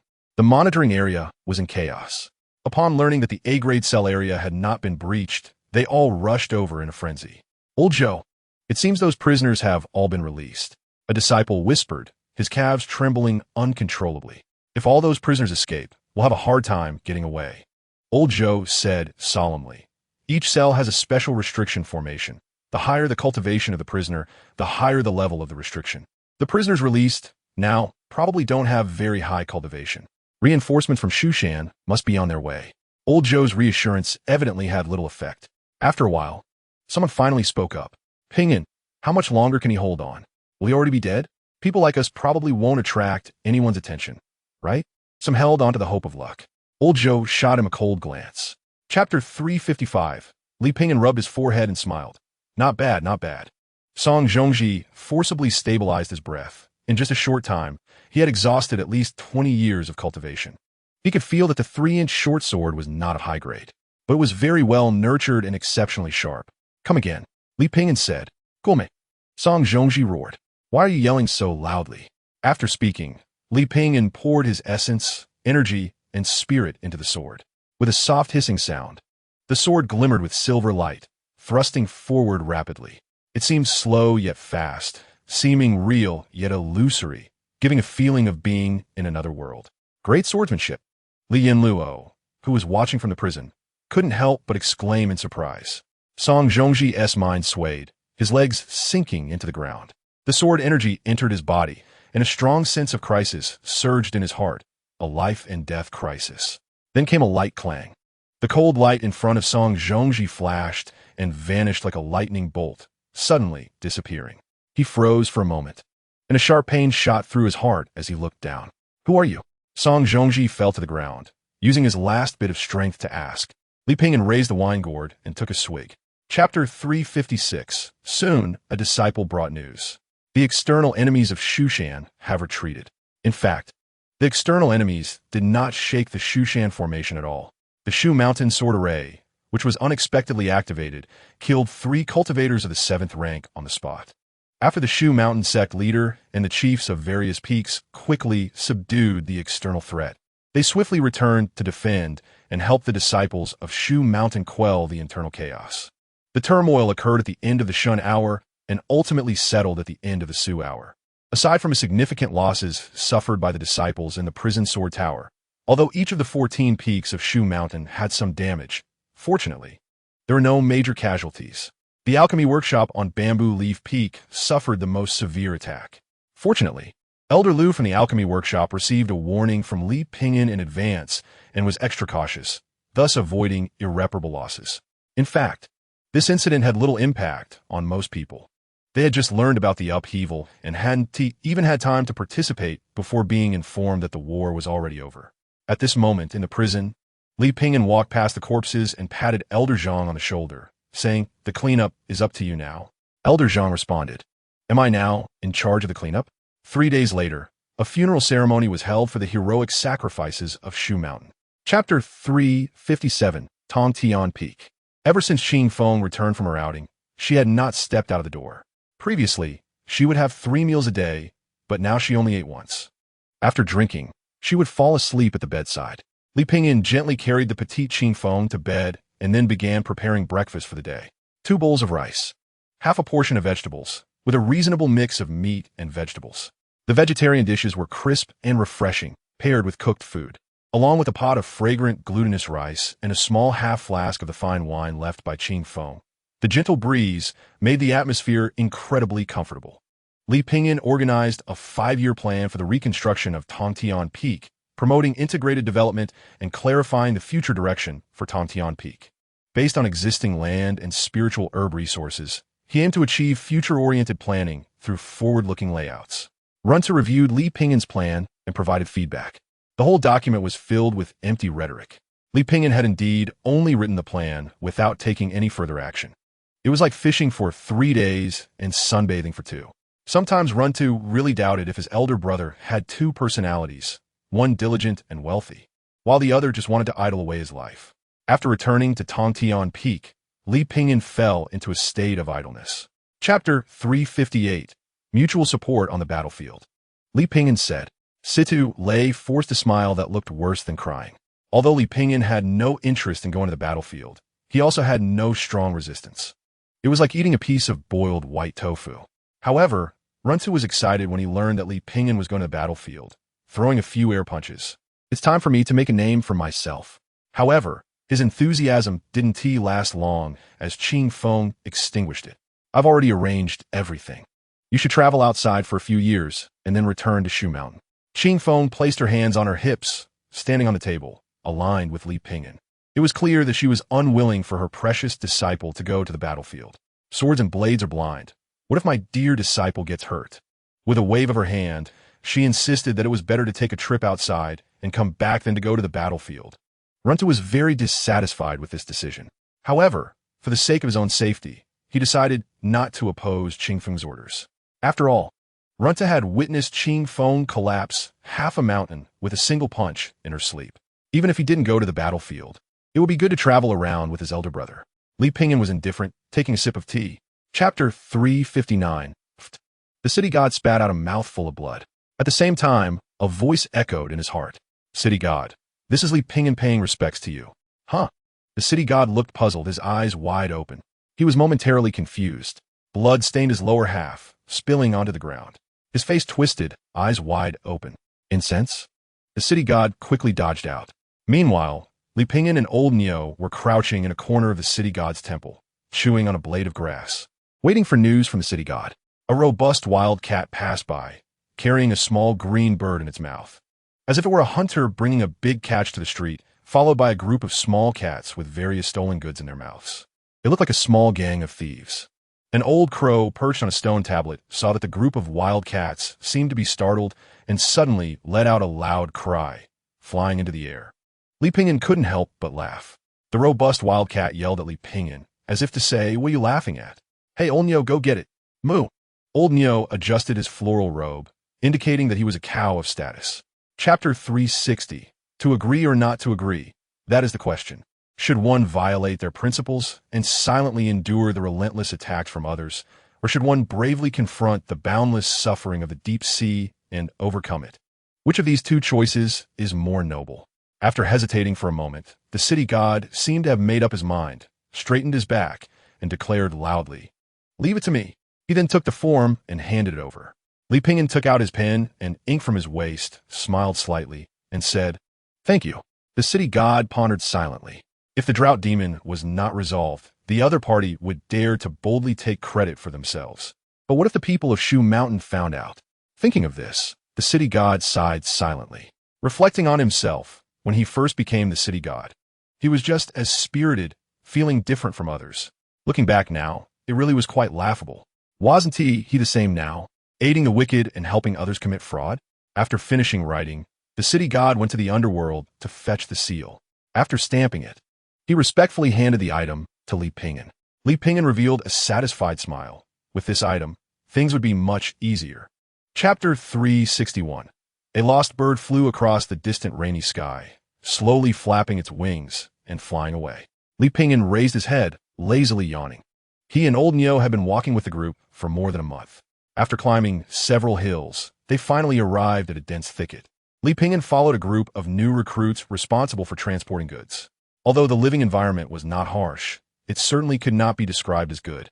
Sometimes he would crawl into a tree hole, and other times he would hide under the tree to sleep. Li Pingyan was different from other soldiers.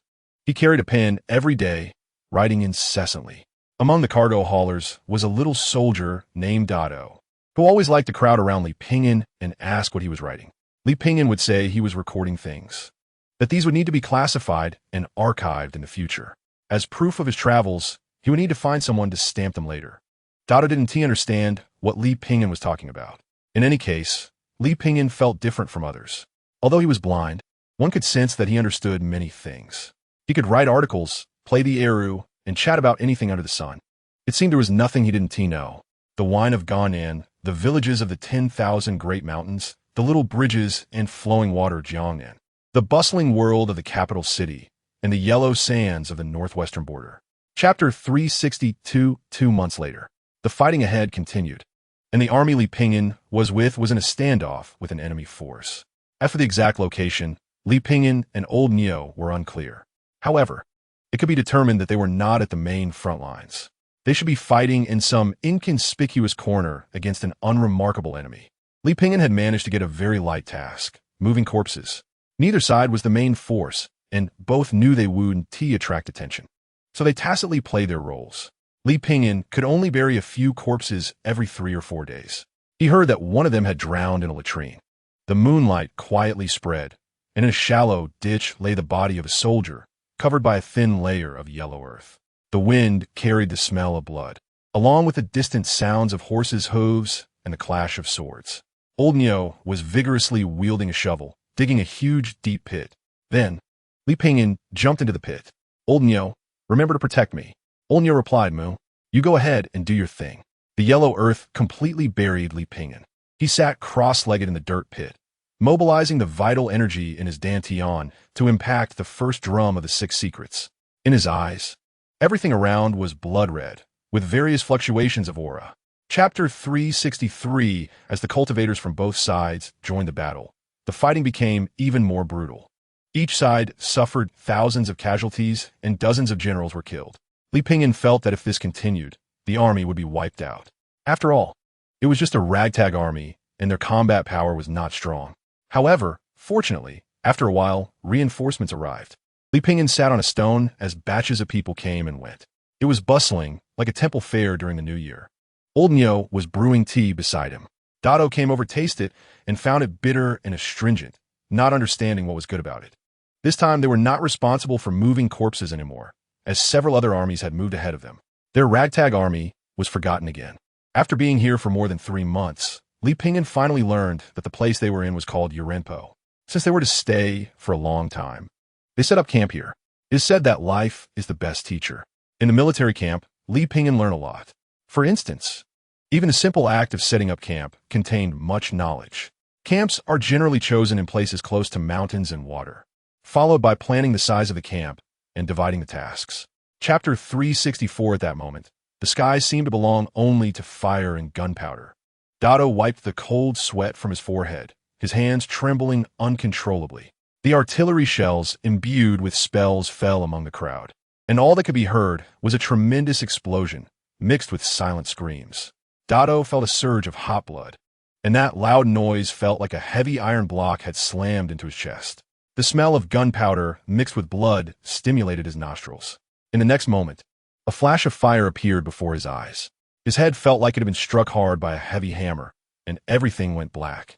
"Are you okay?" Someone pulled him up. Dado shook his head, vaguely looking at the person in front of him. Li Pingyan swiftly drew his knife, killing the soldier who charged at them. "Are we going to die, Pingyan?" Dado asked again. "Who knows?" Li Pingyan replied. This ambush had not achieved the expected effect. The enemy did not seem flustered by falling into the trap.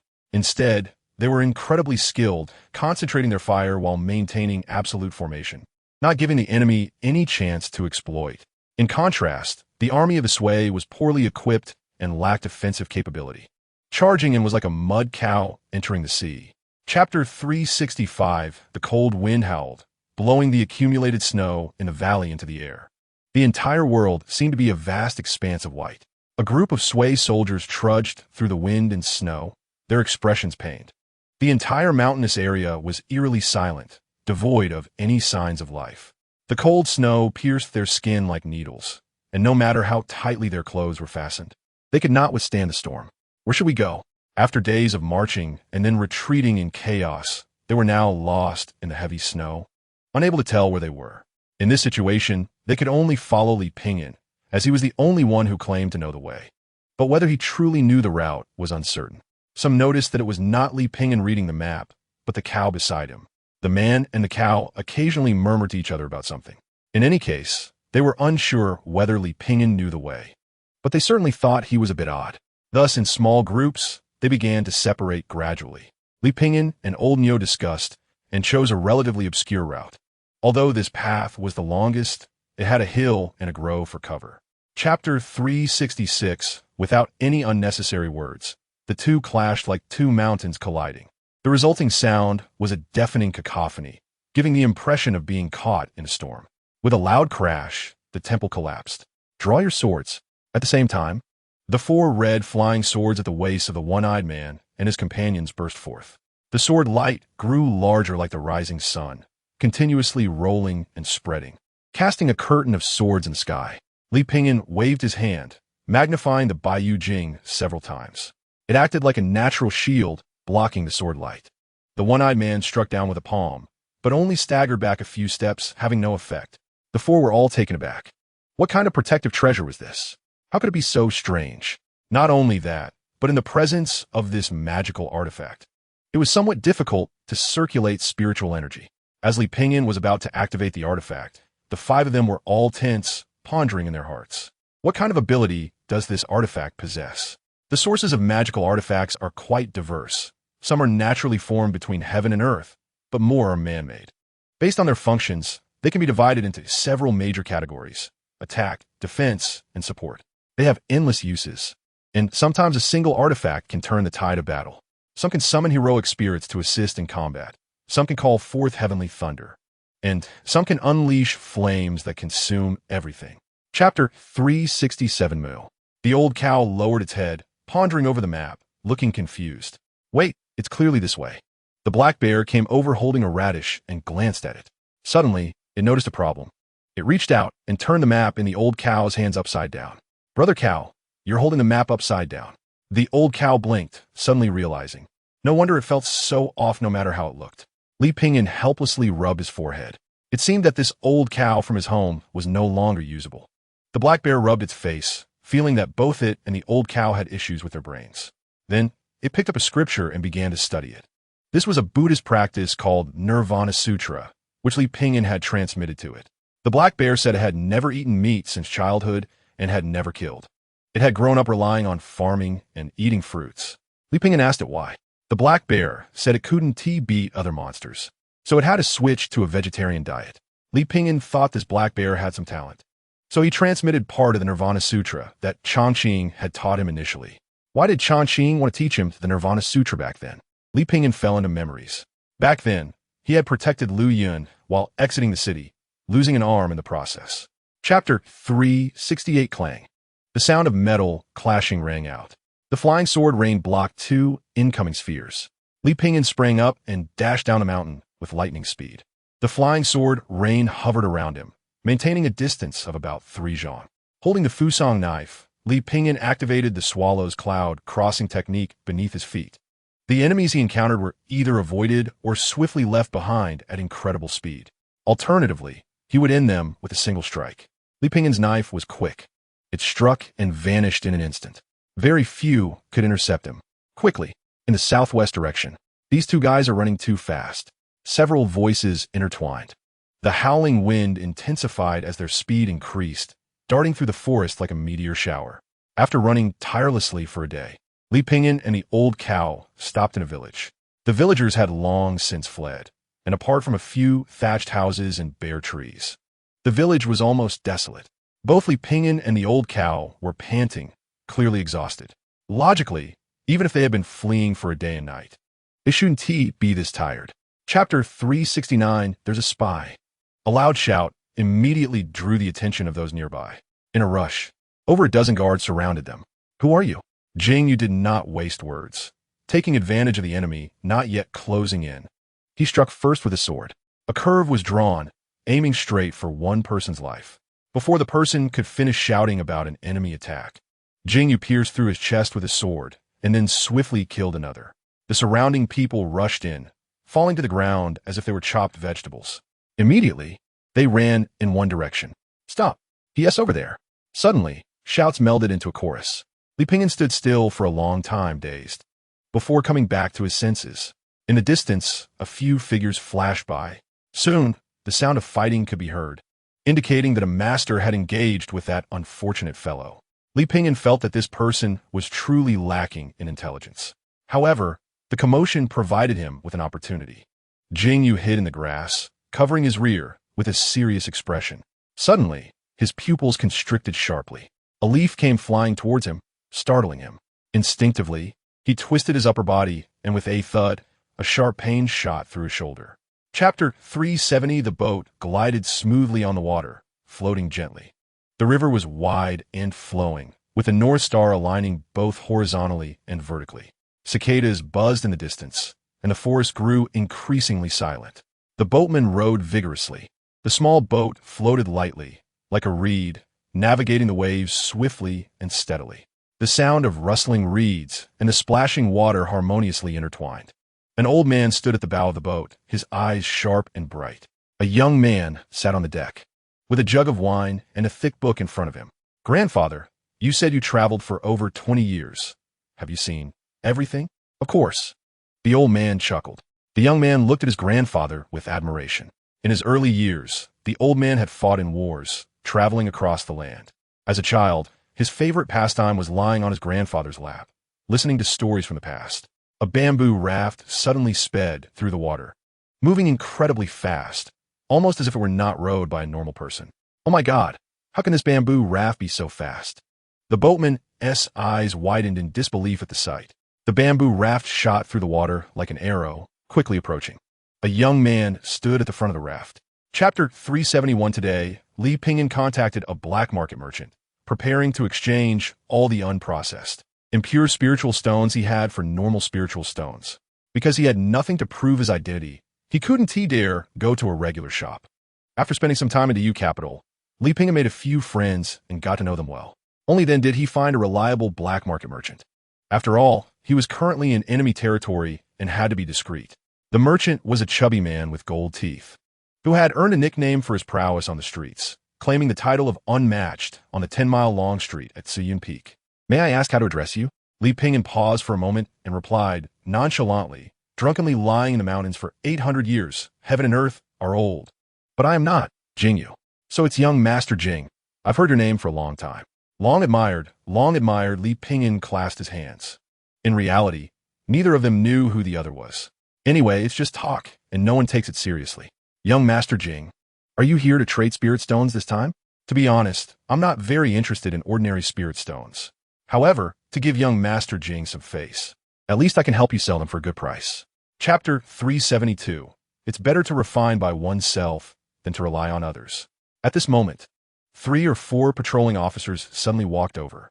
As soon as they sat down, they started shouting loudly. The vendor didn't dare to offend them and hurriedly brought over food and drinks. The officers were eating and shouting about something. Other diners around, seeing these officers as if they encountered venomous snakes, put down their bowls and chopsticks before finishing their meals and left. Li Pingyan calmly continued to eat. Although he was eating a lot, he was still very refined. Before long, the officers at another table finished eating, wiped their mouths, and didn't pay for the food. One of them even packed some leftovers to take home for his children. The vendor forced a smile, finally managing to send off these lords. Looking at the leftover food, he couldn't help but feel a pang of regret and muttered under his breath, "Beasts. These guys ordered a lot of food and didn't finish it. They just bit into half and threw it away right here, but what could he do?" The vendor sighed helplessly. He thought about how he worked hard every day to earn a few coins while also taking care of his seriously ill wife. "Boss, the mutton in your water basin is really authentic. I haven't had such genuine flavor in a long time." The vendor turned around and saw the young man in a blue shirt who had shared a table with the ox earlier, forcing a smile. Chapter 373. Crack, crack, crack. Huh. The ground opened up a small crack, and then the crack quickly extended. It sounded like muffled thunder, and the entire room collapsed. The huge noise attracted the attention of people around. Before long, 2 figures emerged from the ruins. Li Pingyan calmly patted the dust off his clothes. The landlord, holding a basin of water, gaped, seemingly still in shock. As Li Pingyan passed by him, he placed an equivalent amount of silver into the landlord's pocket. Failed. Li Pingyan walked down the street with old Nyo, partly to get some fresh air and partly to think about where things went wrong. The items he had scavenged from the black market and street stalls were ultimately not very reliable. He needed to find a trustworthy method. Li Pingyan wandered around the capital of the U, not knowing where he was headed. He walked casually, stopping and going. He wasn't particularly anxious. For Li Pingyan, idleness was also a form of idleness. Studying medicine, alchemy, and pharmacology. Who knows, he might also learn painting and playing music in the future. Living in this world, one must have some things to do. Learning a skill allows one to make a living. Not to mention he knew so many skills. Chapter 374. Sweeping? Just sweeping. Winter passed and spring came. In the blink of an eye, March had passed. With winter gone and spring here, it was another season of renewal. Finjiangzi set up a classroom at home similar to a private school. His many disciples were all studying inside. Finjiangzi truly taught without discrimination. There were all kinds of people, and this is not an exaggeration. There was indeed a cat demon and a dog demon. There were also two not-so-smart fellows, but they were rich. Finjiangzi basically taught anyone who paid, unless they were hopeless cases. For example, Li Pingyan. While sweeping, Li Pingyan sighed inwardly. Sigh, with such low standards. I haven't even managed to become a disciple. If I said that out loud, I'd be laughed at. Hee. Finjiangzi was engrossed in reading the little yellow text that Li Pingyan had written for him, unable to extricate himself. Master, Master, reminded his eldest disciple Wang Yushu. Master, it's time to teach. Teach. You all practice and solidify your knowledge first.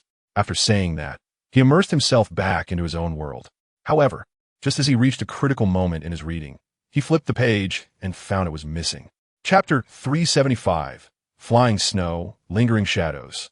Cold light flashed over the armor. The Great Sway's 600,000 army, under Liu Yun's command, attacked the last gate of Dayu, the ancient Xiaogao Pass, from 3 directions simultaneously. Although the Dayu army and civilians fought desperately, the Great Sway army was simply too powerful. In just 5 days, they breached the 3 strongholds of Xiaogao Pass. General Xiahou Shang shot and killed the main general of the heavy horse stronghold, Wen Yuan, with an arrow, and slashed a 6th-grade warrior with a knife, killing over 100 men single-handedly. The one family army of the heavy horse stronghold fought to the death, and ultimately all perished. The sounds of battle pierced the sky. Only the young son, Wen Wu, survived, fleeing on horseback to Dingguan's stronghold to relay the enemy's news. 3 days later, 30,000 Great Sway cavalry broke through Dingguan's stronghold. Young son Wen Wu died in battle.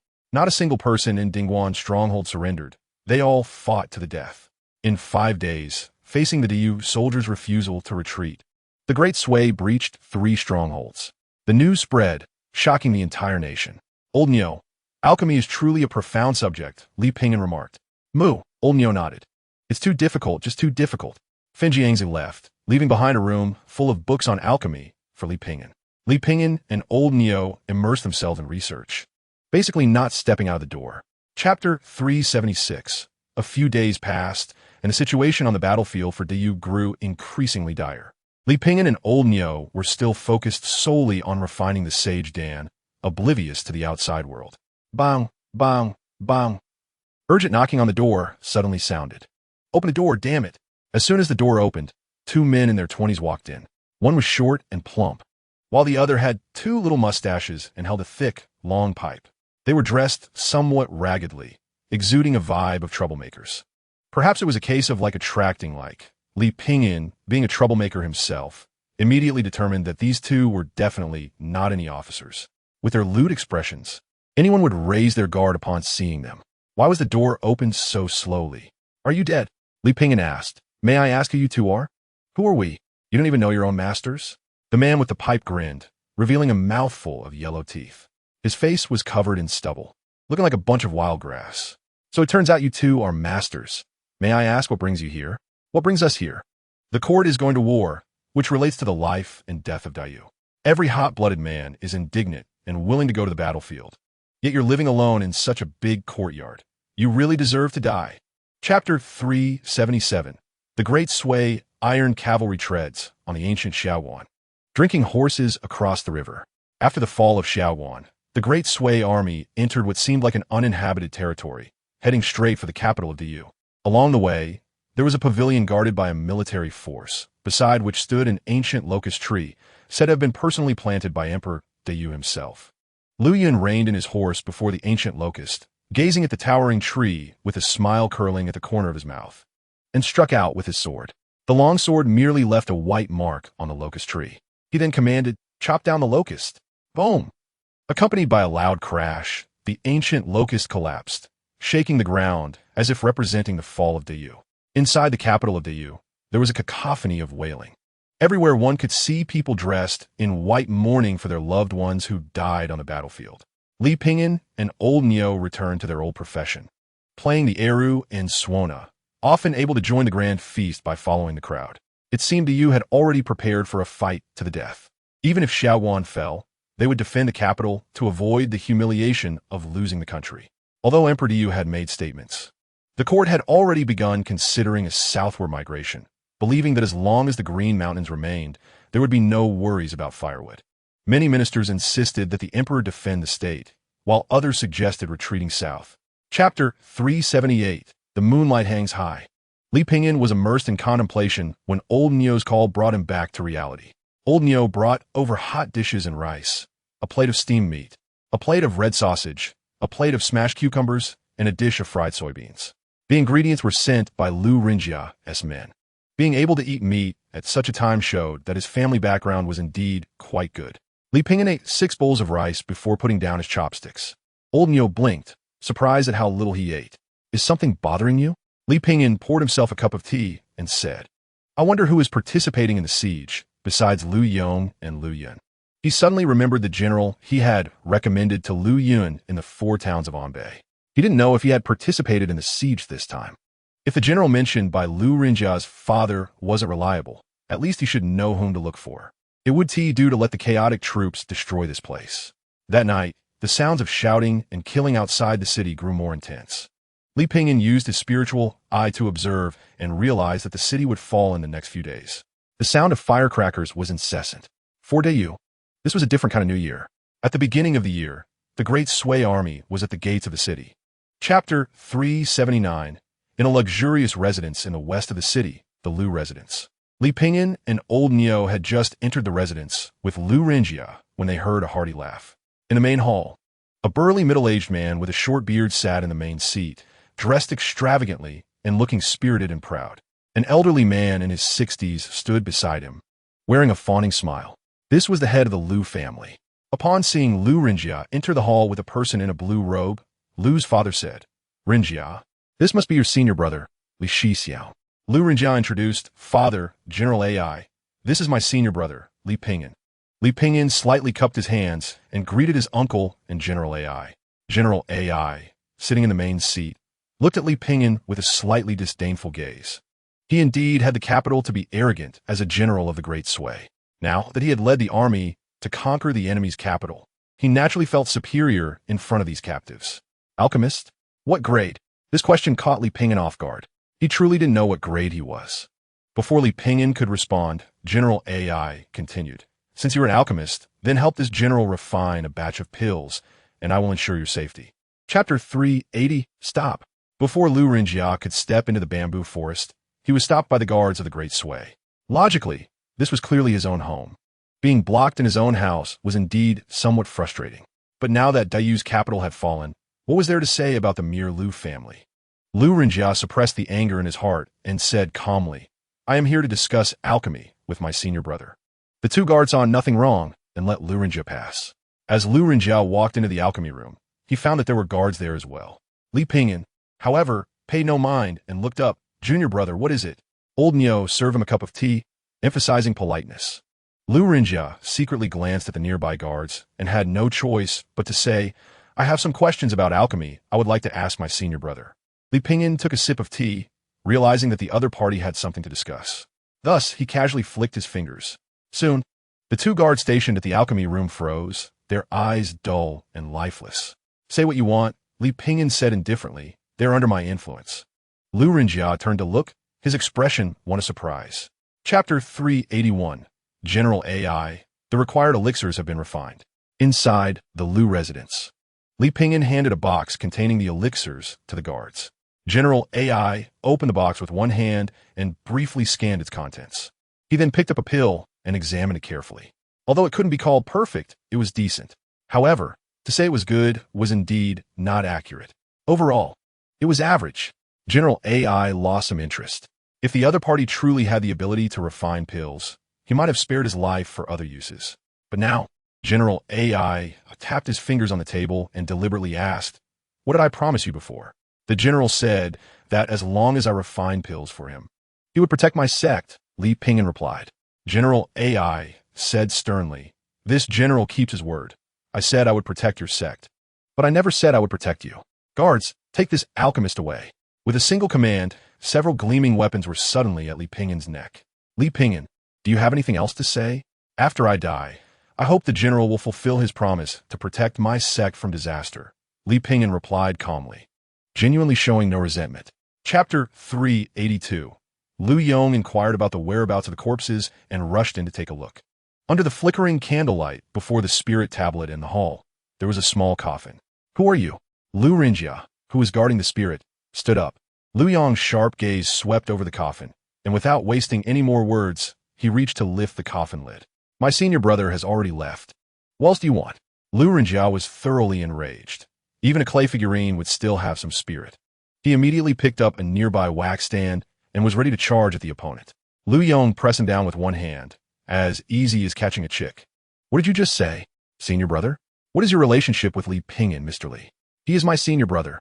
Lu Yong immediately released his grip and bowed. I am Lu Yong, a friend of the gentleman. I accidentally offended earlier. May I ask where Mr. Li is now? Lu Rinjiao looked at the armor on Lu Yong and couldn't help but shout angrily, my senior brother was killed by you. He is lying in the coffin. What do you want? But there's nothing in this coffin. As he spoke, Lu Yong raised his hand and completely lifted the coffin lid. Lu Rinjia focused his eyes and found that there was only a dead sheep in the coffin, leaving him dumbfounded. Chapter 383, Beginning of Summer. The pointer points southeast. This is the beginning of summer. At this time, all things grow, hence the name. Junior sister, look at this beautiful land. In the clear blue sky, without a cloud. A male and a female cultivator were flying on their swords. The male cultivator gently wrapped his arm around the slim waist of the female cultivator. A gentle breeze blew by, making it quite pleasant. It was evident that the female cultivator had just learned to fly and was somewhat unsteady, swaying and nearly falling several times. Fortunately, the male cultivator was by her side. Occasionally, other cultivators would fly by, turning their heads to look at this handsome couple. The male cultivator smiled proudly, the fragrance of his junior sister lingering around his nose. In this world, there are people happier than oneself. Moo moo moo, huh? The male cultivator suddenly froze. Was that a cow's mooing? He thought he must have misheard. How could there be a cow's mooing in the air? At that moment, a figure suddenly flew in from a distance. Here, the mountain roads twist and turn, and the waterways are interconnected. A man in a blue robe was flying on his sword, his robe fluttering and singing echoing around him.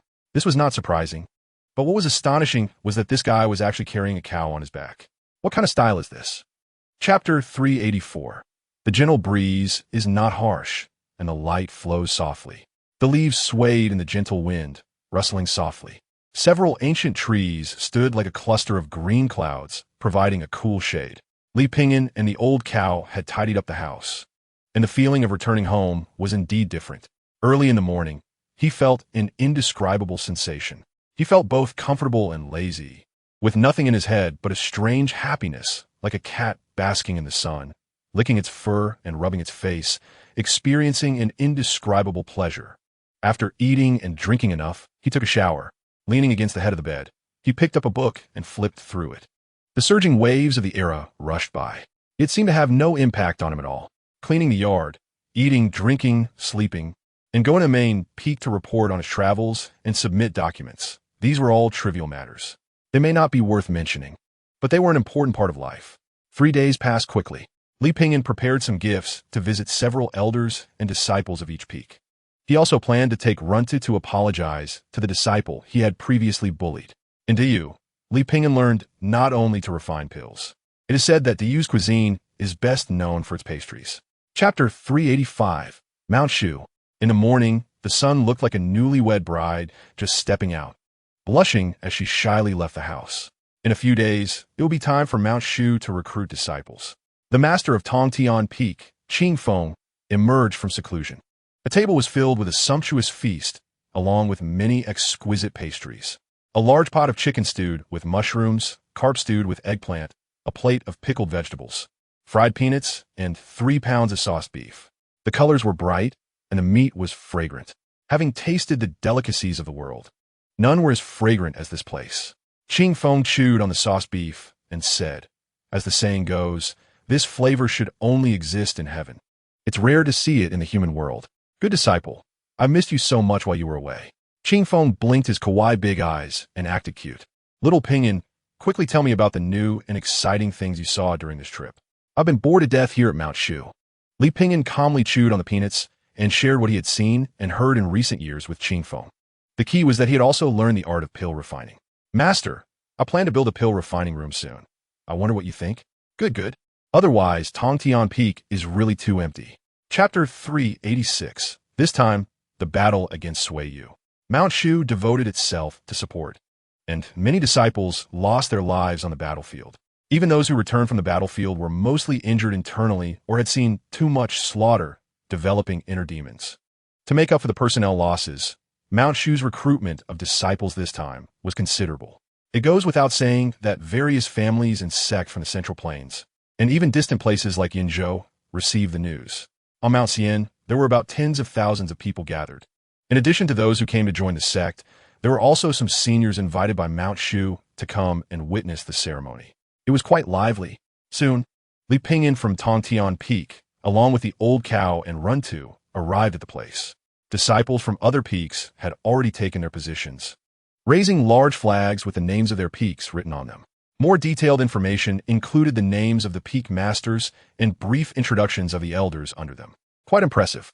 There was a hint of flaunting strength, also to attract more outstanding disciples. Hurry up, Runta urged 3 little ewes. The old cow was leading 5 cows, with a group of ducks in the middle and a group of hens on the other side. Chapter 387. Several hours later. Among the tens of thousands of people present, only a little over 4,000 young boys and girls passed the first round of testing. Those who did not pass walked back dejectedly. The boys and girls who passed the test were excited, as the second round of testing awaited them. The second round was to break into a bamboo forest that had already been arranged with formations. During the testing process, some elders and disciples from various peaks observed to see if there were any talented individuals taking the initiative. Unlike other peaks, Li Pinyin from Tongtian Peak was completely in a laid-back state, drinking tea and playing chess with Lu Erhu. In no time, a person fell from the sky. This person's movement was extremely fast, light, and agile. Dressed in a white garment like a light veil, it seemed as if they were in smoke and mist. Surrounded by a layer of light, smoke, and thin fog, they appeared both real and illusory, truly not of this world, like the wind brushing against a jade tree. Snow wrapping around a precious bud. The chief disciple of Shao Qiong Peak, Yin Shu. As soon as they appeared, they immediately attracted many gazes. Who is that? So beautiful. Didn't you see what's written above? The chief disciple of Shao Qiong Peak, Yin Shu, senior sister. The young disciples could not help but show expressions of infatuation, entering a moment of fantasy, practicing with senior sister, making progress together, and then some inappropriate stories for children would happen. Chapter 388. Yin Shu's breathing became heavier as she touched her pounding heart, forcing herself to calm down. At this moment, Li Pinyin also discovered the source of Yin Shu's unstable state of mind. Blood? Could it be that Yin Shu has developed post-traumatic stress disorder? Of course. It could also be referred to as a so-called inner demon. After the war ended, soldiers would return home from the battlefield and resume normal lives. However, they would often still believe they were on the battlefield, re-experiencing the high tension of combat. This pressure would repeat frequently, ultimately leading to mental breakdowns and symptoms of post-traumatic stress disorder. Yin Shu, Li Pinyin suddenly spoke. As soon as the voice entered her ears, it was as if a fresh breeze had blown in, making the blood and fire disappear without a trace in that instant. The sparkle in Yin Shu's eyes gradually returned. Senior brother, Yin Shu, what do you think about this national war? I only realized how complicated war is after I arrived on the battlefield. Yin Shu's mood was low. One companion died before my eyes, and one enemy fell beneath my sword. Anxiety and unease. Li Pinyin captured Yin Shu's complex emotions. Chapitre 389. The lingering sound faded. Yin Shu returned to her senses from her meditation, as if she had transformed into a different person. She felt a sense of peace within. The previous loneliness and desolation vanished without a trace. Deep in her soul, there was a flicker of new joy. Her long silent heart began to beat in her chest, as if it had come back to life. A smile appeared on Yin Shu's face, like a silkworm moth emerging from its cocoon. Senior brother, you. Yun Shu was soaked in sweat, lacking any strength, her body weakly leaning against Li Pingyan's shoulder. The seated elders and chief disciples widened their eyes, their expressions complex. TSK, are disciples as bold now? Li Pingyan lightly coughed, maintaining his composure as he gently pushed Yun Shu. Unexpectedly, Yun Shu fell clumsily to the ground, her posture quite ungraceful. Fortunately, the master of Shaoqiong Peak, Taoist Lu Yun, timely supported Yun Shu. Master, no need to say more. Taoist Lu Yun performed a bow to the deputy sect leader. He glanced at Li Pingyan, his eyes filled with astonishment. Chapter 390, Good Disciple, add a bit more tripe. I love to eat this. At the Immortal Peak, during the disciple recruitment meeting, a few people from Tongtian Peak gathered in an inconspicuous corner, sitting under a willow tree. They surrounded a steaming hot pot. The ingredients were quite complete, a mix of meat and vegetables. Fat beef, beef tripe, pig belly, yellow throat, wood ear mushrooms, phoenix tail mushrooms. Old Nyo, this fat beef is really good, Li Pingyan said. Old Nyo placed the cooked fat beef in a bowl, dipped it in sauce, and took a big bite. Moo, the taste is indeed quite good. Xiaoye's eyes widened. What did he see? He saw a tragic scene resembling cannibalism. A cow was actually eating beef. No, that's not the point. The point is this Shushan? Xiaoye rubbed his forehead, momentarily unable to accept it. At this moment, Li Pingyan also noticed him. Xiaoye immediately regained his stern expression, standing still. Run to. Brother, what is he doing? Li Pingyan said, I don't know. Probably watching us eat, feeling envious. Go give him some, don't let it seem like we're stingy from Shushan. Oh, Run Tu picked up some fat beef, meatballs, and vegetables, then grabbed a clean bowl and chopsticks. Chapter 391, Great-Grandmother, why are you here? Xiaoye looked at the suddenly appearing great-grandmother in confusion. Great-grandmother had long passed away 15 years ago after a failed tribulation. Why did she suddenly appear here? Great-grandmother? Yi, great-grandmother will take you away. Huh? Xiaoye suddenly woke up, looking at the unfamiliar surroundings, momentarily stunned. Where am I? You're awake? I'm really sorry. My little brother was a bit rough. At this moment, a man in a blue shirt walked in with a gentle smile. That raccoon. Xiaoye stood up, flames of anger bursting in his eyes. Calm down. Xiaoye suppressed his emotions, regaining his composure. Your little brother? He sat back down, wearily sighing 2 or 3 times. Closing his eyes, he began to sort through his chaotic thoughts. After a while, a sense of inexplicable sadness washed over him again. I lost. I was actually beaten by a raccoon. He touched the bump on the back of his head, taking a sharp breath. I've lost all face for the Xiao family. I want to become a disciple of Tongtian Peak. Xiaoye suddenly raised his head. Chapter 392, Shushan, Sunny. The sun hung in the sky like a fireball, and the clouds seemed to have melted away. Li Pingyan walked along the path to the main peak, noticing that there were particularly many people today, mostly new disciples who had just joined, gathering in small groups. Some older disciples mingled among them, easily distinguishable. The newcomers dressed and groomed as if they were going to a fashion show, their eyes holding a clear innocence. Li Pingyan walked with his hands behind his back, Old Nyo leisurely following behind him. With the mountain breeze blowing, he walked steadily. Fresh blood from Shushan, Li Pingyan sighed. In the blink of an eye, we have all become senior brothers. Moo. Colorful flags fluttered, drums and gongs sounded, and some older disciples helped the new disciples move their luggage, register names, and introduce the busy scenes of various peaks in Shushan. Of course, the ones being helped were mostly the pretty junior sisters.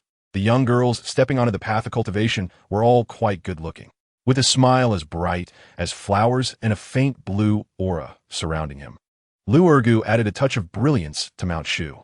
Standing under a banner, his face bore the marks of time, and he sported a beard. After suffering damage to his foundation, he had changed his appearance, now resembling a bandit more than ever. Chapter 393. Hey yo, the vast horizon is my love. Flowers are blooming at the foot of the endless green mountains. What kind of rhythm is the most swaying? Moo moo moo. Each person, each cow, and each hare sang their own tune, singing passionately. Carrying a load, they walked towards the nearby fields. Today's task was to fertilize the land. Li Pingyan planned to observe the growth of the spirit wood along the way and set up a medicine refining room. At that moment, he suddenly noticed Wei Jing, Weiyan, and Xiaoye approaching.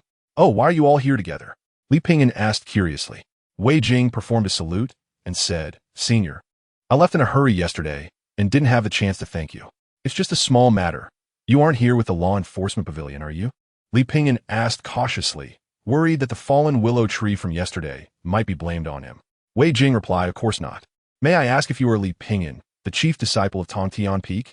That's me. What's the matter? I am Wei Jing and hope you can provide some guidance. Li Pingyan recalled. Right, you came to apprentice.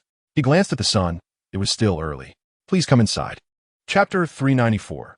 Wei Jing and Wei Yan took the jade tokens given by Yin Shu, thanked Li Pingyan, and bid farewell. After they left, Yin Shu glanced at Xiao Yi, who was talking to himself. Xiao Yi was sipping tea and muttering, eggs, must be a fool. Yin Shu paid him no mind and said to Li Pingyan, thanks to your help, I was able to break through my mental block. This is a token of gratitude for you. I hope you accept it. Saying this, she took out 2 magical treasures and 2 high-grade pills. Li Pingyan nodded, exchanged a few polite words, and accepted the gifts.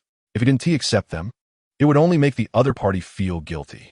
Since he had offered help, he was naturally prepared to receive thanks. After Yin Shu left, the only remaining guest was Xiao Yi. Do you have anything else you need? Xiao Yi straightened up and said, I want apprentice.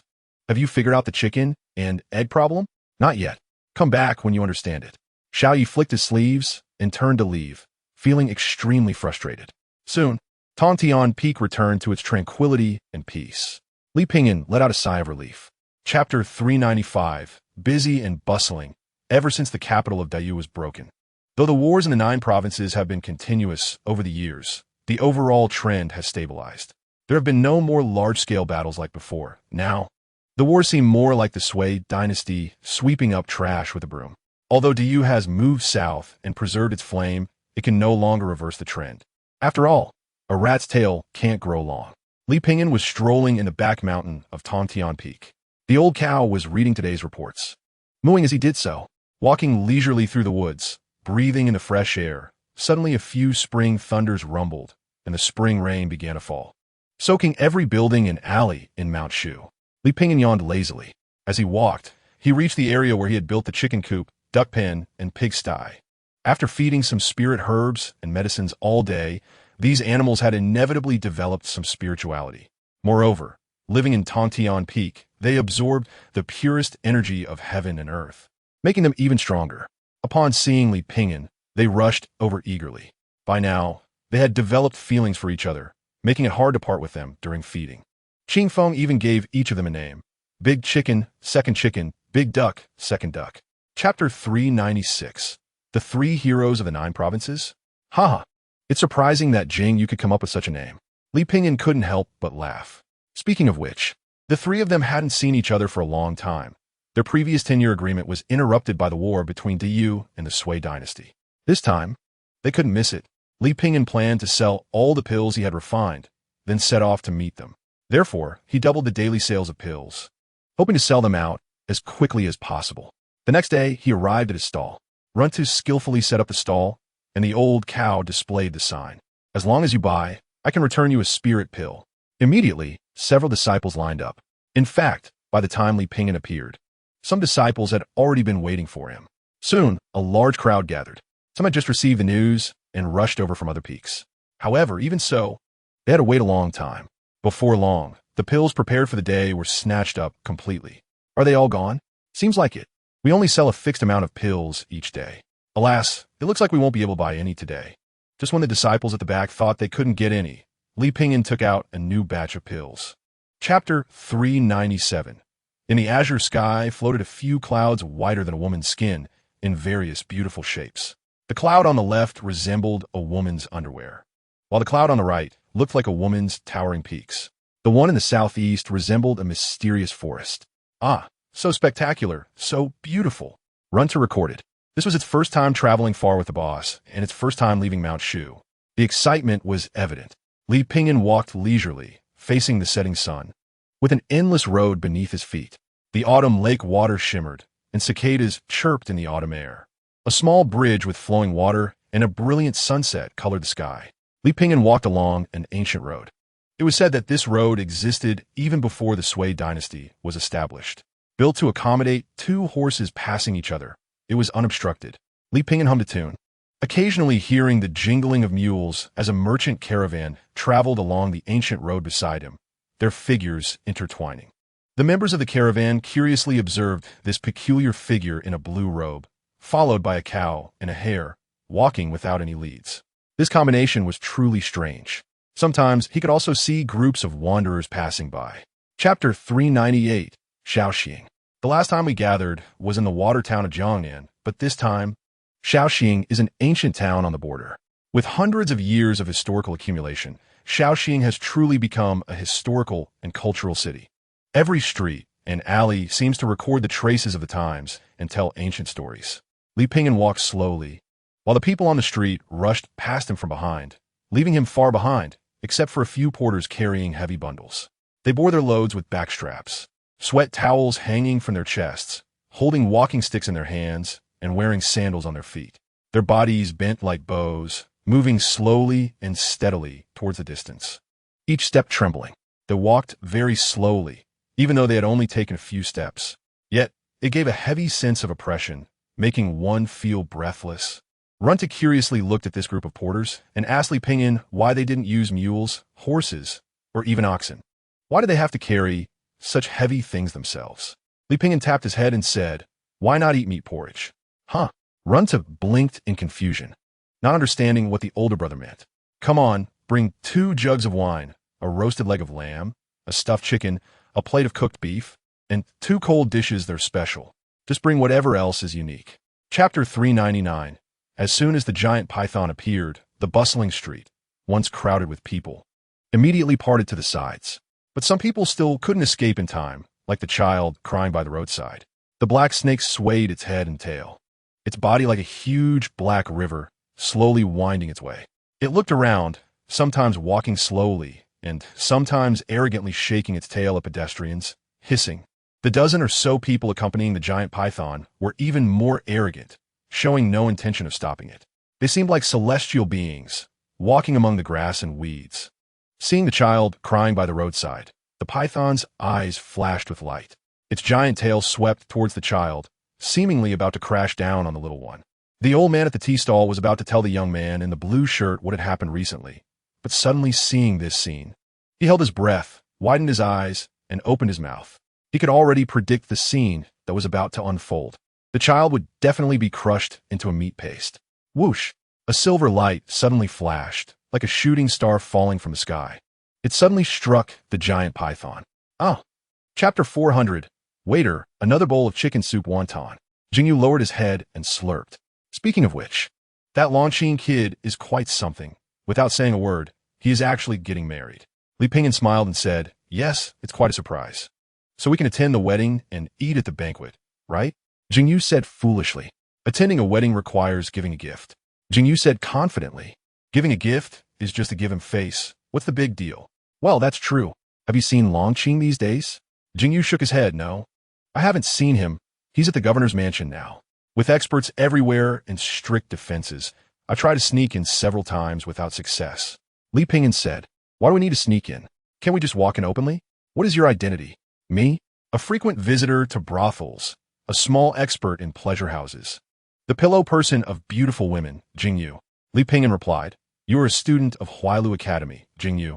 Oh, Jingyu finally remembered his true identity. What should we do then? Prepare some congratulatory gifts and walk in openly. Chapter 401. Actually, that woman has put a curse on me. As long as I leave this room. Ivildian agoni. No, it should be that this place is trapped. I can't leave here. Longqing said solemnly. Jingyu raised an eyebrow. Really? Absolutely. Come on. Pingyan, lend a hand. Oh, Li Pingyan and Jingyu worked together, with old Neo and Runtu helping, easily lifting Longqing out of the governor's mansion. Now what else is there to say? Jingyu said. Longqing was silent for a moment. Actually, I was here voluntarily. You flower monk. Jingyu criticized the flower monk who had developed feelings. In fact, Li Pingyan didn't think Jingyu had the right to say anything. After all, no one stipulated that monks couldn't renounce their vows and marry. However, it was indeed unreasonable for a student of Huailu Academy to spend every day in brothels. Li Pingyan yawned. If Longqing really wanted to get married, he was prepared to drink a bowl of wedding wine here and then return to Mount Shu. In this day and age, even a rat could be a bridesmaid for a cat. A monk renouncing his vows to marry was not a big news. Just as he was thinking, he heard Longqing say, "You've misunderstood. I'm actually here to investigate the recent massacre in Luzhu. Chapter 402. It had just rained, and the roads were muddy. The group moved quickly, splashing mud on the roadside like raindrops. Li Pingyan sat on old Nio's back, casually flipping through a book about alchemy. The core of the alchemy furnace is the alchemical fire, which is a type of heavenly material and earthly treasure. It can be divided into grades 1 to 9, and its production is limited. Creating an alchemy furnace requires sealing in the corresponding grade of alchemical fire. Major cultivation sects, prominent cultivation families, and a few scattered cultivators are all studying the conditions for producing alchemical fire, and in turn, researching how to artificially cultivate it. If one wants to refine good elixirs, they also need to find high-grade alchemical fire. Refining high-grade elixirs is even more difficult and demanding. In addition to the high requirements for spiritual materials, many other factors, such as the environment, must also be considered. Li Pingyan smiled faintly. This is a good hobby. At least it can take up some time. Life is long. One must find some fun for oneself. It's like clearing levels and defeating monsters, which gives a sense of satisfaction. Otherwise, living too long can feel tedious and life becomes uninteresting. Besides that, Li Pingyan also had a thick stack of medical books and pharmaceutical books in his storage ring. Chapter 403. Li Pingyan had just finished 10 bowls of noodles, and he still felt he had room in his stomach. After drinking a few sips of rice wine, he quickly dealt with a large plate of silver fish. Only then did he feel about 70% full. After listening to Lu Yong's account, Li Pingyan realized that he had indeed encountered demotion. Lu Yong's direct superior, Xiahou Shang, had fallen into factional struggles and had been stripped of all official positions. Lu Yong was somewhat implicated. Although he had not been involved in the factional struggles, his position in the military had risen sharply in recent years, and he was a capable subordinate of Xiahou Shang. Nature is considered to be associated with Xiahou Shang and his group, thus being implicated. Xiahou Shang played a significant role in the battle of the Sui dynasty against Erhu, but now he's like a bird whose bow is hidden. Originally, Lu Yong was also supposed to be dealt with thoroughly, but he was transferred here due to a secret document. Alas, accompanying a ruler is like accompanying a tiger. The will of heaven is hard to predict, Lu Yong sighed. After saying this, he suddenly realized that Mr. Li had an unusual relationship with the emperor. His expression slightly changed. Having drunk too much, he thought he had misspoken. No worries, no worries, Li Pingyan waved his hand, signaling him not to be nervous. Let's talk about the massacre case, Lu Yong said. Mister, have you found anything out? Chapter 404. Lu Yong was practicing boxing in his room, learning military martial arts. After completing a full set of movements and sweating profusely, his body warmed up. He drew his waist knife and practiced a couple more times. Lu Yong exhaled deeply. He lamented, heroes have no place to exert their skills. Even if he wielded his knife excellently, it would be of no use. The so-called spies were merely engaged in petty thefts. Now that General Xiahou Shang had fallen from grace, he himself was also demoted here. Should he seek Mr. Li's help to plead his case? It was Mr. Li's influence that had once earned him the favor of the then Princess Lu Yun. Thinking of this, he couldn't help but smile self-deprecatingly. Would he bother Mr. Li over such matters now? Mr. Li? Just as he thought of it, Li Pingyan leisurely walked in. Let me show you something. Li Pingyan clapped his hands. Immediately, old Nio walked in carrying several unconscious individuals. What is this? The people who tried to ambush us were drugged and fainted by me. Take them back for a thorough interrogation. Li Pingyan said casually. Lu Yong was taken aback. When did this happen? Just now. Chapter 405. On the table of a middle-aged man, there was a pot of hot tea. He leisurely sipped a cup of tea while his sword lay beside him. Are they people of the Empress? It seems so. The middle-aged man grinned, revealing a set of white, even teeth. Meanwhile, in the dilapidated mansion, Li Pingyan sat cross-legged on the straw-covered ground, holding a teacup in one hand and a black piece in the other. Life is fleeting, and the tea has a fragrant aroma. Hurry and make your move. Jingyu urged. It's coming. Jingyu seemed to sense something, suddenly stood up, and tightened his grip on his sword. How did they know our whereabouts? This is their territory. How can we escape? What should we do now? The simplest way is to fight our way out. Li Pingyan drew his sword from its sheath, revealing a blade as bright as snow. The shimmering blade light resembled the waves under the moonlight, gently rippling in layers. On a rainy night, Li Pingyan pushed the door open and stepped out. Under the moonlight, he wore a green robe. The tip of the sword was stained with the sparkling moonlight, resembling a silver streak of light, becoming clearer the further one looked. Old Neo, protect the witnesses and be ready to flee at any time. Understood? Moo. Speaking of which, those three unfortunate souls captured by Li Pingyan were indeed quite unlucky. Chapter 406. At the back of the courtyard on the hillside, the surrounding atmosphere surged.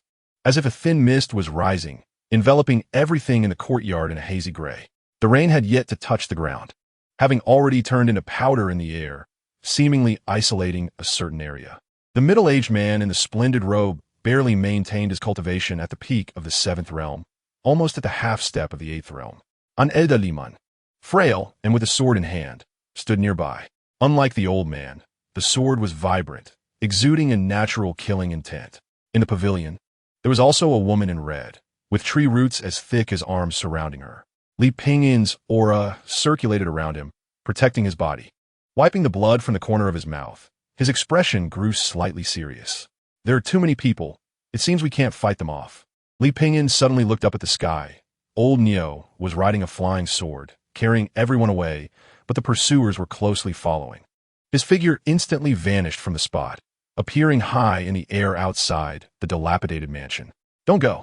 However, the three confronting Li Pingyan moved simultaneously, albeit a beat slower. The Fusong sword had already slashed down, fiercely pushing back the pursuers. Chapter 407. Long before the Sui dynasty was established, the Liu family had carved out a share for themselves in the chaotic world. The Liu family had immense power in Luzhou. Their words held great weight, comparable to the local warlords. Now, the Liu family had been passed down for 26 generations, and the head of the family, Liu Yang, was arrogant and cruel, often committing mass killings to consolidate his position and strengthen his authority. It is said that Liu Yang particularly enjoyed cutting off women's breasts to eat with his wine. But that is not the main point. Liu Yang was extremely dissatisfied with the court.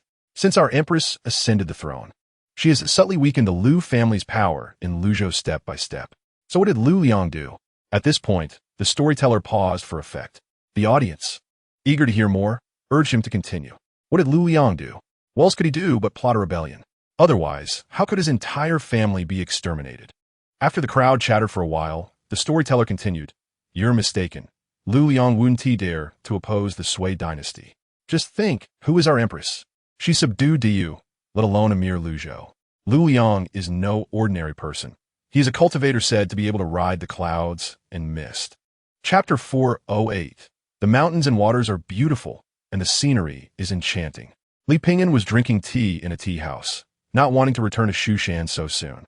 Besides, he was accompanied by Jing Yu and Chang Qing, who had just rushed in from the capital.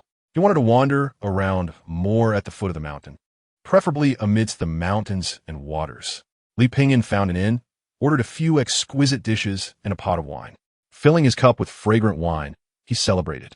Ha ha! Our trio of the 3 heroes of the 9 provinces can now be said to be famous in the Jianghu.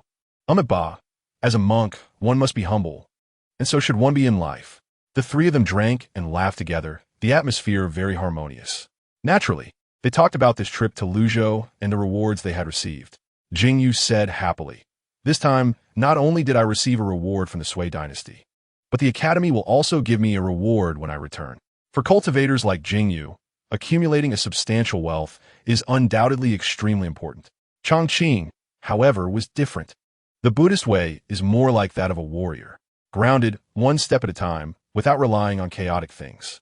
As the 3 of them drank, they shared interesting anecdotes from the Jianghu, and once the conversation started, it seemed it would never end. Drunk, thinking about going out for some fresh air. Chapter 409. In just a moment, the young man in fine clothes was stripped down to only a loincloth, shivering. What do you want to do? What do you want? No more pretending? Hey, don't keep hitting, we're not bandits. Li Pingyan said, while checking the young man's clothes inside and out, ensuring there was nothing valuable left.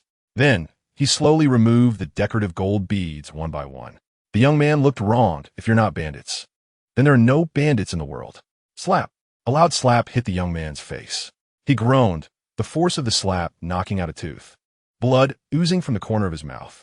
Jing Yu said, remember to avoid me in the future, or every time I see you, I'll hit you, got it? At that moment, a voice suddenly called out from the loft. This is a bit excessive. While he was wrong, you have no right to teach him a lesson. The group looked up to see an old man sitting at the other end of the loft, fanning himself with a folding fan, appearing to be a scholar with an extraordinary demeanor. I have some connections with this person's father, and I cannot watch him being bullied. Chapter 410. Shushan Morning. The rooster crowed. The sleeping Qing Feng turned over, mumbling, "Stinky chicken. Broken chicken. I'll stew you one day." Li Pingyan had gotten up early, meditating in the courtyard, breathing in the first breath of morning air.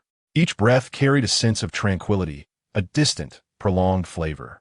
It was as if there was a clear, starry sky, without a trace of pollution. The jujube tree in the courtyard had begun to shed its leaves.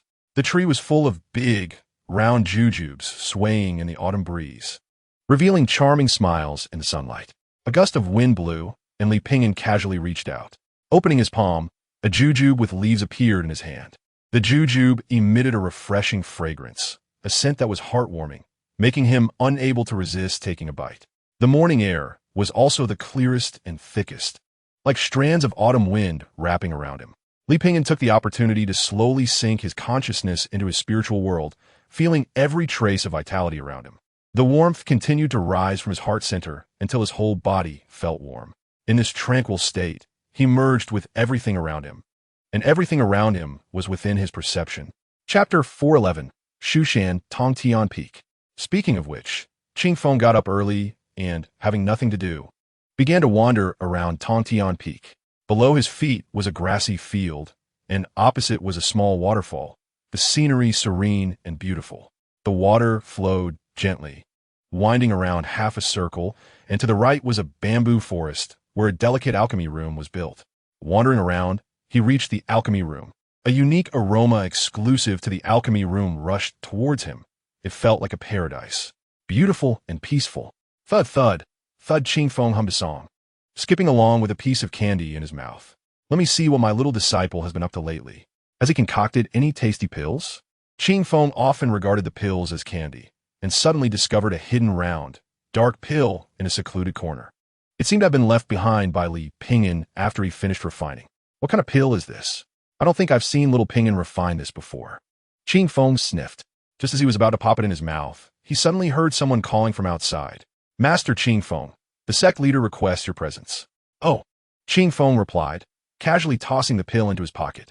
Riding on a cloud to the main peak, he learned that a great Confucian from Huailu Academy had come to Shushan to discuss joint development of the spiritual mind.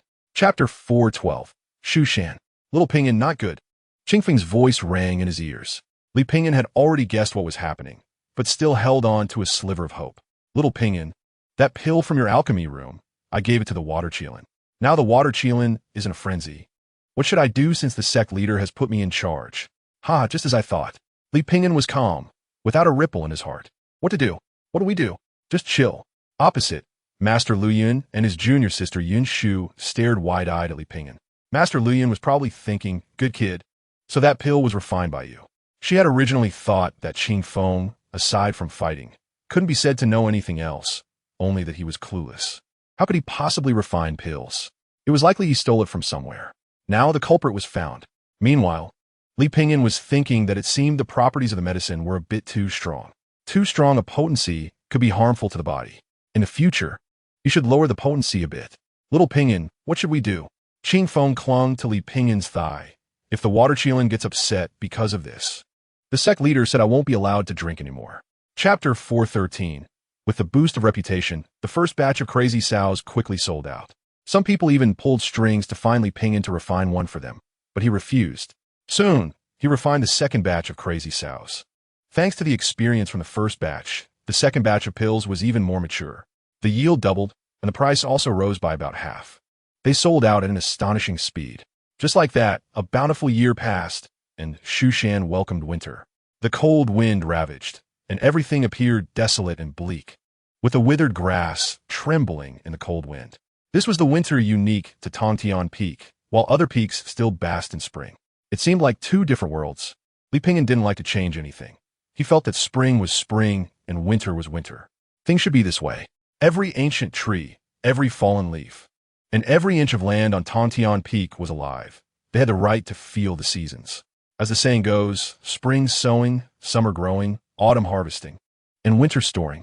People may easily see the beauty of others' autumn harvests, but they may not be able to appreciate the hardships of spring sowing and summer growing, and are more likely to lose out in winter storage.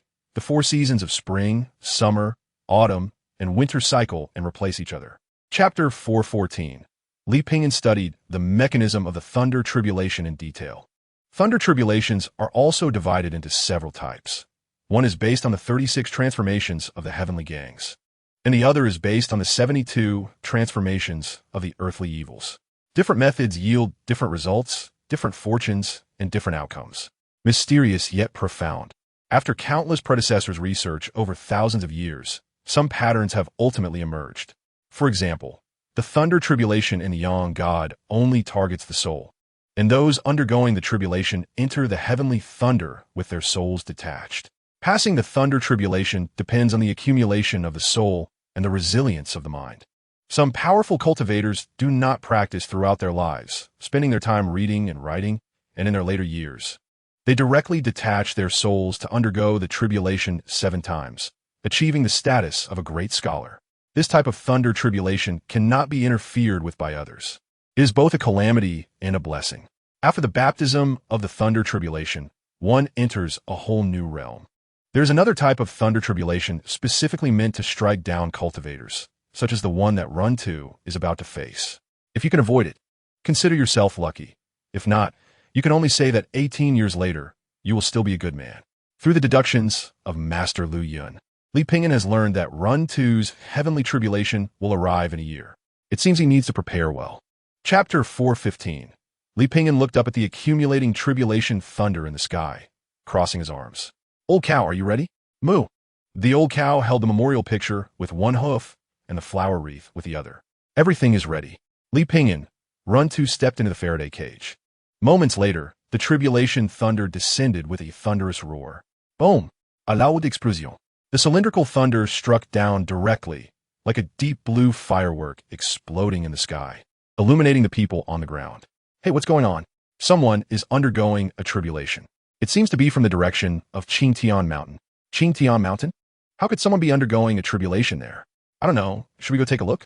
When someone is undergoing a tribulation, it's almost common sense for the disciples of Shushan to go watch. It's like someone confessing their feelings. Moreover, watching a tribulation is never enough. It always helps accumulate some experience. At that moment, figures flew out from various peaks, all heading towards Qingtian Mountain to join the excitement. Soon, a crowd gathered at the outskirts of Qingtian Mountain. Hey, it seems to be Li Pingyan from Tongtian Peak. That's right, I recognize him. Chapter 4:16. This move should be played this way. Hey, no, it should be played this way. Do you even know how to play? The voices kept ringing in his ears.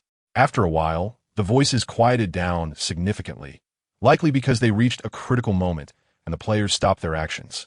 Everyone surrounded a chess table, some whispering, some deep in thought. At the nearby tea stall, Li Pingyan, who was originally waiting for a game, fell into a half-asleep, half-awake state of enlightenment. His breath flowed like a rushing river, ceaselessly. The morning sun behind him cast a faint glow over his body, giving off an ethereal aura. And it was vaguely visible that wisps of fresh air were being drawn into his body, with a faint green energy surging within him. Lost again. A disciple smiled awkwardly, clasped his hands, and left the chess seat. Hey, you were just mocking me. Another disciple mocked. It turned out that a new disciple at the tea stall had lost to 4 people in a row. Pingyan, are you playing or not? Someone called out. Pingyan. Someone turned to call Li Pingyan. They had been mingling here for a long time, and if a newcomer cleaned them all up. Chapter 4:17. Today's weather is exceptionally clear. In the deep bamboo grove, where insects chirp, there are occasional cool breezes that aren't just the wind. Li Pingyan squatted in the depths of the bamboo forest, studying health-preserving tea. Chrysanthemum, dried tangerine peel, roasted licorice, osmanthus, and many other Chinese herbs. Li Pingyan held a small bottle in one hand and a small stick in the other, constantly stirring. Recently, he couldn't refine pills anymore. The process of alchemy first requires a lot of money. This is no small amount. Some time ago, Run 2 and Li Pingyan broke through, causing Li Pingyan's years of savings to go down the drain. And not only that, he also owes some debts. There's some friends' money, and a debt to the black market. And such a large debt comes with hefty interest. Li Pingyan wasn't overly anxious. As the old saying goes, no debt means lightness. Another saying goes, if there are many fleas, one doesn't fear itching. Old cow, add some fire. Whoosh. In no time, the tea was ready. The tea leaves were all grown by him. Li Pingyan sniffed. The tea had a fresh aroma, hot and strong. He took a sip but felt something was off. Old cow, did I do everything right? Moo. The old cow nodded. Li Pingyan thoughtfully stroked his chin, realizing that tea making is not simpler than pill making. Chapter 418, puffed. The old cow lowered its head, eating noodles. Li Pingyan held a bowl of noodles, sitting under a tree. Run 2 was gnawing on fruit that had fallen from the tree. The gentle breeze blew, as one person, one cow, and one squirrel quietly enjoyed a simple lunch. It wasn't just them. Many others had gathered around. Some were playing cards in small groups, some chatting, and others dozing off. After a while, someone came out from the door. A young child with a braid called out, "The elder for Bema Peak is looking for people to help transport spiritual wood. 10 people are needed, 20 spirit stones a day." Me. People immediately gathered around. 20 spirit stones? Are they treating me like a laborer? Li Pingyan raised his eyebrows slightly. Old cow, let's go take a look. Moo. A day later, after finishing the transport work, everyone trudged back with heavy steps, constantly cursing. Damn, this little elder is really something. Just gave us 20 spirit stones and made us carry so much wood. Damn it. Li Pingyan and the old cow followed behind, holding 40 spirit stones, with the old cow carrying 2 people on its back. Chapter 419. All was silent, and a hint of light emerged from the eastern horizon, revealing the fishbelly white sky. Everything around seemed like a faint ink wash painting, filled with the pleasant fragrance of fresh grass. On the mountain path, an ox cart was slowly making its way toward a fork in the road down the mountain. The black canvas covered the interior of the cart, only revealing the figure of the driver, dressed in a green shirt and wearing a pair of black satin shoes. He had a conical hat on his head and a fair face. Li Pingyan took a deep breath of the mountain air, a refreshing feeling spreading from his nostrils to his brain. Inside the cart were 2 people. One was a woman in red, eyes closed in meditation, who was a disciple of Shushan, Yin Shu. The girl across from me, petite and blinking her watery eyes, hugged her arms and puffed out her cheeks, watching Yin Shu with some caution. Beside her was a small animal resembling a honey badger. The little girl curiously stared at the creature and couldn't help but reach out to touch it. Such soft fur, poke, poke, poke, how fun. Suddenly, Run 2 opened his eyes and gazed at the little girl with a gentle stare. The girl blinked and smiled widely. Hello. Chapter 420. The snow was hazy, carrying a sense of beauty. One footprint after another was pressed into the snow. Li Pingyan adjusted his hat brim and called to those behind him to keep up. It seemed like the snow was about to get heavier. Thus, everyone quickened their pace. A Yu asked Princess Ruo Yun, who was sitting in the carriage, if she was cold. Ruo Yun, holding a hand warmer, shook her head with a flushed face. A Yu was lively and easygoing, asking about the escort agency where Li Pingyan and Yin Shu worked. I encountered a convoy once before. What Devin Lindsay Maha mean? Is it slang? Yin Shu stammered. It's just that there are horses in the forest. The general meaning was that there were thieves in the pine forest. Li Pingyan, walking ahead, replied without turning his head. Yin Shu sighed in relief. Oh, then what does Ming Lu mean? It's dark, time to work. What about Lu Ding? A single person, easy to handle. Li Pingyan answered smoothly. After you left, Yin Shu leaned closer and smiled. Senior brother, you really are good at making things up so convincing. She recalled a saying from her master, that a liar can speak without turning red. Chapter 421. Puff Puff. What kind of terrible wine is this? A Yu wiped her mouth and drank hot water in large gulps. Coughing repeatedly, Wang Shan walked up to his daughter with concern. Casting a reproachful glance at Li Ping and warriors who have not reached a certain level are not allowed to drink alcohol. Therefore, Wang Shan had never let his daughter drink before, considering this her first reaction to alcohol and not paying much attention. Cough, cough, cough. A Yu gasped. This one is really awful. Drink more water, Wang Shan said. Let us see if you dare to drink someone else's stuff again. He gave it to me. A Yu replied somewhat aggrieved. Night gradually fell. The cold night wind roared like a dragon, unleashing its furious power on everything it could touch. In the temple, 2 bonfires radiated warmth, casting eerie shadows on the Buddhist statues. Yin Shu sat in a corner, closing her eyes to meditate and visualize her practice. Old Neo and Run 2 leaned against each other, one snoring and the other talking in his sleep. Wang Shan practiced martial arts on an open patch of ground. Occasionally, a cold wind would sweep past, making his clothes rustle. A Yu curled up, shivering. Chapter 422. Dawn arrived quietly, like a shy young girl. Soon, it quietly left again, all the way climbing mountains and crossing waters, walking from night until dawn, and then from dawn back to night. Along the way, they experienced many local customs and met many interesting people. Li Ping meticulously recorded the daily weather, the people he met, and the places he visited. He even noted his actions, observations, thoughts, and feelings, thinking that when he was bored in the future, he could take it out and reminisce about his past.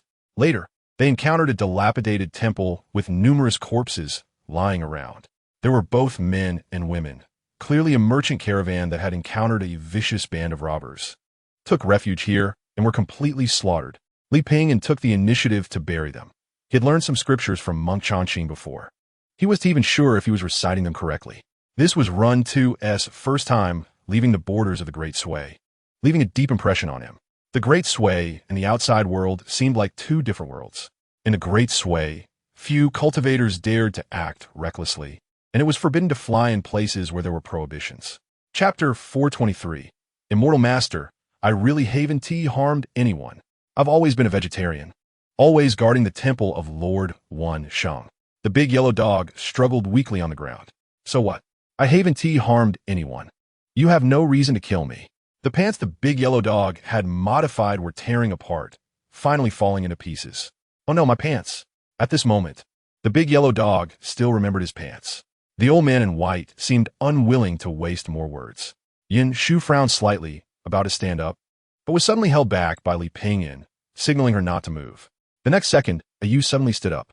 Hey, how can you be so unreasonable? The old man in white glanced at her. Oh, does this little girl think I am unreasonable? A Yu, don't speak nonsense. Wang Shan quickly stood up, pulling a Yu behind him. This little girl doesn't understand. I hope the elder one take offense. The old man in white smiled. Little girl, do you know that this monster causes great harm? A Yu, from behind her father, responded, of course I know monsters cause harm, but you can't just kill them all. There are good monsters and bad monsters among them. Chapter 424.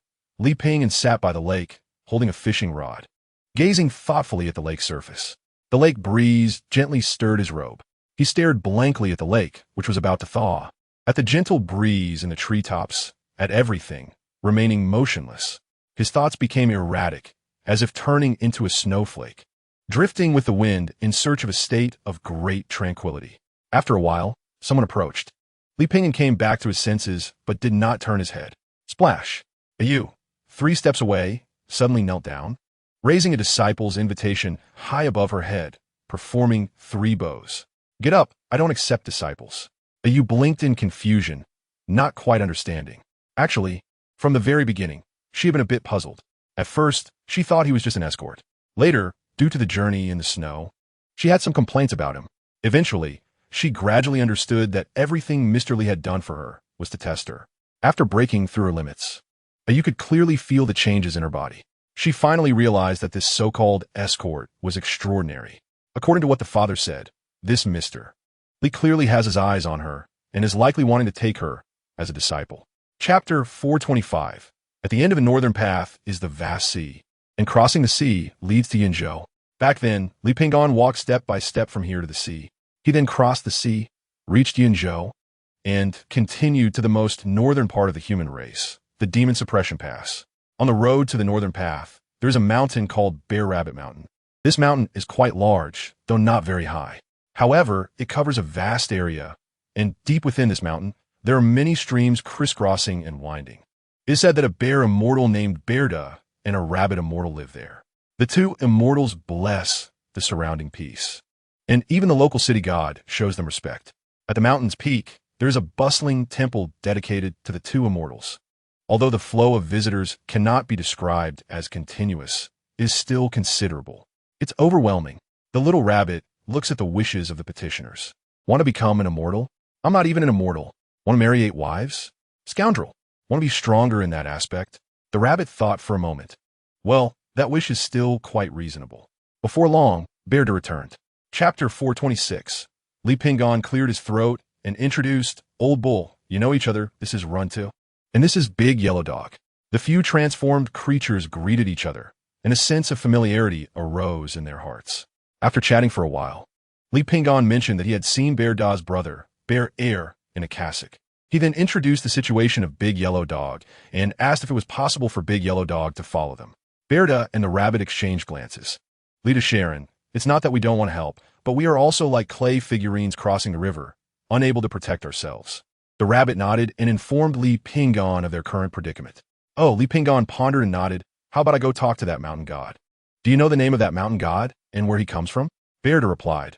I remember it seems to be called Lu, Kansas. I heard he used to be the land god on a small island in the vast sea, but later gained great fortune, which led to his current status. The Yukon. Li Pingon frowned slightly. The name sounds somewhat familiar, but he couldn't recall it at the moment. Please help me introduce him.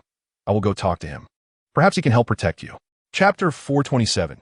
After settling Big Yellow Dog, Li Pingon, along with Yinshu, Old Bull, and Runtu, set off on the road back to Shushan. There was no conversation along the way, and they returned to Shushan. After receiving their reward, they headed towards Tongtian Peak. Halfway there, suddenly a person emerged, his clothes fluttering, resembling a towering mountain. This person had bulging muscles, clearly a martial artist. With a fierce look, speaking in a local accent, he carried a huge coffin. Pay up! His voice was like thunder, shaking the ground. Why are you shouting so loudly? Runta complained. The man pointed at the coffin on his back. If you don't pay today, this coffin is for me? Li Pingon asked. No, I know I can't beat you. Nor can I afford to offend your master. So this coffin is for me. If you don't pay today, I will die right in front of you. There's no need to go that far. Li Pingon chuckled helplessly. This person was likely hired by those in the black market to collect debts. They're known for being reckless. Li Pingon readily took out the reward for this mission and handed it to the man, without missing a single coin. Principal and interest included. The man was taken aback, not expecting the other party to pay so readily. Chapter 428. Big brother, something's wrong. Runta rushed over anxiously. What happened to make you so flustered? Runta said, Mother Pig is going crazy. A little elder ate Mother Pig and is now going crazy. Oh, Li Pingon frowned slightly. He instinctively thought about the dosage of the medicine. It shouldn't be a problem, right? He had specifically reduced the effect of Mother Pig to a purely health product. It shouldn't have caused a problem. Big brother, you need to go take a look. A crowd has gathered at the stall, and if this spreads, our reputation for Mother Pig will be ruined. Li Pingon followed Runtu to the stall at the miscellaneous peak. At this moment, a crowd had gathered, almost all there to watch the commotion. Li Pingon squeezed through the crowd. What's going on? An unconscious old man lay in the center of the crowd, and two disciples were trying to treat him. It's all your Mother Pig. You've harmed my master uncle like this, shouted a disciple in green.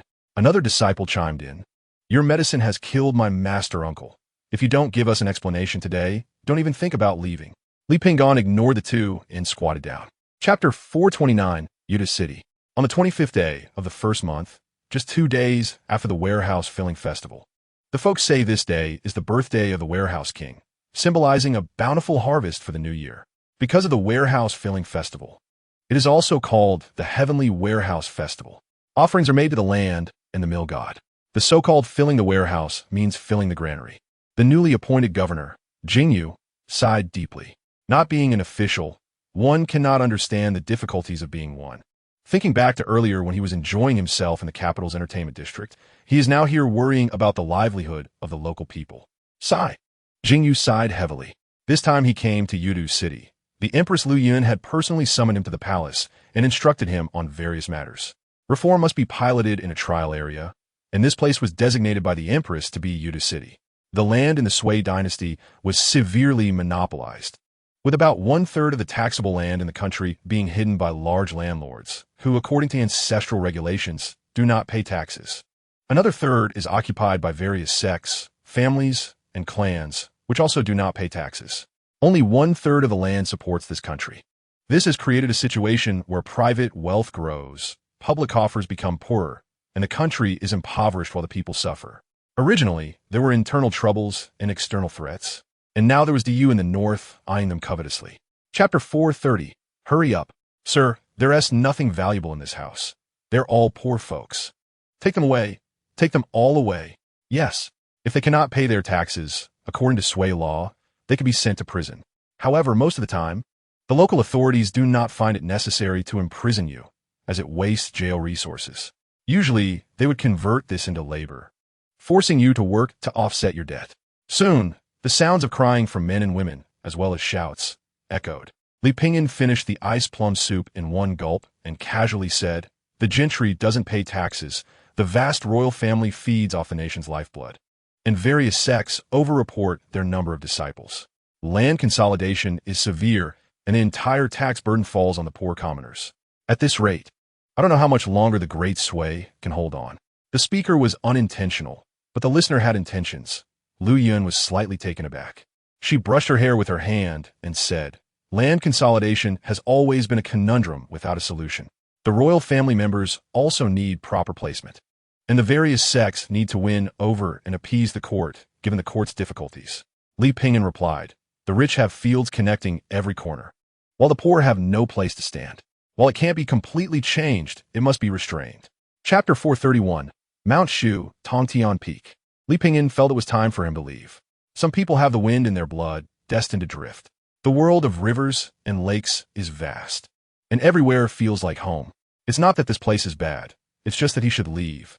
The celestial sounds in the mountains, the countless stars, the 14 peaks shrouded in mist, and the endless valleys make it a place one would not regret.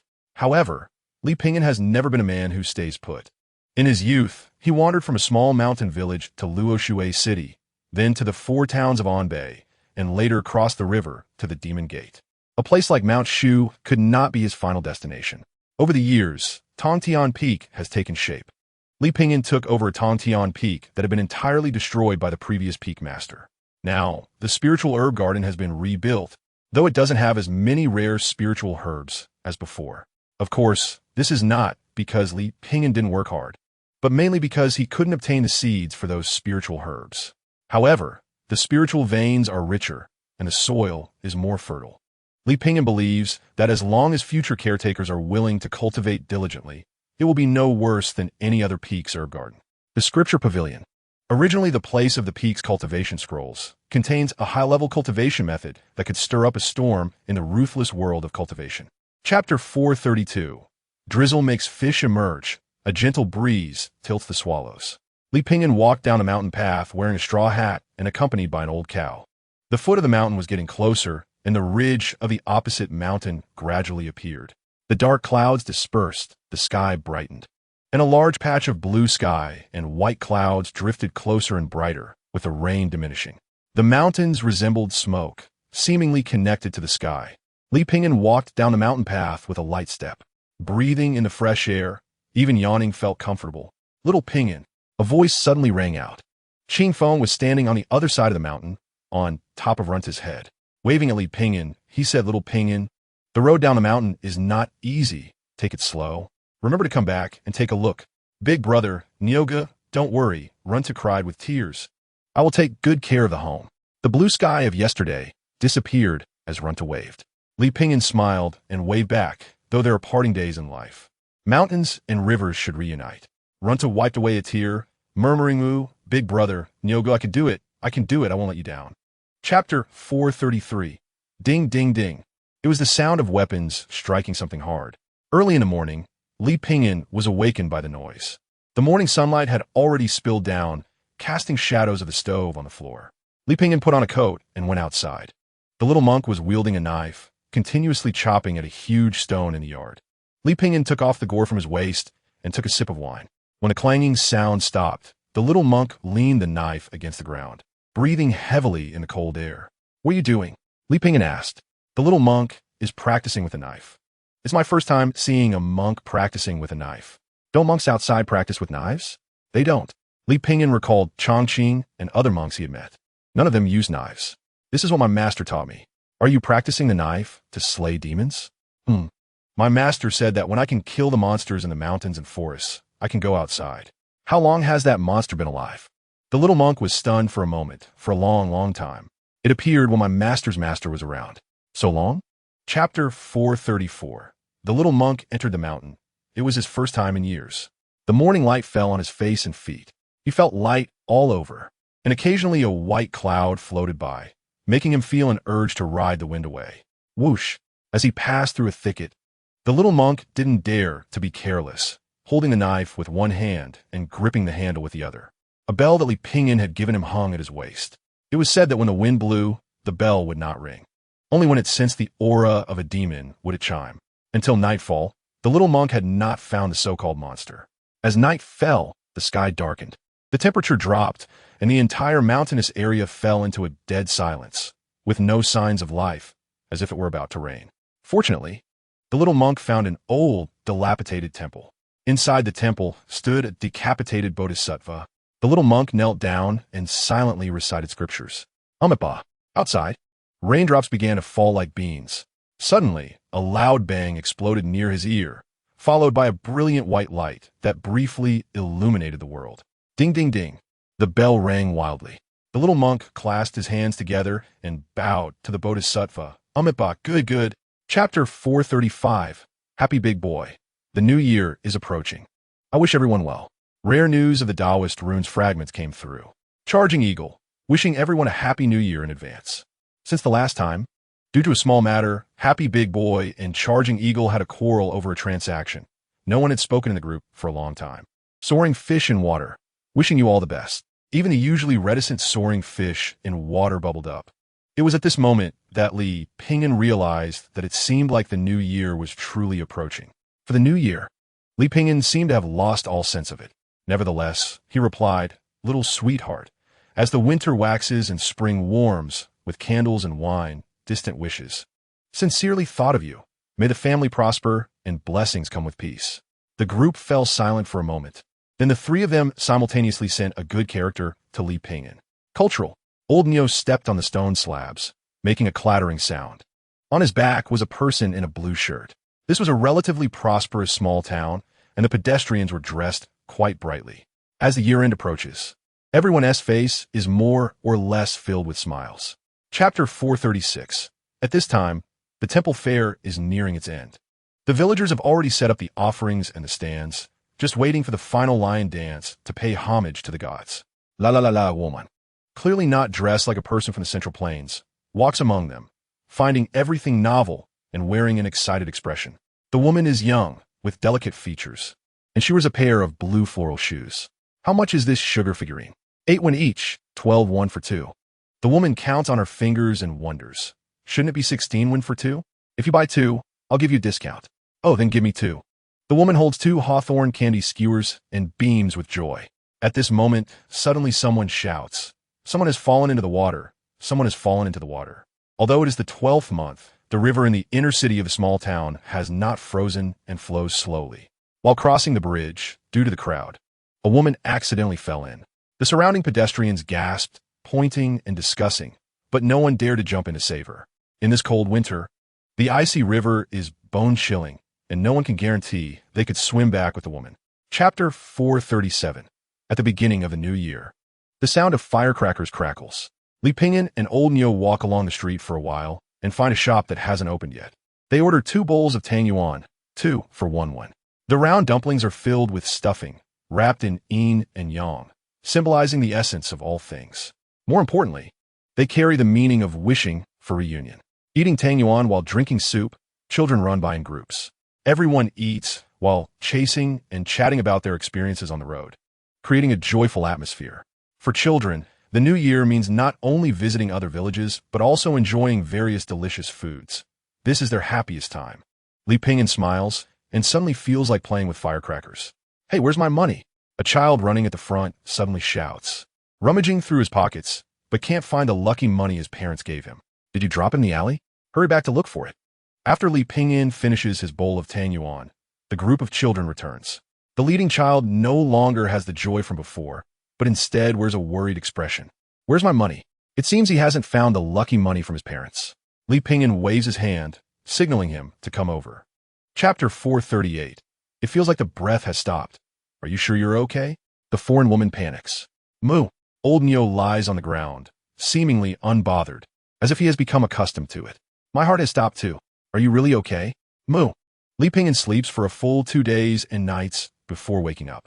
He feels uncomfortable all over, but when he reaches out to check, he finds his pulse is still beating, clearly indicating that he is still alive and healthy. He checks a few acupoints and finds his chi and blood are unharmed, and all meridians are unobstructed, with no blockages at all. Although he still feels uncomfortable, he no longer cares, as long as he is still alive. More lice means less itch. Are you okay? Seeing that he is still alive, the foreign woman who walked in looks incredulous. No problem. Li Pingyan knocks on his head. He has long been used to testing poisons on himself. The body of divine punishment has this advantage. It's hard to die. Bruce. With the blessing of the red fate, the benevolence of a healer. Although sometimes he can't withstand the poison, when it reaches him, he can always adapt. Li Pingyan makes himself a cup of detox tea and, regardless of its effectiveness, drinks it all down. Chapter 439. A big boat carries people. Why can a small boat carry people? Is there some kind of rule? Li Pingyan and old Neo stand at the dock. The old boatman says, there are no rules. It's just that this year the water of the Tontian River flows rapidly. Several small boats have capsized, fortunately without casualties. The surrounding small boats dare not go on the river anymore. Then we can only take the big boat, Li Pingyan says. The price of the big boat is quite expensive. The old man chews on his pipe and remarks. It's unavoidable. Li Pingyan sits down at the dock. Not far away, there's a tent selling drinks. Many people are gathered around, and Li Pingyan and old Neo move closer, ordering 2 bowls of tea and a plate of pastries. They are in tea exquisite. At most they can make a crunching sound, just enough to fill their stomachs. A storyteller is recounting tales of the previous dynasty, saying that there was a county official who, not long after taking office, posted a couplet at the county office to show his integrity. The upper line, if I accept money at night, may heaven punish me. The lower line, listening to the yamen runners, men are thieves and women are prostitutes. The people saw it and thought he was an honest official and were very pleased. However, not long after, this county official began to embezzle. To avoid contradicting the couplet, anyone who bribed had to do it publicly during the day. Chapter 440. The big blue fish stares at Li Pingyan with pursed lips, seemingly still in shock from the slap earlier. Li Pingyan says solemnly, did I make myself clear just now? The big blue fish nods. Repeat it again. The big blue fish opens its mouth and repeats what Li Pingyan just said. Li Pingyan nods. Indeed, sometimes a fist is the hard truth. Remember, you must not hurt others, nor harm others. There are many ways to repay kindness, but not like yours. The big blue fish nods again. Since you have never killed anyone, I will spare your life. For the next year, you will work to atone for your sins on the Tontian River. Do you understand? The big blue fish bubbles, indicating that it understands. Enlightened by reason and moved by emotion. Li Pingyan waves his hand. Go ahead. The big blue fish wags its tail and dives back into the water. All things have spirits. This big blue fish knows how to repay kindness. Although the method is somewhat wrong, it ultimately did not take a life. Therefore, Li Pingyan is willing to give it a chance to reform. After this little episode, the big boat continues to glide smoothly on the water. The boatman is a warm-hearted person, and the journey is very smooth, meeting agreeable company along the way. Chapter 441. Shang County. In the early morning, a ray of warm sunlight shines on the ancient road. At the end of the ancient road leading to Shang County, there is a middle-aged man dressed in a long gown, waiting with 2 young servants in short gowns, seemingly waiting for someone.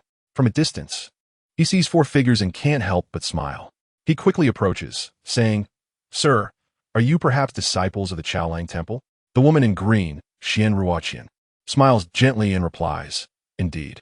In this rural countryside, one rarely sees such beautiful people. The middle-aged man was fine, but the 2 young attendants in short shirts were momentarily stunned. I am the village chief of Wantu Village in Shang County. The village chief is equivalent to the head of the village. Masters, we have been waiting for you to arrive. These days have really worn us out. The village chief obviously mistook the accompanying Li Pingyan as a disciple of the Chaolang Temple. You misunderstand. I am not a disciple of the Chaolang Temple, but just happen to be traveling with these 2. Li Pingyan cupped his hands in greeting. Oh, the village chief nodded and said no more. The urgent matter is to deal with this monster. Xian Ruo said, What kind of monster is it? Please tell us the details. When it came to the monster, the village chief's face was filled with worry and fear. Chapter 442. Over here. Xian Ruo quickly determined the direction of the sound and rushed after it. Stay here and don't move. When Ruohai turned back and said to the others, then followed suit. A blue and a white figure disappeared from the crowd's sight. When Ruohai gripped the hilt of his sword, his face filled with excitement. The monster was hiding in a pond. Xian Ruo had already taken out a magical artifact, a fan that could summon wind out of thin air. Xian Ruo signaled for Wen Ruohai to be careful and to hide behind her. They knew nothing about the current situation of this monster. However, since it had not harmed anyone yet, it either lacked the strength to do so, making it easy to handle, or was brewing a huge conspiracy. Xian Ruo's cultivation was at the peak of the second realm, while Wen Ruohai had just recently reached the peak of the first realm. With both of them possessing magical artifacts, they generally had no reason to fear ordinary monsters. As they peeled away the water plants, the monster's figure appeared before Xian Ruo. The monster was about 8 feet long, flat in shape, with very short limbs and a short, flat tail.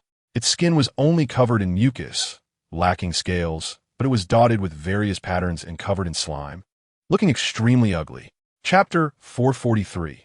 The gloomy sky showed no signs of dissipating, and the rain dripped down from the eaves of the mountain god temple. After practicing, listening to the rain tapping on the window, drinking tea to soothe the throat, and inhaling the subtle fragrance that permeated the lungs, the tea gathered the wind and rain, hidden among the clouds and water. The old cow lit the incense he had prepared. As the saying goes, to know the method of ascending to the white day, it all lies in burning incense and listening to the rain. With the good rain aiding, the act of burning incense became even more profound. Old cow, go over there to relieve yourself. It stinks. Moo. Just as Li Pingyan was about to drink tea, he exclaimed, "What is this, rice wine?" A voice came from the darkness. "We have no tea leaves. We only have rice wine." "All right, I really am out of touch with elegance." "Old cow, it smells so bad. What'd you eat?" Just then, the temple door was suddenly pushed open with a bang from the outside. Disturbed in his quiet practice, Li Pingyan felt somewhat helpless. 2 figures hurriedly rushed into the temple. "Senior sister, are you all right?" "I'm fine. They didn't follow, did they?" The 2 were none other than Xian Ruo and Wen Ruohai, the 2 disciples of Chaolang Temple whom Li Pingyan had encountered in Shan County. "No, there's not even a fire in the temple." Wen Ruohai ignited a flame. In the flickering light, they discovered there was actually another person in the temple. Chapter 444. As the voice fell, a figure slowly emerged from the mud in the distance. It exuded no discernible aura, yet the rainwater retreated 3 feet from it. There are many types of zombies. The one just now belonged to the hairy zombie category. The zombie now before them could speak human words. Definitely much stronger than the previous hairy zombie. Li Pingyan's pale eyes were calm and unperturbed. A talking zombie? That is quite peculiar. "Senior sister, this person is very strange. Might not be human." "What do you mean?" Wen Ruohai was taken aback. Xian Ruo also dared not be certain, but through the flickering lightning, she clearly saw the zombie's full appearance. Her heart sank, her lips quivered. It was probably a flying zombie. Flying zombie? Wen Ruohai did not know what a flying zombie meant. The ignorant are fearless. Flying zombie? Does that mean this zombie can fly? Xian Ruo said solemnly. Flying zombies have usually cultivated for hundreds of years. Such zombies are extremely powerful. They not only fear neither sunlight nor blades, but can also use spells. Even a cultivator at the 3rd realm might not be able to subdue them. 3rd realm? That is the level of a master? With heavy rain pouring down, Li Pingyan stood beside the flying zombie. Chapter 445. Chaolang Temple is located at the top of Jingu Peak, overlooking the Chang'an Tower across the lake. The mountaintop is filled with mist, swirling and rising. Mysterious and enchanting. The downside is that the mountain path is difficult to traverse, with many cliffs along the way. The higher up, the more perilous the mountain becomes. Even those skilled in martial arts can encounter many accidents if they are not careful, let alone ordinary people. However, the journey from the foot of the mountain to the top offers many scenic views, seas of clouds, waterfalls, and grasslands. After leaving the mountain god temple, Li Pingyan and the 2 disciples of Chaolang Temple, Xian Ruo and Wen Ruohai, headed straight for Chaolang Temple. It was still early, and the 3 of them set out to climb the mountain. "Sir, can you fly?" During the climb, Wen Ruohai asked, "Why not fly then?" Wen Ruohai's face was filled with excitement. He had never experienced the feeling of soaring to the heavens. "My cow is afraid of heights, so I generally don't fly." Li Pingyan chuckled. They chatted as they walked, discussing various topics. The mountain path was difficult, but for Xian Ruo and Wen Ruohai, who had made the journey countless times, it was second nature. Li Pingyan was not in a hurry, walking leisurely while appreciating the beautiful scenery. Wen Ruohai and Xian Ruo also casually collected some firewood. Chapter 446. Li Pingyan laughed and said, "One must do their part and leave the rest to fate."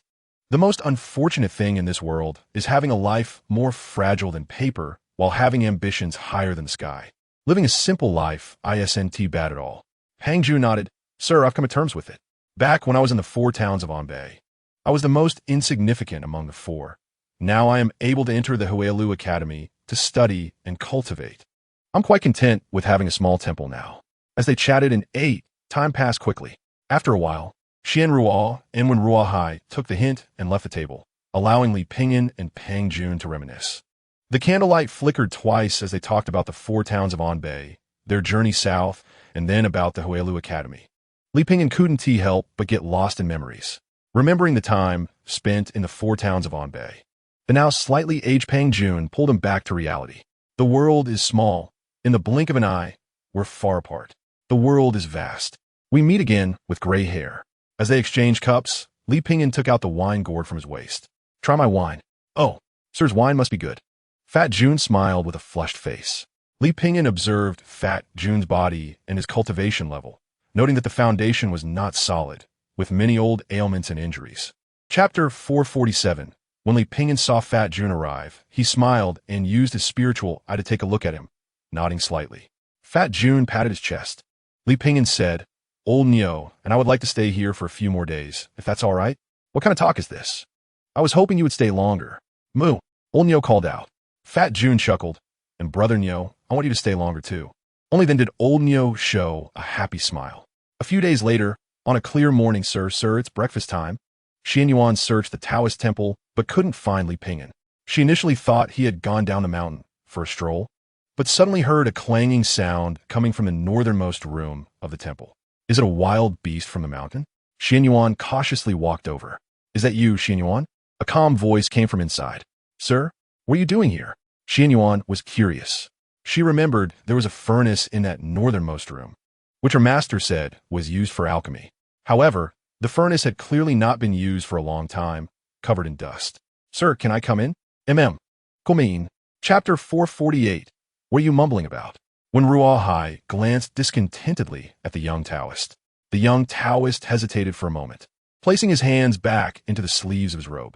Although he was breaking a taboo, he could at least continue the legacy of Qiaolong Temple. He had some merit, if not entirely. Master Uncle. Just then, 2 young children in light green robes approached.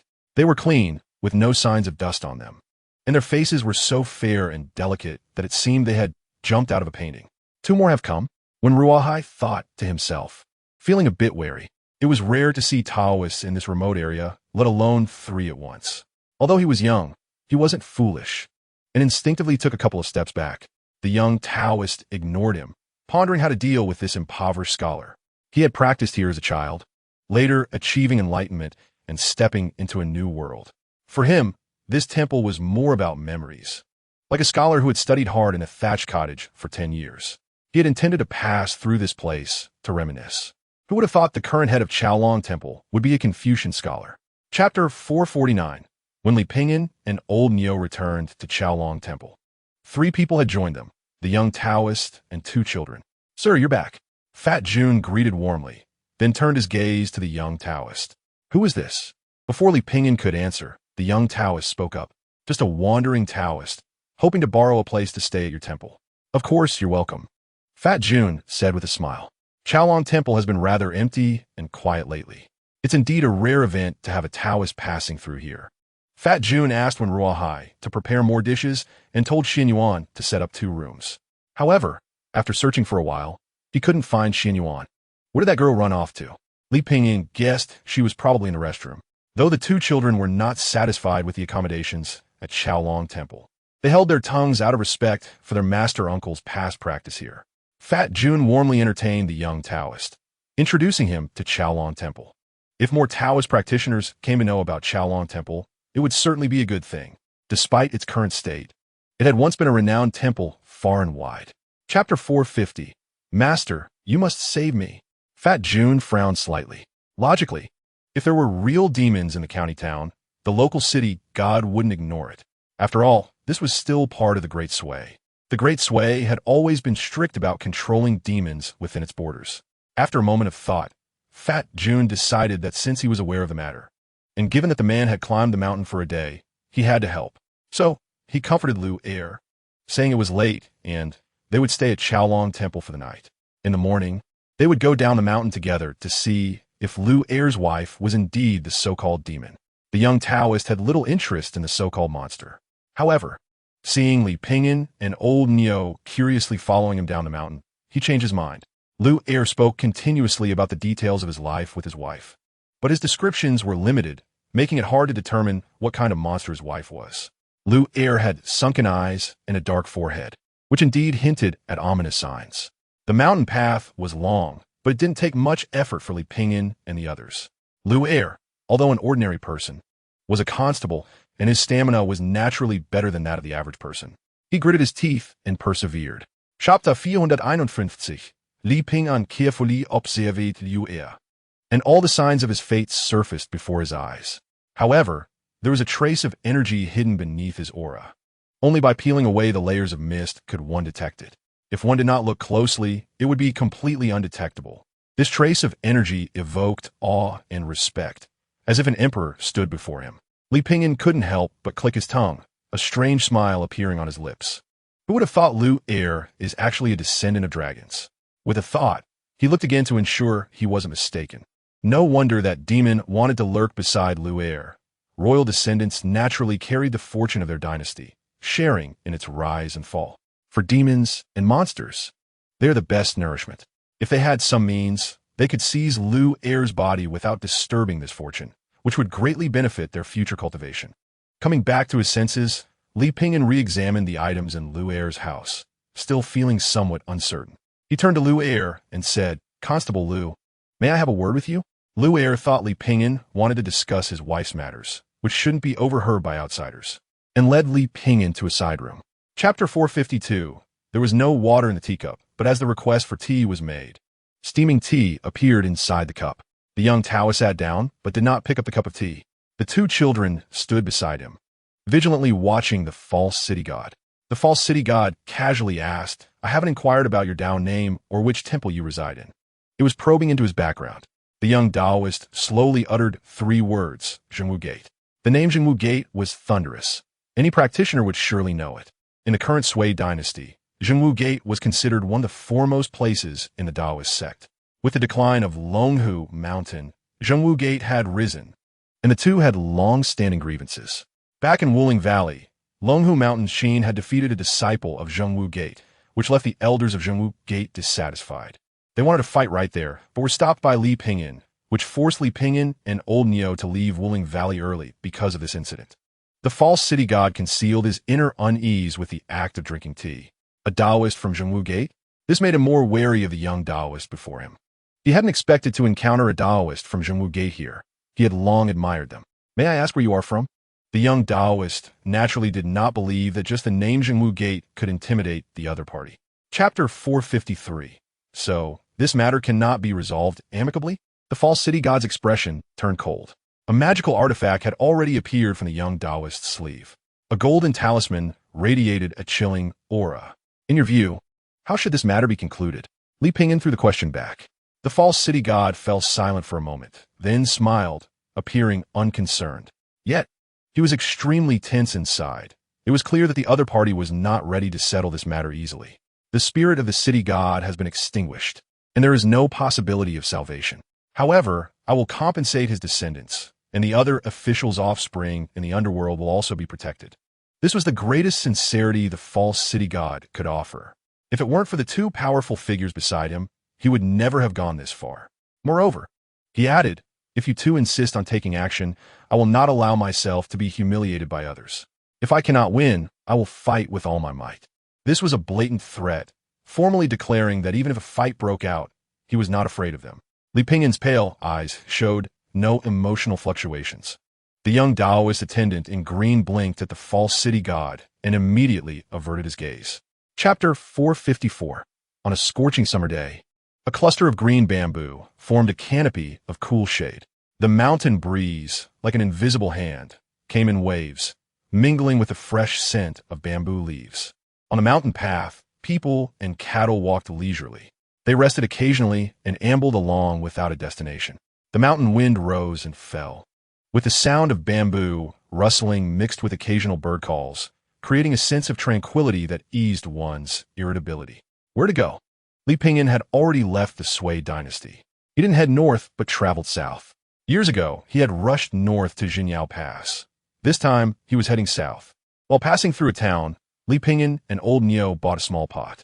Of course, this goal wasn't fixed. If anything arose, they could change their plans at any time. Old Niu found a type of fruit by a stream ahead. It was a single leaf with a round fruit, the skin red with obvious white spots. The peculiarity of this fruit was that whether you cut the leaf, the fruit, or the branch, it oozed a milky white sap like milk. Milk fruit. Chapter 455. Hoo-hoo. Old Niu held a bowl, pouring chicken stew over the rice. He added some peanuts and a bit of mixed orange root. Holding the rice, he began to eat without a care for the surrounding environment. This Taoist temple was not peaceful. The words of the man in the green shirt made the white-clad swordsman frown, his gaze fixed on a mirror. Suddenly, he felt something strange in his body. The scar left on his arm from the branches while walking had miraculously healed. In the mirror, there was a mass of black mist, within which were two bright lights. Those were a pair of azure blue eyes, emanating a sinister aura, giving off a gloomy and fierce feeling. The white-clad swordsman glanced at Li Pingyan again, seeing him calm, as usual. He couldn't tell if he was aware of the creature or completely oblivious to the mirror's abnormality. However, the white-clad swordsman leaned towards the former. Otherwise, he wouldn't have reminded himself. Woof, woof, woof. The big yellow dog beside him started barking. The white-clad swordsman stroked the big yellow dog's fur and smiled lightly. Monsters and evil spirits. This mirror was called the Mirror Ghost, a square copper mirror, 4 feet wide and 5 feet 9 inches tall, reflecting one's shadow when a person looked into it. By covering one's heart and looking into the mirror, one could see the 5 internal organs and intestines clearly, which could heal diseases. Chapter 456. Old Niu, where we walk to? Moo. Which direction should we go? Old Niu confidently pointed in a direction. Really? Moo. 2 hours later. Old Niu, why do I feel like we've walked this path before? Moo. Li Pingyan broke some willow branches, weaving a basket as he walked. When they passed through a town, they could exchange some money. Money was needed everywhere. Eating, drinking, and sleeping. Besides that, he planned to make some small trinkets to sell later. He would let old Niu perform some acrobatics while he played the Erhu beside him. It would surely sell well.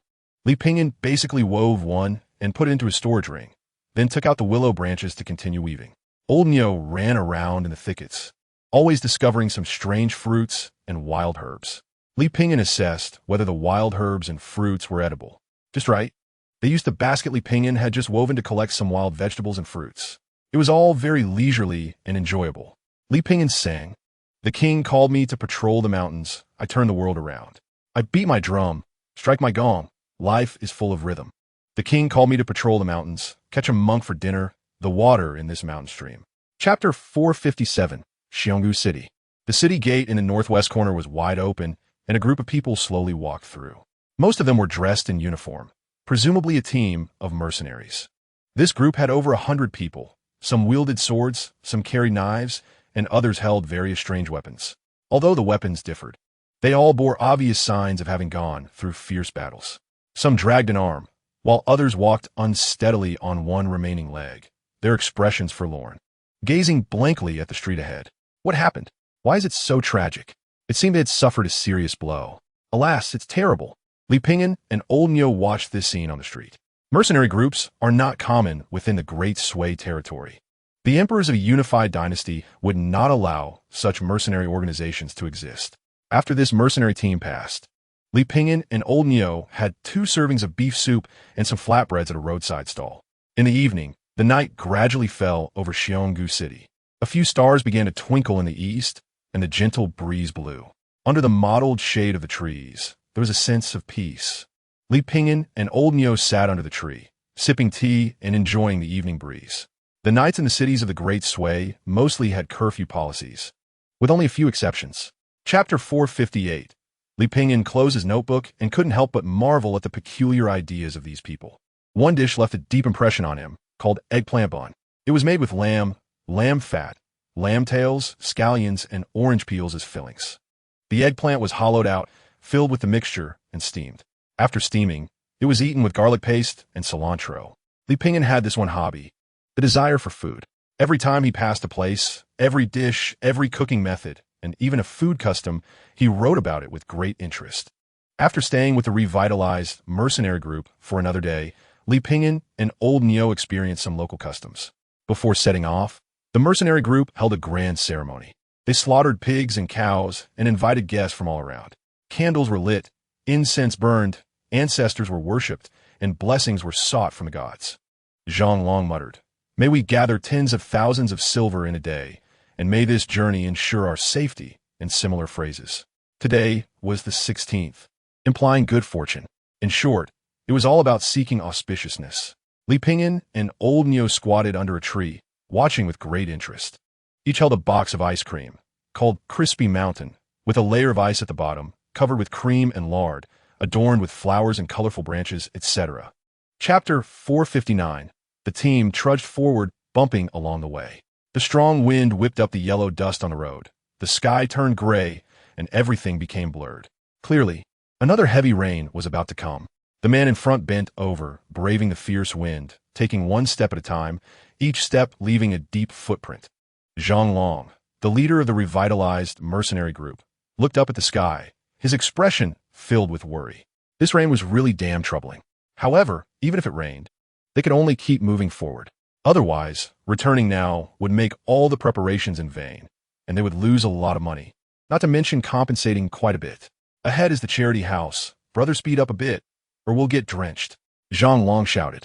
Naturally, there would be no charity house in the Sunset Forest.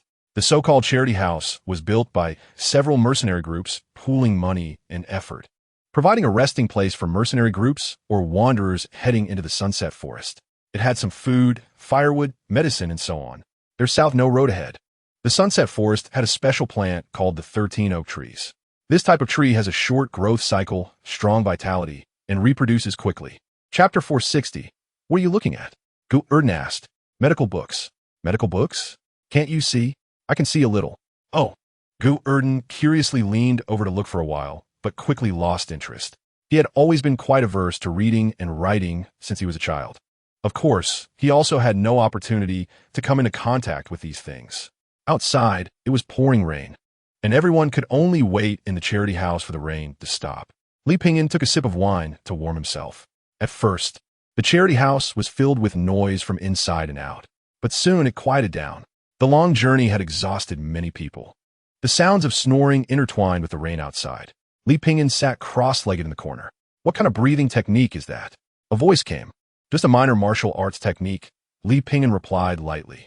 Zhang Long squinted his eyes slightly, noticing that Li Pingyan's breathing method was somewhat unusual. Li Pingyan was still using the breathing method of the turtle breathing technique, using the 6-character formula. Shu, he, hu, 11, chue, 11.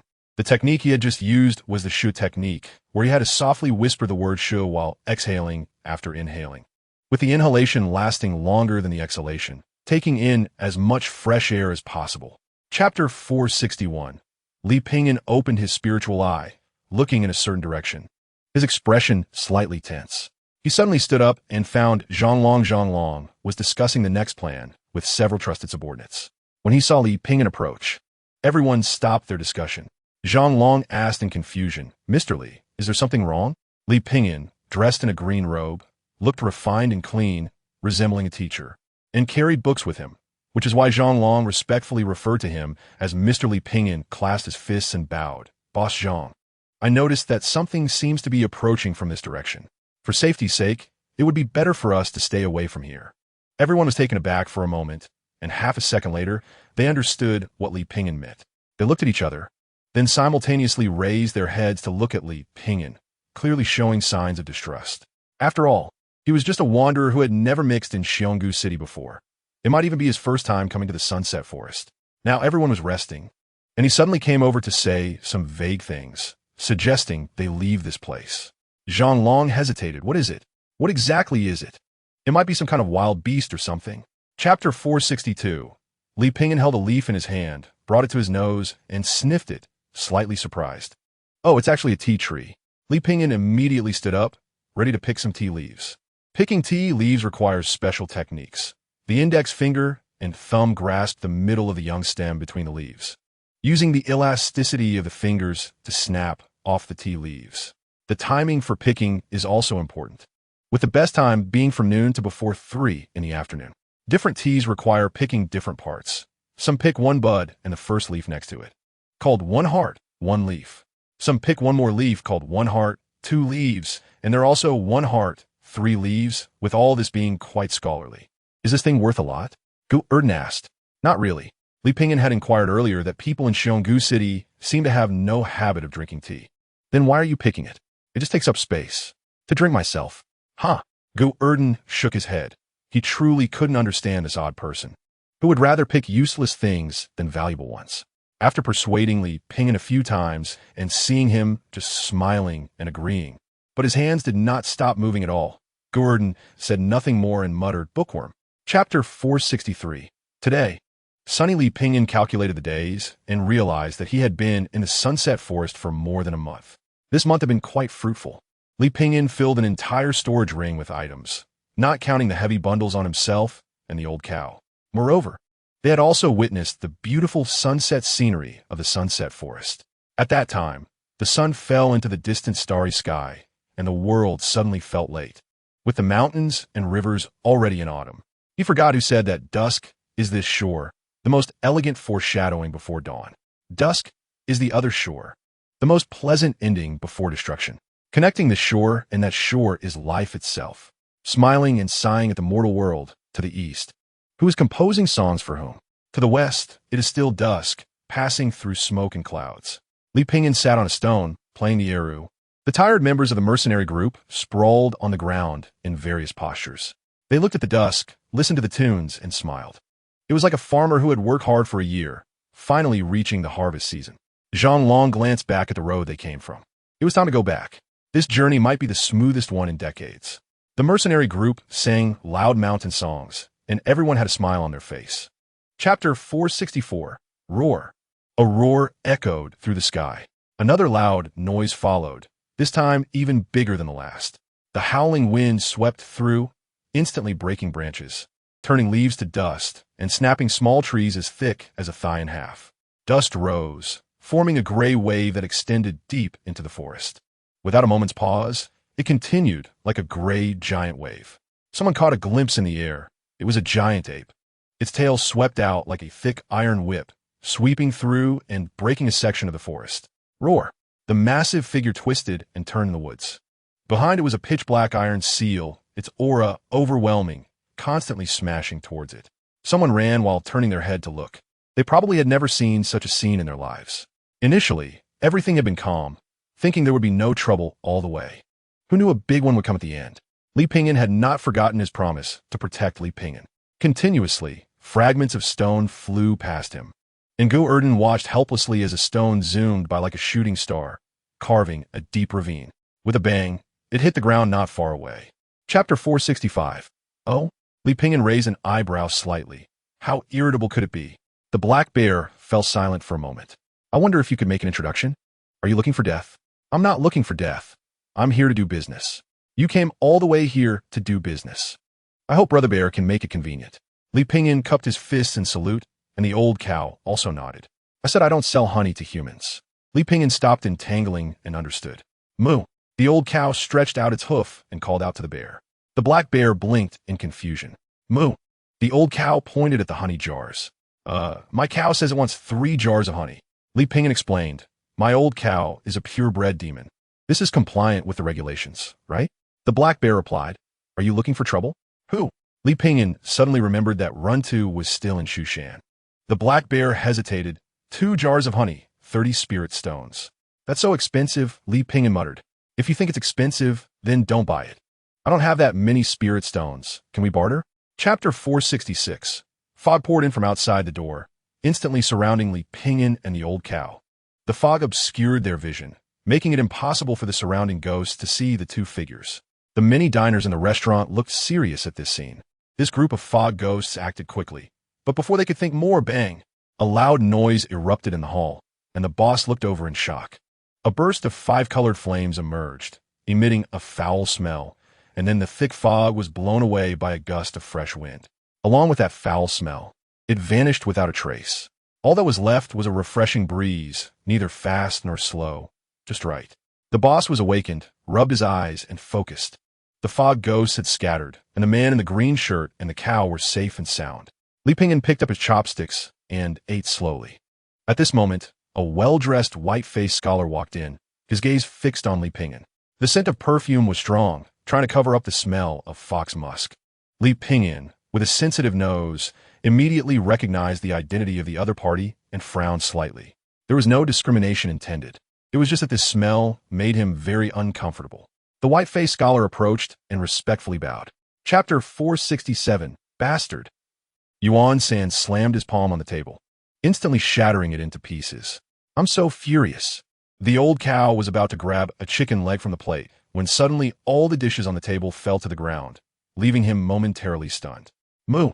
Calm down, Li Pingyan comforted. Yuan San angrily said, Brother, you don't know how despicable this guy is.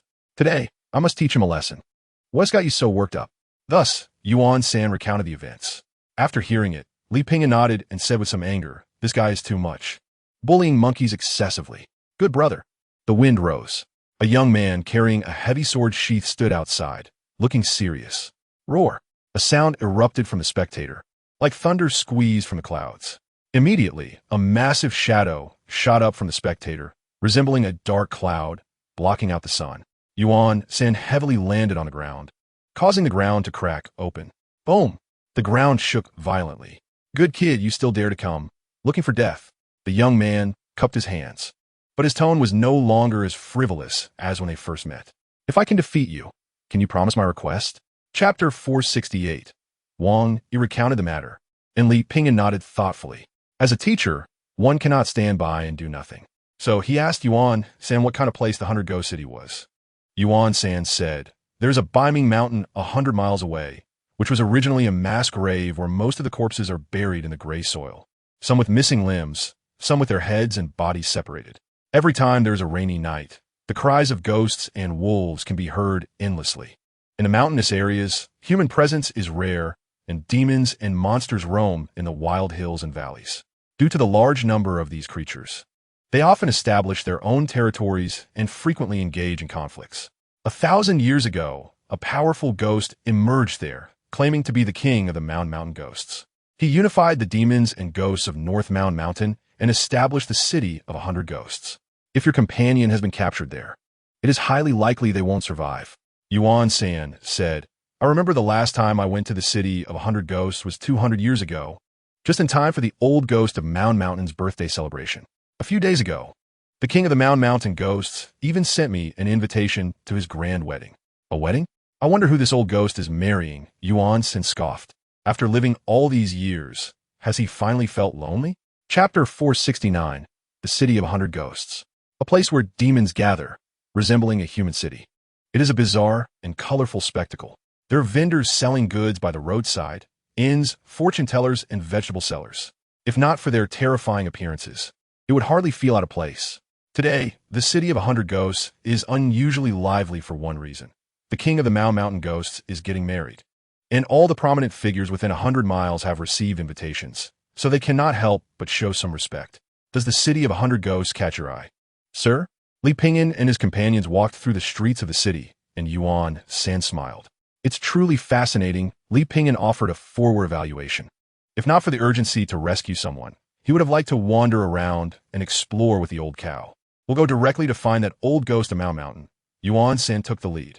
In the cellar, the sound of sobbing could be heard intermittently. Stop crying. Stop crying. Are you looking for death? Came the voice of a ghostly jailer. The prisoners here are those who have been captured. They're young girls, scholars carrying book boxes, and young Taoist priests in their robes, among others. Chapter 470. Li Pingyan and the old cow followed a little ghost to the outside of the prison. The little ghost pointed to the prison, indicating that the person Li Pingyan was looking for was inside. The cell had only a small window, just a foot off the ground. The old cow looked around. Is that the place? The little ghost nodded. Li Pingyan simply sat down, meaning that the young Taoist is still alive. Knowing this news is enough. Aren't you going to rescue him? The little ghost asked curiously. Li Pingyan replied, Should we rescue him openly? I think we should at least wait until nightfall.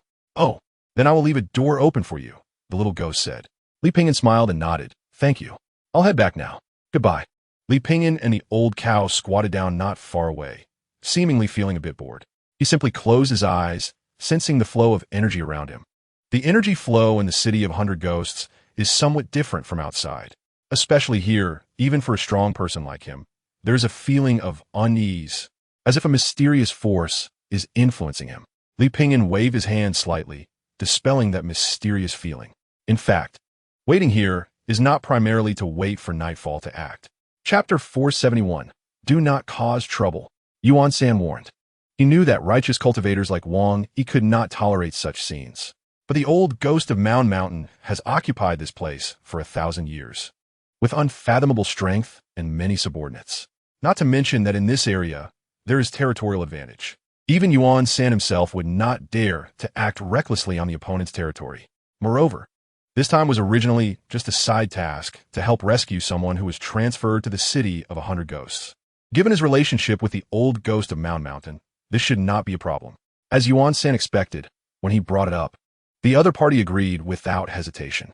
But if Wang Yi were to take further action, then he could not accompany him any longer. Yuan San did not want to become enemies with the king of the Mound Mountain ghosts over someone he had only known for a few days, even though he was also displeased with the old ghost's actions. However, he did not feel a strong sense of anger.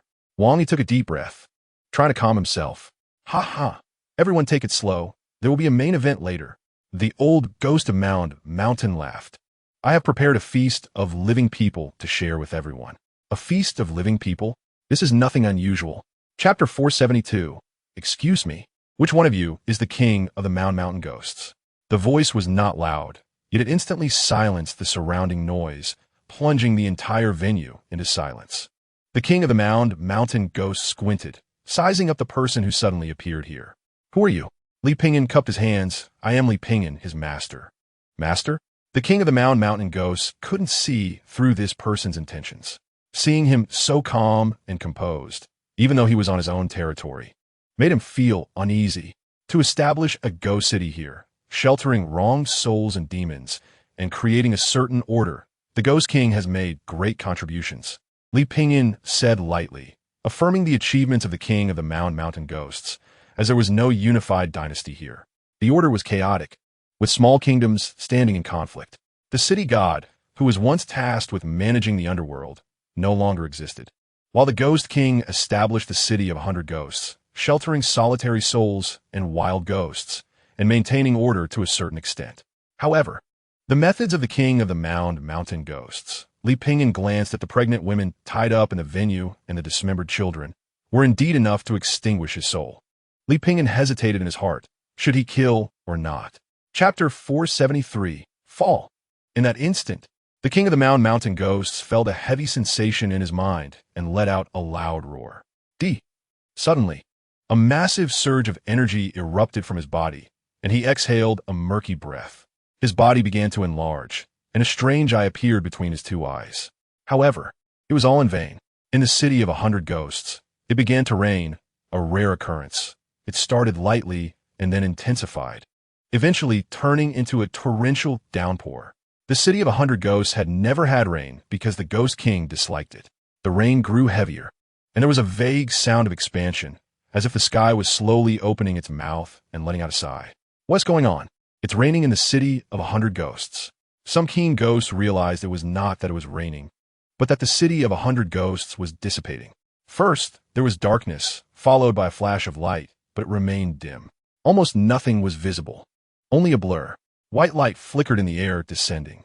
At that moment, it seemed as if the air had stopped moving, as if it had solidified.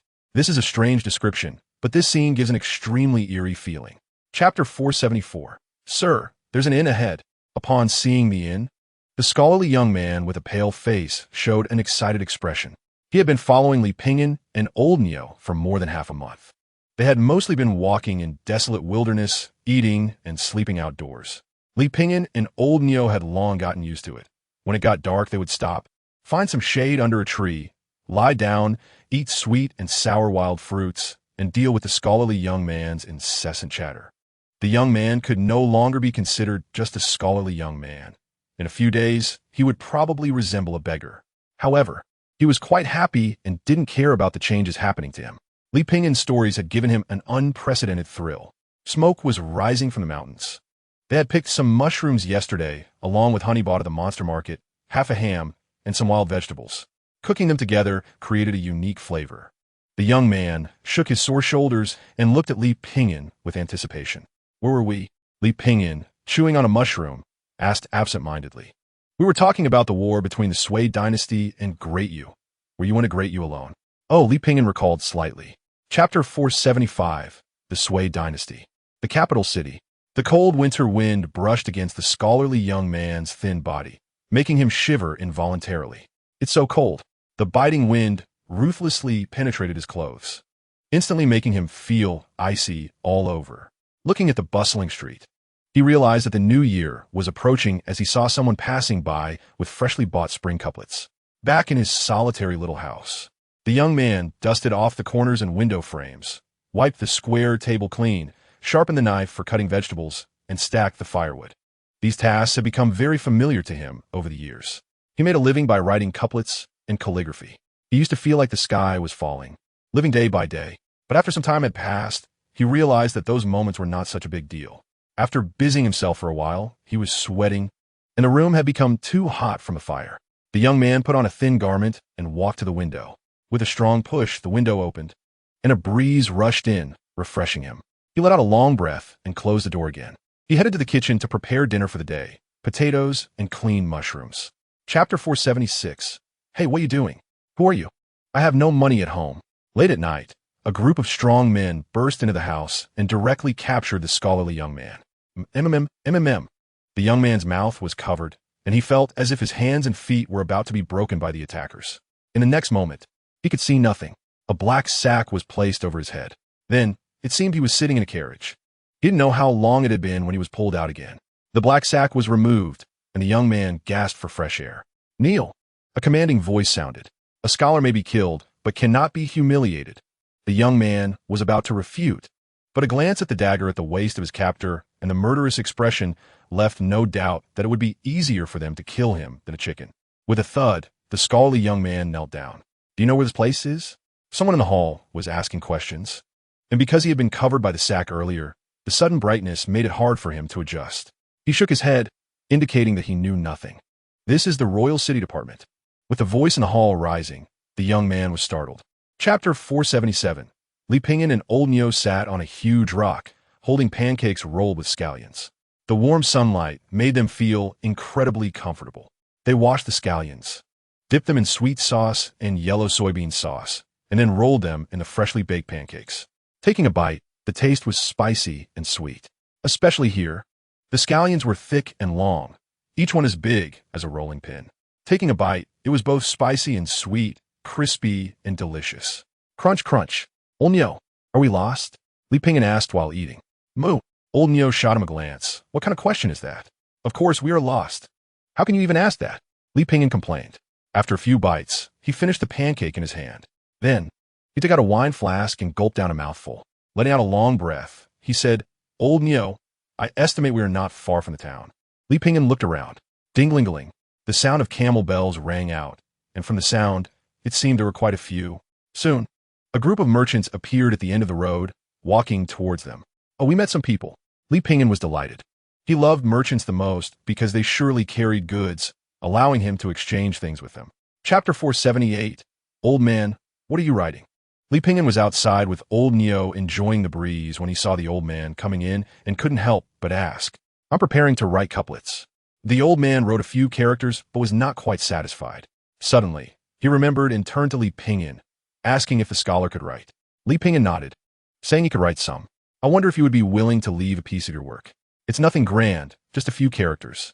Li Pingyan walked to the table, glanced at the few large characters pasted on the door frame, and felt they were somewhat exaggerated. He then spread out the paper and pressed it down with a weight. Looking at the ink stick, he felt the ink was not very good, but didn't say much. Holding the brush, he first moistened it with clean water to open up the bristles completely before dipping it in the ink, mixing water and ink together. This method would enhance the ink absorption of the brush tip, allowing for smoother writing. What kind of couplet is it? Li Pingyan asked. Something auspicious. Li Pingyan thought for a moment and began to write. The first line, heaven and earth are gentle, family adds wealth. The second line, safety and wishes, many blessings to people. The horizontal inscription, 4 seasons in peace. The old man had read books and stared at the characters for a long time. The more he looked, the more he felt the writing was elegant, as if he were in a painting. Chapter 479. Boom. Golden light flashed. The giant centipede let out a tragic wail, its body seeming to crash heavily against an invisible barrier. Spare me, immortal! Spare me! It wanted to retreat, but the spreading golden light had already pierced its skin. Intense pain surged from all over its body, causing it to involuntarily scream. A large amount of white smoke began to rise from its body as it struggled to escape, but it was impossible. The old man stared blankly at the scene, and only after everything ended did he come to his senses as the golden light gradually dissipated. Looking at the towering pillar and the couplets affixed to it, the old man swallowed hard. He knelt down and slammed his head on the ground with a thud. Bang! The winter sea sometimes appeared pale to the point of transparency, and at other times heavy as ink. Standing by the seaside, one could smell the unique scent of the ocean. From a distance, the sea and sky seemed so vast and boundless. Those seemingly majestic ships sailing on the sea looked like mere specks of dust. Li Pingyan and the old cow sat at a stall by the sea, enjoying seafood while admiring the surrounding scenery. Chapter 480. The sea was stormy, and the ships struggled to move forward, every moment battling with death. Huge waves crashed against the ship, and this storm had already lasted for 3 days. The crew's faith was nearly shattered. Some prayed while others struggled in pain. Boom!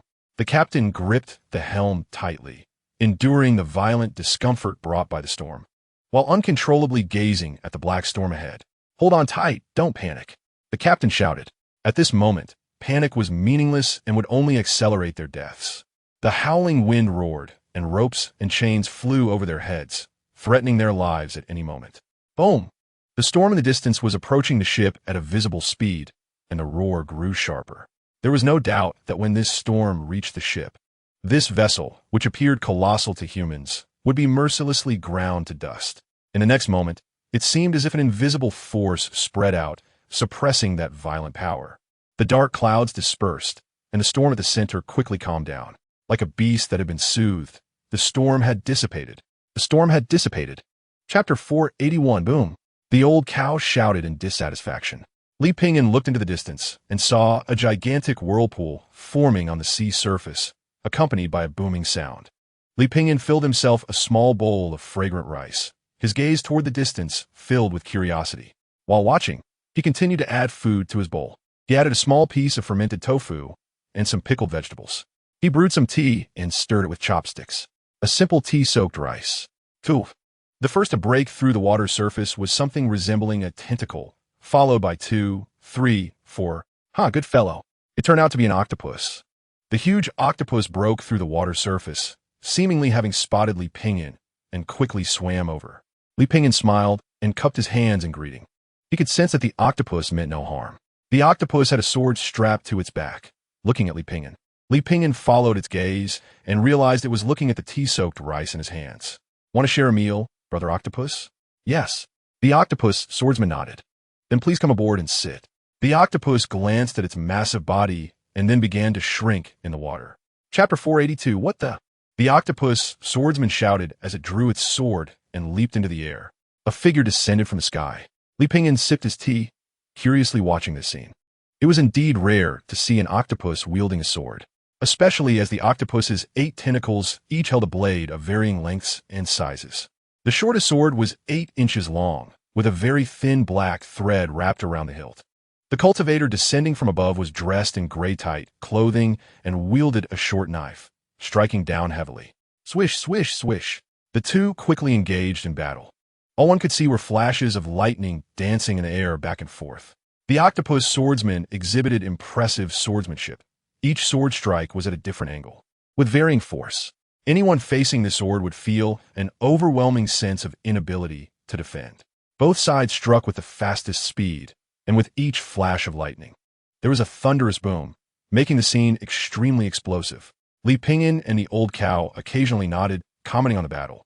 Soon, many spectators stood on the deck of the flying boat to watch the excitement.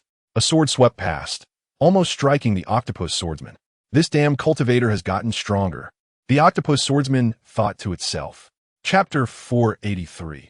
On a small table were items for sale, or simply laid out on a cloth spread on the ground. The stall owners did not actively solicit customers. Some closed their eyes to rest, and even when someone stood in front of their stall, they remained silent, not even opening their eyes. Each item had a price marked on it, and one person noticed a potted plant with a bright blue flower, vibrant and beautiful. That person placed a spirit stone on the table and left. The loft had 4 floors, with distances between each floor ranging from 10 to several dozen meters.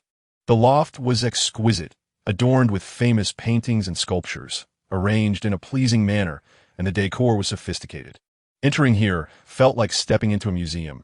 Inside was tranquil and elegant. Outside, the lights were bright, and laughter and conversation flowed freely. The melodious sound of silk and bamboo drifted with the wind. The first floor of the loft primarily sold magical tools when Yulo introduced. Li Pingyan nodded, but did not show much interest. He didn't really need magical tools. Counting the magical tools in his possession, the hero's pen, Fusong's sword, Drizzle Flying Sword, sword-raising gourd Erhu, the white jade capital inside him, and most importantly, the fishing rod. Chapter 484. Do you have any alchemy furnaces for sale? Li Pingyan asked. Alchemy furnace? When Yulo was slightly surprised and led Li Pingyan to the area selling alchemy furnaces. These alchemy furnaces were not ordinary spirit medicines or pills. Alchemist furnaces were carefully selected. Even an alchemist with shallow skills would not choose a furnace casually, because they had to bear the threat of explosions and would incur resource losses by replacing furnaces. So when Yulo thought it might be because Li Pingyan's own furnace had a problem, which is why he wanted to buy a new one. Looking at one alchemy furnace after another, Li Pingyan couldn't help but smile bitterly. I can't afford it, not at all. You can't even buy it with an old cow pressed here. The old cow grinned, wondering how much beef jerky that could buy. Sir, come in and take a look. A young man called out, which was rare since he was the only one doing business in this place. Li Pingyan became interested and walked in to take a glance. Still very expensive. Sir, please have a look. The young man enthusiastically introduced a series of cauldrons to Li Pingyan. This made Li Pingyan feel a bit embarrassed not to buy anything, but he was indeed short on money, so he just nodded in agreement. In the end, the young man generously did not ask for the cost of the raw materials from Li Pingyan. Li Pingyan left behind the 2 pills he had refined. Sir, take care. The young man smiled, relieved that Li Pingyan had indeed refined 2 pills. After the 2 left, the young man put away the 2 pills and couldn't help but smile. Not only did he not lose, but he also made a profit. After leaving the loft, when Yulo couldn't help but ask curiously, Mr. Li, did you hold back just now? Li Pingyan smiled and replied, nothing can be hidden from Mr. Wen. Oh, why is that? A gentleman does not take away what others enjoy. When Yulo was silent for a moment, then laughed heartily, feeling a bit ashamed. When Yulo invited Li Pingyan to stay a few more days on the flying boat, but Li Pingyan declined, citing other matters, and said goodbye to Wen Yulo. He and the old cow left the flying boat with 2 bags of spiritual rice and returned to the small boat floating on the sea. Continuing on, the young man yawned in boredom, looking at the drifting white clouds outside. The island was located in an inconspicuous part of the desolate sea. The island was filled with towering trees, and various crabs crawled beneath them. The blue sea and sky reflected the seagulls flying freely. The seawater washed over Li Pingyan's toes at the beach. Looking down, he could see colorful shells sparkling in the light. At first glance upon landing on the island, Li Pingyan and the old cow noticed large coconuts hanging from the coconut trees. The leaves were like palm fronds, reaching 6 or 7 feet high, with no branches. They were as large as melons, with a rough outer skin and a hard shell, round and sturdy. An old cow, a person, and an octopus each held a large coconut sitting by the sea. After enjoying the taste, which was white as jade and as delicious as milk, the old cow lowered its head to tease the crabs. The crabs could only walk sideways, so the old cow picked one up and let it spin in place. After a chuckle, the old cow released the crab and admired the beautiful scenery with Li Pingyan. Li Pingyan lazily stretched. The small island was very peaceful, and he hadn't experienced the feeling of sleeping on the ground in a long time. So after a simple meal of fried small crabs, he had a good sleep. He also cleaned some crabs and put them in a jar, marinating them in wine to eat. A ray of morning light came from the horizon, casting a hazy glow on the world.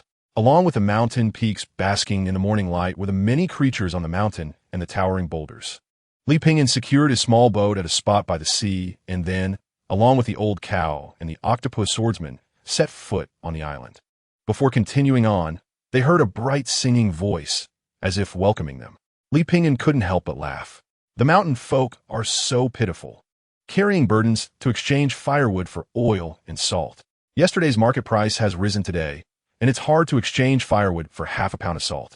Isn't that pitiful? A few women were picking up shells while singing. Li Pingyan listened to the unfamiliar tune with a gentle smile. He was very pleased with this welcoming ceremony, knowing it wasn't specially for him, but it didn't diminish his joy at all. As they walked onto the main road, the surroundings gradually became bustling, with more and more people. After drifting at sea for half a year, he finally saw signs of human life. People either carried burdens or had baskets on their backs. Some walked leisurely, while others wore worried expressions. There were groups of laughter and joy, and also solitary figures. Looking down the streets of Da Huang Island, one could see shops with colorful signs and flags everywhere, offering a variety of goods. There were meat vendors, silk sellers, and taverns renting donkeys. Restaurants were particularly numerous, easily visible on the main street. Of course, some people considered these shops to be common. The truly good places were hidden away in inconspicuous corners. So don't underestimate these small shops. Though small, they had everything. These humble eateries were where the real delicacies were found. A few small dishes and a pot of old wine. Long-lost friends reunited after many years, even if it was in a humble eatery. The sight of a beggar dressed in rags and exuding an odor was somewhat eye-catching. "Please excuse me," Yin San said with an awkward smile. Li Pingyan replied, "No worries. Many things have happened over the years." Yin San lowered his eyes, remaining silent for a long time. Li Pingyan's thoughts drifted back decades to the Yin residence in Guangling Prefecture, where the ambitious and bright-eyed illegitimate son resided. That was after sending Aliyah and others to Huailu Academy. Where to today? With this question in mind, Yin San followed Li Pingyan into a medical clinic. The day before, Li Pingyan had saved a fainted woman on the street, who happened to be the wife of the clinic's owner. When they saw Li Pingyan arrive, the couple warmly welcomed him. Seeing that the clinic was busy, Li Pingyan said he would just sit for a while. However, sitting turned into an entire day, and Yin San found it quite boring. Although he had previously spent all day lying around, he was unwilling to smell the unpleasant scent of medicine and sat stiffly. Though reluctant, he didn't dare to tell his teacher, so he could only force himself to sit still. Yin San noticed that the clinic was probably the busiest place, but not because there were many patients. Here, some were busy living, some were busy dying, some were busy wishing for a life worse than death, and some were busy seeking life and death. At the critical juncture of life and death, people had an extreme desire for life. Even ants cling to life, let alone humans. Yin San's eyes were deep, lost in thought. As the moon rose and the stars twinkled, the clinic couple finally finished their work and turned to call the gentleman in the green shirt, only to find he had already left. Above the clouds, two figures stood, looking down at the great desolate island. Shikahai was an isolated island located in the southern part of the central state, although not large. It was a place rich in talent. It is said that the master of Shikahai had already stepped into the 8th realm 100 years ago, and various forces do not dare to underestimate him. With 8th realm cultivation, no matter where he goes, he would cause the local powers to tremble at his presence. Among the two who came to the great wilderness island this time, one is the master of Shikahai, the real person Yinshan, and the other is his eldest disciple, the heavenly star. Shikahai often names its disciples after the 28 constellations and 72 earthly spirits. The real person Yinshan gazed at the scene below. "Master, I will go get him," the heavenly star said in a deep voice. The real person Yinshan nodded. "Finding a suitable one is not easy. Be careful not to hurt him." Disciple understands. Just as he was about to move, he suddenly froze. Above the sea, another person floated down. The heavenly star tensed up, looking at the seemingly insignificant figure in the green robe, observing him as if he were an ordinary person. However, there was an imposing dignity that made one reluctant to act recklessly, standing there like a towering mountain, unfathomable. An inexplicable chill rose from his heart. As if it were an instinct, he felt that the person in front of him was not easy to deal with. Chapter 491. Li Pingyan heavily fell from the sky. He could not fly. He could only rely on his flying sword like fine rain to soar, so this time he landed heavily on a mountain peak. Of course, he did not suffer any damage, not even a speck of dust. In the distance, the external body of the real person, Yinshan, became enormous. However, no matter how large it was, it could not change the fact that it was about to dissipate. The heavenly star stared blankly at his master's external body. Defeated? The real person Yinshan remained silent for a moment, then bowed and said, I have lost, and I will fulfill my promise. After speaking, he glanced at his eldest disciple again. I hope you can spare my disciple's life. Li Pingyan politely returned the gesture, having no intention of taking his life. Although he did not know what had happened between him and the 13, he thought it must be a deep blood feud, and he would not interfere in this cause and effect. Do you think this child will be a great enemy of my Shikahai in the future? Or even destroy my Shikahai? The real person Yinshan sneered. Perhaps. Why don't we make another bet? The real person's body began to dissipate with the wind. Li Pingyan nodded without hesitation. Sure. Chapter 492. Li Pingyan slowly sat up and ate some wild game. He looked at the sky. There were still a few hours left. He had stayed on the Great Wilderness Island long enough. Just yesterday, Li Pingyan and Old Cow marked the last corner on the map of the Great Wilderness Island with a circle, indicating that they had explored it all. They could not guess what kind of scenery awaited them, nor where the destination was, but their steps could not stop. As the saying goes, 3 miles from home, the wind is different, accumulating memories and souvenirs, completing the journey without regrets. Not in vain for this life, not in vain for this trip. Li Pingyan and Old Cow packed their gear and replenished their food. Walking on the bustling streets, they felt inexplicably lighthearted. Old Cow chewed on some chewy beef jerky, showing a happy expression. Stepping out of the populated city, Old Cow's feet left a footprint on the concrete. A gentle breeze blew, stirring their clothes. It was both the wind moving and the heart moving. Hey, where's my boat? At this moment, Li Pingyan suddenly realized that his little boat moored by the shore was missing. Where's my big boat? Li Pingyan and Old Cow looked around. When he left, he had tied the little boat to a post by the beach. Chapter 493. Li Pingyan looked at the statue of Zhang de Gorin enshrined in the center of the hall and couldn't help but be slightly taken aback. The statue was not of a city god, stove king, or any of the 3 teachings ancestors, but a person. More precisely, it was someone Li Pingyan recognized. In the 4 towns of Anbei, Mr. Gu, Li Pingyan had a good memory, even if he had only met this person decades ago. Speaking of which, this story was indeed somewhat amusing. Back in the 4 towns of Anbei, Mr. Gu was a guest at Wang Yi's house. Because Mr. Gu was proficient in divination, he was treated as a distinguished guest by the Wang family. Coincidentally, Li Pingyan was also dragged by Aliyah to watch a martial arts performance at Wang Yi's house. Who knew he would encounter Mr. Gu, who liked the Erhu that Li Pingyan played and insisted on giving him a divination. Then, an unexpected incident occurred. Not only did Mr. Gu's magical tool shatter, but he also spat blood and fainted. This incident left Li Pingyan feeling very guilty, and not long after Mr. Gu left the 4 towns of Anbei. Who is this person to you? Zhang de Gorin was taken aback. This is my master. Master? Is your master still alive? Chapter 494. After leaving the wild sea, the sea became more complex. Li Pingyan and Old Cow lay on the boat. The rising and falling waves made them feel as if they were soaring to great heights one moment and plunging into endless hell the next. Moo! Old Cow cursed. Li Pingyan silently recited the calming spell and played the Erhu. The sea moved, but the heart remained still. The melody of the Erhu rose and fell with the rhythm of the waves. This night was remarkably calm, with countless stars in the sky and in the sea as well. For a moment, it was hard to tell where the sky ended and the sea began. Li Pingyan looked at the moonlight for a while, but felt no sleepiness at all. Holding a jug of wine, he prepared to slowly pass the night. Hey, have you heard? Recently, Zhang de Gorin seems to have changed his ways all of a sudden. Just a few days ago, I heard he gave away his land to those he had bullied and kept apologizing. Could it be that he has had a change of heart? But this is too sudden. Zhang de Gorin's affairs had now become a topic of conversation over tea and meals. It was no wonder. People suddenly found that someone who had always boasted highly of himself and oppressed the common people had suddenly turned over a new leaf, treating everyone politely. Chapter 495. The literary judge sat high in the hall, writing judgment.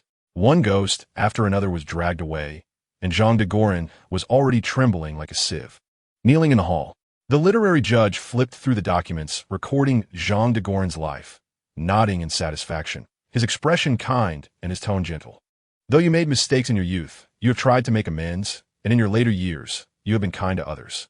Your contributions to building bridges and roads have benefited many. Your lifespan has ended, but you still have more than 60 years of afterlife left. When your afterlife ends, you could be reborn into a good family. In the underworld for 60 years, Do you want to stay in Ghost City, or do you want to find a job? Jean de Gorin was taken aback. The literary judge waved his hand. No need to rush to answer. Stay in Ghost City for a while, and think it over before you come back to reply. Thus, Jean de Gorin was taken to Ghost City again. This time was completely different from before.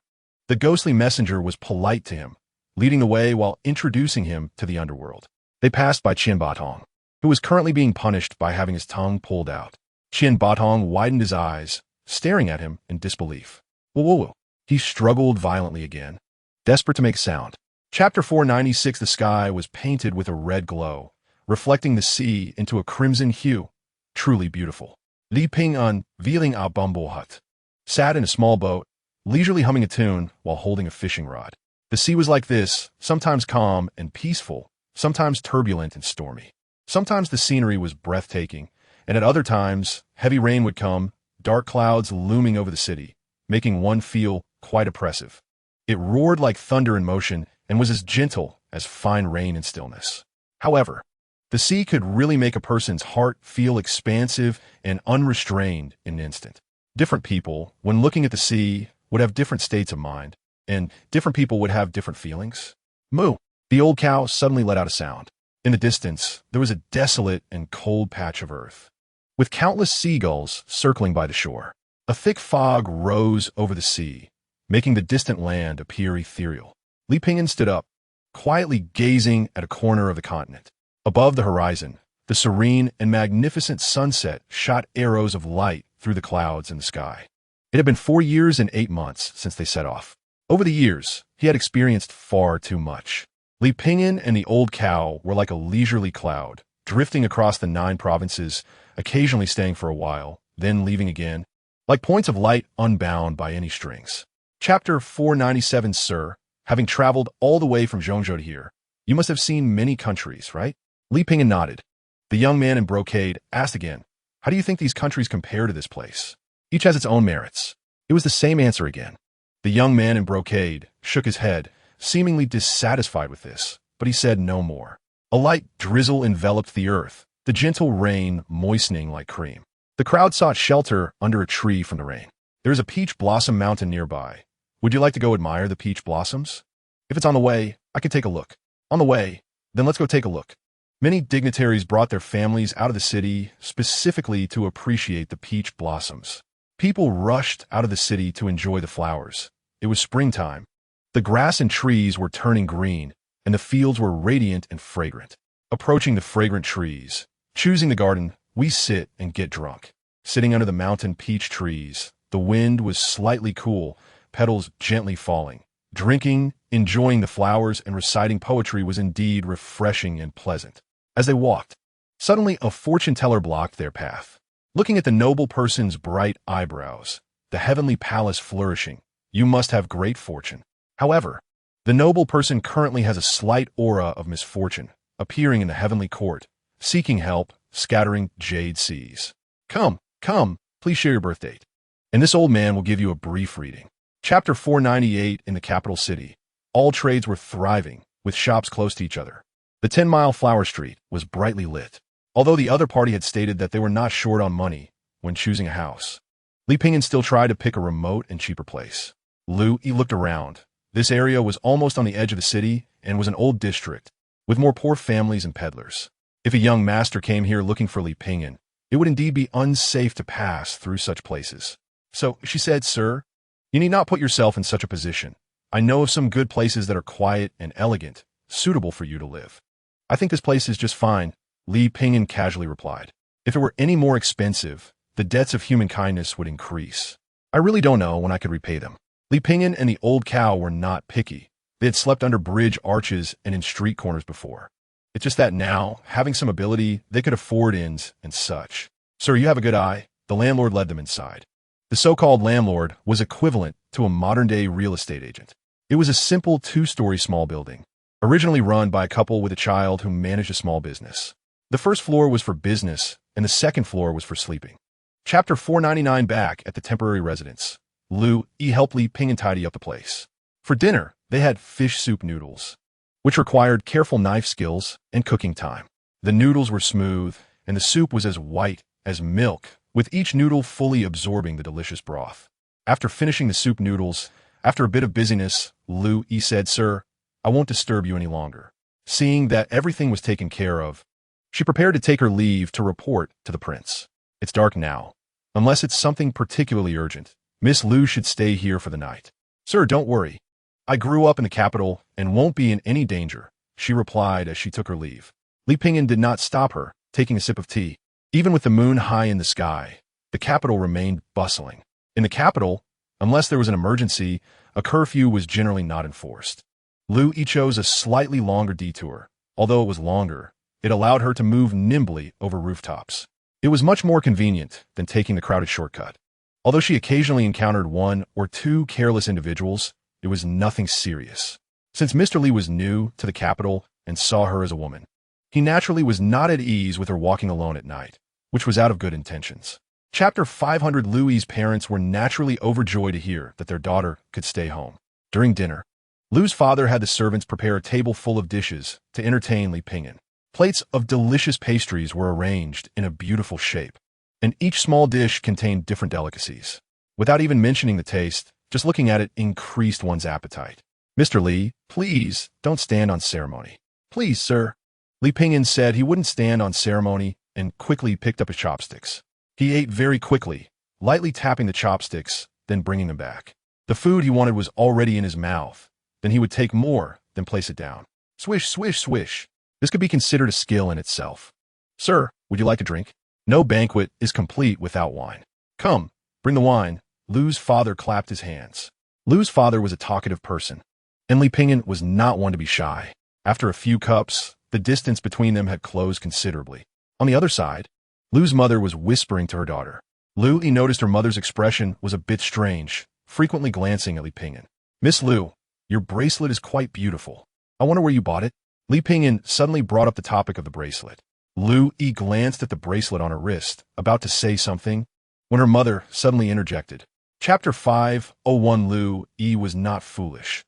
After hearing Li Pingyan's words, she immediately understood.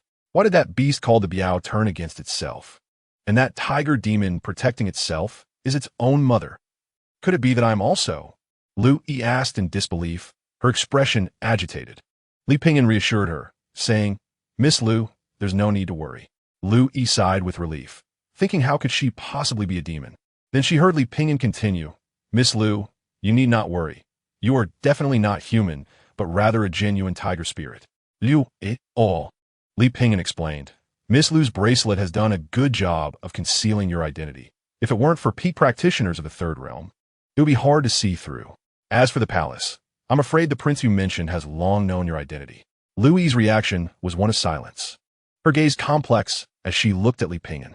She didn't even notice that Li Pingyan had revealed the identity of the brocade-clad young master. After living for over 20 years, now someone suddenly tells her that she is not human. Anyone would think the other person is crazy. Chapter 502. In the capital city, there are indeed many rare curiosities. However, Li Pingyan currently had no time to engage with such things. Even if he did, he had no money to spend. Although he had the support of Lu Yi and that individual from the palace, spending someone else's money naturally didn't feel as justified, and most importantly, he still had to pay that money back. Li Pingyan sipped his tea, and the tea house was filled with the sounds of bustling activity. A group of people sat together, engaging in a tea contest.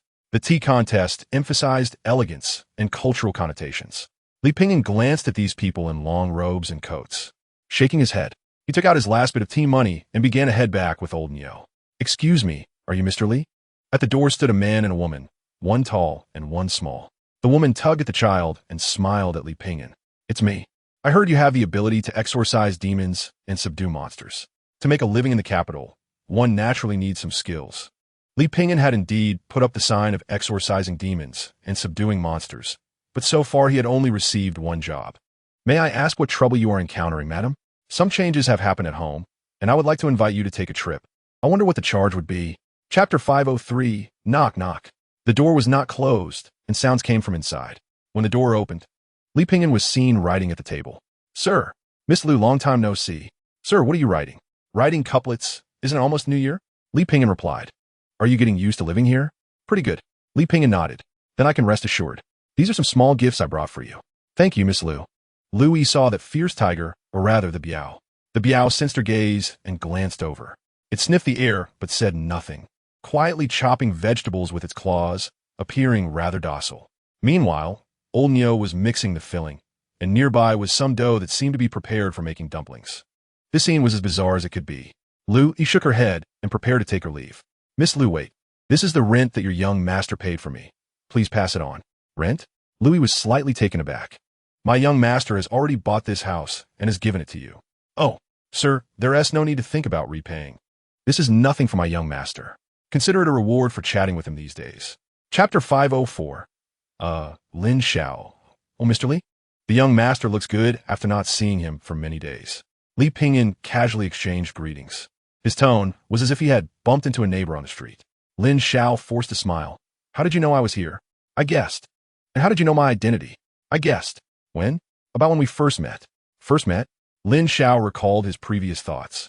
Believing he was a royal who enjoyed mingling with the common people, willing to lower his status to communicate with others, even feeling a bit smug, with a sense of superiority. Who would have thought his identity had long been seen through by others, only that the other party had not revealed it? Thinking of this, Lin Xiao felt a bit awkward. Sir, how did you get in? I walked in, Li Pingyan said apologetically. I initially intended to give the rent to Miss Liu and let her pass it on. But Miss Liu firmly refused and returned to the palace the next day. I thought I would wait until the young master came again to return the money.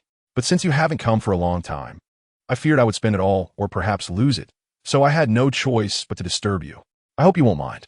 Chapter 505. Gu Shizhou smiled. Bullying someone because there are more people?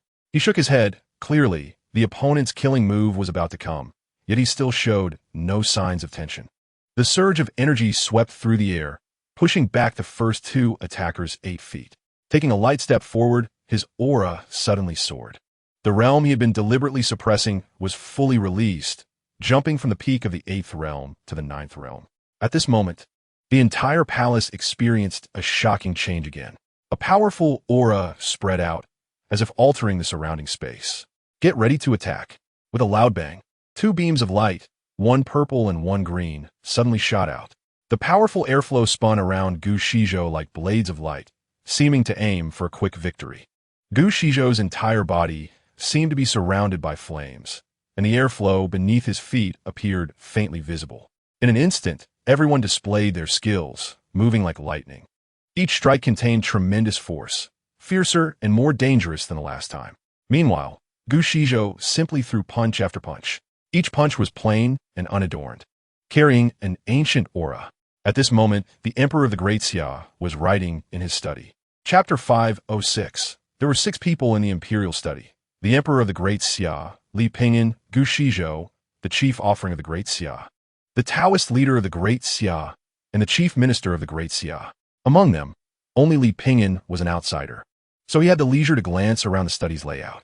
The indoor space was filled with bookshelves, display cabinets, a guqin table, stools, and various pieces of furniture. The space was small and winding, not particularly large. However, most of the furniture was exquisitely crafted, made of black lacquer with gold inlay, and the lacquer surface was inlaid with mother of pearl. On the walls, in addition to silk and paper scrolls, there were also hanging calligraphy, landscapes, and floral paintings. The materials were mostly rosewood with lacquered frames, inlaid with jade, gems, enamel, and other materials. The furnishings in the study, the exquisite scholar's tools, are all very carefully chosen. A gentleman's possessions in his serene abode are not merely for the pleasure of the eyes, but are also meant to nourish one's character and temperament. Moreover, for a dignified ruler of a nation, the elegance of his surroundings is fully displayed within a small space. Not bad. Li Pingyan gave such an evaluation in his heart. Gu Shizhou took a big sip of tea and got straight to the point. How does the emperor plan to deal with Prince Ning? What must be done to satisfy the master? The emperor of Daxia countered. Gu Shizhou uttered a single word, kill.